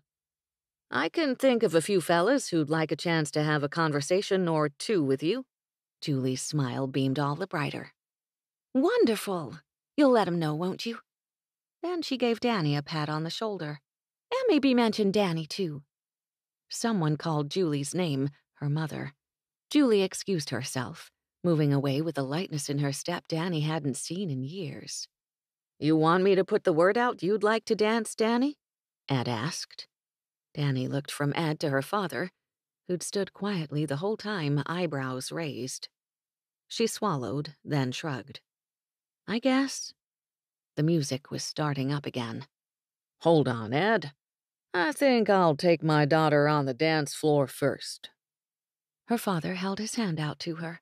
It's an easy one for us older folk. You're not old, Dad. She took his hand and he led her out to the others. It was a slower song, an easy two-step. Thank you, she said more quietly. Miss Dashwood seemed insistent about this. Her dad raised his eyebrows. I haven't seen you dance in years. Are you really up to it tonight? He sounded hopeful. Dannie shrugged once. I suppose we'll find out. The music started, and her father led her through the steps easy-like, his expression thoughtful. You should dance more, Dannie. That's what Julie said. Not because of what Julie said, her father huffed. Because you want to dance. I've seen you at all these events, watching others have their fun. You ought to have fun, too. When's the last time you danced, Dad? Before I got sick. Last December. He smiled a touch. We danced inside the Hackett's new barn at Christmas. I remember. Dannie let her father lead her, keeping her eyes on him, decidedly not looking to see who noticed her dancing and not noticing how near Evan and his current partner were to her and her father. You danced with just about every one of your friends' wives, and Mrs. Perkins. Her father's hand stiffened a moment, squeezing hers. That's right. And you sat in a chair all night next to Mrs. Renner. Who had her baby the next day and should have been resting. Dannie laughed. But she was so determined not to miss the evening. You were kind to keep her company. Her father spun Dannie so her back was to him as the dance called for. I wish you would have danced more. Maybe I should have said something before. You can't let one man steal all the light from your life. It was Dannie's turn to stiffen. That's not what I've done, Dad. I'm just putting the most important things, the most important people first. You could do that your whole life. Her father turned her around to face him again, easing his way through the couples surrounding them. Then wind up all alone. Sometimes you have to put yourself first. He said it firmly, but his eyes didn't meet hers. It was almost like he was talking to himself or reminding himself of something he'd forgotten. You can't go around tending to others when your heart isn't whole, or spreading joy when you've lost your own happiness. Dannie peered up at him, confused by the serious turn in the conversation. Dad? He looked down at her again, and his eyes brightened. You have to take hold of your own happiness, Dannie. Promise me that you'll try, and I'll do the same. As confused as she was by his statement, she'd always done what her father asked of her. This was no different. I promise, Daddy. Good girl. He turned her about one last time as the song ended, and Dannie found herself face to face with Evan, who just released the hand of his last partner. Her father stepped forward, his usual cheerful expression in place once more. Duke, it appears you've got the knack of our way of dancing. Evan's gaze flicked from Dannie's up to her father's. I hope so, sir. I should hate to disappoint my partners with less than satisfactory grace. Her dad laughed and gave Evan an approving nod. Good. How many of your waltzes are spoken for? Or your reels? Again, Evan's eyes met hers. And this time there was a question in them. I haven't made any promises to the other young ladies yet. Dannie's heart skipped. For a moment she wondered if he meant something more than dancing. But that was ridiculous. She knew he was leaving, not to mention that they had a tentative truce between them at best. She'd agreed to be kinder and more friendly, but that didn't mean anything more. Really? Her dad looked down at Dannie with mischief in his smile. Did you hear that, Dannie? Our guest might need another dance partner. Her mouth went dry. Subtlety hadn't ever been her father's strong suit. Dad? She didn't disguise the warning in her voice. Oh, there's George Whitaker. Excuse me. I need to see him about something. Her father walked away without any more warning or excuses, and Dannie watched him go with her lips pressed tightly together. She looked again at Evan, whose smile was as wide as the Rio Grande. I thought you didn't dance. He edged closer, those green eyes of his laughing at her. I usually don't. She tilted her chin higher, daring him to tease her and see what happened. A friend of mine persuaded me to make an exception this evening. Really? Evan lifted one hand toward her, his lips parting as he smiled. Then maybe. Oh, Mr. Duke! Annie Green put her hand in the one Evan had almost extended to Dannie. You must let me show you how we square dance. Didn't you say you'd never square danced before? Dannie, tell him how fun it is. Annie batted her big blue eyes at Evan, not even glancing in Danny's direction. Evan's smile turned tight-lipped, and his handsome eyes were suddenly wide with alarm. He looked up at Dannie, but she grinned back at him. You really must let Annie show you how it's done, Duke. She waved them away, determined to enjoy his discomfort, decidedly not thinking about this sudden stab of disappointment in her gut. Enjoy. She stepped back, clearing the way for Annie to drag her reluctant Englishman back into the swirl of couples. Dannie pulled in a deep breath and released it, along with the hurt she wouldn't acknowledge for a single minute more. Instead, she would let it go and go on through the evening. Dannie went in search of Ruthie or anyone else who might let her join their conversation away from the dancing and the temptation to watch Evan learn the sometimes complicated calls of the square dance. Perhaps Miss Green had saved Evan when she inserted herself between him and Dannie Bolton. He'd been about to ask his employer's daughter to dance with him without knowing which steps the next song would require. Such a thing surely would end in disaster for him, with Dannie laughing at him for his missteps. Miss Green didn't laugh, though she did frown now and again when he misinterpreted what the caller meant by certain instructions. Dancing with Dannie, even had he known where to put his feet, seemed like a bad idea the more he thought about it.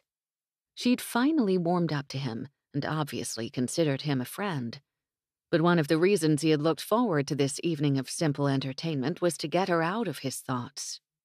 But despite the flirtatious smiles of the women around him, or the kindness of his dance partners, his eyes kept seeking Dannie Bolton out among the crowd.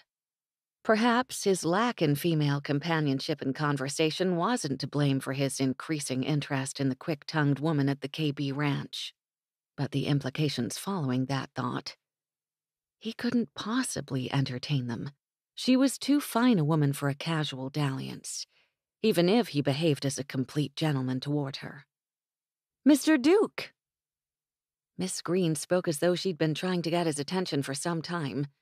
He smiled apologetically at her. I beg your pardon, Miss Green. She blushed prettily. Can I introduce you to my sister? He didn't let himself think about finding Dannie, about trying to ask her to dance again. Of course. Please, lead the way. He spent the next half hour keeping his gaze away from the knot of women near the corner of the church, refusing to watch Dannie as she laughed and spoke with them. Young ladies came and went from that little crowd, several of them to dance with him. But he never met Dannie's eyes. He didn't seek her out. When he'd managed to finish dancing with one partner without her setting him up with another, Evan withdrew to the table of lemonade and coffee. He took up a glass of yellow-tinted liquid and gulped it as quickly as he could while still retaining his manners, uncertain when he'd have another chance to quench his thirst. Ed sidled up next to him, picking up his own glass. Seems we were right, and you're the belle of the ball tonight. Evan choked on his drink. I am what? The cowboy laughed. No hard feelings, Duke, but you've got to admit no one else has had nearly as much attention as you this evening. With a scowl, Evan sipped at his drink, now more than half gone. I haven't seen you dancing, he accused between drinks. Ed winced. Not too many here who'd say yes if I asked. But that's fine by me. I've got 2 left feet anyhow. Ed knocked back the rest of his drink. You ought to ask Dannie. Pretty sure people will notice if you don't. She hasn't danced with anyone except her father." The moment the words left his mouth, Evan clamped his jaw shut and widened his eyes in terror. "Noticed, have you?" Ed chuckled. "Don't worry. Your secret is safe with me. But the word is getting around that she wants to dance. Her friend, Miss Dashwood, is making sure of that." Evan put his empty cup in a large crate full of other used glasses. A group of youth were washing cups and bringing them back to the party, apparently taking turns attending to the need for clean dishware. "Good. She'll have plenty of partners without me making a fool of us both. I don't know half the steps." Evan backed away from the table, but Ed followed with his loping steps. "You really want to take the chance that ignoring her won't be seen as an insult? Here you are, the most sought-after partner of the evening, and you haven't asked Miss Daniela Bolton, daughter of the most successful man here, to dance. That sounds like the way to make a woman into an enemy. And weren't you two finally getting along?" Ed grinned wickedly. Evan stared at him, shocked that the easygoing cowboy had paid enough attention to notice the tension between Evan and Dannie. "You have given this far too much thought." Ed shrugged. "I have 5 sisters at home," he said, as though his words were enough of an explanation. Then he swaggered away, lemonade still in hand, whistling along with the music as he went. Evan's gaze went immediately to where Dannie stood. He'd been aware of her all evening, making excuses why he shouldn't seek her out. The night Fable had her pups came to mind, when they'd been together in the quiet and she'd let her guard down and laid her head on his shoulder. A twist in his chest made him take a step in her direction, then another. She bent to speak to a child, a little girl half Danny's size. Dannie listened to the child, nodded, and took the girl's hand. The two of them went toward the back of the church. Though he told himself seeking Dannie out was a bad idea, Evan followed. Around the back of the church, lit with a lantern hanging on a hook outside its door, stood an outhouse. Dannie opened the door for the little girl, took the lantern down and put it inside, then allowed the child to go in. Dannie closed the door behind her, then crossed her arms, obviously waiting for the child. Smiling to himself, Evan leaned against the back of the church wall and waited too. Dannie saw him and lifted her hand in a wave. When the girl popped out a minute later, lantern in hand, she wore a big grin. Evan could hear her from where he stood. "Thank you, Miss Dannie. It wasn't as scary with you standing here." "Run back and tell your mama." Dannie hung the lantern back in its place and watched the girl skip away. Then she meandered over to Evan with her hands tucked behind her back.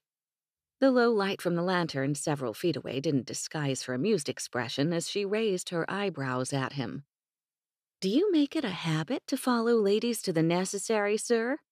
She batted her eyes at him, affecting a curious expression. "Or are you merely hiding at the back of the church from your many admirers?" The light made strands of honey-colored curls stand out in her otherwise dark hair, and the way one corner of her mouth pulled to the side as she teased him made his stomach flip.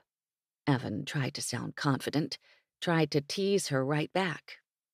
"A man needs to take a breath now and then, I suppose, especially dancing in boots." He pointed down to his leather footwear. "This isn't anything like what I wear to dance in England." "Did you forget your dancing slippers when you came over on the boat?" Dannie sidled up next to him, leaning her back against the whitewashed church wall, too. Their shoulders were only inches apart. "Among other things," he responded. "I left behind my valet. I think I miss him most of all. Only think how much more the cattle would respect me if I was turned out in style every day, with a shine to my boots and freshly shaven." She laughed, then covered the sound with a finger on her lips. "I beg your pardon. I forgot we were hiding." With an easy grin, he turned, so his left shoulder was against the wall and he could better look down at her. "So now you're hiding too?" Dannie tucked a loose strand of hair behind her ear. "Might as well keep you company as you stand around out there." For a moment, her gaze drifted away from him, back to the lanterns hanging along the outskirts of the party. "You know, I've never actually asked you much about your home. I've heard enough about the Queen. She cut him a narrow-eyed look, and it relieved him her gaze lacked the distrust from their original meeting. Do you miss it? The question took him a moment to answer, as he had to truly consider when the last time he'd thought of his home with any longing had been. Only when I'm mucking out the stables. That tilted her lips upward again. That can't be true. I've heard that England is greener than green, that it rains all the time. Arizona is so different. Here it's dry and brown. That's true. Evan considered how to explain himself, his thoughts turning back to England's green shores. England is beautiful, and I'm certain many in my situation would pine away wishing for the damp. But I find I like the clear air here, and how open and beautiful the plains are. In England, even the countryside feels crowded. Tenant houses, farms, row upon row of tiny villages, ruins of castles and abbeys. And the cities are cramped and overcrowded. Out here, there's more room to breathe and more opportunity to think. For a long moment, she said nothing, though he waited for her usual quick-tongued response. It didn't come. I can understand that feeling, too. Her tone softened, her gaze returned to him. I went to school in Boston for several years. It was something of an adventure. She lifted one shoulder and dropped it again. But I have never felt so hemmed in before or since. Boston, Evan chuckled. You went to finishing school, didn't you? That explains a few things. Like the way her tone changed from time to something more elegant and businesslike, and how she knew certain things and called attention to his behavior in an intelligent way. It also explained why she'd never been much impressed by him. Finishing school. She snorted, more the rancher's daughter than a socialite. I can't say that I felt all that finished when I left. There weren't a lot of things I learned that I actually use these days, except maybe for addressing letters to my father's business associates. He narrowed his eyes at her. It probably taught you more than you think, but I understand what you mean. The other girls at the school weren't all that impressed with what I tried to tell them about ranching. Dannie waved at the darkness around them. And yet they expected me to be wide-eyed with wonder when they talked about shopping for hats and gloves with their mothers and meeting their father's business partners. I find people rarely want to look beyond their own experience in the world, for fear they'll find the place they occupy is much smaller than they had thought. Evan put his hands in his pockets, his fingers brushing against the silver dollar. My family always laughed at the idea of anyone running off to America to seek their fortune. Given my father's place in society, he and my brother couldn't imagine why anyone would want to step outside that world for another. His heart sank an inch or two with the thought, and he wondered for a moment what they had thought when they found he'd gone with only a letter left behind saying he was going to America. He'd thought about sending a letter or a telegram to tell them he'd arrived and where he was. But, knowing his father, they'd find a way to send the U.S. Army after him to drag him back to New York and a boat bound for Great Britain. I didn't feel that way, Dannie said quietly, her gaze distant. Perhaps her thoughts had turned as far away as his had. If anything, I saw the value in another way of living. As different as Boston was, as much as I missed home, I'm grateful I experienced what I did. I learned that there's a world beyond my father's ranch, and it's there if I ever want to step into it. There are other choices that I'd never been aware of before. Precisely what I've always thought. Evan studied her profile, the way her nose turned up at the tip, the scattering of freckles barely present in the semi-darkness, and the way she pursed her lips while she thought. It makes my choice to stay here feel... She narrowed her eyes, searching for the right word. Feel like it means more. I know there are other paths, and I'm sticking with this one, not out of ignorance, because it's where my heart belongs. Then she turned the full force of her deep brown eyes upon him, her expression gentle, her brows drawn down. Does that make sense, Evan? Nothing made more sense in that moment than the two of them standing close, the rest of the world far away and quiet. I understand it, he responded, barely aware of what he said, lost as he was in her gaze. I think, here's Miss Bolton! The raucous shout made Evan start, but he stepped in front of Dannie rather than away. One of the men he'd been introduced to earlier, the eldest mason's son up from the Bisbee copper mines, had appeared at the corner of the building with his brother. Danny's hand went to Evan's shoulder as she peered around him. Roger, Herman, she sighed. How have you two been? They were a matched set, not as tall as Evan, but wide through the shoulders with white blonde hair and wide grins. They held themselves with the easy confidence of men reliant upon physical strength. Just fine, the elder said, putting his thumbs behind his suspenders. Herman and me were talking and realized neither of us had had the pleasure of dancing with you tonight, and we hear you're happy to dance. Is that right? Danny stepped around Evan, and something in his chest tightened. The men weren't a threat, yet he wanted nothing more than to step between Danny and the brothers. I'm not sure where you heard that. I danced with my father earlier, but I haven't had another partner tonight. Herman spoke up, eyeing Evan. That's a real shame. You'd think there'd be a line clear to Mexico of men wanting to stand up with you, Danny. He jerked his chin up at Evan. Like this fellow. Is he bothering you back here? Not at all. We were enjoying a discussion on the topic of our shared travel experiences. Was it Evan's imagination, or had Danny lost her usual accent in favor of something more refined? You've been to England? Roger asked, his eyes widening. I didn't know that. Thought you just went back east for a bit. Indeed, but traveling outside of one's homeland is an experience best shared with others who have done the same. Danny smiled at Evan, then back at the other men.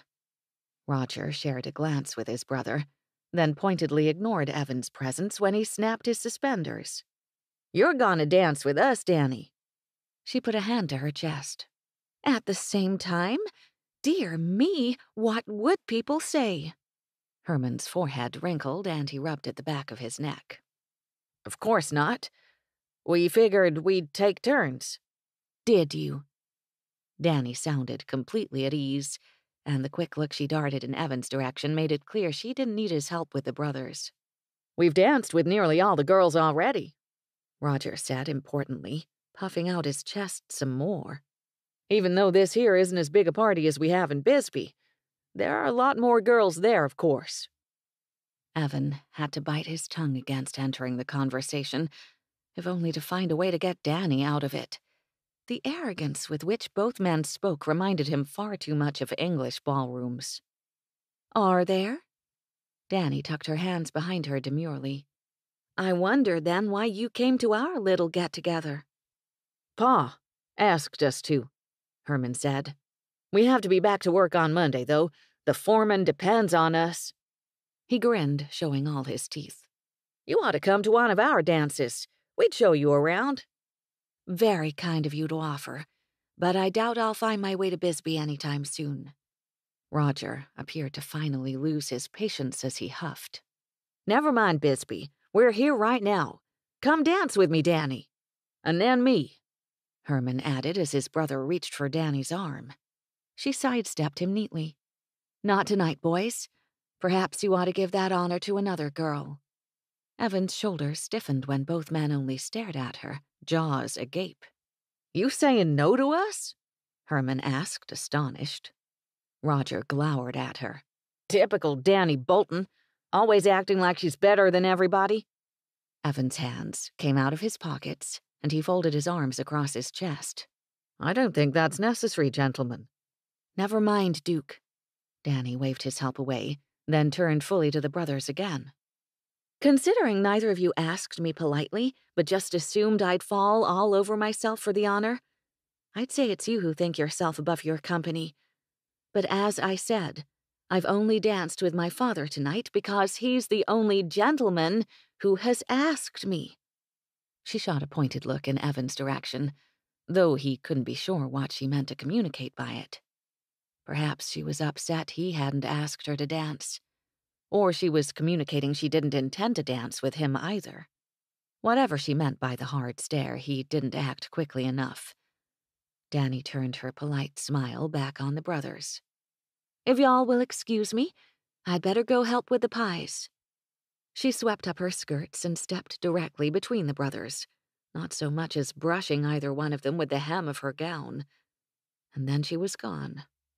Herman huffed. "You said she'd say yes." Roger cast Evan a dark look. "She never dances at these things. Come on, let's go ask the Harper girl again." Evan had to bite back, making a remark on whether they intended to ask anyone or keep demanding partners. But the Mason brothers were none of his concern.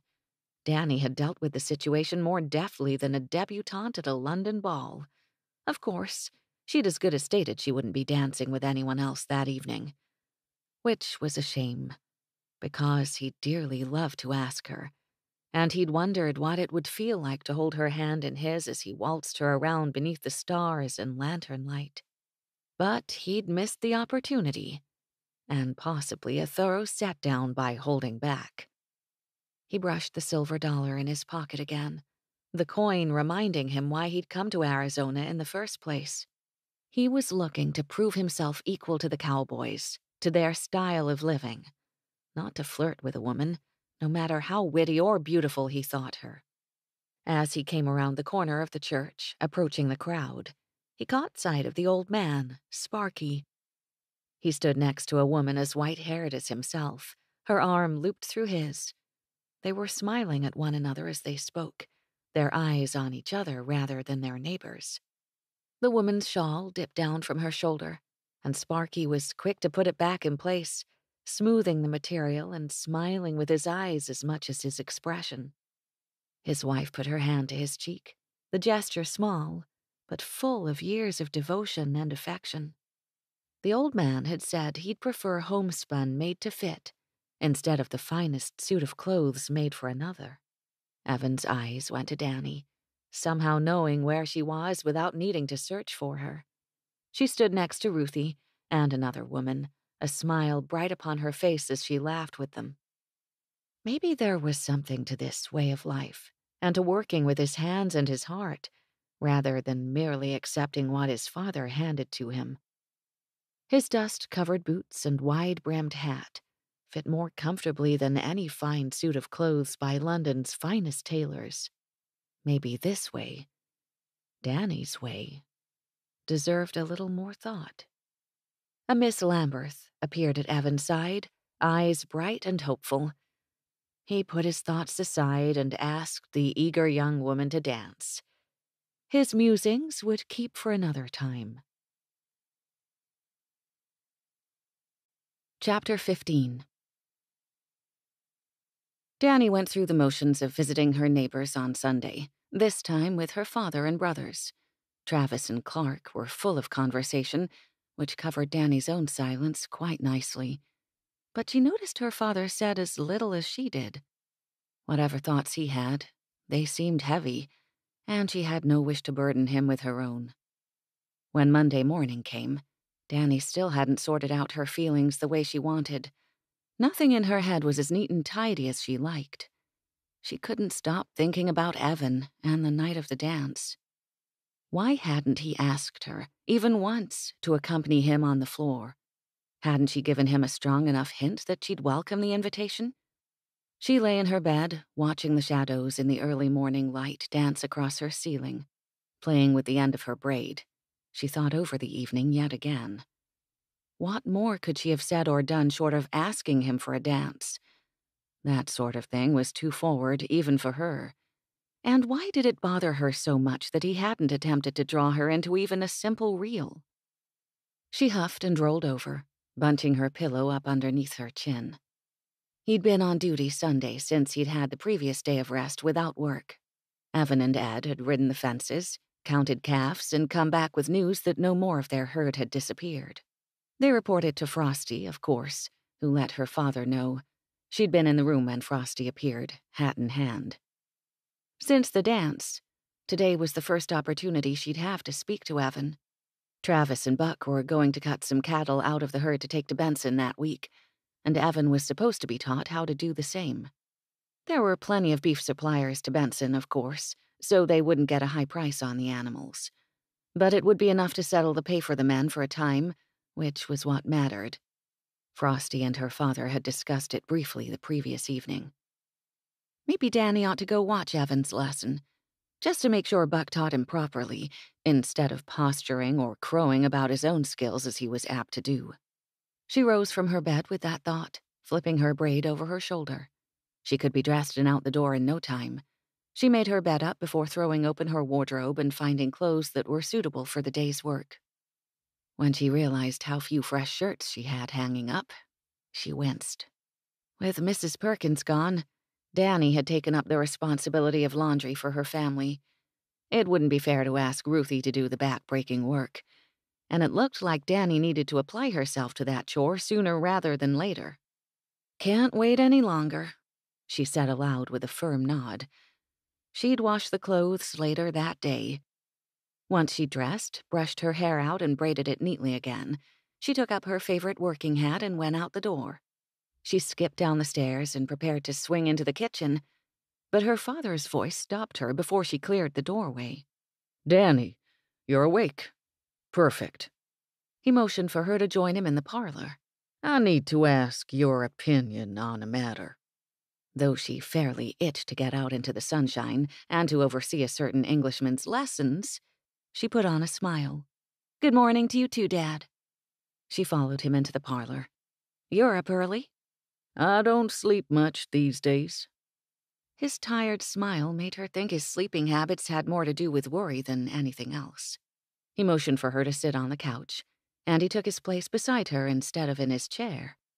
"I need to speak to you about something that's weighed heavily on my mind and my heart for some time." Restlessness fled beneath her father's soft gaze, her whole mind tuning to his words. Dread circled her stomach with a rope and tightened, the ranch's trouble looming in her thoughts. "What is it, Dad?" For several seconds, the ticking mantel clock made the only sound in the room, counting each moment her father hesitated to speak. The knot around her stomach grew even tighter. At last, he cracked a smile at her. "This isn't a conversation I know how to start, even with all the time I've spent thinking on it. It has to do with Mrs. Perkins." Dannie released a confused, breathless laugh. "Mrs. Perkins? What about her?" She knew no letter had come since the last. Mail received at the ranch was never a secret, brought in as it was from the Sonoyta store that acted as an unofficial postal drop. Mr. Holloway in Sonoyta had contracted as a postal agent through Wells Fargo. Given that he traveled to and from Benson with regularity, he was the closest thing they had to a mailman. They hadn't seen Holloway in days. "Well, I have a decision to make about Loretta." He rubbed at the back of his neck, and Dannie's curiosity grew. Had he finally decided to hire a new housekeeper?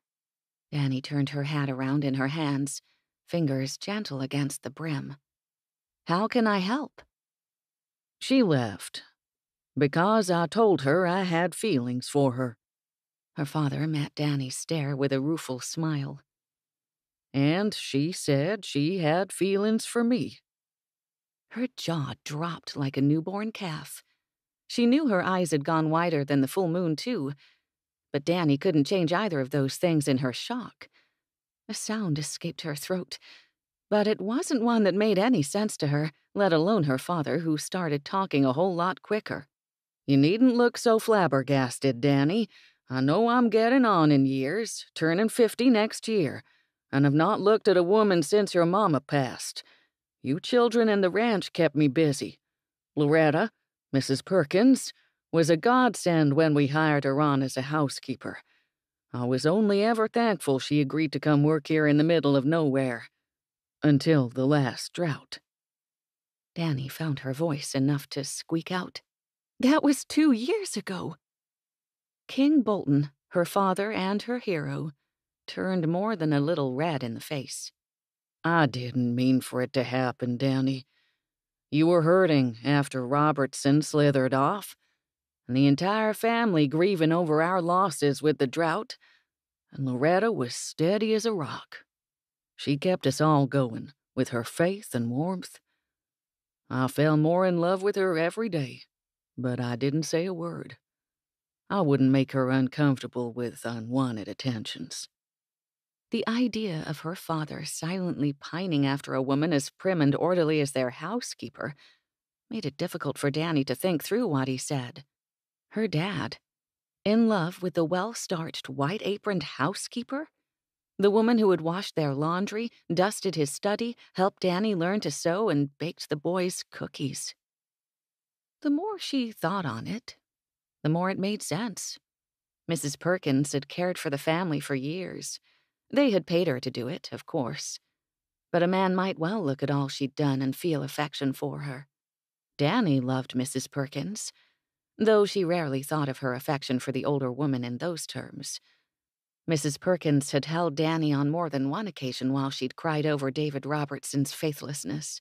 She'd also been the one to insist to Dannie's father that Dannie was too young to marry the sidewinder. Maybe she'd even seen David for what he was, someone looking to cash in on a family's success. Dannie pushed aside the uncomfortable thoughts of her own lovelorn past. When did you finally speak up? When she started to notice things. Dad shrugged, that tired look coming back into his eyes. She guessed at what I felt. After I got sick on one of the worst days, she told me she felt the same. When I got better, I told her I couldn't ask her to hitch her wagon or hopes to me. Not with the ranch in such a state. I wouldn't propose without the ability to provide for her and make certain her future is secure. Things started to fall into place in Dannie's mind, and the world almost made sense again. Mrs. Perkins loves you back, but she couldn't stay here without marrying you, because she's not just a housekeeper anymore. Dannie watched as her father nodded about her assumption. She folded her arms and leaned back against the couch. So, she went to see her sister and clear her head. That's about the lay of it. Her father rested his elbows on his knees and slumped forward. And I've been downright miserable ever since she went away, even though I told her it was probably for the best. The easy thing to say, to do, would be to tell her father he'd made the right choice. No one ought to risk their future on the ranch outside the family. Except Mrs. Perkins had become family. In the time she'd been with them, the housekeeper had worked as hard as they all had to make the ranch successful. And her dad, honorable and good as they came, had put aside his happiness for years to make everyone else comfortable. Daddy. Dannie spoke softly, putting her hand on her father's shoulder. When you and Mama got married, you didn't have the ranch. You didn't have much of anything. Her father lifted his gaze to hers, one of his eyebrows raised. She smirked and mimicked the expression. That's true, he said. But we were younger. So now you're a lot older and a lot smarter than you were back then. Did Mrs. Perkins say she couldn't marry you unless the ranch was secure? After a brief hesitation, her father shook his head. She said she didn't care what the ranch's future was, as long as she was part of it. Dannie's reservations fell away. Then maybe you should stop being miserable and ask her to marry you already. It cost her something to say the words, regardless of how she felt about Mrs. Perkins or her father's happiness. The memory of her mother clung to Dannie in 1,000 ways. Mama would want you to be happy. I can't offer any kind of stability, her father reminded her. Not yet. Sure you can. Dannie picked up her hat again, running her hand along the crease on the top. Daddy, love is stability, isn't it? You'd offer yourself to her. That's the best thing any woman could ask for. Her eyes pricked with tears, the ghost of her own hurts making the words hard to say. Her father stared at her a beat. When did you grow so wise, Dannie girl? Her laugh came out weak and damp. Mrs. Perkins actually taught me that. When? After David. Dannie's entire life was divided into 3 pieces. Before she lost her mother, after she lost her mother, and after David left her broken. I was up late crying. You may remember I did a lot of that. I remember. I didn't know what to do. If I could have tracked down that man after he hurt you. Her father shook his head and came closer, wrapping his arm around her shoulders. I was grateful Loretta was here for you. The sunlight had started streaming through the curtains. If Dannie didn't finish her thought quickly, she'd cry, give herself a headache, and cast aside her plans for the day. I told Mrs. Perkins that I wasn't enough for David, so I wouldn't be enough for anyone. Without the ranch, I wasn't someone a man would want to love, and she told me that I was more than enough, that offering myself, my heart, to the right man would be more than enough, even if I didn't have a penny to my name. Unbidden, the memory of Evan in the barn came to her. How nice it had felt to lean against him, and the night of the dance, standing close and talking. Being near him had made her feel less alone. Noises started up in the kitchen, Ruthie's humming announcing her presence. She had likely fed her husband and grandson and had come around to make certain the Boltons were eating properly. Since none of them had even entered the kitchen yet, she'd likely fuss at them for not even putting the coffee on to boil. Her father wiped at his eyes, and Dannie dug into her vest pocket to find her handkerchief. She offered it to him, keeping back her own tears. Write to her dad. Ask her to come back and marry you. She's been part of the family a long time. You should make it official. He chuckled. I hadn't thought you'd prove so wise. I only meant to ask if you thought I should let her go. Dannie stood, determined to stay cheerful despite the bruised feeling in her heart. Don't let her go, Daddy. She bent and kissed him on the cheek. You both deserve to be happy, and it sounds like you will be if you're together. She left him behind to his thoughts, almost eager to escape into the kitchen for a scolding from Ruthie. Chapter 16. Evan sat back in his saddle next to Travis, watching Buck round up 20 head of cattle. Buck had spent the morning bellyaching about having to teach Evan how to cut heifers from the herd. Travis leaned forward, one elbow on the horn of his saddle. He'd loaned Evan one of his best cutting horses, since the gelding Evan had bought hadn't ever performed that particular duty. They were in a paddock in the middle of the ranch, near a natural watering hole. Travis and Buck had driven the cattle into the fenced area, a place they used often to sort cattle and tend to other needs the animals had while on the range. Sorting cattle is an essential skill. You gotta part cows from calves, sick from well, mavericks from branded, Travis said, chewing on the end of a long piece of dry grass. The more time you spend practicing with a horse, the better for both of you.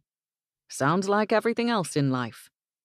Evan cast the boy a grin, but it faded quickly. He tried to focus on Buck again, but the man's arrogance made it difficult to learn from him. Travis's narration of Buck's movements helped. Travis shrugged one shoulder. Most of the work you do should be with your legs.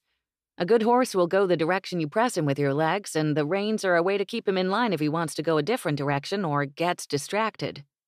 But Colorado, he nodded at the horse. He's an old hand at this. He likes the work as much as we do. And then you got Gus. The dog was sitting between their horses, watching with his ears perked up and waiting for the command to join the fun. It's a game, Travis added. But a game that can get you killed if you don't play by the rules. Cowboys like to compete against each other all the time to prove who has the best cutting horse. Training up a horse that can do it practically on their own is a mark of honor. Buck went after a dark red heifer with a white face, and once his horse realized which cow they were after, the mare moved in sync with the quarry. The cow jolted forward, the horse kept pace alongside, coming near enough to the cow to force it away from the rest of the small herd. When the cow jerked to a stop, the horse stopped too. The cow, a good 20 feet away from the herd, tried to come back. The horse had to mirror the cow's darting left and right to stop the cow. Then Buck took out his lasso, swinging it through the air until he let it fly. The rope whizzed through the air and caught the cow around the neck. Evan shifted in the saddle. The horse snorted and shook its head, sensing his tension. Cutting isn't something I've ever tried before. He touched the rope Travis had given him that morning, the stiffness reassuring to his gloved fingers. He'd practiced roping nearly as often as he had marksmanship. He'd thrown Travis's lariat at a fence post a few times to remind his wrist how to twist and his fingers to release at the right moment. "The horse does the work," Travis reminded him. "Think of him as your partner." The sound of galloping hooves in front of them covered the sound of approaching hooves from behind, but when Gus looked backward, Evan and Travis twisted around in their saddles. Dannie rode up on a piebald mare, the horse's black and white splotches making it stand out prettily against the brown of dust and dry grass. Dannie wore a bright green shirt and a black split skirt, with a faded straw hat covering her head. "I hear you men are out here having fun," she shouted as she drew nearer. "Cutting heifers?" "Teaching Duke here the fine art of cattle work," Travis said with an air of correction and a sly grin. "He says he can rope, but we're watching Buck to make sure he knows what we expect." When Dannie stopped her horse alongside the gate, Evan noticed that her broad smile was a mask. Her eyes weren't bright and smiling, but dim and perhaps sad. They hadn't spoken since the dance 2 nights before. What had made her pensive and reserved? "Well, look who's joined us," Buck called out, riding over to them with his rope in hand again. He'd released his cow while Danny's arrival had distracted Evan. "Dannie, you come to watch the greenhorn run in circles?" His impudent grin flashed in Evan's direction. Rather than rise to the bait of a verbal battle, Evan shifted and used the reins the way Travis had told him to make the horse back up. "Take Gus," Travis added. Though he'd rather prove himself with no outside aid, Evan knew his limitations. Evan whistled for Gus to join him, and the dog took off. They'd already told Evan which 2 yearlings they wanted to take to town, and Gus followed his lead when Evan worked to cut the first from the group. The horse knew its business, responding quickly to Evan's subtle nudges. Then Gus got between the chosen heifer and the rest of the herd, lying low on his belly and watching, ready to spring into action if the cow tried to rejoin the group. The cow paced the fence, and Colorado stayed with it while Evan took hold of his rope. His fingers remembered where to grip and house loosely. Then his wrist twisted, and for one brief moment, Evan was back in England, chasing after ornery sheep.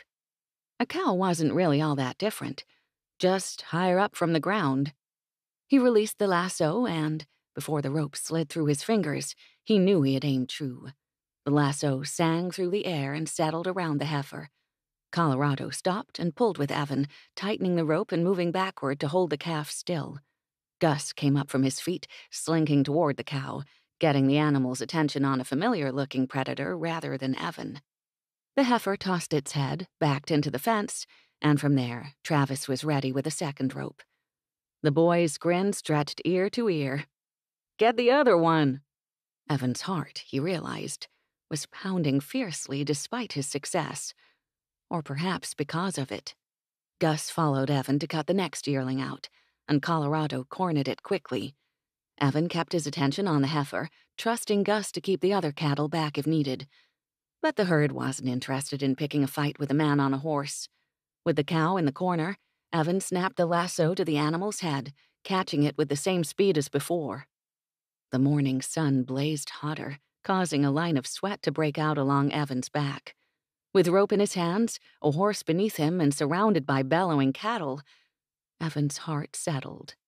He looked up from his work, across the paddock and milling animals, and met Danny's gaze.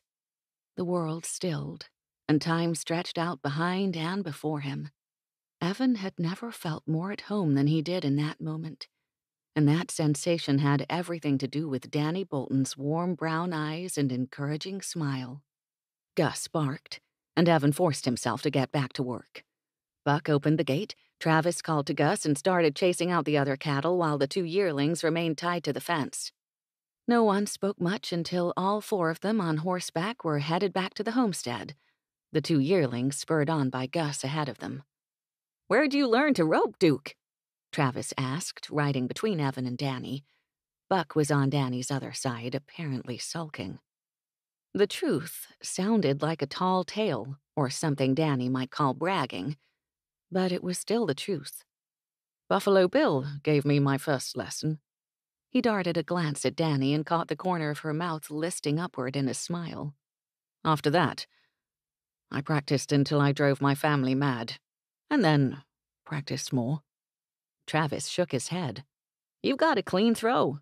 I'd like to see you do it at a run." Buck snorted. Big difference between a cornered yearling and a bull on the prairie.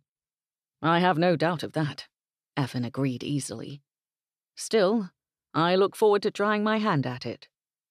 Danny faced forward, that contemplative expression returning to her face. "You're turning into quite the cowboy, Duke." I hope that's a compliment. She arched one dark eyebrow at him. "We'll see." The words were teasing, not disapproving as they would have been weeks before.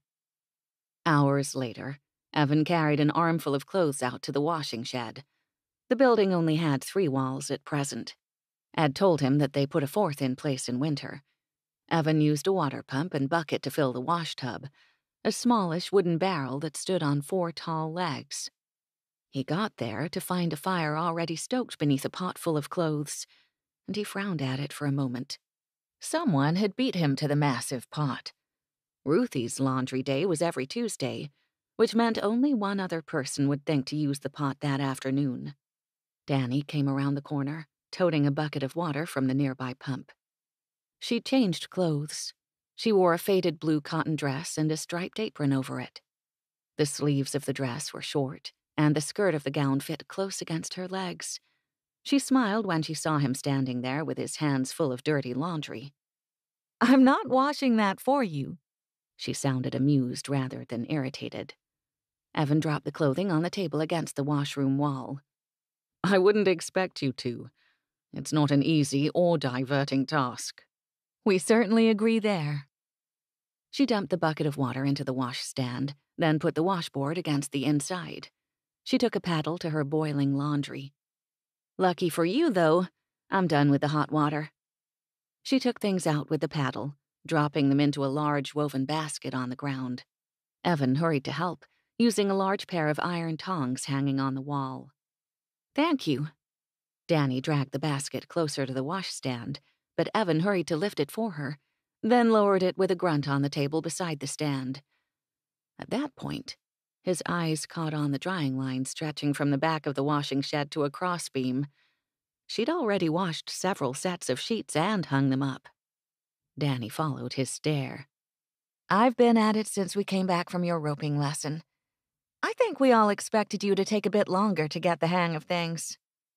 When she met his gaze, he caught the sparkle in her eyes. "You're full of surprises, Lord Evan." He hadn't heard his title used in months, and hearing it from her mouth brought him up short. Evan is good enough for me. He wasn't a lord here. He had none of the rules of his father's title guiding his behavior or actions. The freedom of his circumstances came to him anew. Danny checked over a shirt in her hands, then put it through the clothing wringer. She turned the crank, then shook out the cloth. That done, she walked it to the line and hung it up. She returned and examined the next shirt, then put it in the vat of cool water, scrubbing it up and down the washboard.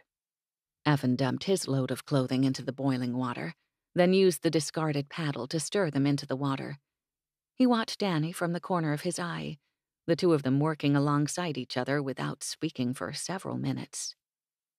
One long, limp strand of hair fell forward from behind her ear while she worked at scrubbing a pair of denim pants.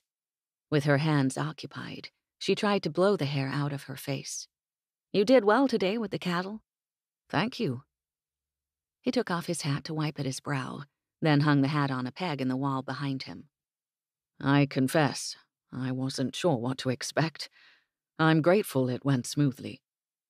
"You must have practiced a great deal." She looked up at him, a tilt to her head. On moving targets, I think. On sheep. Danny's light laugh brought an answering smile to his lips. I remember now. That's one of the first things you told us when you came. I suppose your practice paid off beautifully. She pulled up the clothing, looked it over, then put it through the wringer.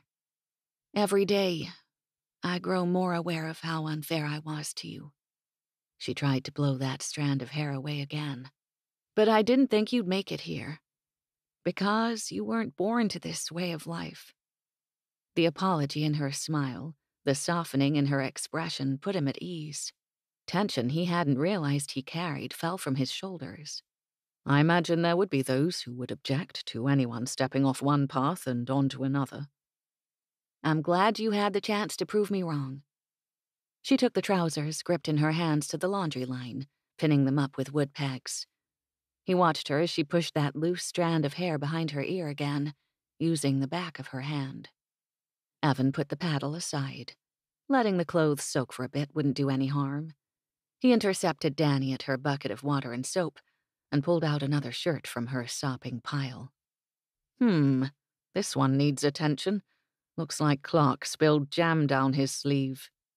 He raised his eyebrows at her, watching as her smile went from soft to amused. His pulse jumped as it had with the cattle, though this was an entirely different pursuit, one for which he hadn't had nearly as much practice, nor a proper plan. Dannie studied the shirt sleeve, relieved that the red smear had mostly come out in the boiling water. It just needed a little extra attention to come clean. I think that's exactly what happened. She reached for the shirt, but he held it away from her. Mr. Rounsevell, that's my laundry. Evan, he reminded her. He stayed between her and the scrub board, dropping the shirt into the water. Then he held out his wrist and unbuttoned the cuff of his shirt, first on one side, then the other. What are you up to, Evan? She blinked, watching as he rolled one sleeve up to his elbow, revealing well-shaped wrists and sun-browned forearms. Then he rolled the other sleeve up to match the first.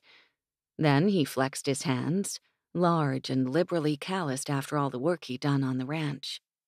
Her mouth went dry for no reason she could think of, and she stood staring at him like she'd turned into a statue.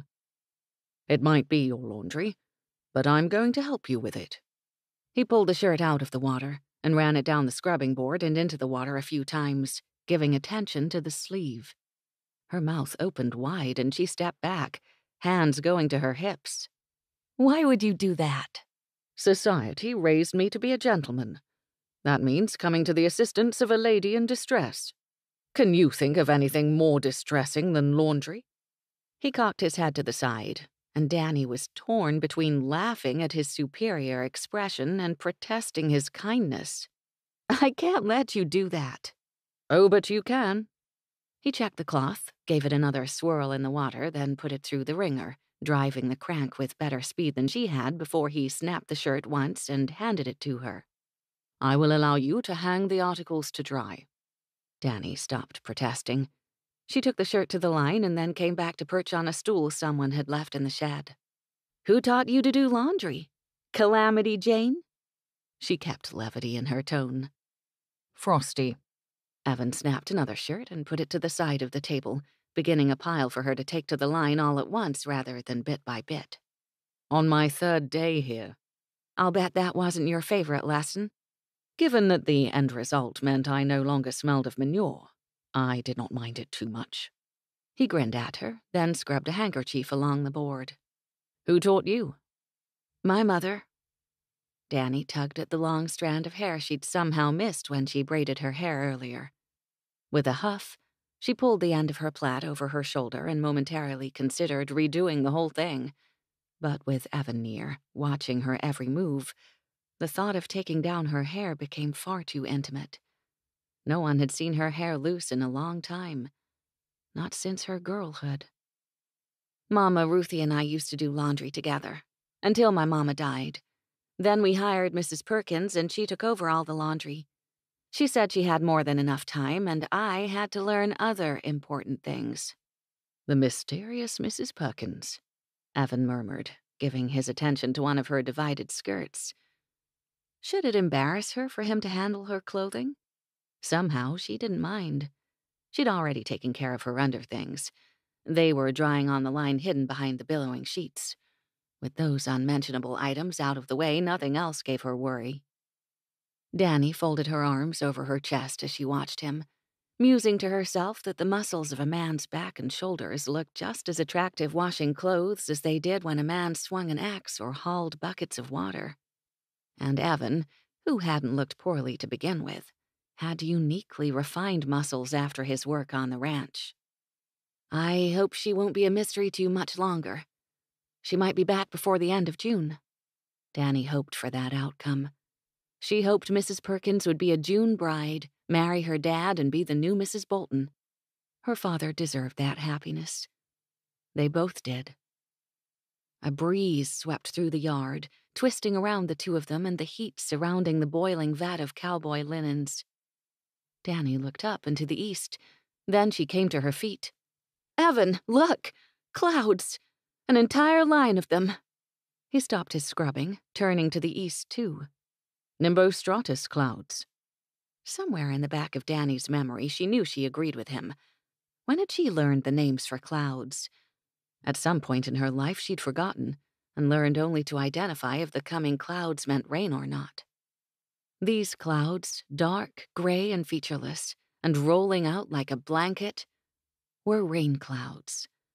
He looked at the laundry on the line, then at her. "Do we need to get the wash inside?" Dannie shook her head, grinning at him. "Nope. These are monsoon clouds. They'll come and get things wet. Then they'll go away and it'll be as sunny as it was this morning. The clothes are already wet. A little rain won't hurt, and they'll dry just as well after." She grinned up at the clouds again. "We'd better hurry so we can get under cover." She snatched up the pile of clothes and went to the line, digging wooden clothespins out of her apron pocket to get everything up quickly. "What about wind?" Evan asked, hurrying alongside her. "It won't ruin your laundry line." "Shouldn't." Dannie gave him a handful of wooden pegs. Between the two of them, they were done quickly. "See the storm, how it's moving nice and slow? It's not bringing much wind with it. Just water. Beautiful, precious water. It wouldn't be another drought year. Every day for a few weeks we'll see this happen, usually around the same time, too." "An unusual phenomenon." Evan made the work go twice as fast, and they still had time to get his clothes out of the boiling water and scrub before the first raindrops fell. She helped him get them on the line, when droplets started hitting the dirt. The nearby cattle lowed, and the horses were tossing their heads. Everyone went a little crazy before the first rain of the season fell, but now they'd all have clearer thoughts and easier moods. Dannie stepped back from the line and looked straight up into the sky, Evan beside her doing the same. "Do you need to go inside?" he asked over the sound of rain hitting the tin roof of the laundry shed and other outbuildings. "Only if there's lightning." She held her hands out to either side, feeling the droplets along her skin like kisses from the sky. Evan held one hand out in front of him, probably thinking she'd lost her mind over a little change in the weather. Dannie looked up at him, somewhat sheepishly, ready to defend herself. Except she didn't need to. His eyes were closed, his head tipped back. The man wore a smile as soft and sincere as she'd ever seen on his handsome face. When he spoke, barely loud enough to be heard over the sound of water hitting every surface around them, his tone was reverent. "I've never thought about rain as much in my life as I have in these past weeks. It's beautiful, isn't it?" "And life-saving." She watched the drops collect along the ridge of his nose and across his dark eyelashes. A shadow along his jaw showed he'd need a shave again soon. His sleeves were still turned up and almost transparent with the rain soaking through the fabric. All along his shoulders and the top of his chest, the same thing happened, gluing his damp shirt to his skin. Why didn't rain do things like that to women? All she could feel was the way her hair had started to stick to her cheek and the back of her neck. His eyes opened, and he turned a wide grin to her. Then one of his hands came up, unexpected, and he stroked back that bothersome lock of hair behind her ear for her. Then, that same hand touched the inside of her arm, and his fingers slid down the inside of her wrist until their palms touched. Her breath froze inside her lungs, and her pulse sped up as Evan's fingers twined with hers. Far away, she heard someone calling her name. Travis, maybe. Evan grinned and gave her hand a tug, and she let him lead her away from the wash shed, around the outbuildings, and past the paddock. The rain fell faster, almost cold, but the sky stayed bright enough behind the layer of clouds that she knew the rain wouldn't last long. She laughed along with Evan, memories of playing in the rain as a child making it far too easy to skip through the rain at his side. They came to the meadow, the long, dry grass crunching beneath their feet. The earth soaked up as much rain as it could. Elsewhere, there would be sudden streams where there had only been dry creek beds. The rain, when it came on fast, could cause all sorts of mischief. But the first rain was special. It was relief from the heat, from the dry air and dust. When Evan released her hand, Dannie spun around in a circle. "Tomorrow, this field will be green," she predicted, "and full of flowers." Evan untied the bandana from around his neck and shoved it into his pocket, then twisted around in a tight circle. "I can't even imagine this place green." "It's beautiful," she assured him. "Just like the rain." He met her gaze squarely, his expression serious.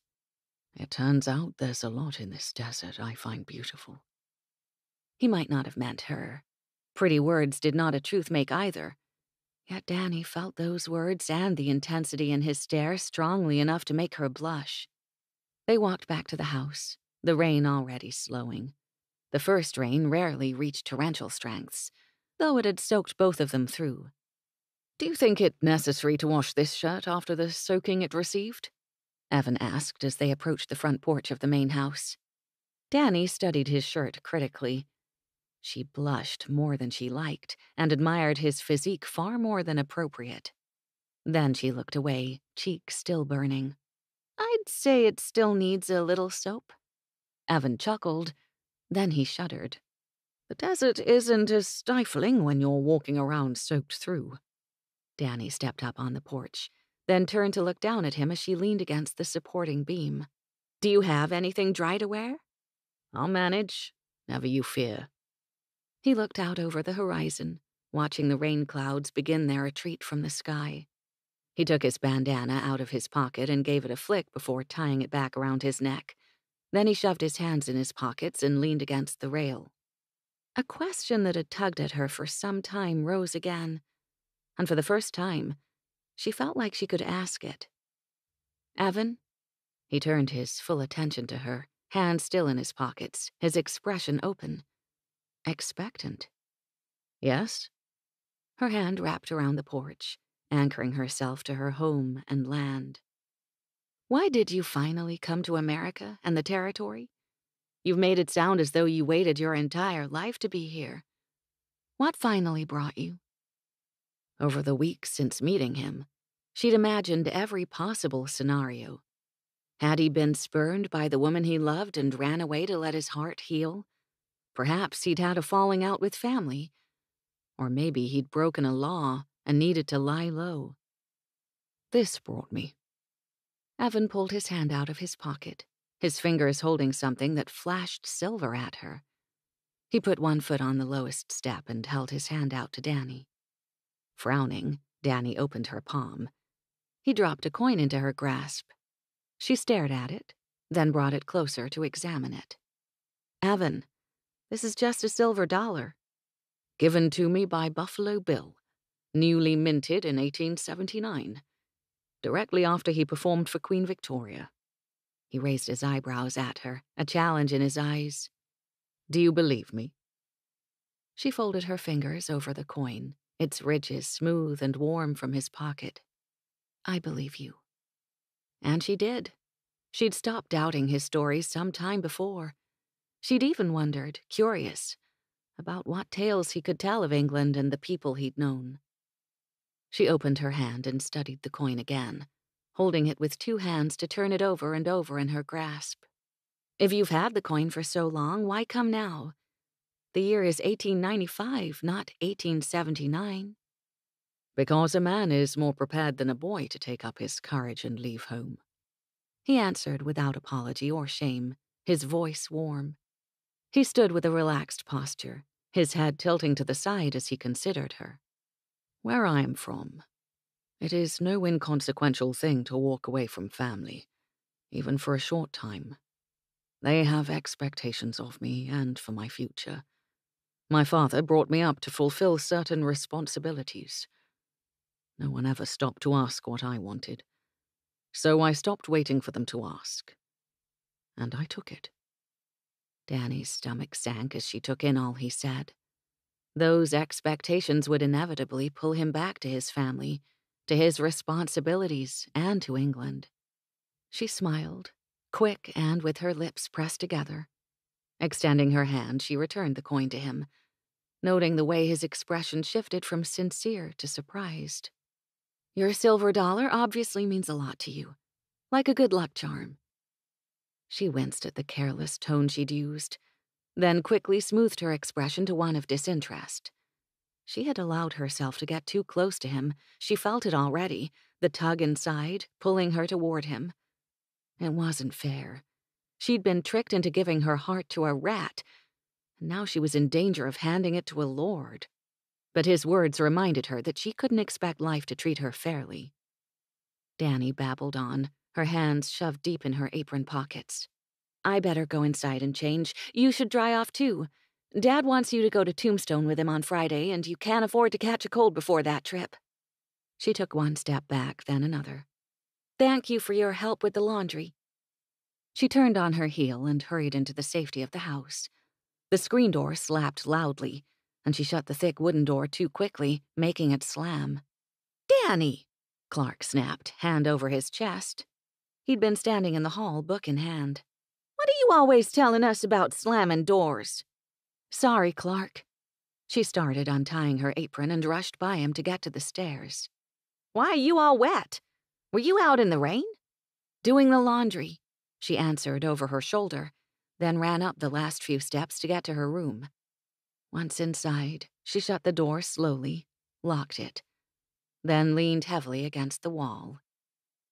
Evan had a lot of things waiting for him back home. He might play in the rain with her, but a heavy weight of foreboding had settled in her chest. He'd leave. He'd go back to England, just as he'd originally said. All he was really waiting for was the cattle drive in the fall. She swallowed, but the burning sensation creeping up her throat only increased. She shook her head and hurried to undo the buttons of her dress, then stepped out of the wet fabric. All the while, she kept her head down and her thoughts away from the Englishman and his gentle eyes, his soft words, and even his far too charming accent. I'm a fool, she whispered, pulling on dry underthings. She slid into her bed rather than bother with another layer of dry clothes. The sun had come out again, judging by the light coming through her window. Yet Dannie couldn't stop shivering. She pulled the blankets overhead. Silly girl. He never said he wanted anything but friendship, and here I am, losing myself to him piece by piece. She burrowed deeper beneath the blankets. I just can't. He's leaving. She hiccuped, then realized she had tears burning in her eyes. Evan had conducted himself honorably. He'd only been friendly. He knew he had to leave. He doesn't want me, she whispered. He just wants a friend. There was a world of difference in those two things. She just needed to make her foolish heart understand, preferably before she had to emerge from her bedroom for dinner. But she wouldn't avoid Evan. She'd enjoy what time she had. Evan knew they had little variety in the company they kept. Dannie curled up in as tight a ball as she could, trying to stuff all her feelings back where they'd come from. But that only made her heart hurt all the more. Chapter 17.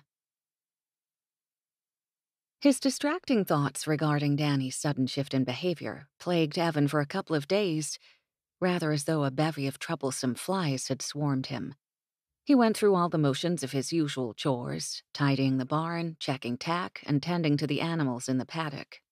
The work he did by rote, which left his mind free to overthink every move Dannie Bolton had ever made and every word she had ever said. Something had changed, for him at least, and he had felt there was, an answering change in her too. Yet she had darted away from him, rather like the antelope he'd seen on his last ride with Ed. The beautiful creatures watched them approach, then fled before the men came too close. Evan went into the barn as night fell. Fable had made a cozy nest, which she tucked into a corner with fresh hay surrounding her and her litter. The 4 pups, with their patchwork coats of black, white, and tan, had barely opened their eyes. They crawled about, pink noses nudging each other and tiny paws kicking at the air as they slept. "How is the family, my lady?" Evan kept his voice soft, not about to startle the mother or her offspring. Fable watched him come near, and she opened her mouth in her usual grin. He settled on the ground next to her, reaching in to give her ears a gentle rub. Then he picked up one of the little ones, rubbing his finger down the puppy's nose. It grumbled before curling into a ball against his chest. Gus trotted in a moment later and flopped onto the ground several feet from Fable and huffed. Apparently, the mother had kept him at bay, perhaps not trusting him to treat her little ones with care. Evan didn't move for several minutes. The quiet company of animals had always been soothing, but was even more so as he tried to understand the new world he inhabited. It had rained, as Danny had predicted, the last 2 afternoons. The mud churning up, while unpleasant, didn't even upset him since it came with the pleasure of cool air and gentle storms. The more he considered what he'd seen of Arizona territory, of its landscape and weather, the more he liked it. Would it be so terrible? Would his family be bereft if he didn't return to England right away?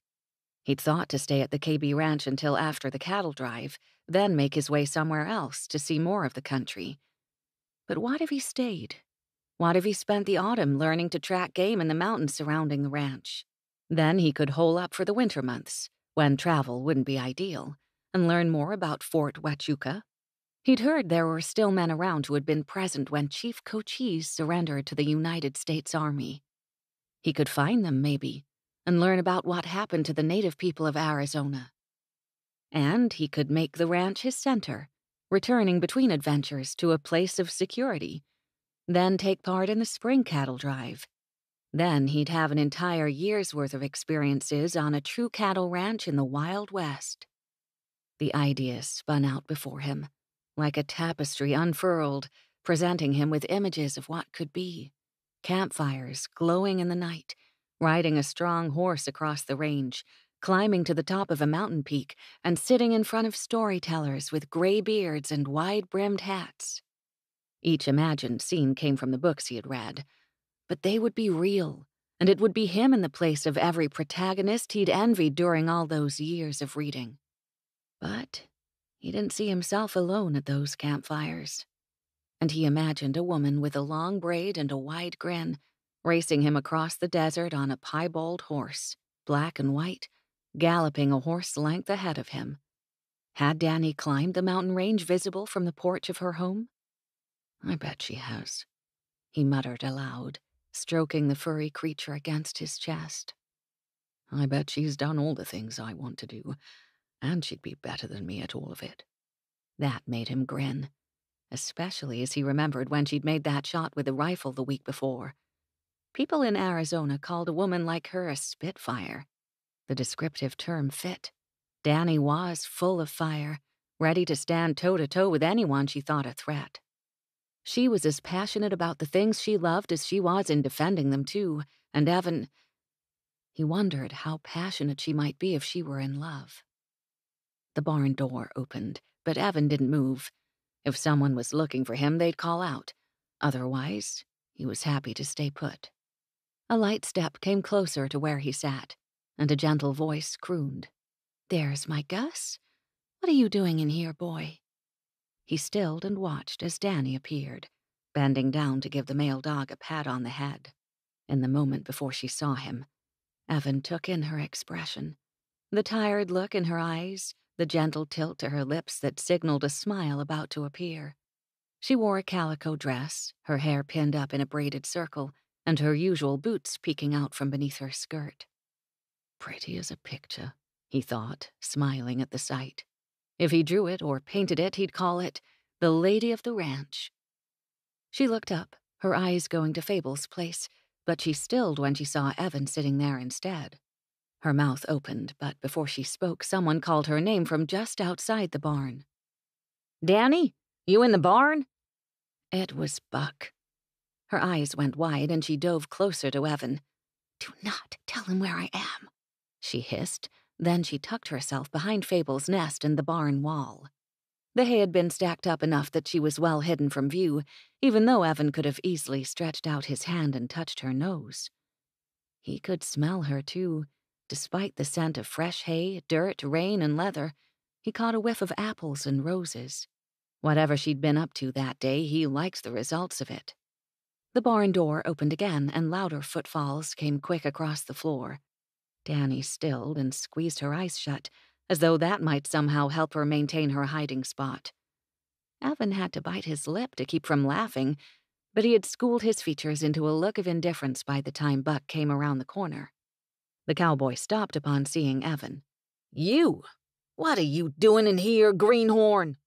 Evan shrugged, not taking offense to the term they'd all labeled him with at one point or another. "Sitting down a spell, enjoying Fable's pups. It's relaxing. You want to try it." The man folded his arms. "The more I know about you, Englishman, the more I wonder if your whole nation is full of men like you. You look like you're made of butter." Evan raised his eyebrows. "Is that supposed to be an insult of some kind?" Buck scowled and planted his feet wider apart. "You're so green, you don't even savvy cow when it's in your stew. Of course it's an insult. You're soft, you're weak, and you don't belong out here." "All interesting conjectures," Evan said quietly. He placed the pup back with its mother, then came slowly to his feet. "I'm fairly certain I've spent the last month of my time proving that I'm as capable as the next man." "They just feel sorry for you, so they won't send your sorry hide on its way." Buck glanced around. "Dannie didn't come through here?" He looked at the small door at the back of the barn. "She did not pass through the barn." Evan leaned against the wall, most decidedly not looking at Dannie laying in the straw below him. "I wonder why you are so often in pursuit of Miss Bolton. The lady seems either weary of your company or averse to it." Buck snorted. "What do you know about anything? A rooster's got more sense than you do." "Perhaps, but I cannot say I have ever seen a more likely coxcomb than yourself, sir." Evan grinned happily when Buck only stared, his expression a blank. "What's that supposed to mean?" he said at last, apparently unaware of the insult given. "Nothing for you to worry over." Evan held his hands out. "As you do not see Miss Bolton in the barn, perhaps you had better take yourself elsewhere. I highly doubt the two of us are capable of a pleasant conversation, or any sort of meeting of the minds." "Sure." Buck narrowed his eyes at Evan, glanced around one last time, then turned and went out the way he had come, muttering something about Evan's parentage that Evan chose not to hear. Only after the barn door slammed shut, and remained so for several moments, did he look down at Dannie. Her eyes were open, and she stared up at him with a sympathetic smile. "I'm sorry about that." "I'm not." Evan crouched down, putting his weight in the back of his heels as he studied her. "The man is a base miscreant with only a handful of uses. If he were not excellent at the part of his job that matters most, I have full faith that Frosty would send him on his way." "You're probably right. I'm not sure anyone particularly likes him." She sat up at last, then ran her hands over her hair, checking for straw. Her fingers found a few stray pieces, and she tugged them out. Evan stretched out his hand to take another piece off the very top of her head where her searching hadn't reached. She sat back, the hay rustling beneath her. "Thank you for not giving me away." With a hand to his heart, he nodded deeply. I am always happy to act as your champion, Dannie. Her light laugh, almost a giggle, made his heart lighter. He contemplated how best to make her laugh again as she responded. I've never had a champion before. What does that mean exactly? That you'll fight duels for me? Slay dragons? Among other things, He answered with a lofty tilt to his head. a champion stands between his lady and anything or anyone that would distress her. You have but to point me in the pertinent direction, and I will act as your sword or shield as need be. That sounds lovely. She pulled her legs up close, wrapping her arms around them. But what qualifications do you have to hold such a position? Have you served as a champion many times before? The slant to her eyebrow added a teasing aspect to the question, a question which had a serious answer if he dared to give it. Evan looked back at Gus, who hadn't moved much, still staring mournfully at his mate and their progeny. The dog wanted to get closer to his lady, but Gus knew he'd be unwelcome. Evan knew exactly how the animal felt. Evan cocked his head to one side and spoke slowly, watching Dannie carefully. I have not, in fact, offered that service to any woman of my acquaintance before now. She offered him a weak smile in return, a pink flush coloring her cheeks. I am surprised at that, Lord Evan. There must be many ladies in England eager to have you return to their parlors and ballrooms. He grimaced and looked down at the straw on the barn floor. Not many. While a second son is a prize for a few, most set their sights on larger game. Then he met her gaze again. What about you? You say you've never had a champion, but I've heard... About David, she interrupted. Yes, I know. You've heard enough, even if all you've heard is his name. Dannie picked up one of Fable's puppies and tucked it just beneath her chin. Are we friends, Dannie? Biting her lip, she nodded without looking at him. Then tell me, as your friend, anything you'd like about David. It was a risky invitation. She might well fold up on herself again, or lash out at him, or run away. But Evan needed to try. He needed to understand more because Dannie drew him in. She made him consider things about himself he never had before, and he wondered if leaving the ranch and her might be a mistake of enormous proportions. David Robertson.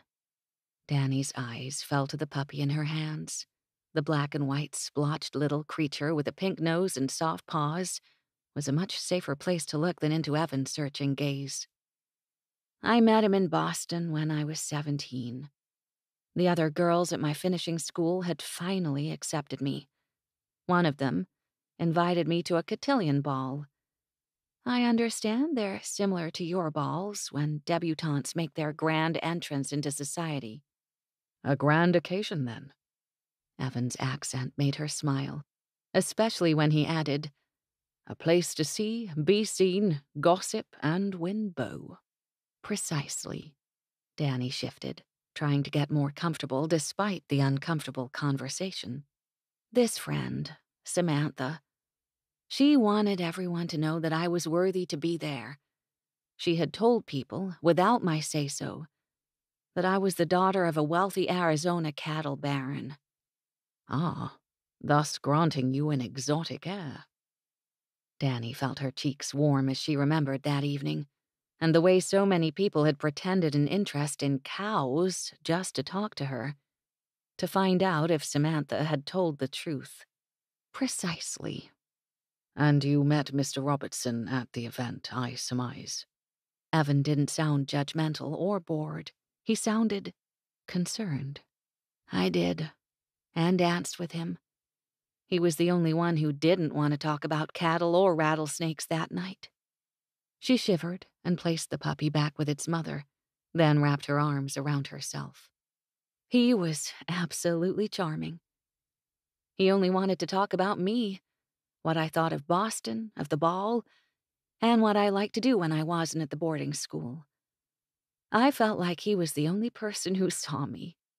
She laughed, releasing a bitter note impossible to keep back. Of course, I realize now that he was trying to get in close and fast to secure my interest in him. Evan shifted, then moved so he sat beside her. Not an unusual tactic for a fortune hunter. So I've learned. She tilted her head back against the barn wall, staring up into the rafters. One of the barn cats looked down from a beam, twitching its tail above her. At the time, I was flattered.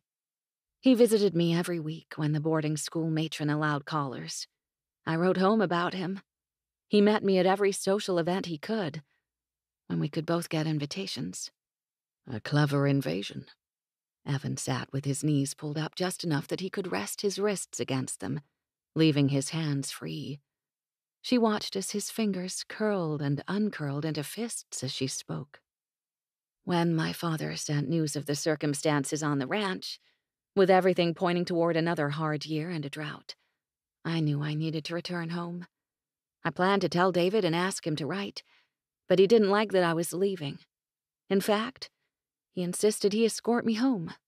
I had a paid companion for my reputation, but he bought his own ticket and joined us.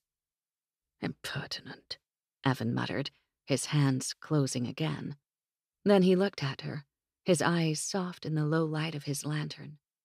What did your father think of the man?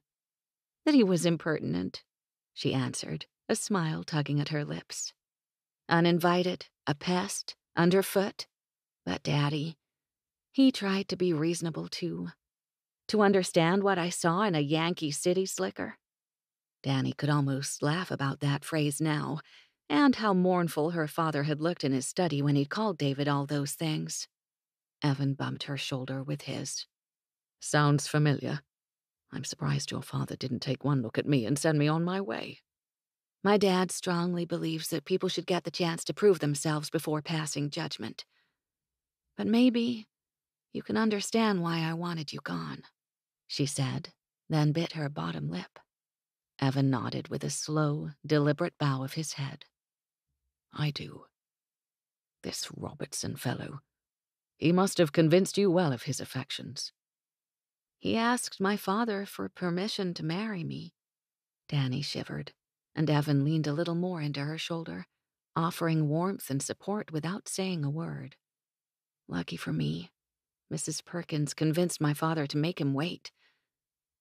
If I had doubted her love for me, I would have been so angry. Instead, I knew I just had to convince her of everything, that it would all work out. The hay rustled as Evan reached into his pocket and revealed a large white handkerchief, unadorned by initials or embroidery.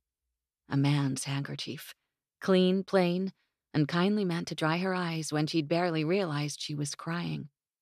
What was wrong with her? Monsoon season started, and that meant she had to be as damp as the clouds?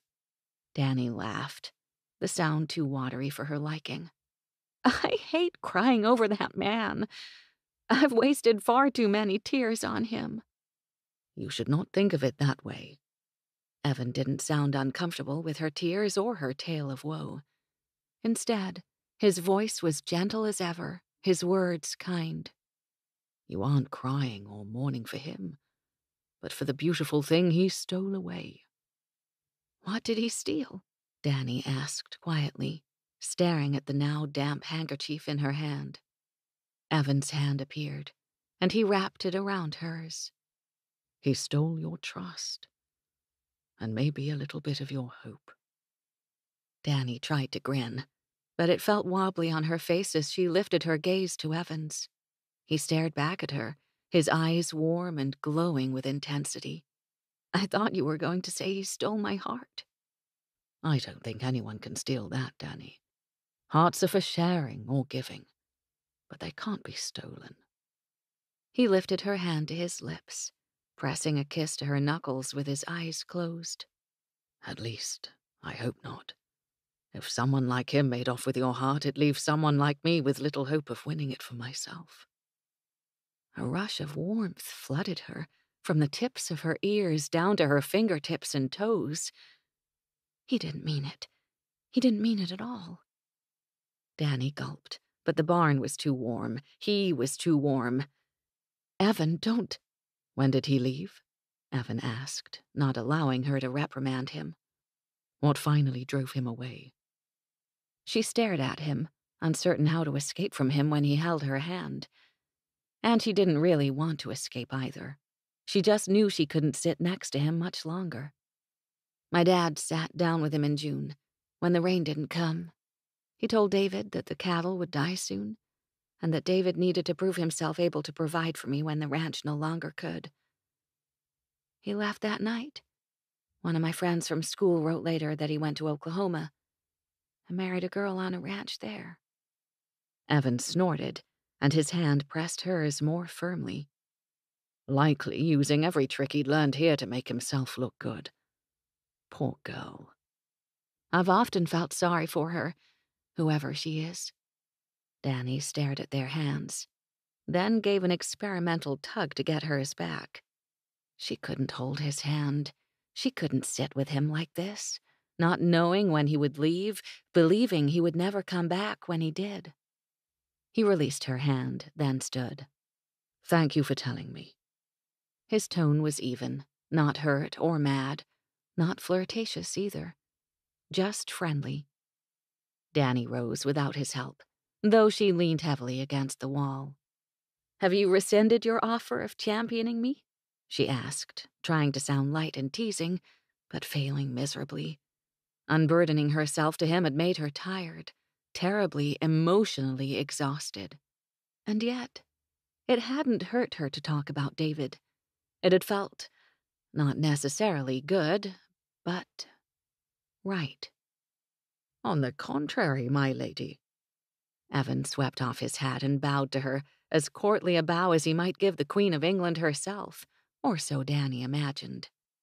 "I'm only more determined to be of service to you in these trying times."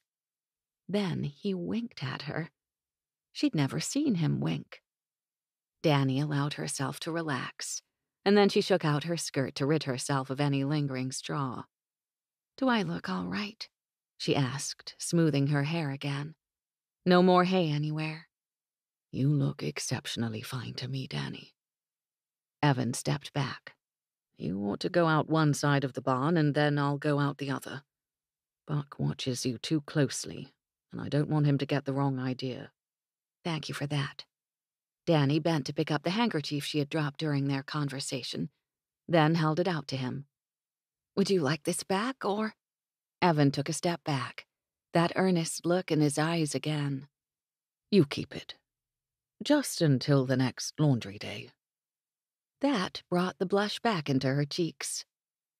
He let her leave first, out the rear door of the barn, after he made certain no one would see her go. As Dannie went back to the house, skirting buildings and avoiding notice from anyone, she clutched the handkerchief tightly in her hand. What did he mean, offering to be her champion? Evan couldn't possibly be considering staying on the ranch. Could he? He'd mentioned winning her heart as though that was something he actually wanted. But then he hadn't let her say a word on the matter and perhaps thought she had forgotten about it by the end of their conversation. The carefully constructed arguments she had made against love dissolved like sugar in the rain. Evan had dismantled one of the last walls between her heart and his, getting her to talk about David and admit how much that horrid man's treatment of her had colored her opinion of Evan. Everything was out in the open between them.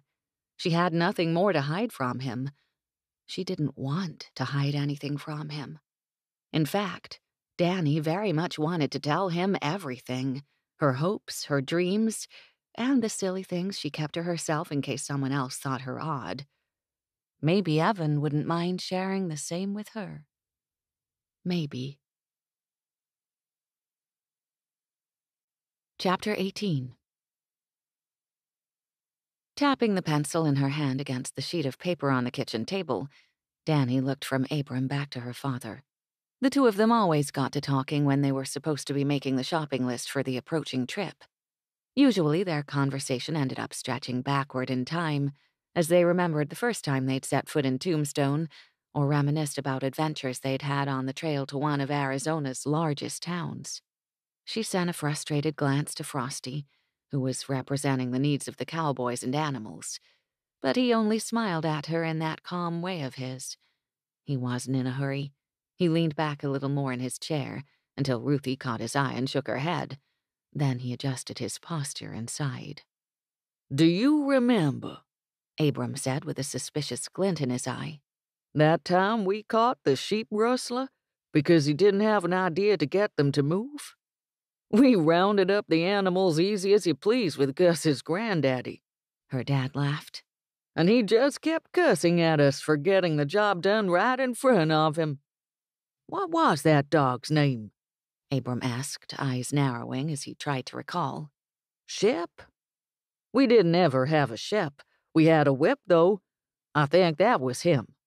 "Dad," Dannie interrupted their musings with exasperation. "We don't need to talk about whip.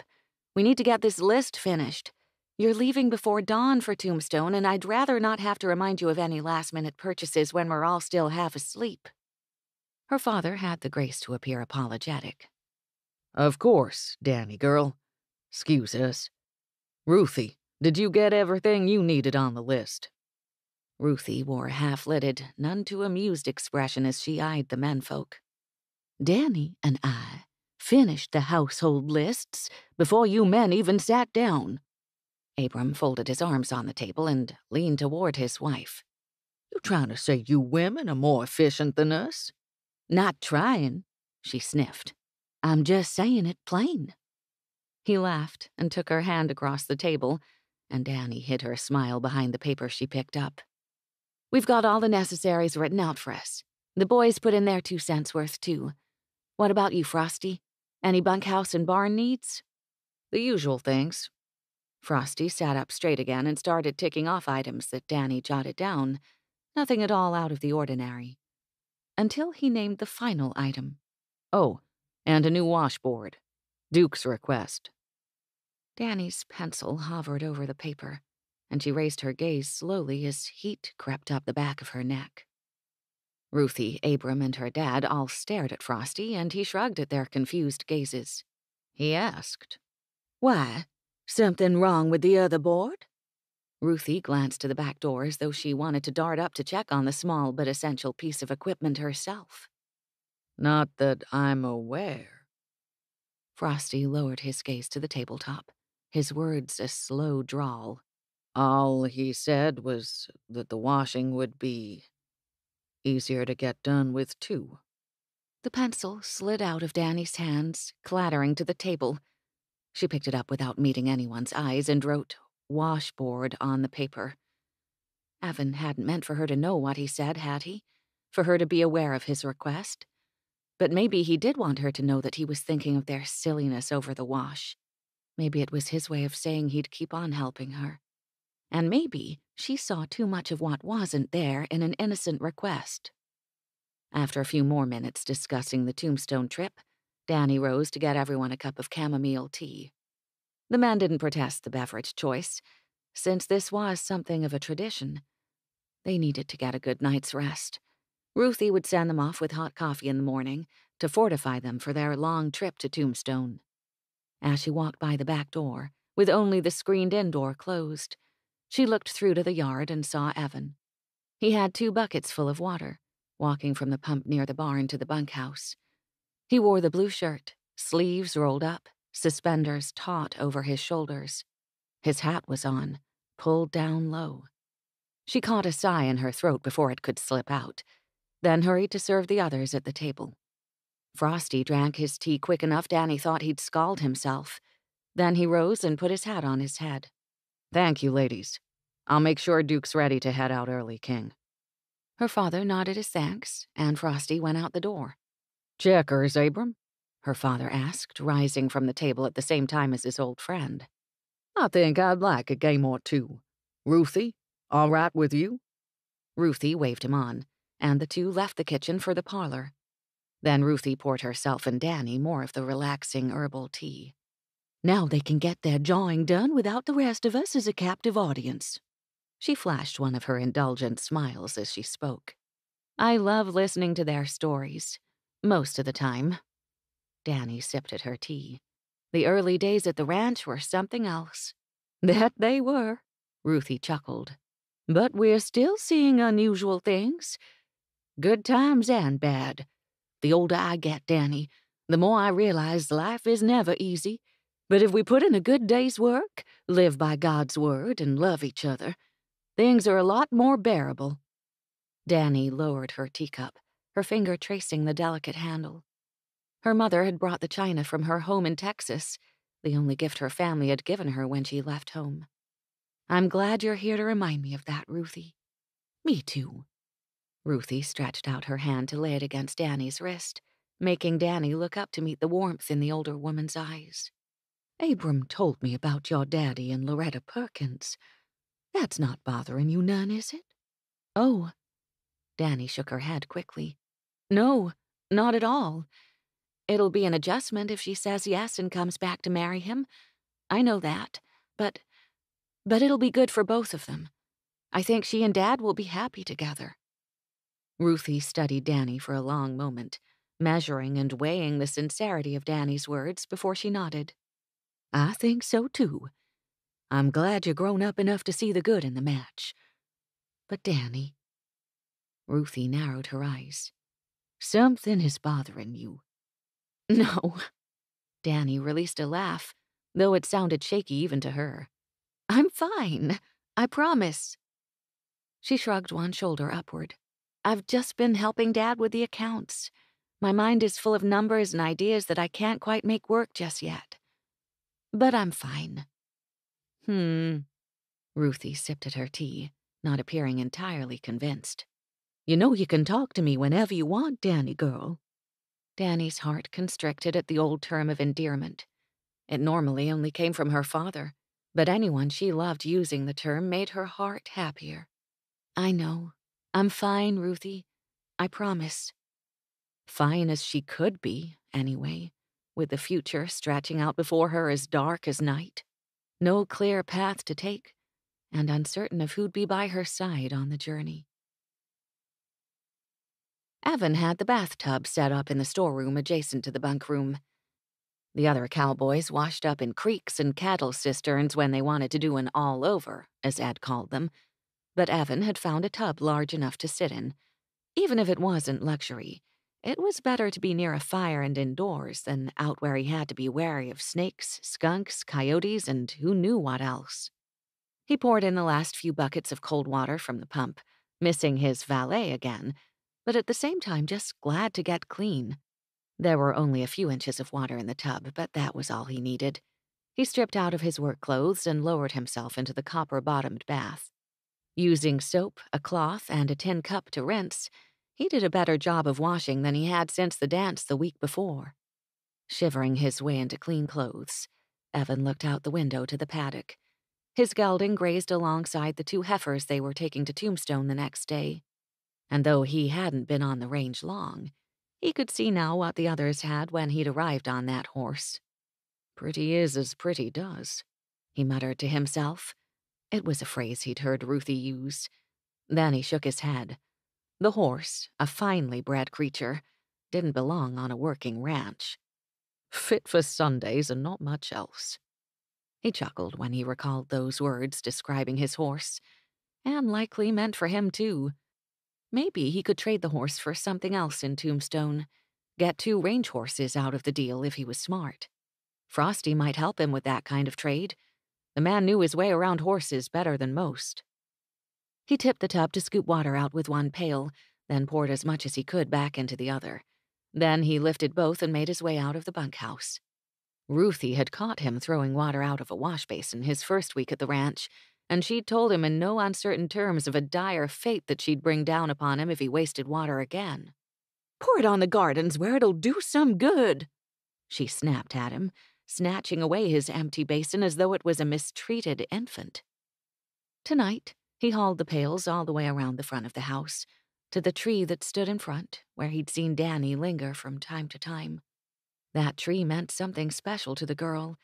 He didn't understand how he knew it, only that he did. So it was there he went, willing to aid that tree in any way he could.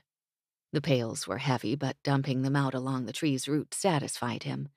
He took up the buckets and turned around to go get the rest of the water, then stopped when he saw movement on the dark porch. Dannie stepped out of the darkest shadows, her hands on the railing. She stared at him, waiting. Evan slowly lowered the buckets to the ground, then approached her with his heart in his throat. How did she always manage to look like she'd just stepped from one of his dreams? Whether she wore dresses or split skirts, aprons or boots, she always looked ready to take on the world. And him, too, if he stepped in her way. Tonight she wore a split skirt and cream-colored blouse with shiny white buttons going from her waist up to her throat. Her hair was loose, too, with the waves created by her usual braid. It hung down her back, dark, with silver streaks in the moonlight. Dannie. He stood beneath her on the porch. How did the list-making go? Frosty had made it sound like a chore when he took suggestions from the men on what to bring back from town.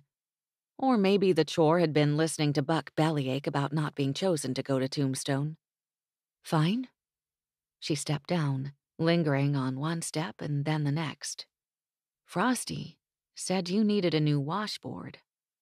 He tipped his hat back on his head. I did make that request, yes. He'd wondered if she'd think it strange, if she would ask questions about it, or if Frosty would simply add it to the list without a word. Dannie took another step down, now only one step above the ground where he stood. He said you thought laundry would be easier to do with two. She was eye level with him, and she didn't shy away from meeting his gaze. I thought it was easier with two. Most things are. He wasn't talking about the laundry. The gleam in her eye said that she knew it too. It made the list. Good. Yes. She kept staring at him. I went and saw Felicity Mason this morning, did you know? She asked after a recipe from the dance. That was kind of you to take it to her. Evan wanted to lean forward, wanted to take her hand.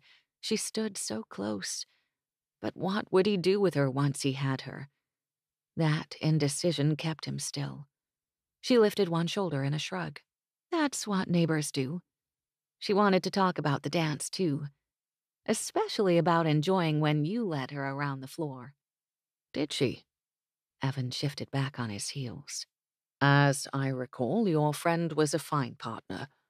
Most of the ladies did well. One dark eyebrow lifted. They did well? Evan rubbed at the back of his neck, pretending to consider her tone and the insult it implied.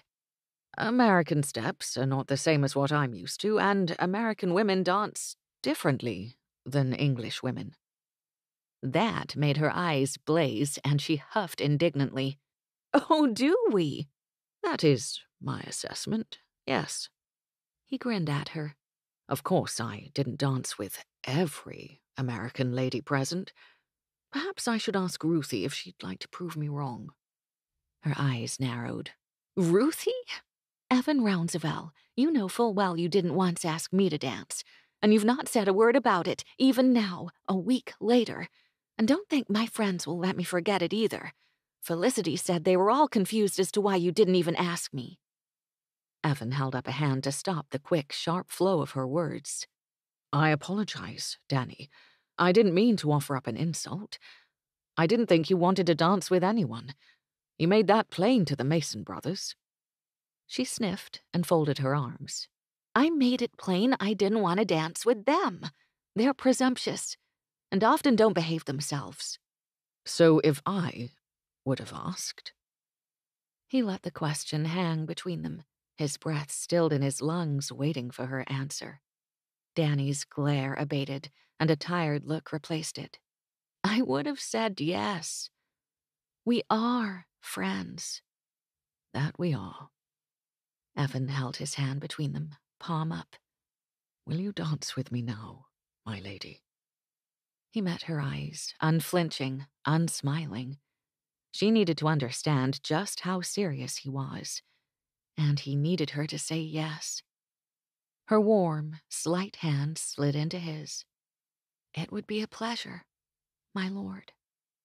With nothing more to guide them than the sounds of the desert night, Evan tugged her off the last step and into his arms. Chapter 19. Waltzing beneath the starry skies of a desert felt like dancing amid the Milky Way itself, Evan's partner a woman well suited to the soft starlight.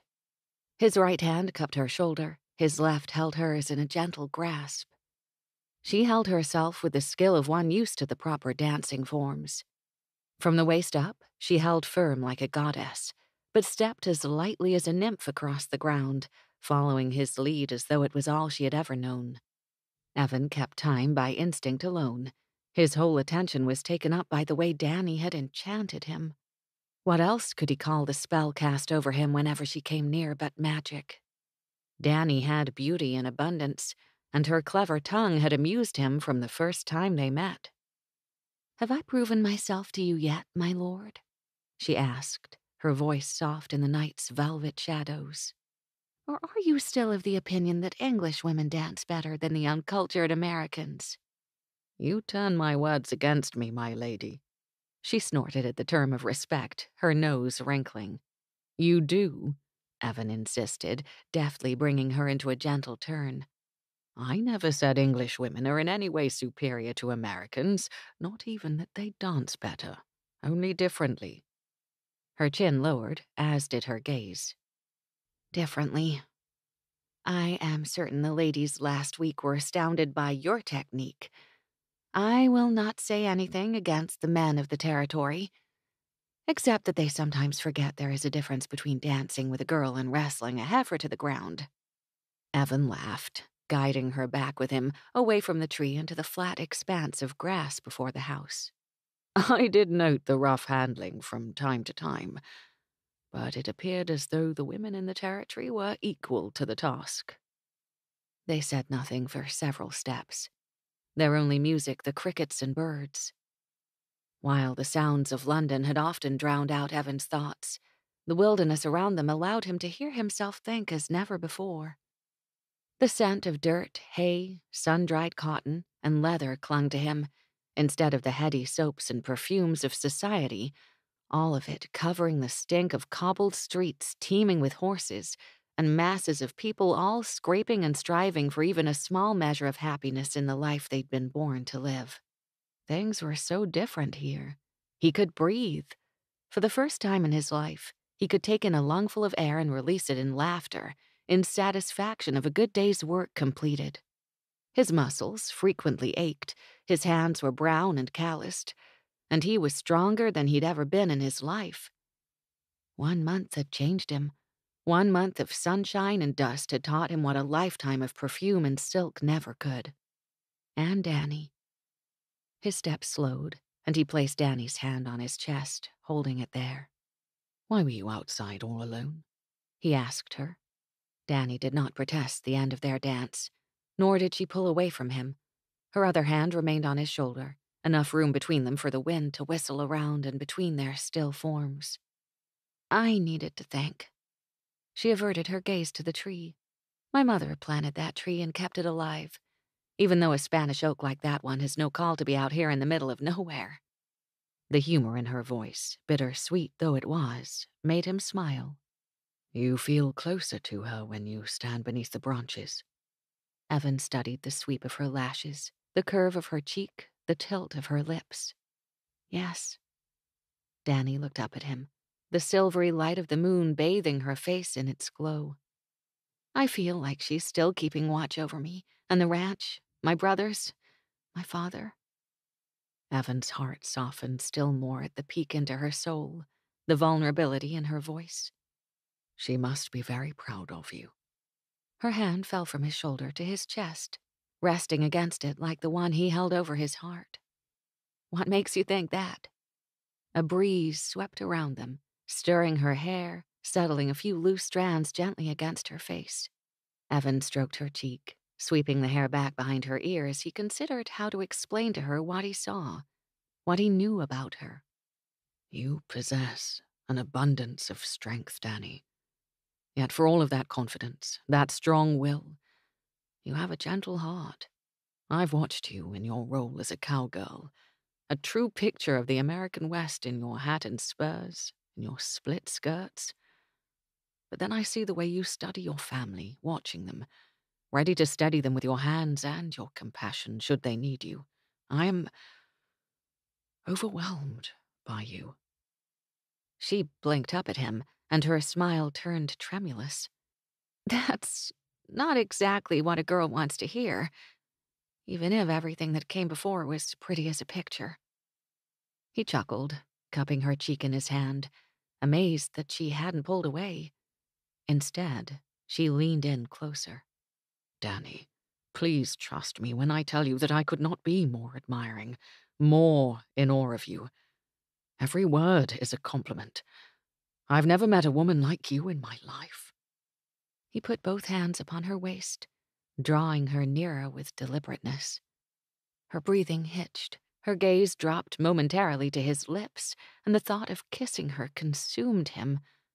The desire had flickered once or twice in his mind, but he dismissed the idea as an impossibility, as something that could never happen, something she would never allow.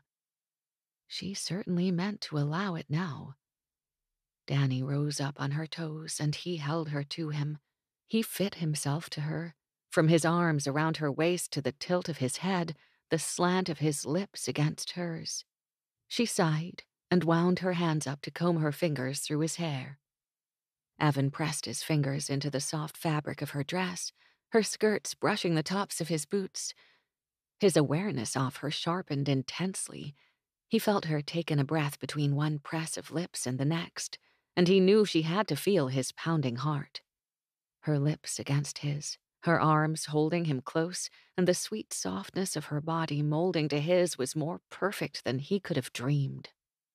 Evan had been created for this moment. He knew it deep in his soul.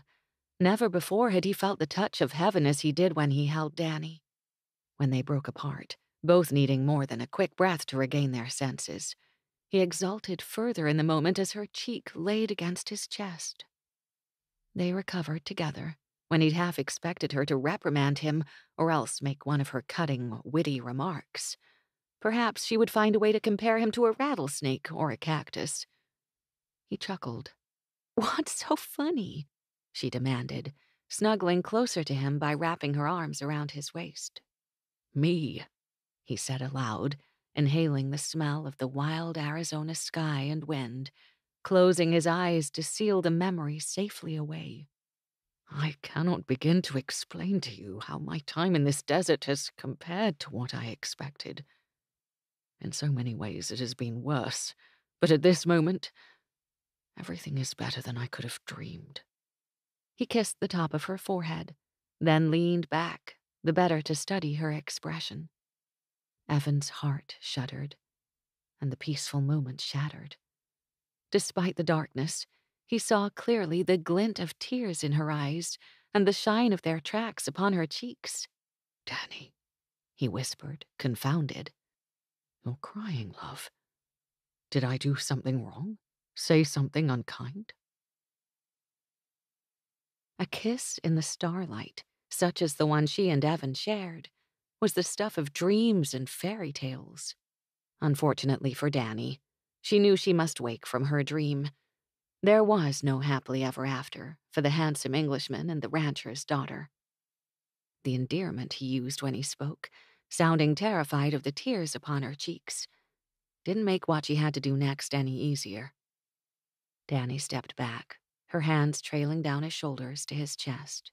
She put her palms flat against him, hesitated, then pushed him away, slowly, gently.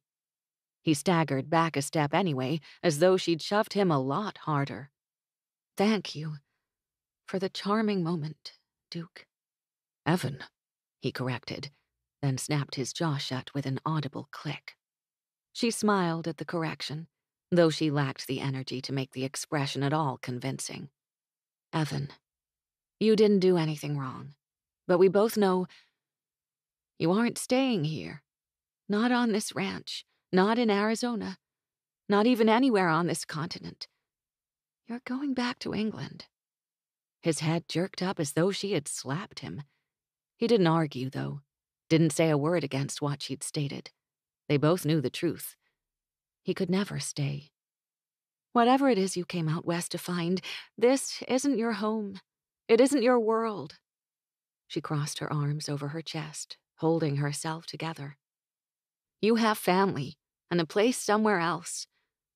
Your fun will come to an end.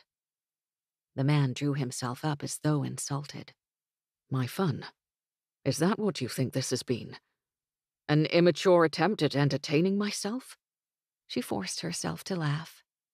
Now who's twisting words around?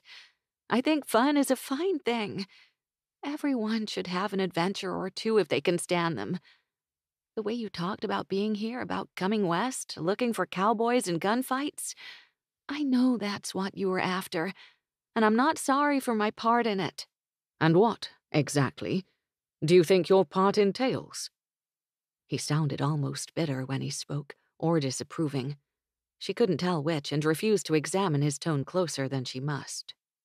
She rubbed the tops of her arms. The air had grown cooler in the sun's absence, sending a chill across her skin. I'm the rancher's daughter, she said, sounding timid where she had meant to come off as confident. The personification of the desert, wild and unpredictable, prickly as a cactus, just waiting for the right man to come along and kiss her senseless. She averted her eyes, looking up at the moon and then toward her mother's tree. Anywhere but at him. You see, I read dime novels too. I know the type of character I'm meant to play. You aren't a character in a cheap story, Evan said abruptly, coming closer and taking her by the shoulders. The intensity of his gaze sent a jolt of warmth through her. You are the most real person, the most astounding woman I have ever met. Dannie. She pulled away. Stop. Please. She stepped around him, walking for the house. He tried to walk with her, but she shook her head. You need to go back to the bunkhouse, where you belong. He stopped when they came to the porch, but his words reached after her. I care about you, Dannie. She hesitated, her hand on the door. Dannie didn't turn around. There was no point in seeing the earnest expression that accompanied his words. She'd already seen it, every time he set out to prove himself. You're a good man, Evan. I'm lucky to count you a friend. But that's all we can be. She opened the door. Good night. Dannie slipped inside the dark house and immediately removed her shoes, then ran up the steps to get to her room. No one stirred. No sound or movement revealed anyone else awake. There would be no one to witness her heartbreak as she climbed into her bed, curled around her pillow, and cried for the loss of something too precious for her to ever possess. Evan's heart, as good and honorable as he was, could never be hers. She had already broken once, into 1,000 pieces when she was left behind. Not that Evan was anything like David had been. Evan was better, honest, kind, mindful of her in a way David had never been. An honorable man. He wouldn't ask her to return to England with him because he knew her. He knew she couldn't be a part of that world. Boston had given her a taste of high society, of the proper way of doing things. She'd never measure up to the expectations of the English peerage. She belonged on her father's ranch, far from lace tablecloths and silver teaspoons. A girl in spurs had no business waltzing with the son of a marquis, no matter how much she wanted to keep him. Watching Dannie disappear into the dark house opened a wound Evan hadn't known he possessed. Before they had kissed, he had imagined what it would be like. During the kiss, his soul had called out to hers. But when she stepped away, when she'd said nothing could ever happen, all the hope and rightness building in his chest had collapsed like a house of cards. Great. He was even starting to think like her. The troubling knowledge that she spoke the truth arrested him, made it impossible for him to call her back. He'd left England determined to prove he could make it in the American world of mountain ranges and cowboys. His dreams weren't the eccentric ramblings of a spoiled peer, as his father had always said. Evan was capable of more than running a small estate for the Marquis until he died. Evan backed away from the house, finally questioning the wisdom of seeking out Dannie. Beautiful, prickly, stubborn Dannie Bolton. There was so much more in the world he could do and be if only he'd been born in another place, another time.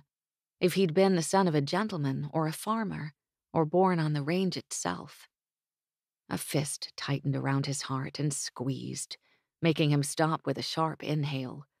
He rubbed the spot on his chest, the same place she'd put her hand to push him away.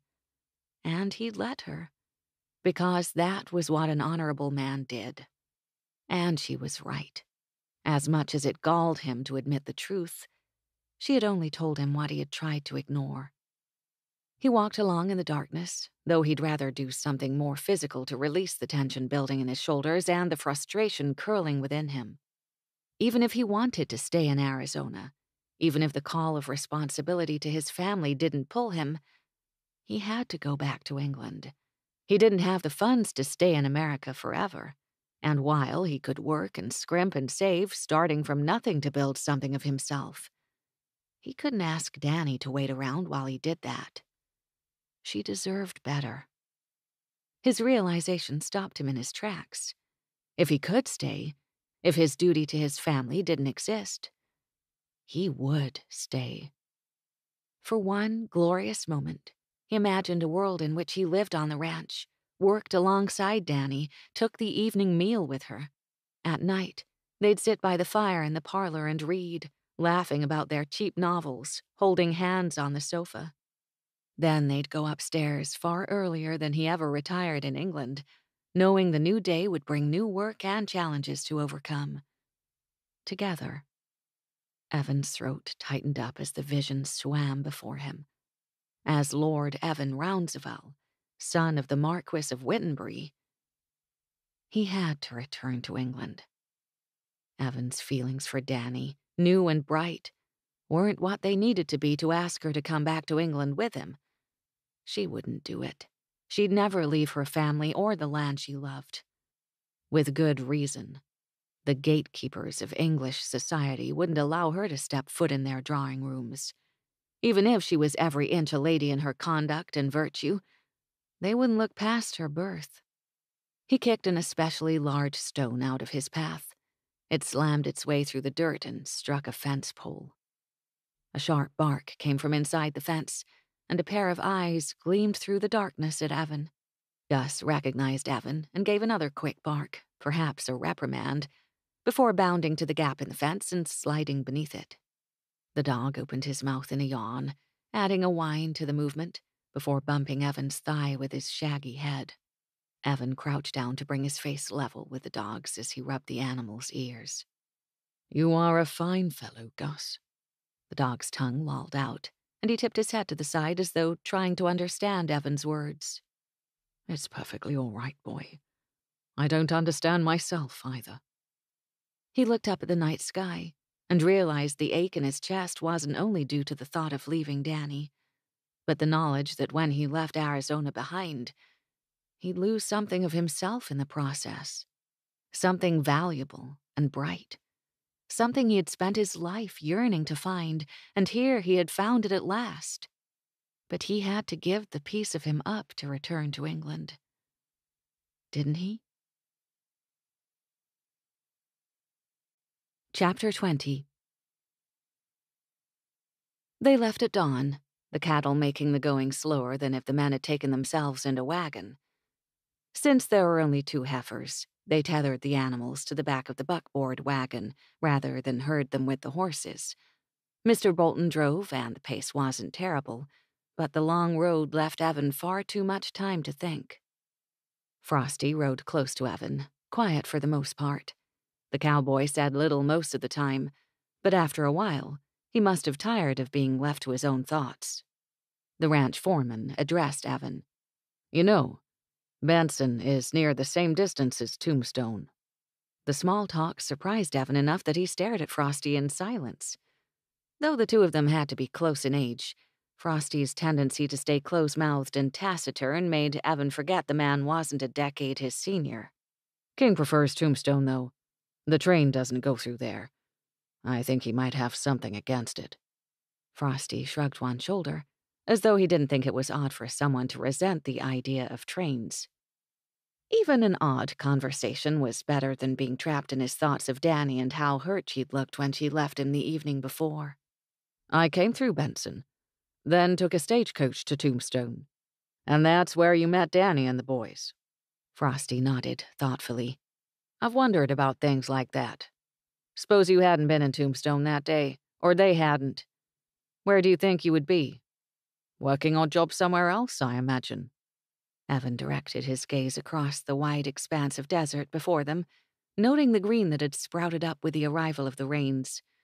The whole desert had bloomed, just as Dannie said it would. There were tall flowers, strange sprouts shooting up from oddly shaped cacti. Unlike some of the more rural roads in England, the path to Tombstone hadn't turned to mud. He could see cracks and crannies where the ground had swallowed up the rain, but he saw no sign of standing water anywhere along their path. A lazy bumblebee flew alongside Evan a moment before it broke off toward a patch of pink flowers where several other insects already hummed. If I wasn't in the territory, Frosty said, I'd be in Missouri. That's where my family's from. St. Louis, Missouri. Evan's mind took hold of the city name and shook out a few memories until Evan realized why that place sounded familiar. Wasn't that the starting point for people who went west on the Oregon Trail? Sure was. Frosty waved a hand at a passing horsefly, and his horse danced a step to the side. My granddaddy thought about going west, but then stayed put in town and opened a dry goods store. He made a small fortune selling to the pioneers and trail bosses, missionaries, migrants. My pa did the same until they built the railroad. Then he turned the family store into a restaurant to serve people who stopped along the rail. The uncharacteristic chattiness of the experienced cowboy hinted at some motive behind the sharing of his story. Or perhaps Evan had turned too suspicious. He'd worked alongside Frosty for over a month. Maybe he'd finally earned the man's story. Does your family still own the restaurant? Evan asked, curious as to what had taken Frosty from a comfortable life in Missouri out west. My sister and her husband took over a few years ago. Frosty stated the fact easily, without reservation or anything to indicate he minded that fact. My pa passed away 10 years ago. My ma went east. My sister was the oldest and she wanted to run things. She writes, from time to time. Evan kept his eyes on the trail, noting the familiar hills ahead. They were near enough to Tombstone that he could see wisps of smoke in the air from the mines and homes of the city. Do you ever miss it? The city or your family? Not often. Frosty's eyes swept the surrounding land. I knew that wasn't the life I wanted. Serving other folks 3 meals a day and running myself ragged to do it. Dying behind a desk in some back office. That wasn't for me. My ma and sister understood. I left home with their blessing. A fortunate thing. Family support would mean fewer regrets. Evan forced a smile, his mind circling back to his own worries. He couldn't imagine his father condoning Evan doing anything other than returning to England to live out his life doing the family's bidding, dying behind a desk in a study that didn't truly belong to him. Frosty rubbed at his chin, casting Evan a look heavy with meaning. It made it easier, but I would have left anyway.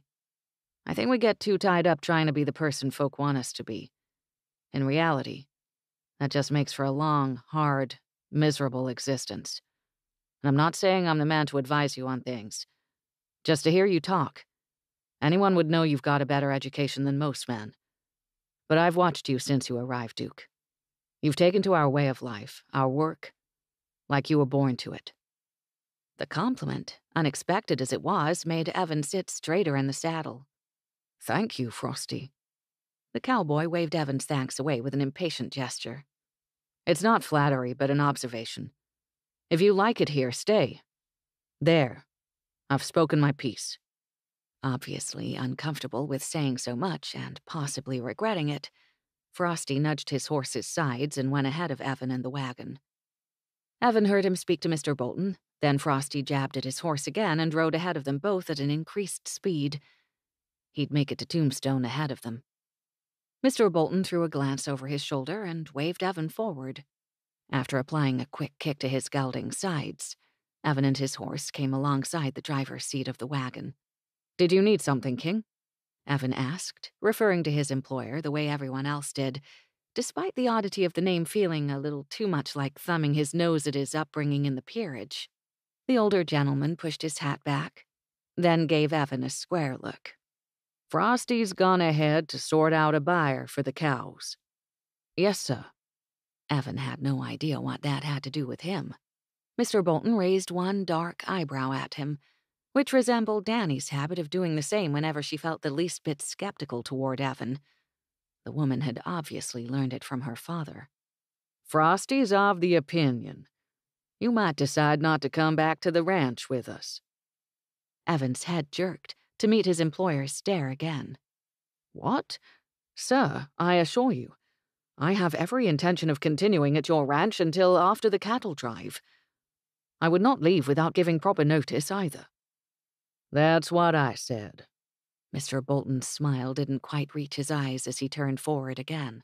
"But Frosty knows we need the extra hands right now. And honestly, son, I've been preoccupied but not blind." Those words made Evan's entire body go cold from his head to the toes in his boots. "I never thought you were, sir." But he knew exactly what Mr. Bolton wanted him to know. The cattleman said his next words with a slow, certain kind of cadence. "Dannie likes you, Duke. I'm not about to threaten you or forbid her from feeling what she does. But you've only promised us your time until August. That's coming on quick. You'll both have to live with yourselves. Whatever happens between now and then." Evan gripped the reins in his hands tighter, and his horse flicked an ear back at the movement. "I understand you, sir." And Evan did. "I trust my daughter to sort out her life on her own. I won't interfere." King Bolton took off his hat, then wiped at his brow with a bandana. When he spoke again, it was with a brighter tone and a new subject. "Once we get to town, we'll drop these heifers at the stockyards. I've got a telegram to send. You can take care of your own needs after you help Frosty gather our supplies. If you go drinking, keep it light. We'll meet up around 4 o'clock to start back the way we came, or else make plans to stay the night." That gave Evan several hours to himself if he wanted them. "Thank you, sir." He let his horse fall back again, trailing behind the wagon. Though he hadn't actively tried to hide anything from Mr. Bolton or anyone else at the ranch, it galled him to know his interest in Dannie hadn't stayed a secret.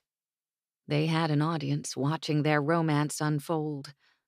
While that knowledge made him wary, Evan had to admit to himself it also relieved him. Dannie had a supportive father and family at the ranch. Whatever happened, there would be people to look after her. The business part of the trip didn't take long. By the time King and Duke arrived at the stockyard, Frosty had already negotiated a price with the manager of the place. Money changed hands, the cattle joined a larger group in a pen, and King dismissed the men after giving them their pay. $15 a week, and bonuses at Christmas and after drives," Frosty said, reminding Evan what he'd agreed to weeks before. A month's pay came in at $60. It was a small fortune for most men. Small enough that many a man likely drank or gambled it away almost as soon as it hit his hand. But Evan stowed the money away in a pouch tucked inside his shirt and tied around his neck. $60 was enough for a train ticket all the way back to the eastern states, possibly to New York. He could leave that very moment. No wonder Frosty had been concerned. Evan followed the cowboy on the errands, while Mr. Bolton left them for the telegraph office and his own business. It didn't take long to put what they needed in the wagon, and then Frosty turned to Evan with narrowed eyes. "What else you need to do today, Duke?" Evan didn't hesitate before responding. "I'd like to sell my horse and see if I can get something better suited to ranch work. Maybe 2 horses. I was wondering if you could take the time to help me with that purchase." The worry that had darkened Frosty's gaze lifted, and his expression became almost friendly. "Horses? That's easy enough. Your pretty gelding will fetch a good price with the city folk who want to impress their neighbors." Frosty knew what he was about, too. An hour later, Evan had a work-worn saddle, a cutting horse, and a mare who'd been on the range for 4 years. They were both horses of dubious parentage, but were sturdy and used to the work. They'll still take some handling, so they know you and you know them. But there's good lines on them. I think they'll serve you well. Frosty looked over the horses, nodded to himself, and then pointed down the road. "Want a bite to eat? I'm paying." "Then I will accept your generous offer." They made their way over to a restaurant, the name on the front nearly worn off from wind and dust. Smith's was all it said. A waitress in a dark dress and clean apron had them settled at a table by the window, with coffee and soup in the blink of an eye. Frosty had gone back to his quiet ways, which left Evan with little to do other than people watch out the window. Tombstone, despite its gloomy name and sordid past, was a thriving town. The people were rising from the mining industry to make something of themselves, and Evan had to admit he liked the energy in the atmosphere. He watched couples strolling down the boardwalk, arm in arm, and children skipping behind their mothers, laden with purchases. How so many people had come to make a life for themselves in the desert, he didn't know, but he liked feeling like he belonged right in the thick of things with them. And he couldn't help but glance at a barber shop at the edge of the street, nearly out of his vision, and smile at himself. He'd met Dannie a month ago in that town, down the street. She'd looked him up and down, found him wanting, and took him home under protest. Given how their relationship had changed, blossoming like the desert after the rain, Evan wondered what she'd say about their first meeting now. The waitress came back with plates filled with mashed potatoes, thick slices of bread, and steaks that covered half the dish. The waitress flashed both of them a flirtatious smile before mentioning she had apple pie, too, if they wanted something sweet. Frosty said they'd think about it, and when she sashayed away, he fixed Evan with one of his hard looks. "These town girls always seem to know when a man has money in his pockets, and they try to get you to spend it on him as fast as they can. I promise, if we say yes to that pie, she'll start trying to wheedle an invitation to the theater out of us, or a visit to the drugstore for cream soda at the very least." Evan laughed, unable to help himself given Frosty's disapproving frown. "My dear sir, I must ask how you came to act like a man of 60, when we cannot be more than a few years apart in age." Frosty snorted. He took up his steak knife and sawed at the meat. "I suppose living a hard life ages a man." A glimmer in his eyes was the only thing that betrayed his amusement with Evan's question. People came and went while they ate, and traffic on the road outside the window never ceased, which was why Evan paid little notice to the 2 men in black suits who entered the restaurant, sweeping the room with hard stares. Uh-oh. Frosty saw them first. Those 2 look like lawmen on the hunt. At the same moment Evan looked up. One of them looked his way. He elbowed the other man, and the 2 of them came to where Frosty and Evan sat. "You in any trouble I should know about?" Frosty asked quickly, voice low and his eyes on the men coming their way. Evan shook his head, the movement small. "No." But the men in black suits stopped at their table. They stood there, wearing bowler hats and gruff frowns. They were a matched pair, both in their mid-40s, with mustaches well-groomed, and suits that belonged in finer establishments than where they stood. They both wore guns on their hips, too. "Evan A. Rounsevell?" one of them asked gruffly. Exchanging a look with Frosty, Evan slowly came to his feet. "Yes, I am he." The men relaxed, and one reached into his coat. "We've been charged to find you by your brother Lord Rothwell." He held out a piece of paper to Evan, which he took and glanced over briefly. It was signed by his brother's hand on paper bearing the name of a hotel in New York. Evan couldn't keep the shock from his voice. "William is here, in the United States?" Never had William said anything complimentary about the country, or expressed even the faintest curiosity about traveling over the Atlantic. He enjoyed visits to Berlin, Paris, and occasionally Rome. but Evan thought such enjoyment had more to do with what society expected than his brother's actual preferences. The other man took up the explanation with a wide grin. The Earl is on his way to Arizona at this moment. His train will arrive in Benson next week. We sent word to him when your trail went cold here in Tombstone. Not cold, the other man said with a scowl at his partner. We figured out you'd gone to work with a family west of here, but no one could remember the name of the ranch. The other man didn't seem as perturbed as his companion. We were going to ride out after your brother arrived to check the smaller settlements. Then he extended his hand. Forgive us. I'm Steinman, and this is Shelby. We're investigators with the Pinkerton Agency. Pinkertons? Evan gestured to the 2 empty chairs at the table. Please, join us. I've always wanted to meet men from your well-established detective agency. The stories that make it to England about what you fellows have accomplished are incredible. Frosty snorted. Betcha they're all had and no cattle. He eyed the agents with unconcealed suspicion. Evan loosely interpreted the phrase to mean the Pinkertons had a reputation they didn't deserve. Shelby, the sterner of the two, glared at Frosty before taking a chair at the table. We aren't here to regale you with stories, Lord Evan. The title made Evan's gut twist most unpleasantly. No, forgive me. My brother sent you to find me. Is something wrong? His wife delivered their second child safely, did she not? Our father, he isn't... Steinman spoke with a calm smile. We're not aware of any of your family's circumstances in England, Lord Evan. Lord Rothwell sent us to find you so he can fetch you home. Home?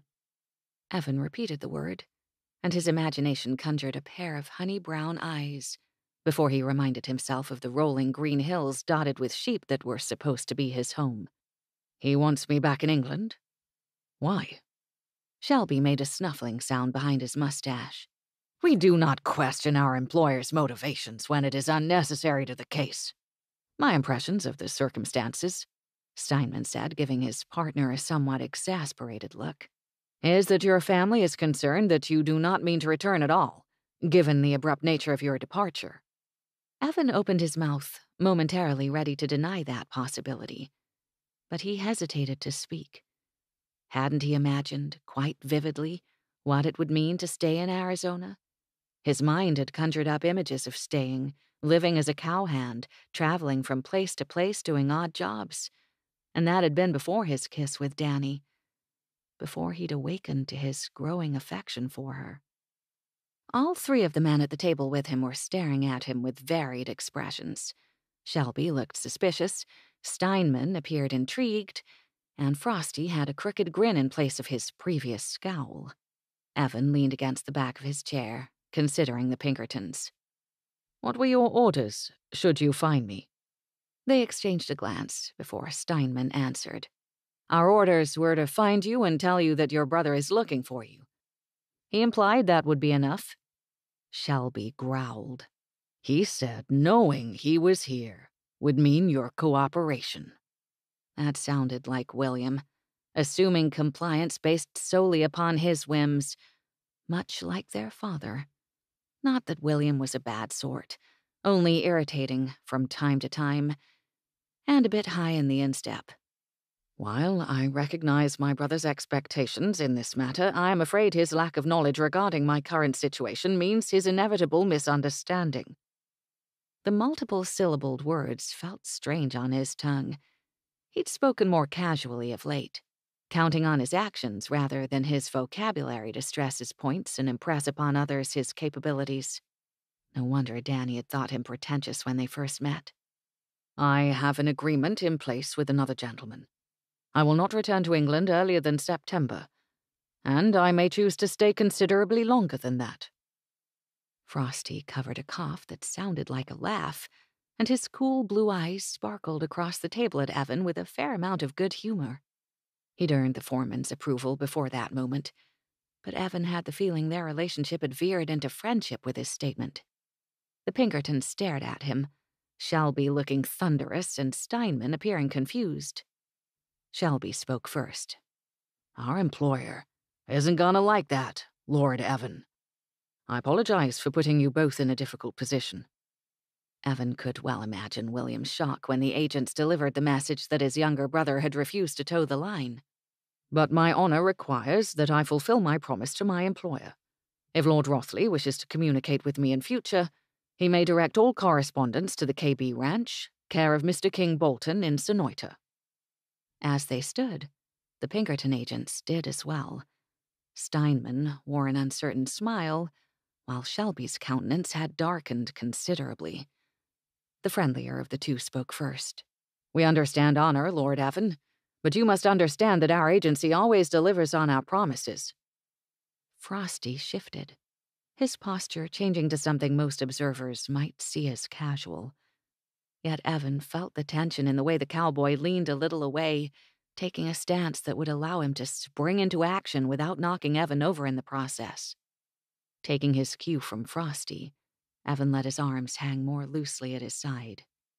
You promised my brother you would locate me, and you have done that. No one could speak against that. Shelby's lip curled. You pretentious types, always trying to use fancy words to get around the truth of a matter. Your brother paid us to ensure you returned to him.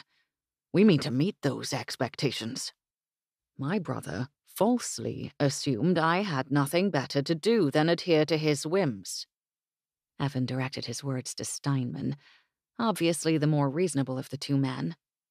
I have my own business to see to, and I doubt either of you want to make my life or yours more difficult than necessary. The restaurant around them had quieted, though at what point in their discussion anyone else started listening in, Evan couldn't say. They certainly had the attention of the room at present. A chill went through Evan as he realized how closely the situation resembled scenes he had read in his novels, scenes of gunfights in Deadwood and Tombstone. Except they were in a restaurant occupied by upstanding citizens instead of a saloon filled with ruffians. And if guns were drawn, Evan had no intention of fighting. His pride wasn't worth anyone's life. Steinman brushed his fingers along the edge of his coat, as though thinking about the gun he likely kept on the belt beneath it. His gaze flicked from Evans to Frosty, then back. Let's not make a scene, gentlemen. Perhaps we could step outside. Shelby didn't wait for his partner to finish the suggestion before he grabbed for Evan's arm. Evan stepped away, hands coming up defensively. Frosty stepped between the Pinkertons and Evan, glaring. You'd better listen to your friend here, Mr. Shelby. We don't want any trouble. You get out of the way and there won't be any, the Pinkerton snarled. Steinman attempted to intervene, his gaze sweeping the room full of people. Shelby, perhaps. But his partner's short fuse had burned up. Shelby put a hand on Frosty's shoulder to shove him out of the way, but Frosty ducked the shove, and the left-handed punch Shelby threw grazed Frosty's cheek. Quicker than Evan could react, Frosty had rocked to the side and shot his own fist upward, catching Shelby beneath his chin. The Pinkerton stumbled backward, knocking over a chair and catching hold of the tablecloth, pulling it and everything on it to the floor with him. Evan's reaction was to snatch both his and Frosty's hats up before they could join the agent on the floor. He pushed Frosty's hat into his chest. Steinman stood over his partner, eyes on Evan and Frosty, and his hand reaching into his coat. Evan put his hat on his head and raised both hands, palms facing out. Mr. Steinman, my brother didn't give you leave to take me by force. We've already caused that scene you wanted to avoid. I'm leaving with my friend. He tilted his head in Frosty's direction. And that's an end to it. Shelby sat up, hand on his jaw and eyes swirling with anger. Steinman looked down at him, concern on his features. Perhaps it would be best if we confer with Lord Rothley before proceeding further, Mr. Shelby. The downed agent swore and lurched to his feet. No one lays a hand on me, you two-bit cowboy. Then he propelled his right fist directly at Frosty's face. But the cowboy had dropped his hat and easily deflected the punch with his left arm and swung up with a right hook that would have made any bruiser proud. He landed the hit in Shelby's face, and the Pinkerton went down a second time, groaning and covering his nose with both hands. Maybe you better stay down there, Shelby, Frosty said, shaking out his hand with a smirk. Evan saw the waitress in the doorway to the kitchen, as well as a middle-aged man coming in their direction with distress written clearly upon his features. Likely the owner of the establishment. Evan took several bills out of his pocket and dropped them on the empty table. His next words he directed to Frosty. "I think it time we meet with Mr. Bolton, if you have finished with your meal." Frosty grinned crookedly. "Sure am. Let's go. So long, fellas." He nodded at the Pinkertons as he retrieved his hat from the ground. Frosty dropped his own coins on the table, ignoring the way Shelby cursed from the ground. "Have a drink on me, boys. One for the road." They left the restaurant without another word, and the moment they stood in the sunshine, Frosty started to chuckle. "Duke, for a minute there, I thought you'd be crazy not to leave with them." That caught Evan's attention. "Would you have gone with them?" "Nope, but I'm not an English nobleman." Frosty shrugged and pointed down the street. "King's gonna be pleased when he hears this." Evan wished he could keep the Pinkertons' visit to himself, but that wouldn't be possible. Mr. Bolton needed to know that Evan's brother was in the territory, in case strange letters or demanding telegrams started arriving at the ranch. But if Dannie found out, she'd be even more determined to keep away from Evan. His brother's insistence on Evan's return would reinforce Dannie's decision to maintain her distance. She was the more intelligent of the two of them. He wanted to pursue the feelings he had for her. Nothing had ever compared to what he felt when he'd held her in his arms, kissed her, or even stood by her side in the rain and at the laundry. A hole in his heart filled when Dannie sent her smiles or sass in his direction. He hadn't even known his heart bore such a wound until he met her. If only he could stay. Perhaps then, Evan might work to make Dannie's heart whole again, too. Chapter 21. June 1st, 1895. When morning came, Dannie watched the sun rise with it. The beauty of the gray dawn promised an early start to the rain that day. Her father, Frosty, and Evan might be caught up in it. Arizona rainstorms weren't something to sniff at, given that a dry wash could turn into a flooding river within a few minutes. The oncoming clouds meant she wouldn't get much of a chance to leave the house either. Animals and people alike hunkered down on cloudy days. Usually, she didn't mind it. Rain came so seldom, and even rarely lasted all day long, that most people sat back and enjoyed the rest from their usual toil. A full day of rain meant catching up on indoor chores, like mending hems or sewing a few stitches on something new. But Dannie needed more of a distraction than that.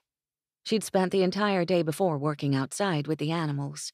She'd taken Gus out, Clark accompanying her, to give the younger cattle a lesson in minding the dog. The physical exertion necessary for that activity had kept her mind occupied and away from troublesome thoughts of the Englishman. By the time night fell, she'd rejoiced in her exhaustion. She would sleep, she had thought, deeply and without dreaming. In reality, Dannie had laid awake for hours, watching the shadows on her wall, thinking about Evan, reliving his kiss. When she finally slept, it was a shallow, restless kind of sleep, filled with memories that became dreams, and dreams that followed her into waking. She left her bed almost as tired as when she'd entered it. "Maybe some reading," she said aloud while she brushed her hair. Dannie sat before her mirror, dividing her hair into two sections to make a pair of long braids. "I could give Mr. Holmes another go." They didn't have any new books. They hadn't purchased any in months to save money for the books the boys had to have for their schooling. The opportunity to spend time with a new novel was something that Dannie had missed before the days got longer, meaning more outdoor work and less time curled up by the fire to read. She ran the brush through her hair, smoothing out the ripples from the night's sleep. Or maybe I'll read some Jane Austen. Or Alcott. Women's stories were her favorites, of course. She'd liked Jane Austen, too, even though the writing was a touch old-fashioned. One of her few friends at boarding school had handed over a copy of the book Emma. The characters were witty, despite being flawed, and had to navigate a world in which the men made all the decisions. Thinking about Jane Austen led to thoughts of England, which of course led to thoughts of Evan. What must he be like at home? It was difficult to picture him in an elegant drawing room, like those she had entered in New England. Not because of any lack on his part, of course, but because she had grown used to the sight of him in denim pants and leather gloves, with his shirt sleeves rolled up while he worked. She'd seen him wear exactly that clothing when he hauled water, pushed a wheelbarrow, shot a gun, and slung a pitchfork. Not to mention when he'd been elbow-deep in soapy water, a crooked smile on his face, while he flirted and teased. Dannie started when she recognized the look of longing in her reflection, then scowled and shook her brush at herself. "Stop that, Dannie. You can't imagine him in England? Huh? Try picturing yourself there." She couldn't, because she couldn't imagine her life away from the painted night sky or the sun-bronzed days of work. A horse beneath her, purple mountains in the distance, and the landscape wide and open as far as she could see. She'd been in Boston, with houses and people crowded in on one another, and there were merits to living that way. But not for me, she whispered, putting her brush down on the table. And if I can't imagine running off to England to be with Evan, not that he's even asked, I sure don't expect him to stay here, eating Arizona dust and grit the rest of his life. Giving herself one last stern look, Dannie twisted her hair into a bun atop the crown of her head. If she wasn't wearing a hat to go out, she might as well enjoy a different hairstyle. She put on her most comfortable dress, left her feet scandalously bare, and went down to the kitchen to find food. Travis and Clark were already in the kitchen, with uncombed hair and in their stocking feet, books spread out on the table, along with a plate of toast and bowls of oatmeal. Both looked up and said good morning when Dannie entered. "Can you make the coffee, Dannie?" Travis asked. "Yours tastes better than mine." "Sure thing." Dannie went to the kettle on the stove. "You boys studying all morning?" "Until Ruthie kicks us out so she can cook," Clark answered. Ruthie always cooked on the big supply days. She said it was a good way to reward those who left home and bring them back quicker. Mrs. Perkins had always agreed, then slyly added it was the best way to finish off any of the old supplies that might not keep. As she worked on preparing the coffee for herself and her brothers, Dannie focused on that aspect of her father's trip. The fact that they'd stayed in Tombstone overnight meant the response to her father's telegram hadn't been immediate, if it had come at all. For her father's sake, Dannie hoped Mrs. Perkins still cared for him. A broken heart didn't heal easily. She sat down to enjoy her coffee with the boys, though their quiet work left her too much room for her thoughts. She wanted to confide in them, tell them something of her worries. But her father hadn't shared with his sons about Mrs. Perkins yet, and it wasn't her place to tell them that news. Considering that they'd spent most of their growing up with the affectionate older woman, Dannie couldn't think they'd mind her place as a stepmother. Clark groaned, closing one of his books. "I hate algebra. The numbers and letters all mixed together until I'm not sure whether I'm figuring out a square root or how to buy tickets to Chicago." Dannie gave him a commiserating smile. "Dad says it's valuable knowledge. Calculating wages, cattle prices, percentages to give to partners, all of it is important." "Maybe to you and Travis," Clark said darkly. Travis wrote something out in a notebook on the table, then closed his textbook too. "Even if you don't stick with ranching, you'll be grateful for the complex math." Clark snorted. "Not likely." He rose from the chair and fetched the milk pitcher, pouring quite a bit of it into his coffee. "I'm not going east either. I'm going north, where it's cold, and I only have grizzly bears for company." "I suppose grizzly bears aren't known to bother themselves with algebra," Dannie drawled over the rim of her cup. "What about you, Dannie?" Travis asked, crossing his arms over his chest and leaning back in his chair. Ruthie wasn't there to glare at him, though. "You staying at the ranch, or going off to England?" Dannie nearly choked on her swallow of coffee, the hot drink going down her throat at odds with a different heat filling her cheeks. "What on earth? Trav, what are you talking about?" She put her cup down and covered her mouth, coughing more to try to get rid of the uncomfortable sensation in her throat. Clark gave her a flat look, then looked at Travis. "They think 'cause we're young we don't notice things." "You didn't notice anything. Jessica had to spell it out for you," Travis said with a smirk. "Jessica? What does Jessica have to do with this?" Dannie looked between her brothers, confused and trying her best to avoid answering their questions or knowing stares. Clark answered before Travis could.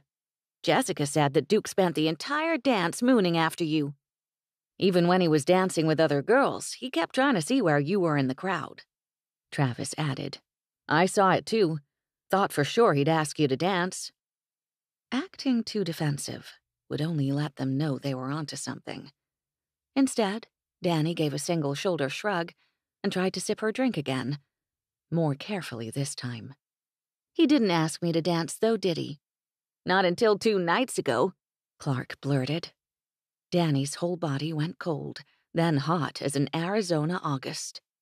She spoke slowly, deliberately, horror in her tone. What do you mean?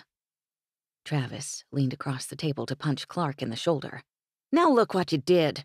Dannie, it wasn't that bad. We only saw the 2 of you under the tree. Then I made Clark shut the drapes. She rubbed at her temples. You were both watching me?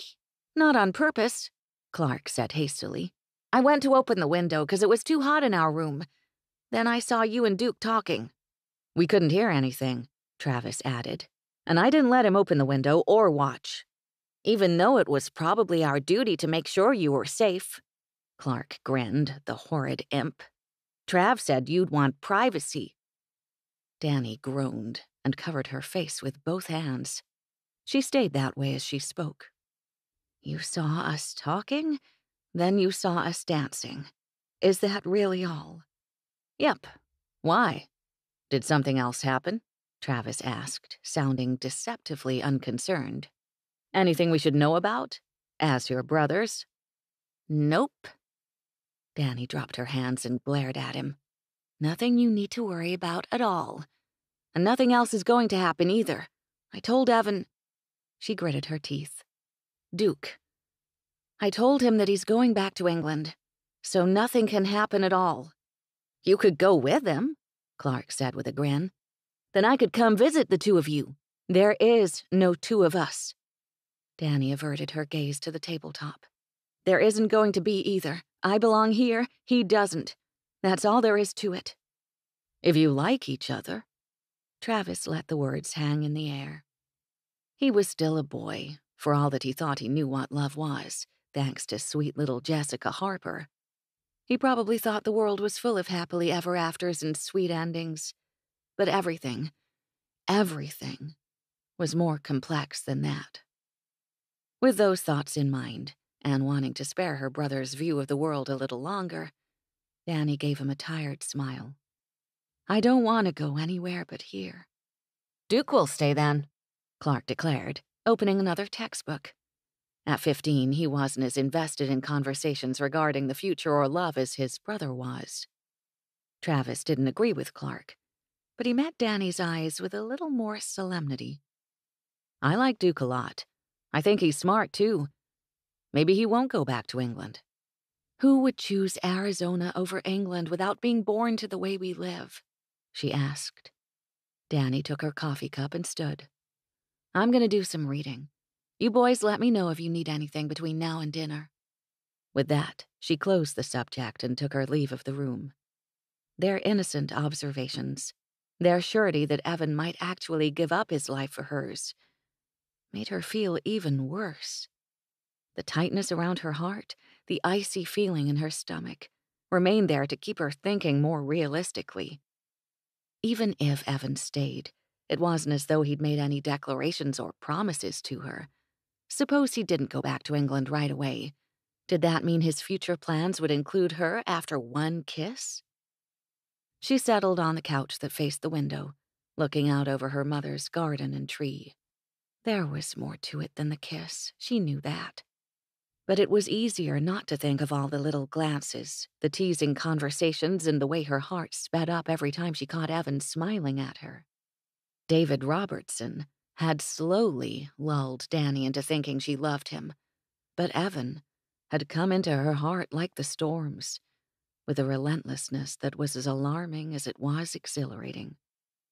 Thunder cracked overhead, making her jump, and the rain finally broke over the house.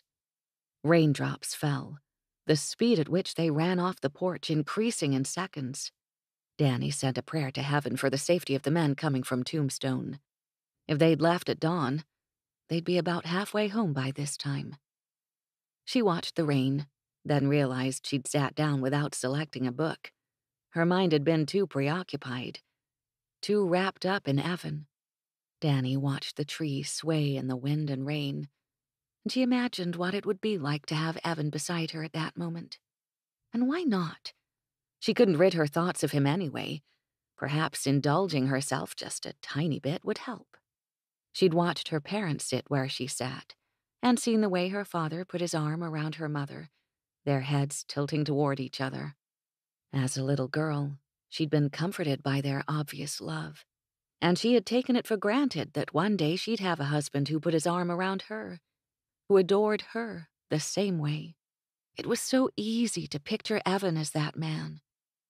With her eyes closed, Dannie listened to the rain and wondered at her sanity for falling in love with an Englishman. The storm kept the men tucked up against the side of a boulder for 2 hours, a tarp stretched over their heads and the wagon. The rain didn't trouble the animals, and Evan's new horses kept looking back at him with boredom. The wagon mules seemed exceptionally pleased to take the opportunity to nap, still in their harnesses. Frosty and Mr. Bolton took their cue from the mules. They sat with their backs to the rock, hats over their eyes, resting, as if they hadn't had enough sleep staying in Tombstone the evening before. Mr. Bolton had come back from the telegraph office when they closed at 5 o'clock, a spring in his step and a smile stretched wide across his face. He'd paid for their hotel rooms at a modest establishment, then took himself off without saying a word as to his important business. While Evan wasn't one to pry, it would have been nice to know what kept them overnight in Tombstone. The Pinkertons had come to see him again at the hotel. They informed him they sent a telegraph to Benson for his brother, and Steinman politely asked Evan to accompany them. Shelby glowered when Evan again denied them. He was going back to KB Ranch, back to Dannie, and he'd not leave again until he'd fulfilled his agreement with Mr. Bolton. It already hurt to think about leaving, and he wasn't going to let anyone rob him of the time he had left in Arizona. Not because he wanted to keep playing cowboy, like a child refusing to leave toys behind in a nursery, but because he knew the moment he left this new life he'd discovered, all the weight of his previous life would fall upon his shoulders and heart, never to fall away again. Generations of his family's affairs would smother him.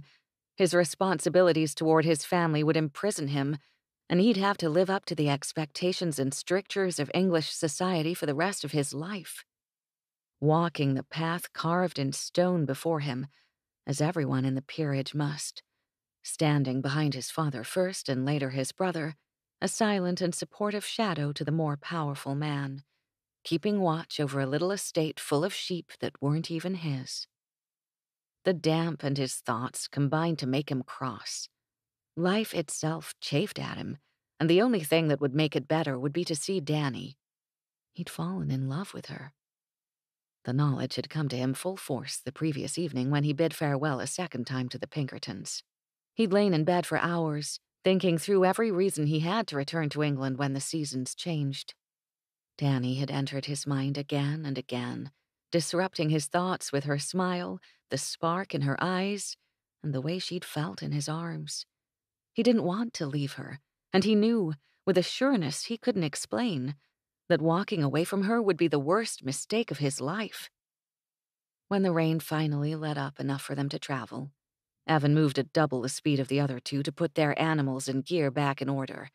He didn't bother to conceal his rush either. "Someone put a burr in his blanket?" Frosty sounded amused when he spoke to their employer. Evan ignored him. "It's probably the idea of his brother nipping at his heels," Mr. Bolton answered in his lazy drawl, climbing up into the wagon seat to drive the team. "Take it easy, Duke.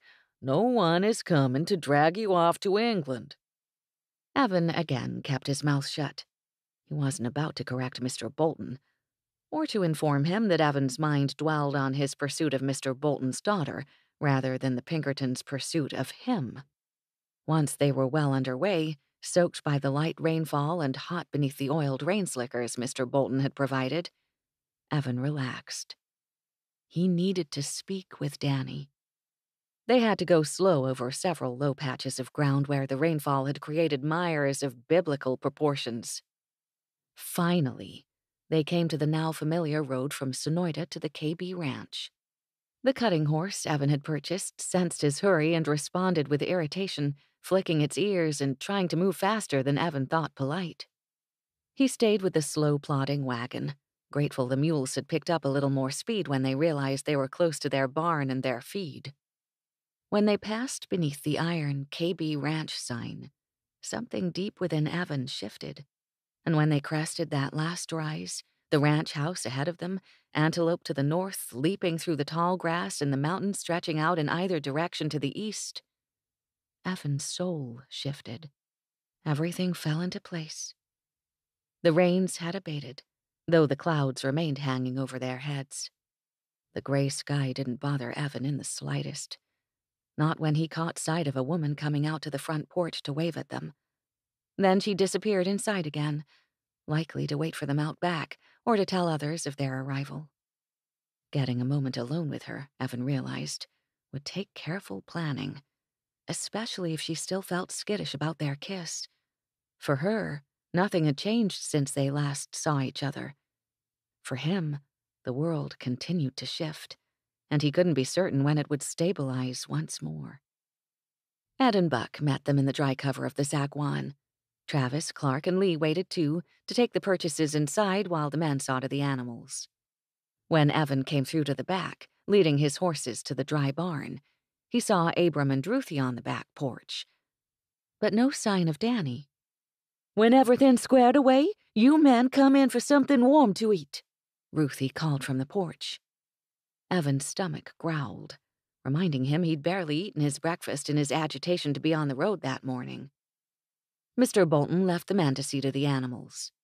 Buck took the mules in hand while Frosty and Evan took care of their own mounts. At last, they left the barn for the house and crossed the gravel and mud-strewn yard to the porch. Evan, despite his hurry, wasn't the first inside. A table bore a few of the goods they had brought back. Ruthie went through it all, handing things off to the boys with instructions on where everything went. Dannie and Mr. Bolton were nowhere to be seen. "Let's get this table cleared up. Ed, Buck, Frosty, and Duke, you just have a sit down. The boys'll finish up. I'll get you men some coffee and then put a meal on the table in a bit. We weren't sure when you'd be back." The men obeyed, and Ed immediately started asking about Evan's new horses. Frosty wasn't about to answer for him, so that left Evan talking about exchanging his thoroughbred gelding for 2 new creatures. His eyes stayed on the door leading from the kitchen to the rest of the house. The minute he saw Dannie enter, he was on his feet. The other men stared at him like he'd lost his mind, but Dannie's gaze meeting his put everything else out of focus. Her expression wasn't easy to read, but he saw the glow of welcome before she turned away to help Ruthie. Mr. Bolton entered a moment later and cleared his throat, bringing all other talk and movement to a halt. He surveyed the room with a gleam in his eye. "I have some news for all of you. First of all, I want to thank everyone for taking on more than their share these past months. Despite being short-handed in the bunkhouse, you men have done well keeping things going on the ranch." He nodded to Frosty, then turned his attention to where Ruthie and Dannie stood near the large oven. "And Ruthie, we'd be lost without your help in our home. Thank you for everything you've done to help Dannie and the boys, too. I'll be forever grateful for you and Abram's friendship." Ruthie's usual knowing smile turned gentle. "That's what we do, Mr. Bolton. We take care of each other." He nodded his understanding, then swept the room with a serious expression which slowly changed to a smile as he spoke. "Now, for the news. You all know we remained later than usual in Tombstone while I waited a reply to a telegram. Well, the reply came minutes before the office closed for the evening. You see, I sent a message to Mrs. Perkins, asking her if she'd come back. Not as our housekeeper, but as my wife." The gleam in his eyes spoke clearly of his feelings as he regarded his children. "She said she'd be on the next train home." Emotion choked the end of the man's statement, and his joy was apparent in his voice. Everyone clamored to congratulate him at once, including his sons. The men rose from the table to shake his hand. The boys and Dannie embraced their father. Ruthie gave him a congratulatory kiss on the cheek. Evan shook his hand like the others. But something about the way Mr. Bolton looked at him was different. Then the old rancher subtly nodded toward Dannie, who wiped at her eyes near the door. "Told her about the Pinkertons," Mr. Bolton said, too quiet for the others to hear in their excited chatter. "Be kind to her, Duke." "Yes, sir." Evan went back to his place at the table, giving Dannie plenty of room for the moment. He tried not to stare at her during the impromptu congratulatory feast, too. But his eyes kept finding hers, and every time he looked up, he discovered she was watching him, too. She'd blush and turn her gaze away, never addressing him during the meal. But she was paying attention, and she probably had some questions for him. While Evan didn't have all the answers yet, he at least knew the most important one. He loved Dannie Bolton. He'd fight to keep her in his life as long as possible. Chapter 22. Avoiding a man in order to keep her heart intact would have been much easier in a town, but on a ranch, Dannie couldn't possibly keep clear of Evan for more than a day. She managed all day Saturday after lunch to keep to the house while he went back out to do his usual chores. She finally found a book and curled up in her room, successfully avoiding everyone for hours. With the arrival of dawn on Sunday, Dannie woke with a determination to guard her heart while showing Evan she wouldn't belabor their kiss. They were friends, and with the news the Pinkertons brought of his brother's presence in the territory, their days were numbered anyway. Evan seemed to think his brother would leave him alone, knowing he intended to fulfill his family obligations at some point. But Dannie doubted it would be that easy. She put on her Sunday best. The first Sunday of June meant a visit from the pastor in Patagonia. Their small community had tried, and thus far failed, to find someone permanent. But they didn't have enough funds to support a man with a family, and few men wanted to come out to the middle of nowhere to preach to a handful of cowboys and their wives. Dannie entered the kitchen to find her father already at the table, a plate of eggs and toast in front of him, and a newspaper spread out between him and his food. He always picked up back issues of the newspaper when he visited a town, then read everything in the appropriate chronological order. He called it playing catch-up with the world at large. Dannie poured herself coffee and slid into the chair at his right hand. "You going to speak to the pastor about getting married soon?" "Sure am." He folded up the paper and put it aside, smiling at her with an easiness she hadn't seen in some time. He'd been holding his feelings close for so long, and she hadn't even realized it. "I think first week in July should work. Loretta has you in the house as a chaperone like always, and Ruthie on the property. I doubt we'll scandalize too many people." "I've been thinking about you getting married. I was wondering if you and Mrs. Perkins are going on a honeymoon." Dannie kept her gaze on the dark liquid in her mug, blushing despite herself. "Or if you'd rather me and the boys go visiting so you have the house to yourselves for a while." "That's mighty generous of you." Her dad sounded amused, but he thankfully didn't tease her about the subject. "I'll ask Loretta what she prefers when she returns. She's been gone so long, I'm not sure she'll want to leave again right away, but we'll see." Dannie relaxed and smiled away her discomfort. No one really wanted to think about their parents going on a honeymoon, despite the facts of life involved. Putting aside the discussion gave her more time to get comfortable with the idea of her father marrying again, and all that such a thing implied for their family arrangements. The housekeeper's room had been across from Dannie's and down the hall. The brothers shared a bedroom across from the guest room. "We'll have 2 guest rooms now," Dannie said, then laughed. "Not that we've ever had many guests to use them." Ain't that a fact?" Her father pushed his cold eggs around his plate, a sharp V forming between his eyebrows. "I've been thinking, too, about your future and the boys. Your mama and I always said when y'all grew up to courting age, we'd start building houses. I thought about it when you were away at school, but with the droughts, it never happened." "Houses are expensive," Dannie said with an easy shrug. "And it's not as though I'll be tying the knot any time soon." She didn't mean for her voice to fall, to sound so disappointed in that fact.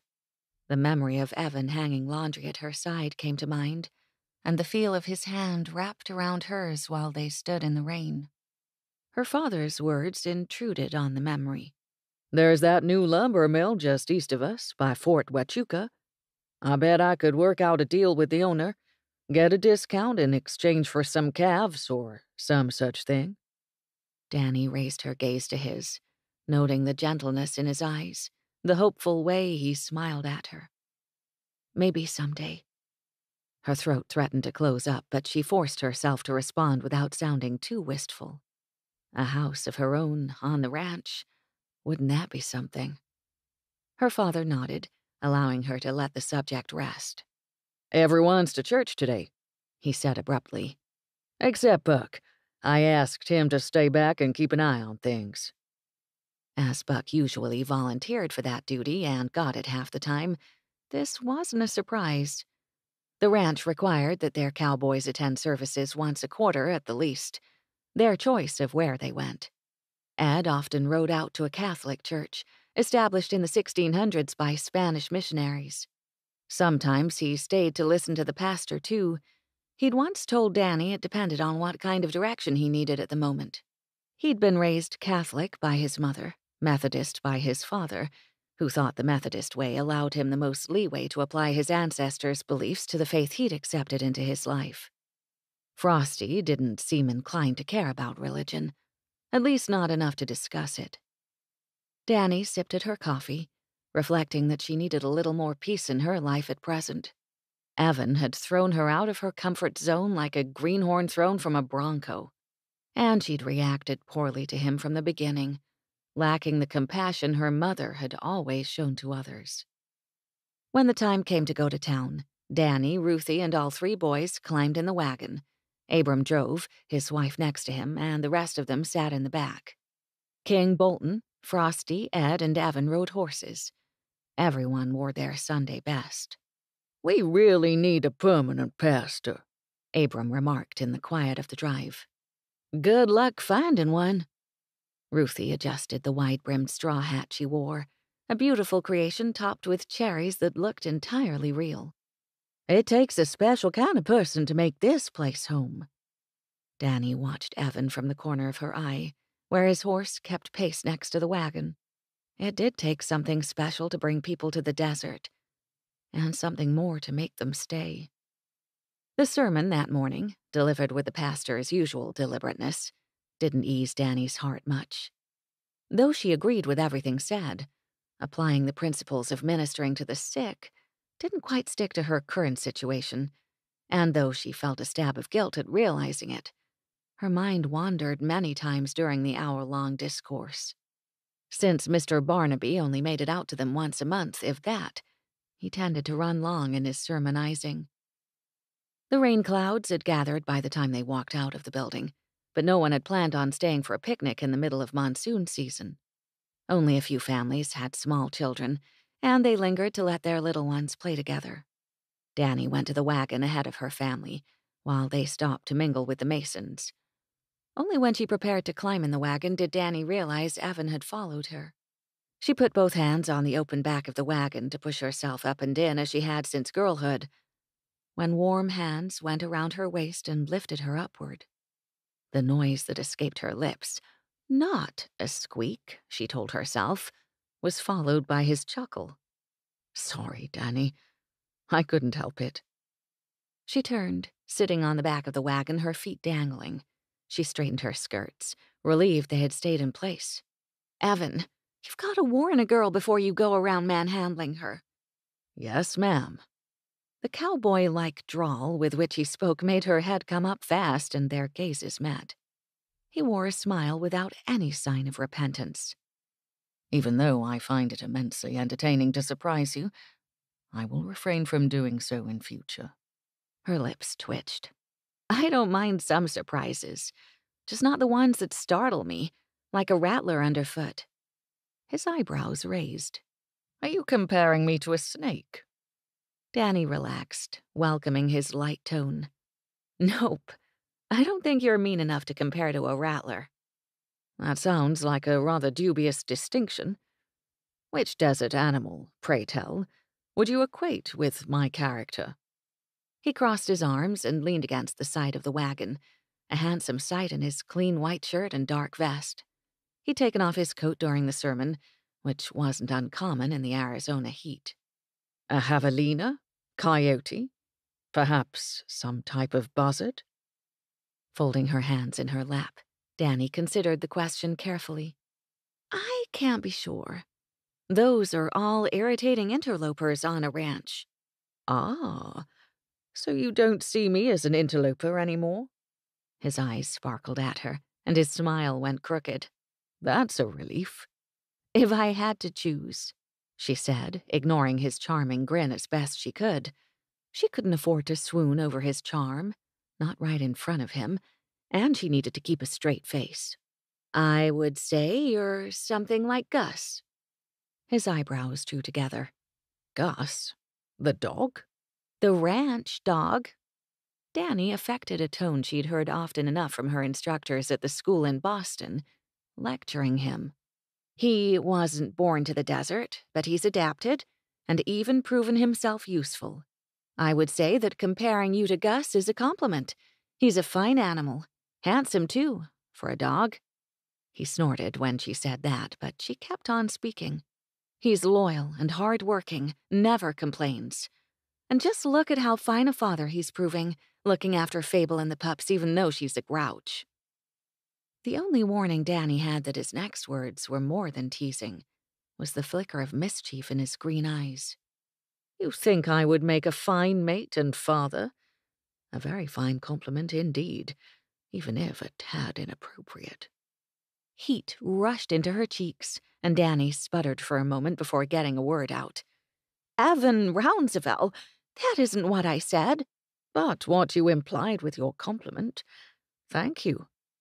His eyes still twinkled, and he slid closer, bringing their gazes almost even. For what it's worth, I would consider it an honor to look after you, even when you're a grouch. The wagon rocked suddenly, with Travis climbing in from the side. Evan stepped back, giving Dannie room to breathe at last. The other members of their homestead had appeared, all talking at once, mounting horses and climbing into position on the wagon. Evan and Dannie's moment had passed. Disappointment settled heavily in her chest as he mounted his horse. On the ride back to the ranch, Ruthie went over the sermon with the boys. Dannie listened with half an ear, grateful for Ruthie's help with her brothers, but unable to bring herself to join in the conversation. She stayed quiet, and she noticed Evan didn't take part in any talk either, though he rode between Ed and her father. When Abram pulled the wagon to a stop in the yard, Dannie's brothers and Lee spilled out over the sides of the wagon like puppies crawling out of a nesting box. Abram walked all the way around the front of the wagon, speaking light praises to the mules, before assisting his wife to the ground. Dannie slid as gracefully as she could so her legs went over the back of the wagon, and she almost looked to see where Evan was. Maybe he'd help her down the way he'd helped her up. Buck appeared in front of her, hand outstretched. Welcome home, Dannie. She had to swallow her disappointment and force a smile onto her face. Thank you, Buck. Her hand went into his as she slid off, her feet hitting the gravel with a crunch. What did I miss today? Buck asked, expression eager and a big grin on his face. Admonishment to care for the sick and needy, Ruthie answered abruptly, walking behind them toward her house. And reminders to do good works. Buck raised his eyebrows. Fine words to live by. Right. Dannie shook the dust from her skirt and wished she could get rid of Buck that easily. She turned toward the house. Hopefully you can come next time so you won't miss anything. Yep. He walked a few steps with her. Dannie, I was wondering if you'd come for a walk with me later. Maybe after supper. It took a great deal of self-control to keep her expression calm. A walk? Sure. He grinned and swept his hat off, as though just realizing it would be more polite to address her with his head uncovered. Before the sun goes down, I'd like to talk to you about something. Dannie had once stuck her foot in a boot with a frog waiting for her inside. This conversation was nearly as unpleasant and just as uncomfortable as that situation had been. But it presented her with an opportunity to have her say, and possibly let Buck down gently. After dinner, I'll meet you on the front porch. He looked entirely too pleased with himself. Good. See you then. He plopped his hat back on his head and ambled away. When Dannie turned back toward the house, she caught Evan watching her from the back porch, where he spoke with her father. He made eye contact with her, his expression momentarily solemn, then gave his full attention back to his employer. Had he heard anything Buck said, or guessed at it? Not that it was any of his business, but it would be nice to talk to him about it, maybe get his opinion on what she ought to say to Buck, to let him know she wasn't interested in any romantic entanglements with him, or anyone in her father's employment. Except Evan, who, for all she knew, still planned to leave. At war with her thoughts and her heart once more, Dannie brushed by Evan and her father and went directly inside and upstairs to her room to change her clothes so she could prepare the Sunday meal for her father and brothers. Maybe cooking would take her mind off things. Then she burned the cornbread. "It's all right, Dannie. If we just scrape off the bottom, it's not so bad," Clark said, attempting to be helpful. Travis wasn't nearly so diplomatic. "Mrs. Perkins will be back soon. Then you won't have to worry about cooking." Boys. Her father's smile had twitched beneath his mustache. Your sister is a fine cook.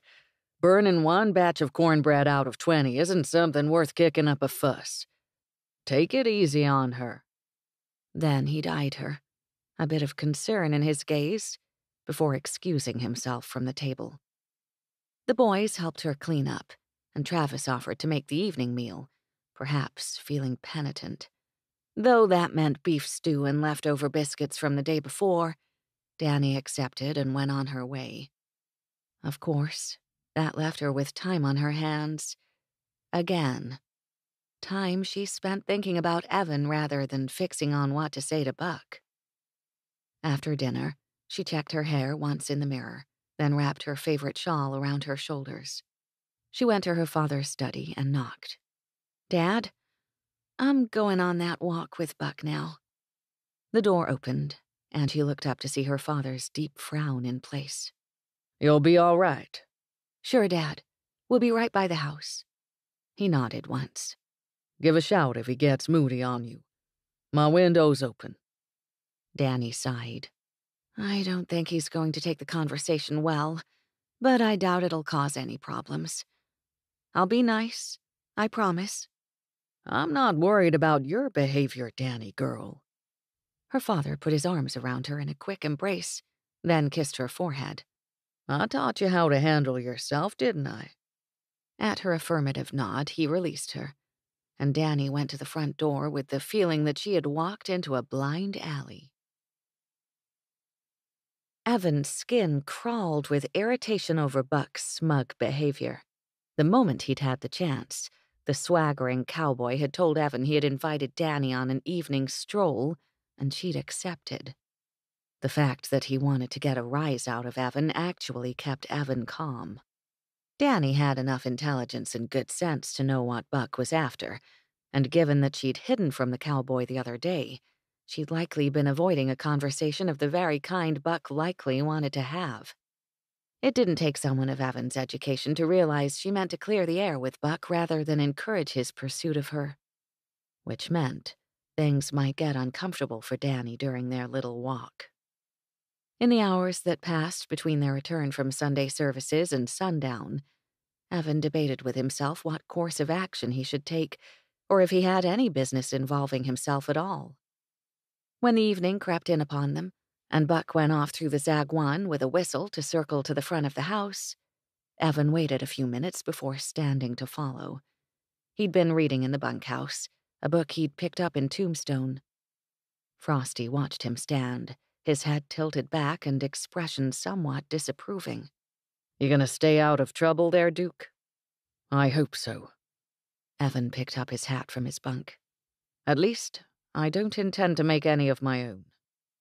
After considering this, Frosty nodded and turned back to his newspaper.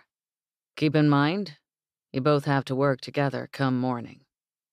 Evan slipped out of the bunk room and through the cool corridor of the adobe structure, then circled around to the front of the house. He didn't slink into the shadows or crouch secretly behind a bush. He just stood at the corner of the house and listened, arms folded and stance relaxed, in case Dannie had need of him. Not long after he arrived, he heard Dannie and Buck's voices. They weren't speaking loud enough for him to hear, and he made it a point to focus his attention on the hills in the distance. With the house facing east from where Evan stood, he could already make out a few stars on the horizon. They were close enough to the house that Buck wouldn't dare raise his voice. But no sooner had that thought crossed Evan's mind, lending him some relief, than he saw the two of them walking eastward, away from the house, their backs to him. Alert now, Evan debated another moment if he should follow. How far would they go with darkness coming on? He knew as well as anyone how dangerous it was to walk in the tall grasses without the benefit of clear sight. Snakes were one of many dangers someone might stumble upon in the dark. As they became silhouettes in the distance, easily a few 100 feet in front of him, Evan followed. A woman in England would never step out with a man with dark approaching unchaperoned. Such an action would ruin her reputation. While rules were more lax in America, Evan wouldn't leave Dannie alone in a compromising situation with a man who'd shown a lack of honor. They stopped ahead of him, with Evan standing silently, and started talking again. Buck reached for Dannie's hand, but she tucked it behind her back. Evan heard her speaking, though he couldn't make out what she said. Buck's response was considerably louder. What do you mean? You don't care about me? Dannie's voice was only a little louder. I said, in that way, Buck. I'm not of a mind to court you, the cowboy answered tersely and more quietly, and Dannie took a step away from him. I don't see how that's any of your business, she said, sounding as high and mighty as the first time Evan had met her, putting on that Boston polish with her stubborn cowgirl tongue. I understand you are upset, and I am sorry that I cannot return your feelings, but I believe you're a good man. Isn't that cold comfort? He said, voice raised again. You'll make eyes at the greenhorn, but won't give an honest American a chance? What's wrong, Dannie? Ain't I smart enough for you? Is it the accent? Or maybe you just like wanting what you can't have. That is enough, Buck.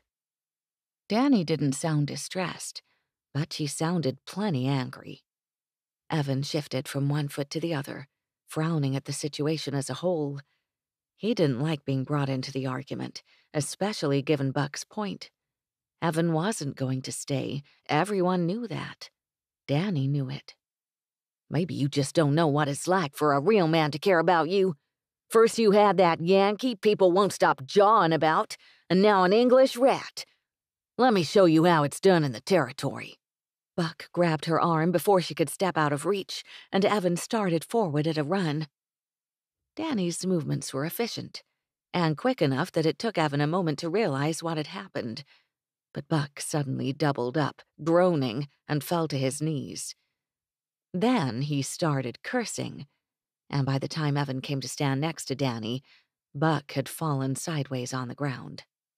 Dannie didn't even look up right away, though her hands were on her hips, and her posture spoke of a battle-hardened queen rather than a frightened maiden.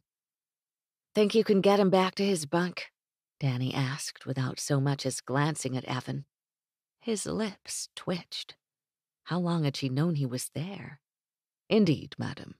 It would be my pleasure. Thanks. She whirled on her heel and stomped away, and Evan watched her go with a grin. He'd been prepared to lay Buck out flat, but Dannie had the situation handled. Maybe he should have known that would be yet another difference between her and the sort of ladies he had known in England.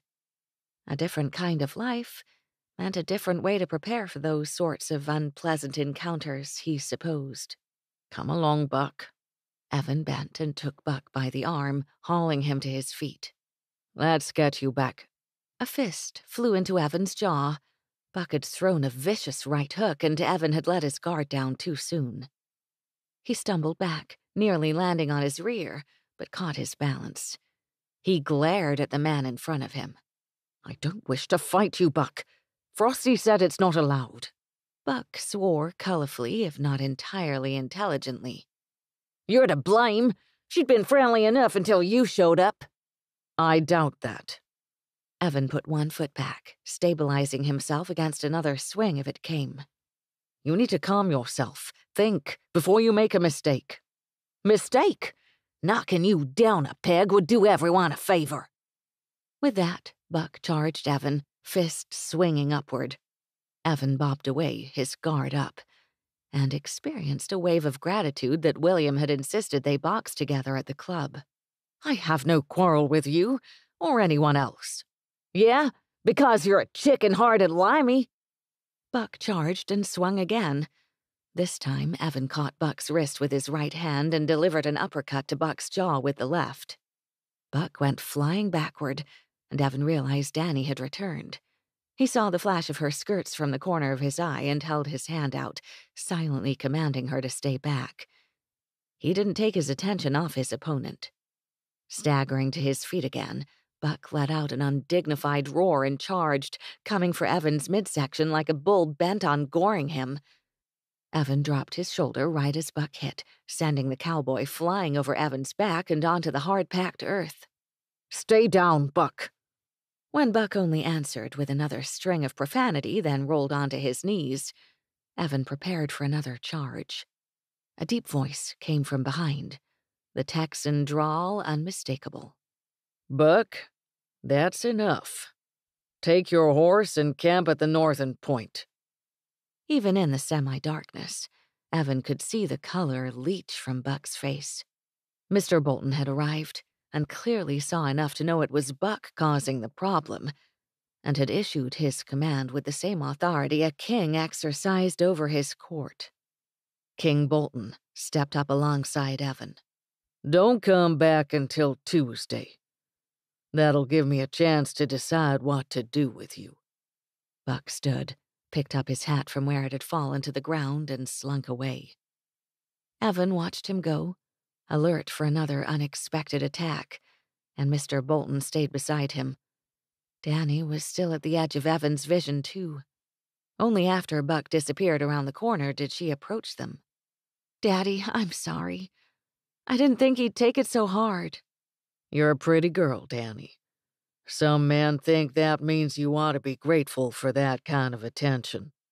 King Bolton shook his head. You all right? "Yes, Daddy." Then he looked at Evan. And you, son? Evan worked his jaw a moment, testing the damage done. Bruised, but otherwise fine. Good man. Mr. Bolton looked from Evan to his daughter. Maybe you should sit on the porch a bit. Get some fresh air and clear your head. He looked at Evan, appraising him openly. You too, Duke. Then he strode away, his walk that of a man with great confidence regarding his place in the world. "He's bossy sometimes," Dannie said, sidling up next to Evan. She adjusted her shawl and avoided his eyes when he looked down at her. "You don't have to come and sit on the porch with me." A lamp burned on the porch, likely left there by Mr. Bolton when he'd come out to join their dramatic scene. But I want to. The words had slipped from his lips before he even thought about saying them. When she looked up at him, he tried to grin. Besides keeping a lovely lady company, It will mean avoiding Buck until he leaves. I'd rather not confront him twice in one evening." Dannie laughed, the sound light, and easing him into a more relaxed stance.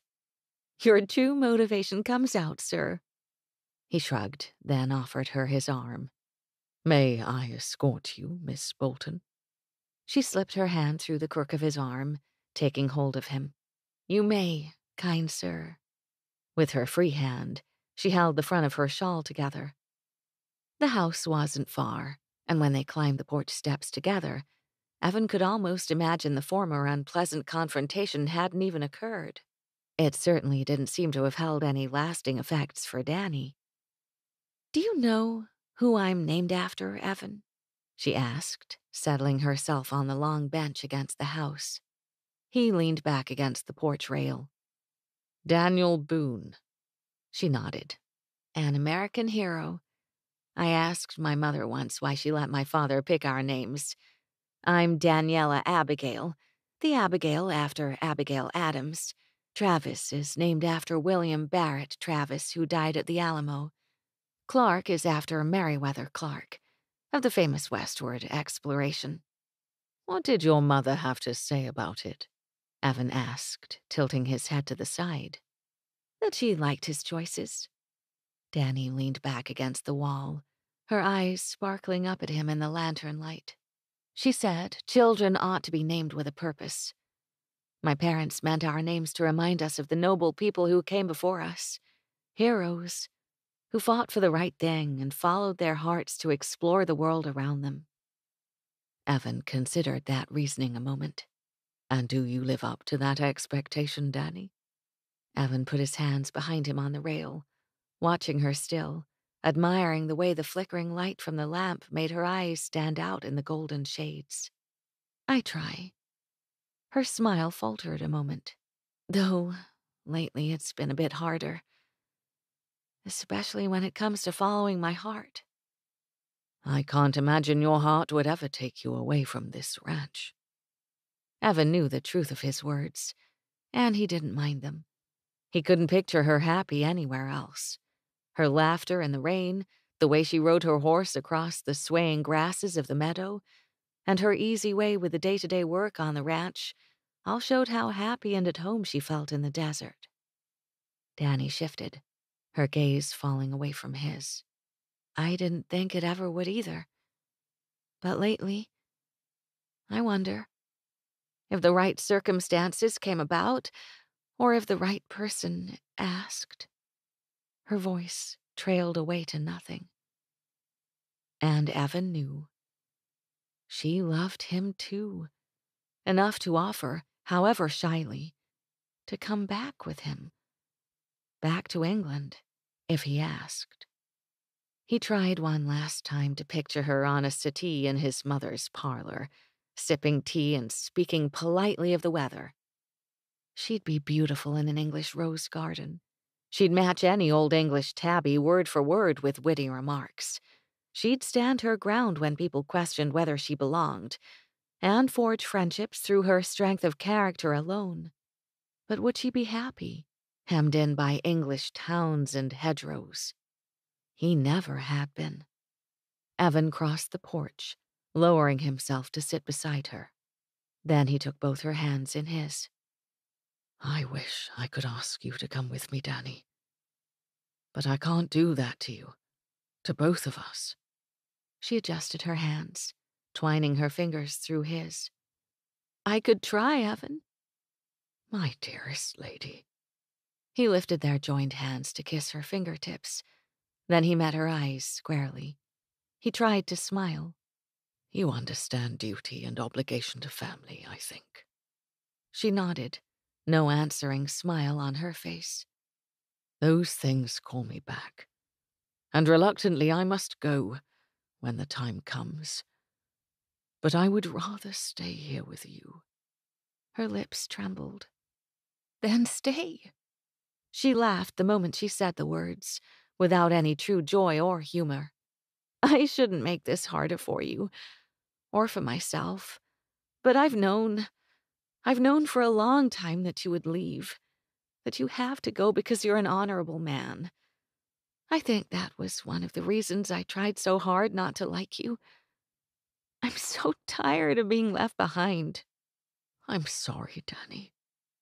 He bent to kiss her forehead, his lips lingering at her hairline as he breathed in the soft, lovely scent of her. Soap, wind-dried cotton, and the desert wildness he loved. "What do we do now?" he asked in a whisper. "Enjoy what time we have."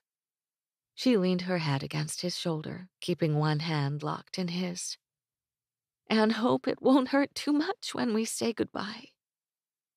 He tilted his head against hers and let the silence stretch out, long and comfortable between them, while more stars appeared above, and the night grew deeper. Chapter 23. Nothing in his life had prepared Evan for the bittersweet joy of loving Dannie. For the next several days, they found every possible excuse to spend time in each other's company. She met him at the barn, or he walked around to the front of the house to sit on the porch as the sun set. Each moment they were together, he could forget for a time that his days at her side were numbered. They hadn't kissed again, though he wanted nothing more than to hold her. There were lines they couldn't cross. He treated her as she deserved. Dannie was a lady through and through. When Buck didn't come back, Ed and Frosty had ridden out to find him. The man was long gone, perhaps too humiliated to return and ask for forgiveness, or face being turned out by Mr. Bolton. Nearly a week after his return from Tombstone, Evan woke in the bunkhouse. He thought of Dannie before he even opened his eyes, as he had for weeks. Now the emotions following his initial moment of curiosity, I wonder what Dannie is up to today, were a mixture of excitement to see her and a stab of pain, reminding him the autumn cattle drive came ever nearer. And he hadn't heard from his brother yet either. Evan left the bunkhouse early, the sky gray and yellow as the sun rose, and went to the barn to begin his chores. He hummed to himself a song that had been popular for several years, with the more daring young people he knew singing along to it as they waltzed at private balls. An American song he'd learned to his great delight. The melancholy lyrics struck him more poignant now. After the ball is over, after the break of morn, after the dancers leaving, after the stars are gone, many a heart is aching. If you could read them all, many the hopes that have vanished after the ball. Love stories rarely ended well in song, perhaps in life too. Evan tried to shake the lonely feeling that had settled and went out into the early morning light with Gus waiting for him. The big dog peered around Evan into the interior of the barn. Perhaps the animal wondered if Fable would welcome him, or he was only curious about the new inhabitants of his domain. Evan scratched behind the dog's ears. "She just needs a bit of time. Then the two of you can teach those pups how to round up the cattle." The screen door at the back of the main house clanged shut, and Evan looked up to see Dannie approaching him. She wore a bright smile that lit her entire countenance. That he was the reason behind that smile was humbling. She was dressed to ride, he realized, in a split skirt and dark blue blouse, with a dark vest on and a long rifle in her hand. She tipped her felt hat back with her free hand when she stopped before him. "Good morning." He hoped his answering grin sent her heart dancing the way his was. "Good morning, Dannie. Are you going for a ride?" "Yes. Would you like to come?" He tilted his head to the side, studying her rifle. "Do you expect any trouble?" "None, actually, but you know the rules." He touched a hand to the gun belt on his hip. "Never leave the homestead without a weapon, and walk around with one when you can." He'd seen Ed shoot a rattler not 20 feet away from the bunkhouse the week previous. "Just so." She nodded to the barn. "Are you coming with me?" "I must inform Frosty first." And the foreman would likely give him the same stare he had the day before, when he'd asked Evan what he was thinking, courting a girl he knew he had to leave behind. No one had stopped Dannie and Evan from spending time together. Apart from that one remark from Frosty, no one had mentioned it either. Not to Evan. Once he had Frosty's approval to ride a fence line, Evan returned to the barn and started saddling his horse. Dannie finished ahead of him and went out the door, which spurred him into moving quicker. Every second counted. They rode out through the Zagwan, then went toward the property line near the road. Dannie's horse cantered ahead, and Evan enjoyed watching her. She rode with great ease, as a woman born to the saddle, and with more abandon than any English woman he had ever met. Daniela Bolton on horseback embodied his idea of freedom, because watching her made him long for it all the more. As they came to the long stretch of barbed wire fence, Dannie and Evan slowed and rode side by side at an easier pace. Dannie nodded to a knot of cattle in the distance. Did you know that the first time you put a cow in a pen, no matter how big or small the pen is, that cow will walk the whole fence just to see if they can find a break in it? Every new cow I've ever seen will do that. Then they'll never check it again. Evan stared out at the animals, again surprised by just how enormous the ranch was even compared to his father's holdings. I suppose it is in the nature of most living things to test their boundaries. We all want to know where the line is, she said with a quick nod. They enjoyed the silence for a time, the sun getting higher and warmer with each passing minute. In a few hours, it would rain again, giving them respite from the heat. What will happen to the ranch, Dannie? Evan asked, his tone heavier than he meant. When she turned to look at him, he tried to offer a reassuring smile. I know you have cause for concern for the ranch's future. Has your father set upon a way to secure things yet? Have you? The way her expression fell and her chin lowered told him the answer before she spoke. We haven't come up with much. Maybe we'll get lucky and the demand for beef will rise again. Maybe the train prices will go down. I don't know. And he wouldn't be there to help her through it, to find a way to set things right. The guilt made his chest grow tight and his shoulders heavy. What about bringing in that new breed of cattle? Ed was telling me about the Herefords. We've talked about that, but until the fall drive, we won't have enough capital to add to our herd. She lifted her shoulders in a shrug, and her gaze drifted away. After several moments of staring into the distance, she added, and we'd still have the same trouble with shipping the animals, even if Herefords stayed fatter longer. Of course. Evan tilted his hat down his head a little more, settling into his thoughts. If he could only stay, he might find a way, might help them. They were already down to too few cow hands. Bringing on more animals, trying new things, might overcomplicate matters too much as they were. Evan didn't have a quick solution. He doubted anyone would, but serving only as a pair of extra hands didn't sit right with him either. Evan? She turned to him, reining her horse to a halt. Can we just pretend there isn't anything to worry about? Just for a little while, please? Those golden brown eyes went soft, as did her smile. I've time enough to fret about it all later, and you don't need to concern yourself about it at all. That stung, given that he doubted he'd ever stop thinking about Dannie and her family. He'd likely think about her, them, and the ranch for the rest of his days, unable to do a thing about it except watch the sheep on the estate grow fat and wish they were cattle instead. You're a good man, you know. Dannie nudged him with her leg, sidestepping her horse to make the movement possible. You have to go back, Evan. It's the right thing to do. The honorable thing, perhaps. He took her hand and bent so he could kiss the back of her wrist, just above her leather glove. But not right, Dannie. Her forced laugh reminded him they weren't supposed to talk about the future that way. Come on, I'll race you back. He wheeled his horse around with hers, and together they went flying across the range back to the ranch house, outracing their worries, if only for a few moments. Halfway between the KB Ranch gateway and the house, Dannie saw a pair of unfamiliar riders. She drew her horse up, the mare dancing beneath her and reluctant to come to a stop. Dannie twisted in her saddle to look at Evan, then pointed at their visitors. Company. Even from their current distance, she knew the men were strangers to her. She'd grown up with everyone in those parts, coming and going on familiar horses, wearing familiar hats, and carrying themselves in a unique way. But these riders had never been on her father's land before. Stopped beside her, Evan peered from beneath the shadow of his hat brim, studying the men riding toward the ranch. Evan released his next word as more of a growl. Pinkertons. That didn't mean anything good.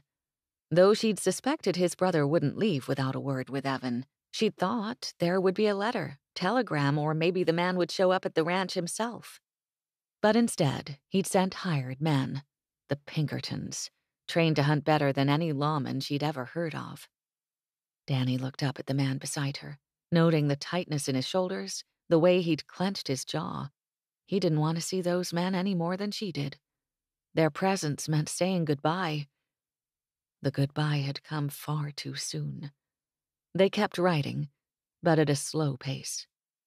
Maybe they just brought word, Evan said quietly. We both know that's not likely. Dannie tried to keep her voice light, but emotion had already started to clog up her throat. Her eyes stung too, but she didn't even try to blame the dust.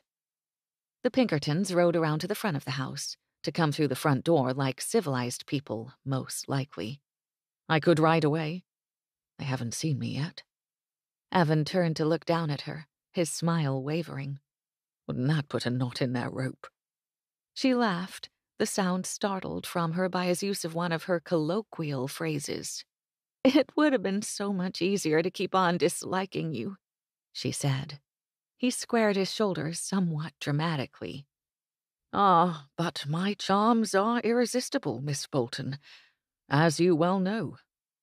Despite the fact that he had to be hurting as much as she was, Evan tried to make her laugh and smile, tried to make their last moments alone together more than woebegone. She loved him all the more for it. When they stopped at the front of the house, Evan held his hands out to Dannie to help her down. She slid from the horse into his arms, then laid her head against his chest. She closed her eyes and took in a deep breath, committing the moment to memory, the way the sun felt on her back, the strength of his hands at her waist, and the leather and sage scent of him. I love you, she whispered. He held her tighter. Then the front door flew open, and boots clomped along the porch. Lord Evan, we've come to take you to your brother. Dannie looked up into the deep-set, blackened eyes of a man who scowled as though he'd never known a happy day in his life. The swelling in his nose evidenced he solved problems with force rather than words. Behind him, dressed in a similar dark suit of clothes, was someone with a more cheerful look to him. Our job description changed, you see, the cheerful man said. We are to bring you to Benson, by force, if necessary. For one wild moment, Dannie's gaze went to the rifle holstered at her saddle. She could hold them off. She could make them leave. My obligation is to Mr. Bolton until the cattle drive, Evan said slowly, releasing her and stepping away. Did you make that clear to my brother? The man with the scowl stepped forward, looking as though he'd jump right off the top step to throttle Evan if he thought it necessary. Your brother made it clear that you are to come with us no matter your excuses. He moved his coat aside, clearly showing a revolver. Of course he did. Evan relaxed, then gave Dannie a smile over his shoulder. William is almost as stubborn as you, love. Mr. Bolton has assured us he understands the situation. The cheerful man gestured to the doorway where Dannie's father stood, watching her with a sympathetic expression. Evan took her hand and walked her up the porch to her father, ignoring the Pinkertons for the moment. Mr. Bolton, I apologize for leaving. Perhaps I can make my brother see reason, and I'll return after I have spoken to him. But if not, I hope you will know that my whole heart is here. He looked down at Dannie, giving her hand another gentle squeeze. And I wish things were different. Her father nodded, then held out his hand. Dannie stepped close to him, grateful when her father's arm went around her shoulder. She'd started to feel lightheaded, right along with broken-hearted. Her father extended his right hand to Evan, then shook the Englishman's hand with his usual firm manner. It's been an honor to know you, Duke. Make sure you don't forget about us, and know that you're always welcome at my fire. Shelby, Steinman. Evan looked at the two men, his expression cold. I'll get my things from the bunkhouse, and then we can be on our way. The gruff one actually looked rather disappointed that Evan wasn't going to fight their orders. The cheerful one clapped Evan on the back and followed him through the house and out the kitchen door. Dannie stood beside her father, leaning into him for strength, and waited. Travis and Clark arrived, eyes wide and demanding to know what was going on. Everything around Dannie filled with fog, though, her thoughts, too.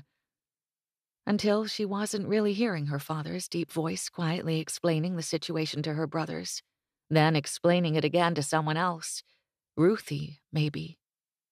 She didn't know how long she stood there, or who else came onto the porch. Thank you. All of you. Evan's voice broke through the haze, and she jerked away from her father, hurling herself into the arms of the man she loved one more time. A clatter around her indicated Evan had dropped several things in favor of wrapping his arms around her, burying his face in the crook of her neck. Dannie shuddered with the first sob, her face in his shoulder. It wasn't fair or right, and she wanted to rail against the world. Losing Evan was so much worse than she thought it would be, partly because she thought the weeks and months before he left would make it easier, that they could find a way to smother their love into friendship alone. A false hope, but one she'd clung to. But there just wasn't any more time. I love you, Evan, she said softly. He kissed her forehead. I love you too. Always will. Then he stepped back, his eyes on her, ignoring everything and everyone around them as she did. Keep this for me. He took up her hand and slid a warm silver dollar into her palm. Please. She looked down at the silver dollar he'd claimed had brought him all the way to Arizona and to her. But Buffalo Bill. I don't care about Buffalo Bill or Wyatt Earp or Calamity Jane or any of them. It's only you, Dannie, and I want you to keep the silver. To remember me. He closed her hand around the coin and stepped around her with deliberate speed. He stooped to gather up his things, then went out the door. Dannie kept her back to him, and she was vaguely aware of Ruthie slipping an arm around her waist. Oh, sweet child, I'm so sorry.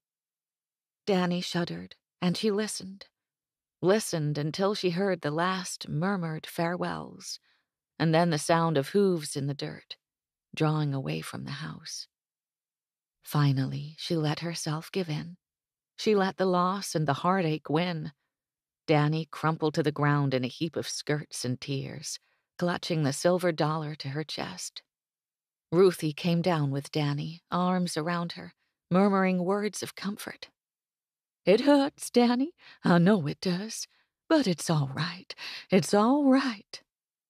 Ruthie rocked Dannie back and forth, right there on the ground. You man scat, she said hoarsely. Let us alone for a while. Footsteps went away, though Dannie felt her father's hand atop her head a moment before he withdrew. Her heart just kept breaking into smaller and smaller pieces. All the while, Ruthie held her until Dannie's sobs went silent. To grieve is to pay the price of loving someone, Ruthie said quietly. She had said the same thing when Dannie had lost her mother. This was almost as terrible as that. Then Ruthie moved back and wiped at Dannie's eyes with her own handkerchief. Weeping may tarry for the night, but joy comes with the morning. We know this is true, don't we? Dannie nodded tightly. She'd heard the psalm many times, applied to everything from the drought to a broken toy. It was how Ruthie lived her life. She believed strongly that every grief would fall away one day and joy would replace the loss. She'd always been right before. Thank you, Ruthie. Dear little girl. Ruthie stood and Dannie hobbled to her feet, too. You've got to have some hope. Things will work out as they should. Ruthie patted Dannie's cheek. Go on upstairs. We'll get you a bath, and then you better go to bed. Some rest will help your weary heart. Dannie climbed the stairs to her room, a shadow on her heart, and Evan's coin in her hand. Chapter 24. Evan entered the hotel in Benson, covered in dust, saddle-sore, and heartbroken. The Pinkertons were behind him, promising that his brother waited inside. And he did. The hotel wasn't as grand as some of those in Europe that Evan had seen, but it boasted a sizable room with red carpet and tables scattered about for meals or leisure. William D. Rounsevell sat at a table near the center of the room, heir to a marquis, a peer, and the most irritating brother on 2 continents. Evan stormed over to the table, heedless of the dust on his clothing, and sat abruptly in the chair across from his brother. William startled, nearly spilling his tea. He blinked once at the man in front of him, and Evan wondered how strange he had to appear to his brother.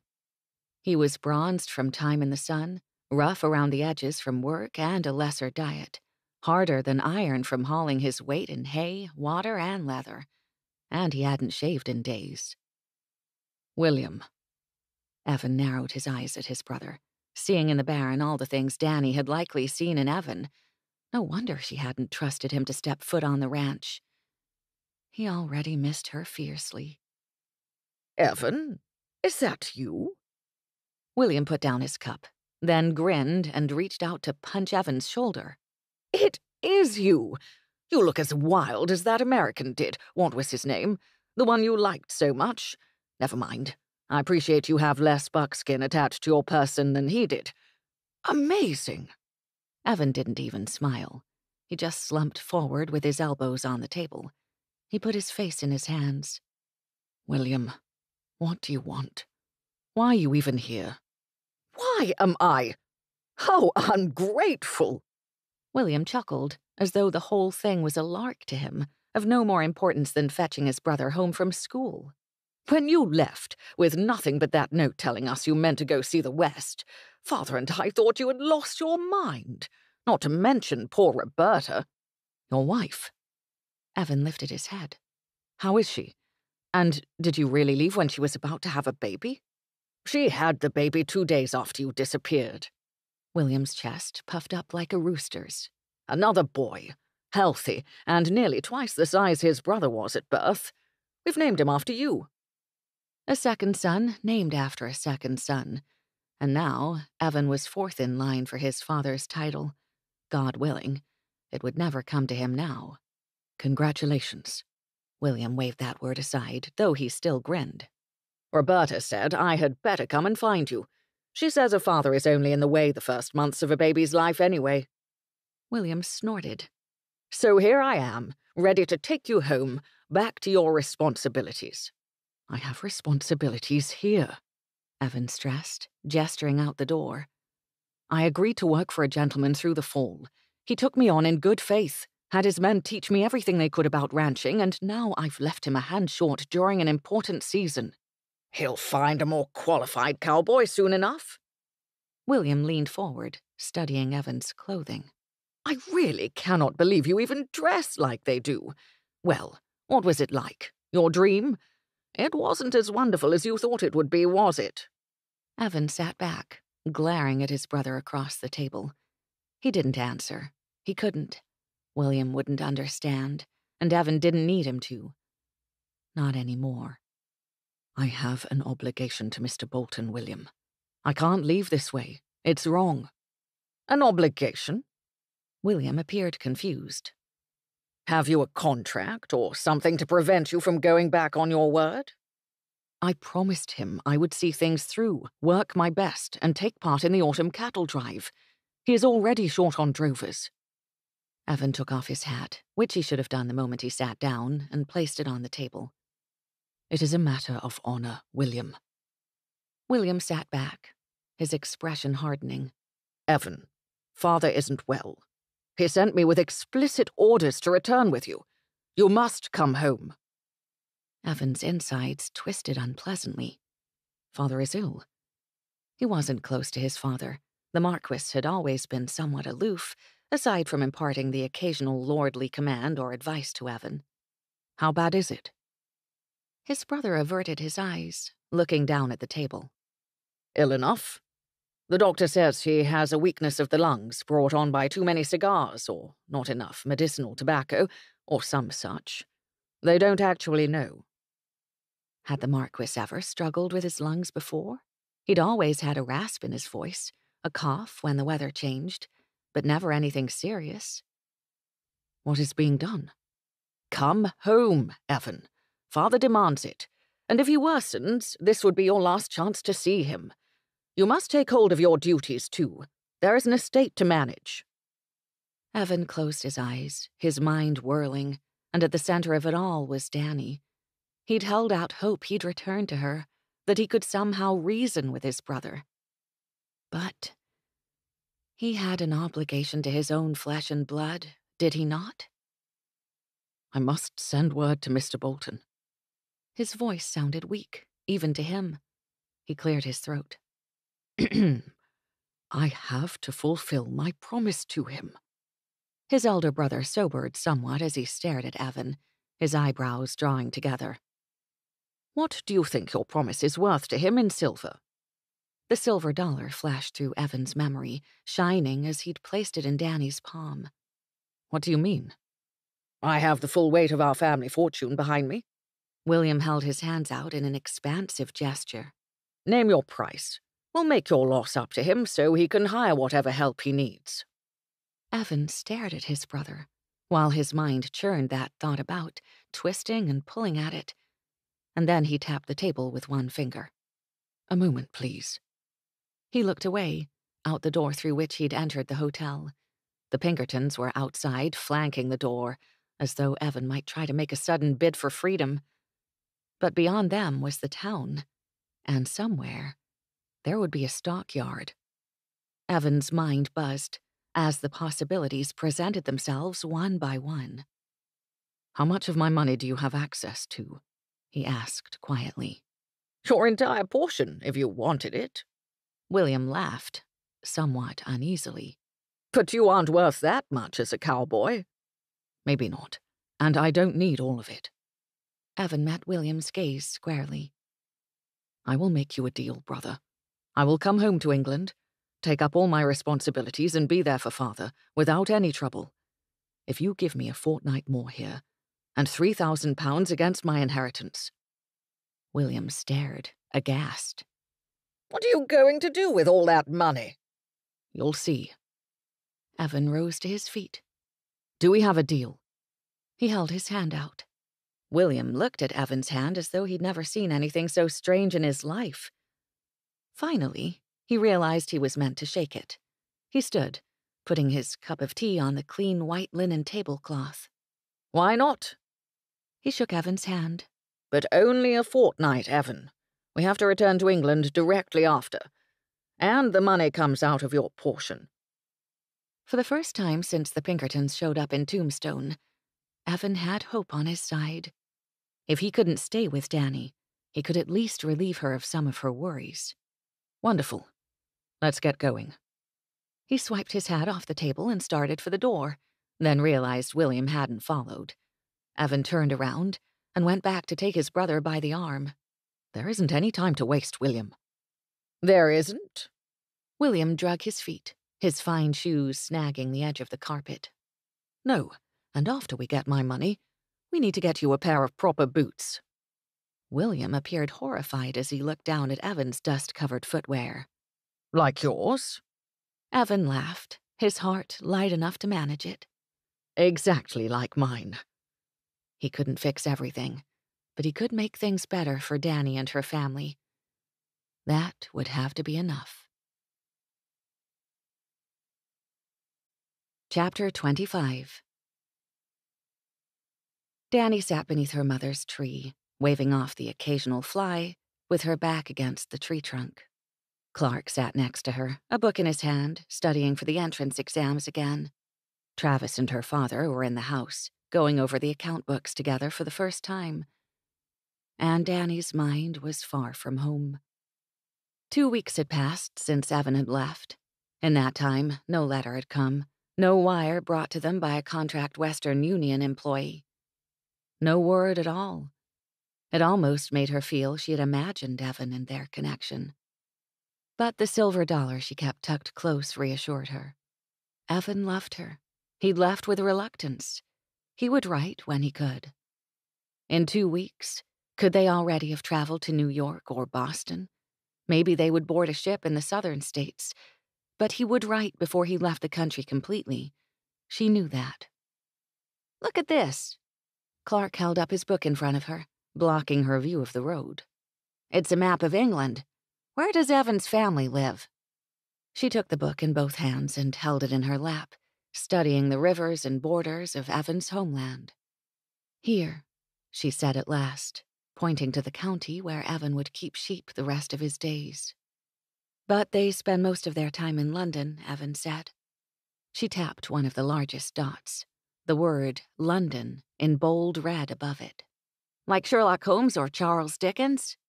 Dannie smiled, though the expression didn't fit quite like it used to, and leaned back against the tree, like the Queen of England. She closed her eyes, releasing a sigh. Why don't you just go to England, Dannie?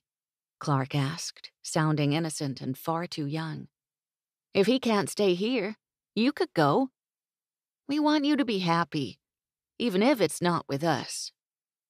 It's more complicated than that. Dannie didn't open her eyes as she spoke. In Evan's world, I'd be shunned. I don't have the right pedigree or enough money or anything like they would expect in a lord's wife. Clark took his book back from her lap. Sounds less than ideal, I guess. You could say that. Travis said he thinks Duke'll come back.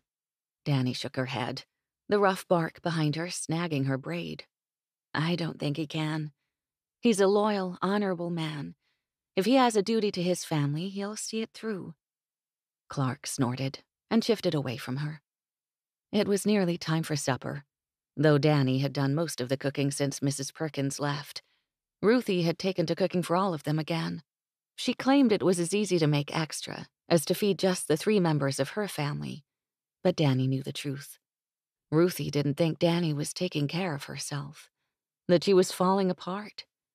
And maybe she was, just a bit. Dannie didn't have much of an appetite. It would come back in time, she was sure. But with her heart gone, her stomach didn't seem to care whether it was empty or full most days. Love did strange things to a person. The front door opened and shut, and Dannie looked toward the porch to see her father coming out. He walked with a new spring in his step and obvious joy in his heart. Though he was careful how he spoke around Dannie, she could see the hope he held for his future with Loretta Perkins. A letter had come from her only the day before, stating that she'd return as soon as her sister's house was put in order again, but not giving an arrival date. Dannie's father had fretted some, but Dannie had a feeling their former housekeeper meant to surprise them. Though she was a steady woman, she had a touch of mischief to her. She claimed she'd inherited it from an Irish grandfather. Dannie called out to her father. Do we need to come help with supper? He looked up, started to speak, then frowned and looked over Dannie's head into the distance. She turned to see what he stared at, and saw a cloud of dust hanging above the road. A big cloud. Dannie stood and stepped out from the tree, shading her eyes. Not much could stir up that kind of cloud during monsoon season. And it was a cloud, not a wall of sand or spinning dust devil. That meant a lot of animals coming down the road. None of their neighbors had mentioned driving animals into or out of their community. Had someone decided to fold up and sell what was left of their herd? Or had rustlers gotten enough animals together to make a run for it out of the mountains? Horses and guns, her father said. Clark, get your brother. Dannie turned to her father.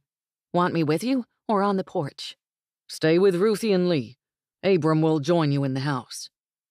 Her father turned and loped back into the house at a steady run, and Dannie only looked back one more time before she followed.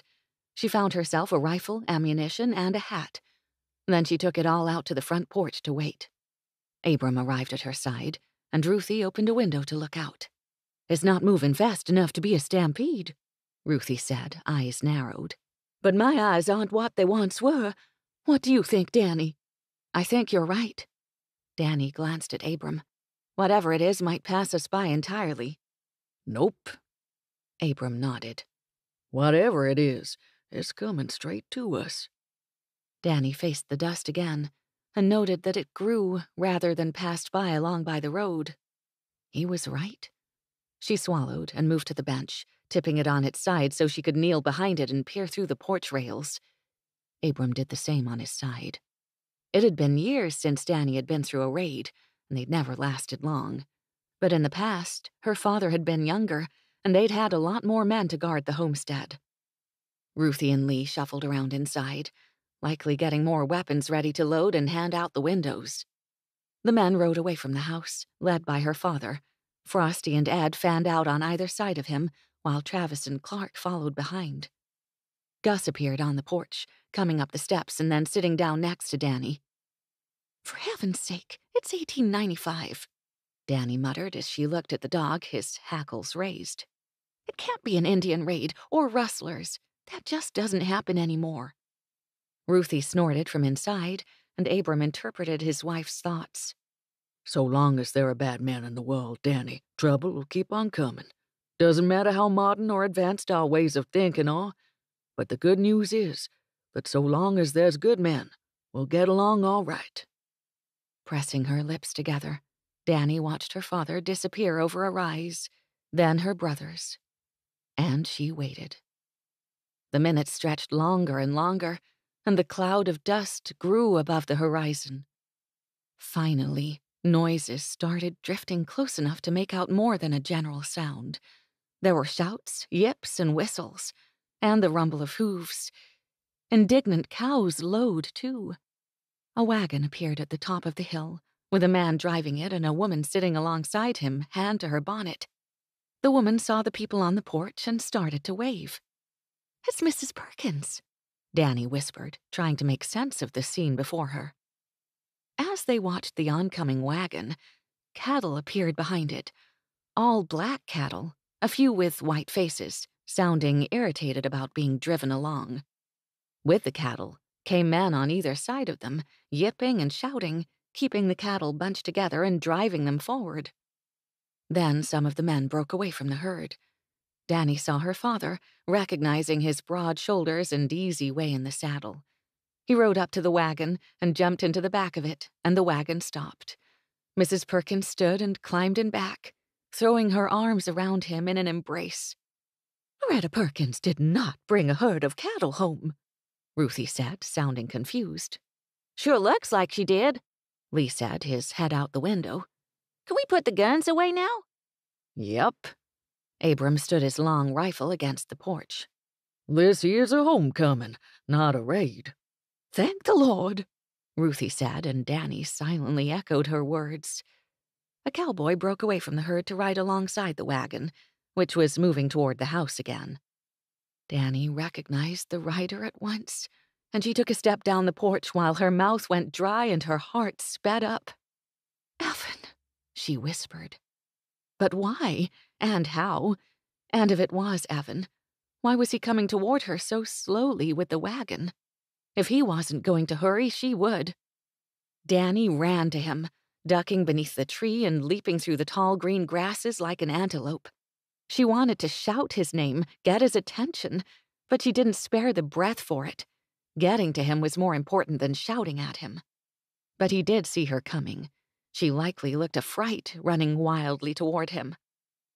He hesitated.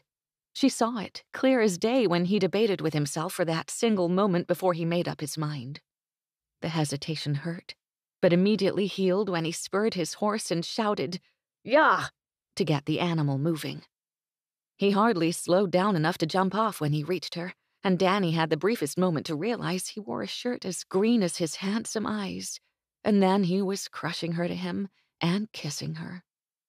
Dannie knocked off his hat in her hurry to twine one hand around his neck and the other around his waist, holding them together.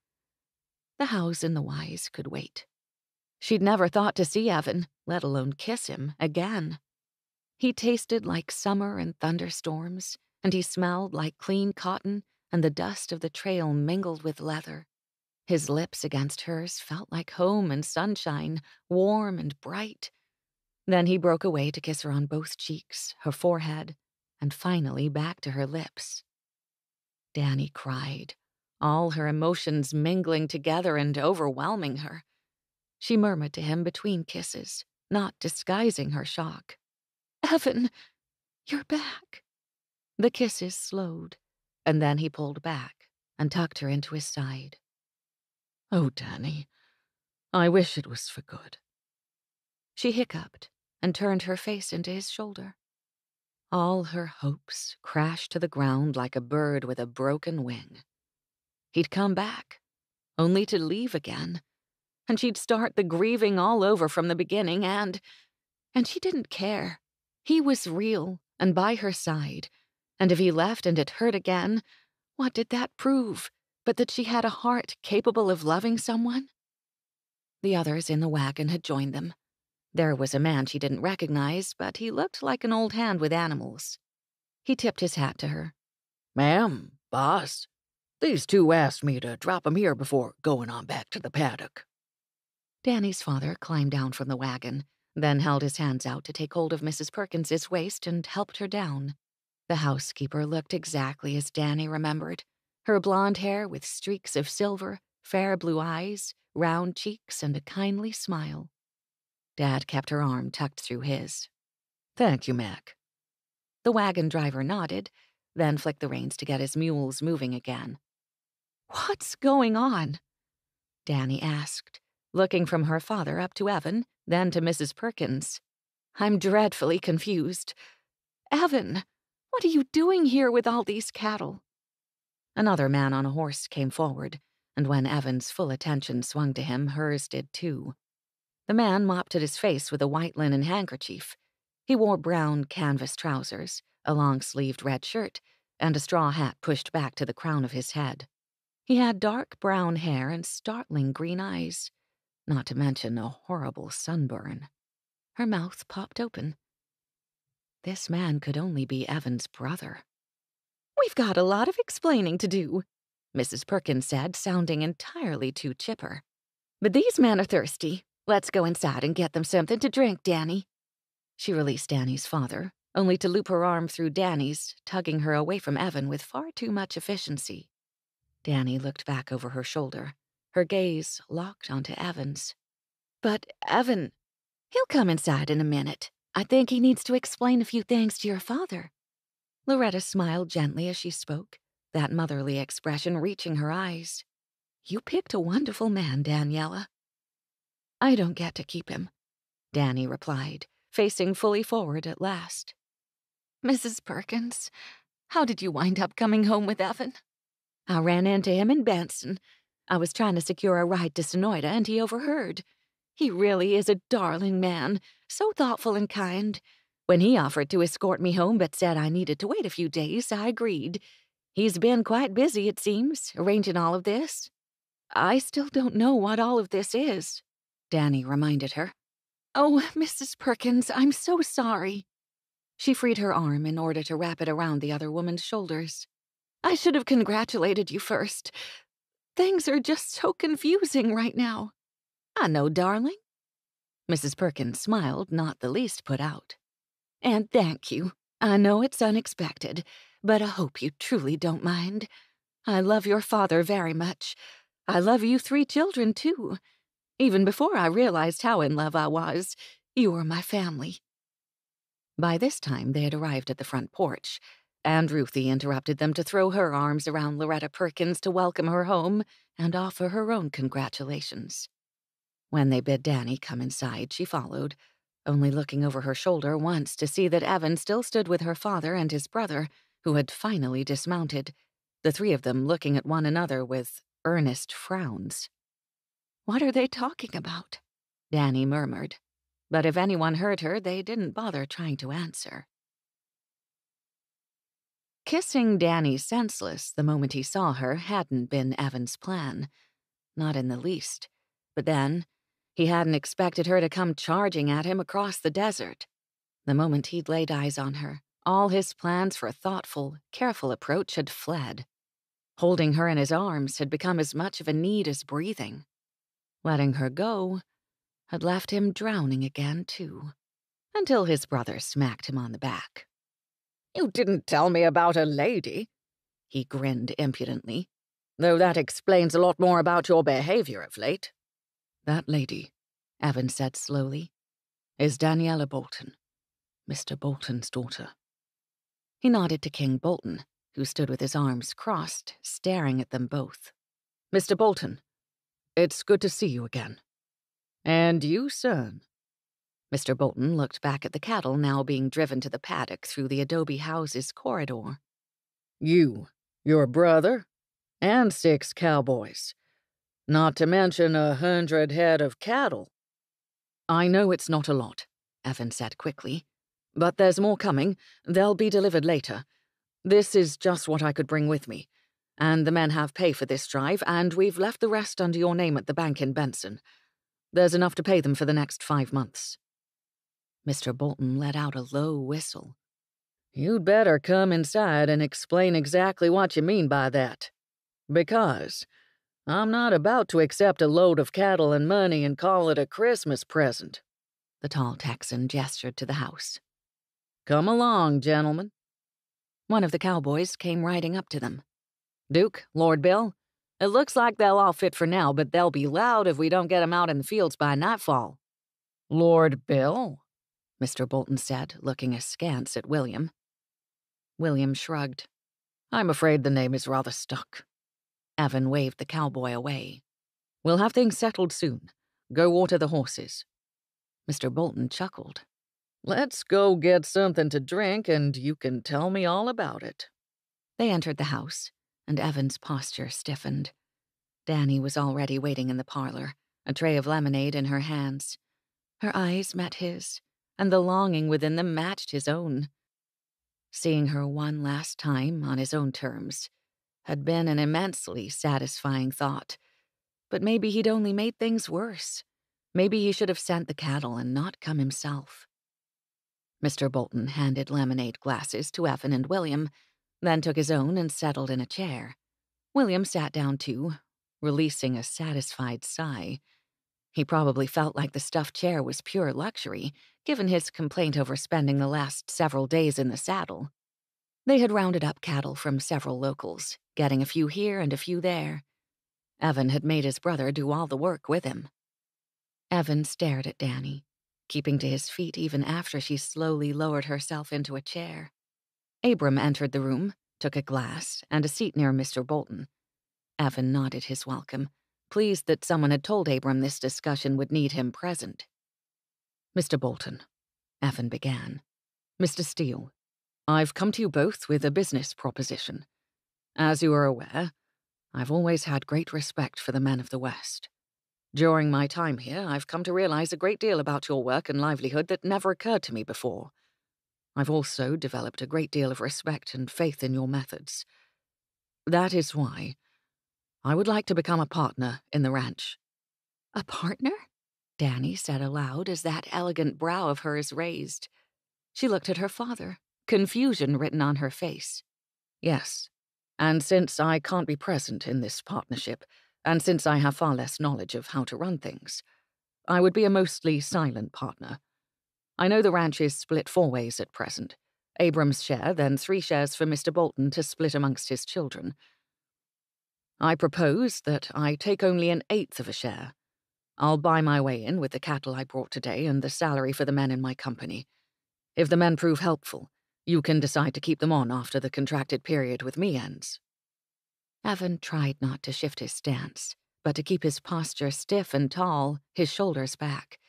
He had to look confident. "We weren't planning on taking on more partners." Mr. Bolton looked first to Abram, who nodded slightly, and then to Dannie. "And this is a huge buy-in. You said there are more on the way?" 300 more cattle, mostly cows. Evan put his cup down without taking a drink, then put his hat on the table next to it. "So 400 head and 5 months of pay for 6 drovers and a bunkhouse cook." Abram chuckled. "Frosty would like that. That man can't boil water without burning it." Evan glanced at his brother, who seemed content to drink his lemonade and stay out of the conversation, though William kept glancing in Danny's direction, a glint of speculation in his eye. My brother and I have spent the last 2 weeks making all the arrangements in Benson. Evan tried not to smile at this point in the explanation. People around Benson had taken to calling them the English outfit, thanks to their distinct accents and mannerisms. Evan had introduced himself to the cowboys they hired as Duke, and though he'd used his brother's correct title, they soon were calling him Lord Bill. The most surprising part of that was that William hadn't seemed to mind, though his brother had frequently reminded Evan of their father's illness, of their need to return to England, despite Evan's heart pulling him back to Dannie every waking moment. Evan cleared his throat and continued to outline his plan. We've even secured a buyer for your yearlings. Rather than sell direct to market in California, I suggest you raise yearlings and ship them north to Wyoming. The fare is less expensive, as are the taxes. The Wyoming ranchers have more grass and ground and a gentler climate for the animals. They'll fatten them up the rest of the way and sell them to the highest bidder. Mr. Bolton looked at Abram, his eyes wide. Abram pursed his lips thoughtfully before speaking. And for all of that, if the venture does well, you be content with 1/8 of the partnership? I don't expect to make my investment back all at once. Evan let his hands hang loose at his side, and he screwed on a smile. I'll not be a bother to you, since I'll be all the way in England. We'll wire from time to time, but a silent partner doesn't get consulted regularly, if ever. William tugged at the bandana around his throat, loosening it with a sigh. Gentlemen, I should also let you know that we have contracts drawn up for your perusal. They're in my luggage. We've set up the necessary accounts in Benson if you wish to move forward with my brother's investment. However, we have a second set of contracts available if you are uncomfortable with the arrangement. Tell them, Evan. His shoulders sank a little. Of course. The second option, if the first is truly unappealing, is that the cattle in payment for the hands is seen as a loan. As soon as it is paid back with minimal interest, you would never have to worry about my involvement again. Mr. Bolton leaned forward in his chair. You seem reluctant to talk about that deal, Duke. Why is that? He didn't have to answer, but he wanted to be honest. This ranch means a great deal to me, as do the people who live and work here. He met Danny's gaze and managed a smile, which he returned somewhat sadly. If I am reluctant to let go of my last connection to it, even if it's only 1/8 of a share, I hope you cannot blame me. This land has taken a piece of my heart. He pulled his gaze from Danny, meeting Mr. Bolton's eyes again. All I truly want to do is help, sir. I know that a man must have his pride, standing on his own 2 feet. That is why there are 2 offers, and neither one is an attempt to give you something for nothing. I had a good idea you would not stand for such a thing. You were right about that, Mr. Bolton muttered, then he looked at Abram again. May we discuss this for a moment in the study? Evan nodded his agreement. Abram and Mr. Bolton came to their feet, Abram with a grunt and muttering about creaky bones. Then they went across the hall to the study, closing the door behind them. William, Danny, and Evan remained alone in the room. Evan could feel Danny's gaze upon him, and he saw William staring at her. He sighed at last and made proper introductions. William, may I present Miss Daniela Bolton? Danny, this is my brother, Lord Rothwell, William Rounsevell. They both stood, William to bow and Danny to execute a perfectly acceptable curtsy. William sat, as did Danny, and Evan couldn't help but smile, tired though he was. Then he lowered himself to the couch next to her, reaching out to take her hands in his. I'm sorry, Danny. Maybe I shouldn't have come. But I wanted to speak to your father myself. I wanted to see you again. Even though it hurt, like a poker through the heart. Did you? She asked, that corner of her mouth slanting upward. Your brother said you never spoke about me. Sounds like you forgot all about me pretty quick. It had hurt too much. Talking about Dannie wouldn't change things, only wound Evan further. He glanced at his brother, who appeared to watch them with interest. Then he dismissed him from his mind. Let William stare. He didn't care. I could never forget, Dannie. Everything I've done. As much as it was for your family and the ranch. It was more for you. I can't leave without knowing you'd be cared for, and that you'd have everything you need. Her eyes sparkled, and her bottom lip trembled before she bit it, and lowered her gaze to their joined hands. Thank you, Evan. She squeezed his hands in her grip. For everything. Wait a moment, William said, sounding cross. Evan turned to glare at him, though he knew his scowl lacked heat. What is it, William? You're in love with Miss Bolton.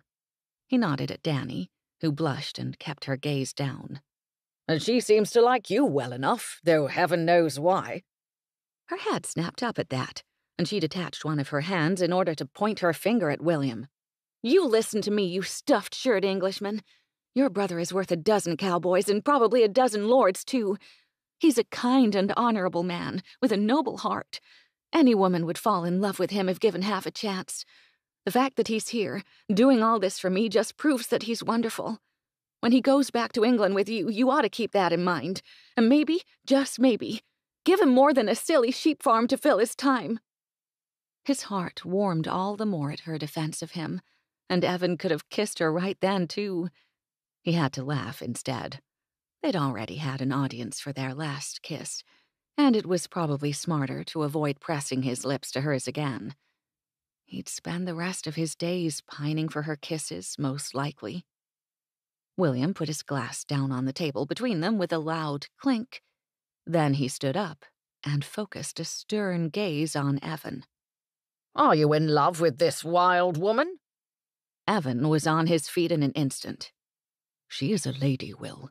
Remember that when you speak about her. His brother responded with a befuddled wave of his hands. Do you love her or not? Looking down at Dannie, Evan swallowed past his hurt and nodded. With my whole heart. Then why the blazes didn't you say something? William demanded. You fool. You can't come back to England. Not if you have to leave Miss Bolton behind. Then his brother gestured more wildly to the window behind him. And what about what I've witnessed this past fortnight? You have worked with such single-minded determination to ensure the future of this patch of desert, these cattle, and have shown more pleasure in that work than I've seen you show when addressing any of the estate needs in England. Evan stared at William, shocked by his brother's display. I have no choice. Our family. My responsibility is to our family. Our father is ill, and he would never forgive me if I stayed. Our bloodline— William strode forward, taking Evan by the shoulders and shaking him. Stop being an idiot, Evan. Who cares what father says? I'm his heir. I have 2 sons. The estate, the family holdings have stood for centuries without your assistance. They will stand long after both of us are in our graves. But this place needs work. He glanced at Dannie. No offense meant, Miss Bolton. Dannie shook her head, her eyes wide. None taken, my lord. Do you hear yourself? Evan said quietly. What about the Marquess's illness? Father won't be pleased. My inheritance is already gone, or most of it is anyway. William grinned impudently. And father, he isn't well, that's true. But Evan, whether you are here or in England will not have an effect upon his health. If you come back to England and he passes away, what will you have? We know how these things go. You will be trapped into running another man's property, looking after my blasted sheep. I can't let you do this to yourself, not even for the Marquess. He stepped back, his erratic behavior stabilizing to something Evan recognized. Protectiveness, affection, the stance of a man looking after one of his own. William switched his gaze over to Dannie. Do you love my brother, Miss Bolton? Very much, Dannie answered without hesitation. But he said he couldn't stay. William snorted. Because he has that noble heart you mentioned. The thing about Evan, Miss Bolton, is that he has treasured stories about honorable heroes and self-sacrificing adventurers his whole life. Before cowboys in the West, it was knights fighting for Camelot and King Arthur. Evan opened his mouth to protest, but William held up a hand to stop him.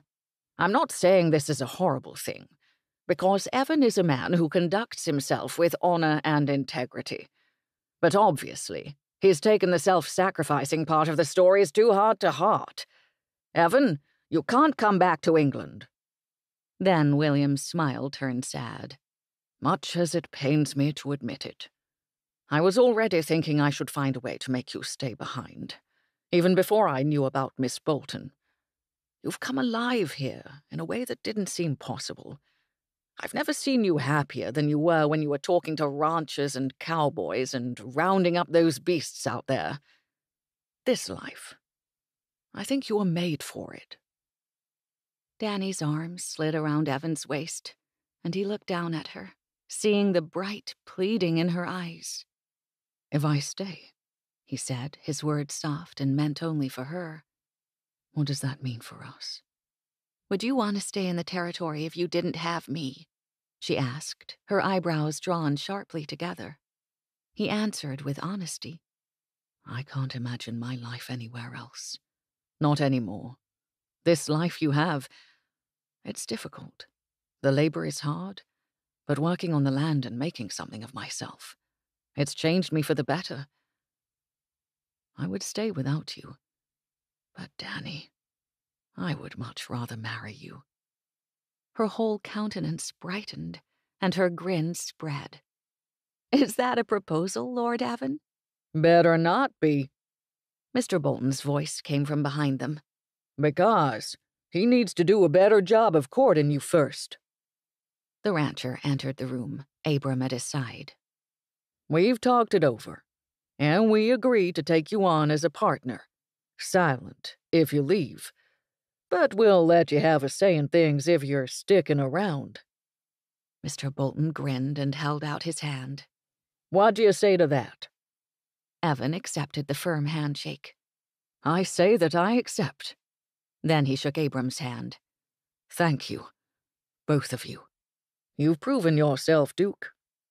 Abram clapped his hands together. I'd better go see to the meal preparations now that we have extra mouths to feed. Ruthie and Loretta will likely want another pair of hands. Mr. Bolton's eyes sparkled. Maybe I'd better join you. Evan cleared his throat. Mr. Bolton, might I have my bunk back? Sure, son. Though that bunk room is gonna be awfully crowded. Mr. Bolton glanced at Danny with a knowing grin. We've been thinking we need to build onto the property. Make a proper house for the foreman. Frosty shouldn't have to bunk with all the men given his position, and you're a partner now. Maybe you'll need a house, too. Danny leaned her head against Evan's shoulder. Dad, you promised me the next house we build. Mr. Bolton sighed. That's true. I'll let the two of you figure it out. Loretta? He called as he started to the kitchen. Need any help in there? Abram followed, chuckling. Evan's heart fluttered as he looked down at Danny. Maybe we could share that house of yours. William sat down again, pouring himself more lemonade. This is too much excitement for me. In English parlors, we don't go around proposing business deals, house building, and marriage all within a quarter of an hour. I guess we just do things a little differently here in Arizona. Danny rose up on her toes, brushing Evan's lips with a kiss. Epilogue. 1 month later. Danny walked across the floorboards of her new home, one hand skimming over the wooden frame that would soon be walls. Her silver wedding band glinted in the moonlight. In the middle of the room she'd decided would be her parlor, Evan had set up a room with canvas on all 4 sides.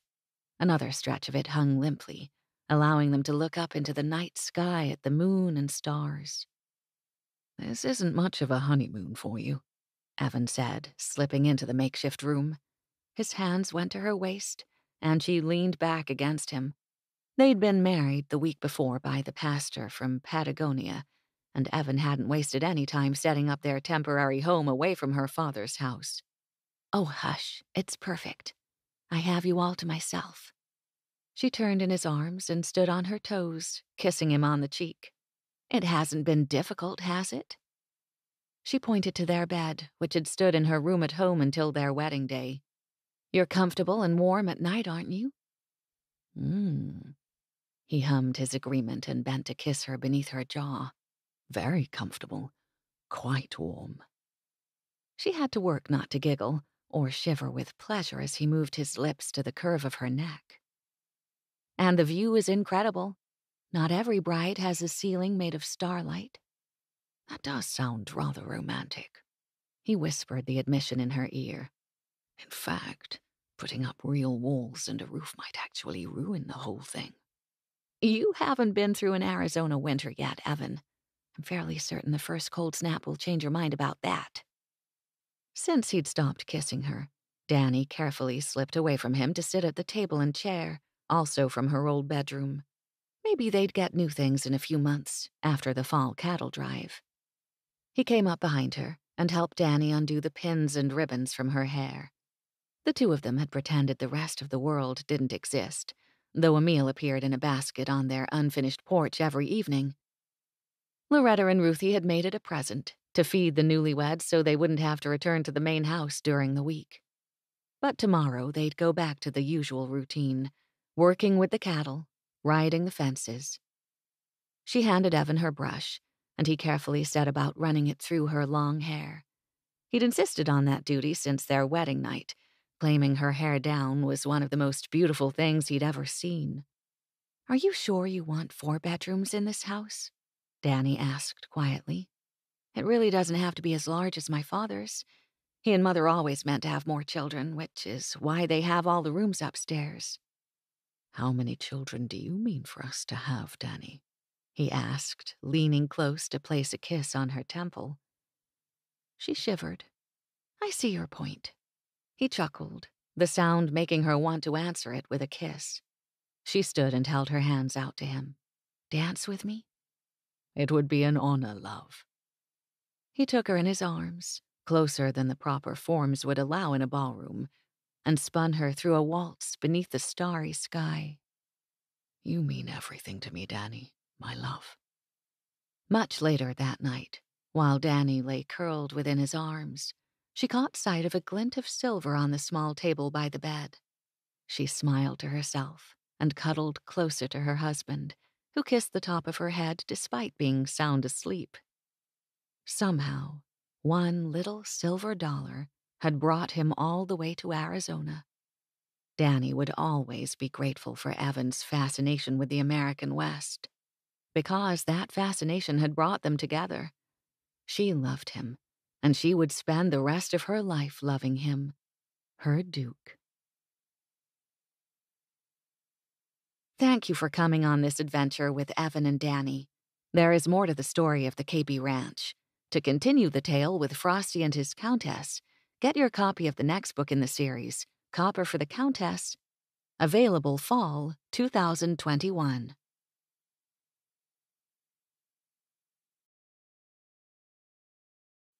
This has been Silver Dollar Duke, Hearts of Arizona, Book 1, written by Sally Britton, narrated by Marion Hussey.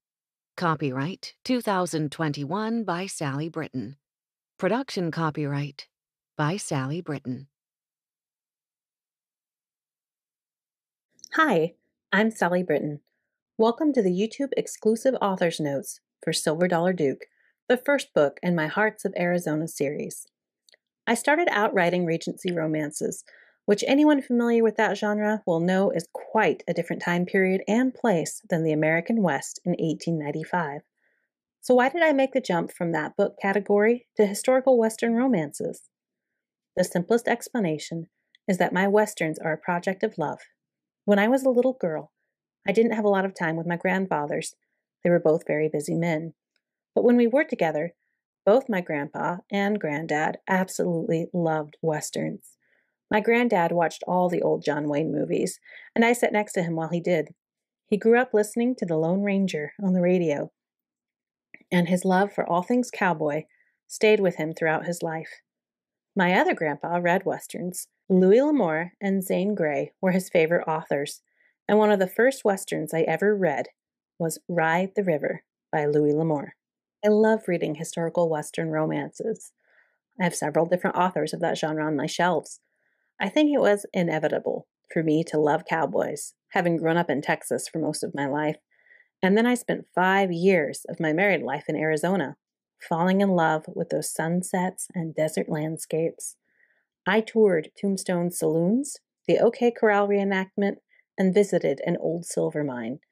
I climbed the mountains, ran on dusty trails, and visited the famous Empire Ranch, where a lot of those old John Wayne and Western movies were filmed.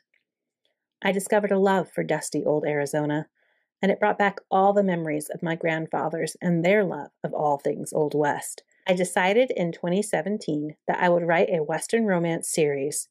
I even came up with a name for the first 2 books and a cover, but it wasn't until I had already written and published several Regency romances that I decided to get started. I dedicated this first book, Silver Dollar Duke, to both of my grandfathers. I think they'd like it. I hope they would. They're no longer here to read it for themselves. Regency England is something I know quite well. I thought writing Westerns would prove even easier than writing a Regency, since they were set in a country where I actually lived, in a place where I was familiar with the landscape and history. But this book proved to be a challenge in more ways than I could imagine. It took me longer to write this one title than it did to write 3 Regency romances of the same length. But it was a labor of love, and I wasn't about to give up on this idea. To make things a little easier on myself, I decided that one of my main characters in each Western would be from the United Kingdom. This proved to be just the spark of magic my stories needed. In this book, Evan is a handsome young lord, obsessed with cowboys, the way the early American readers were obsessed with Sherlock Holmes. His whole life, he's dreamed of visiting the Wild West. But when he finally gets there, he discovers it isn't as wild as the stories he read made it seem. Instead, he finds a world of hard work and a rancher's daughter who isn't at all impressed with his title or his fancy accent. Dannie, for her part, is quite determined to stand on her own 2 feet and never fall in love again. She was hurt too much the first time she gave her heart away. And by a man with a fancy accent and education, too. So she's slow to trust Evan. But when she finally does, sparks fly in the best of ways. I hope when readers listen to this book, and the other 2 in the series, that they get a sense for what Arizona is really like. I found it to be quite beautiful while I lived there. And I still don't think I've ever seen a sunset to compare to the beauty of twilight skies in Arizona. Thank you for listening. Don't forget to like this video and subscribe to the channel so I can continue to bring you fabulous audiobooks.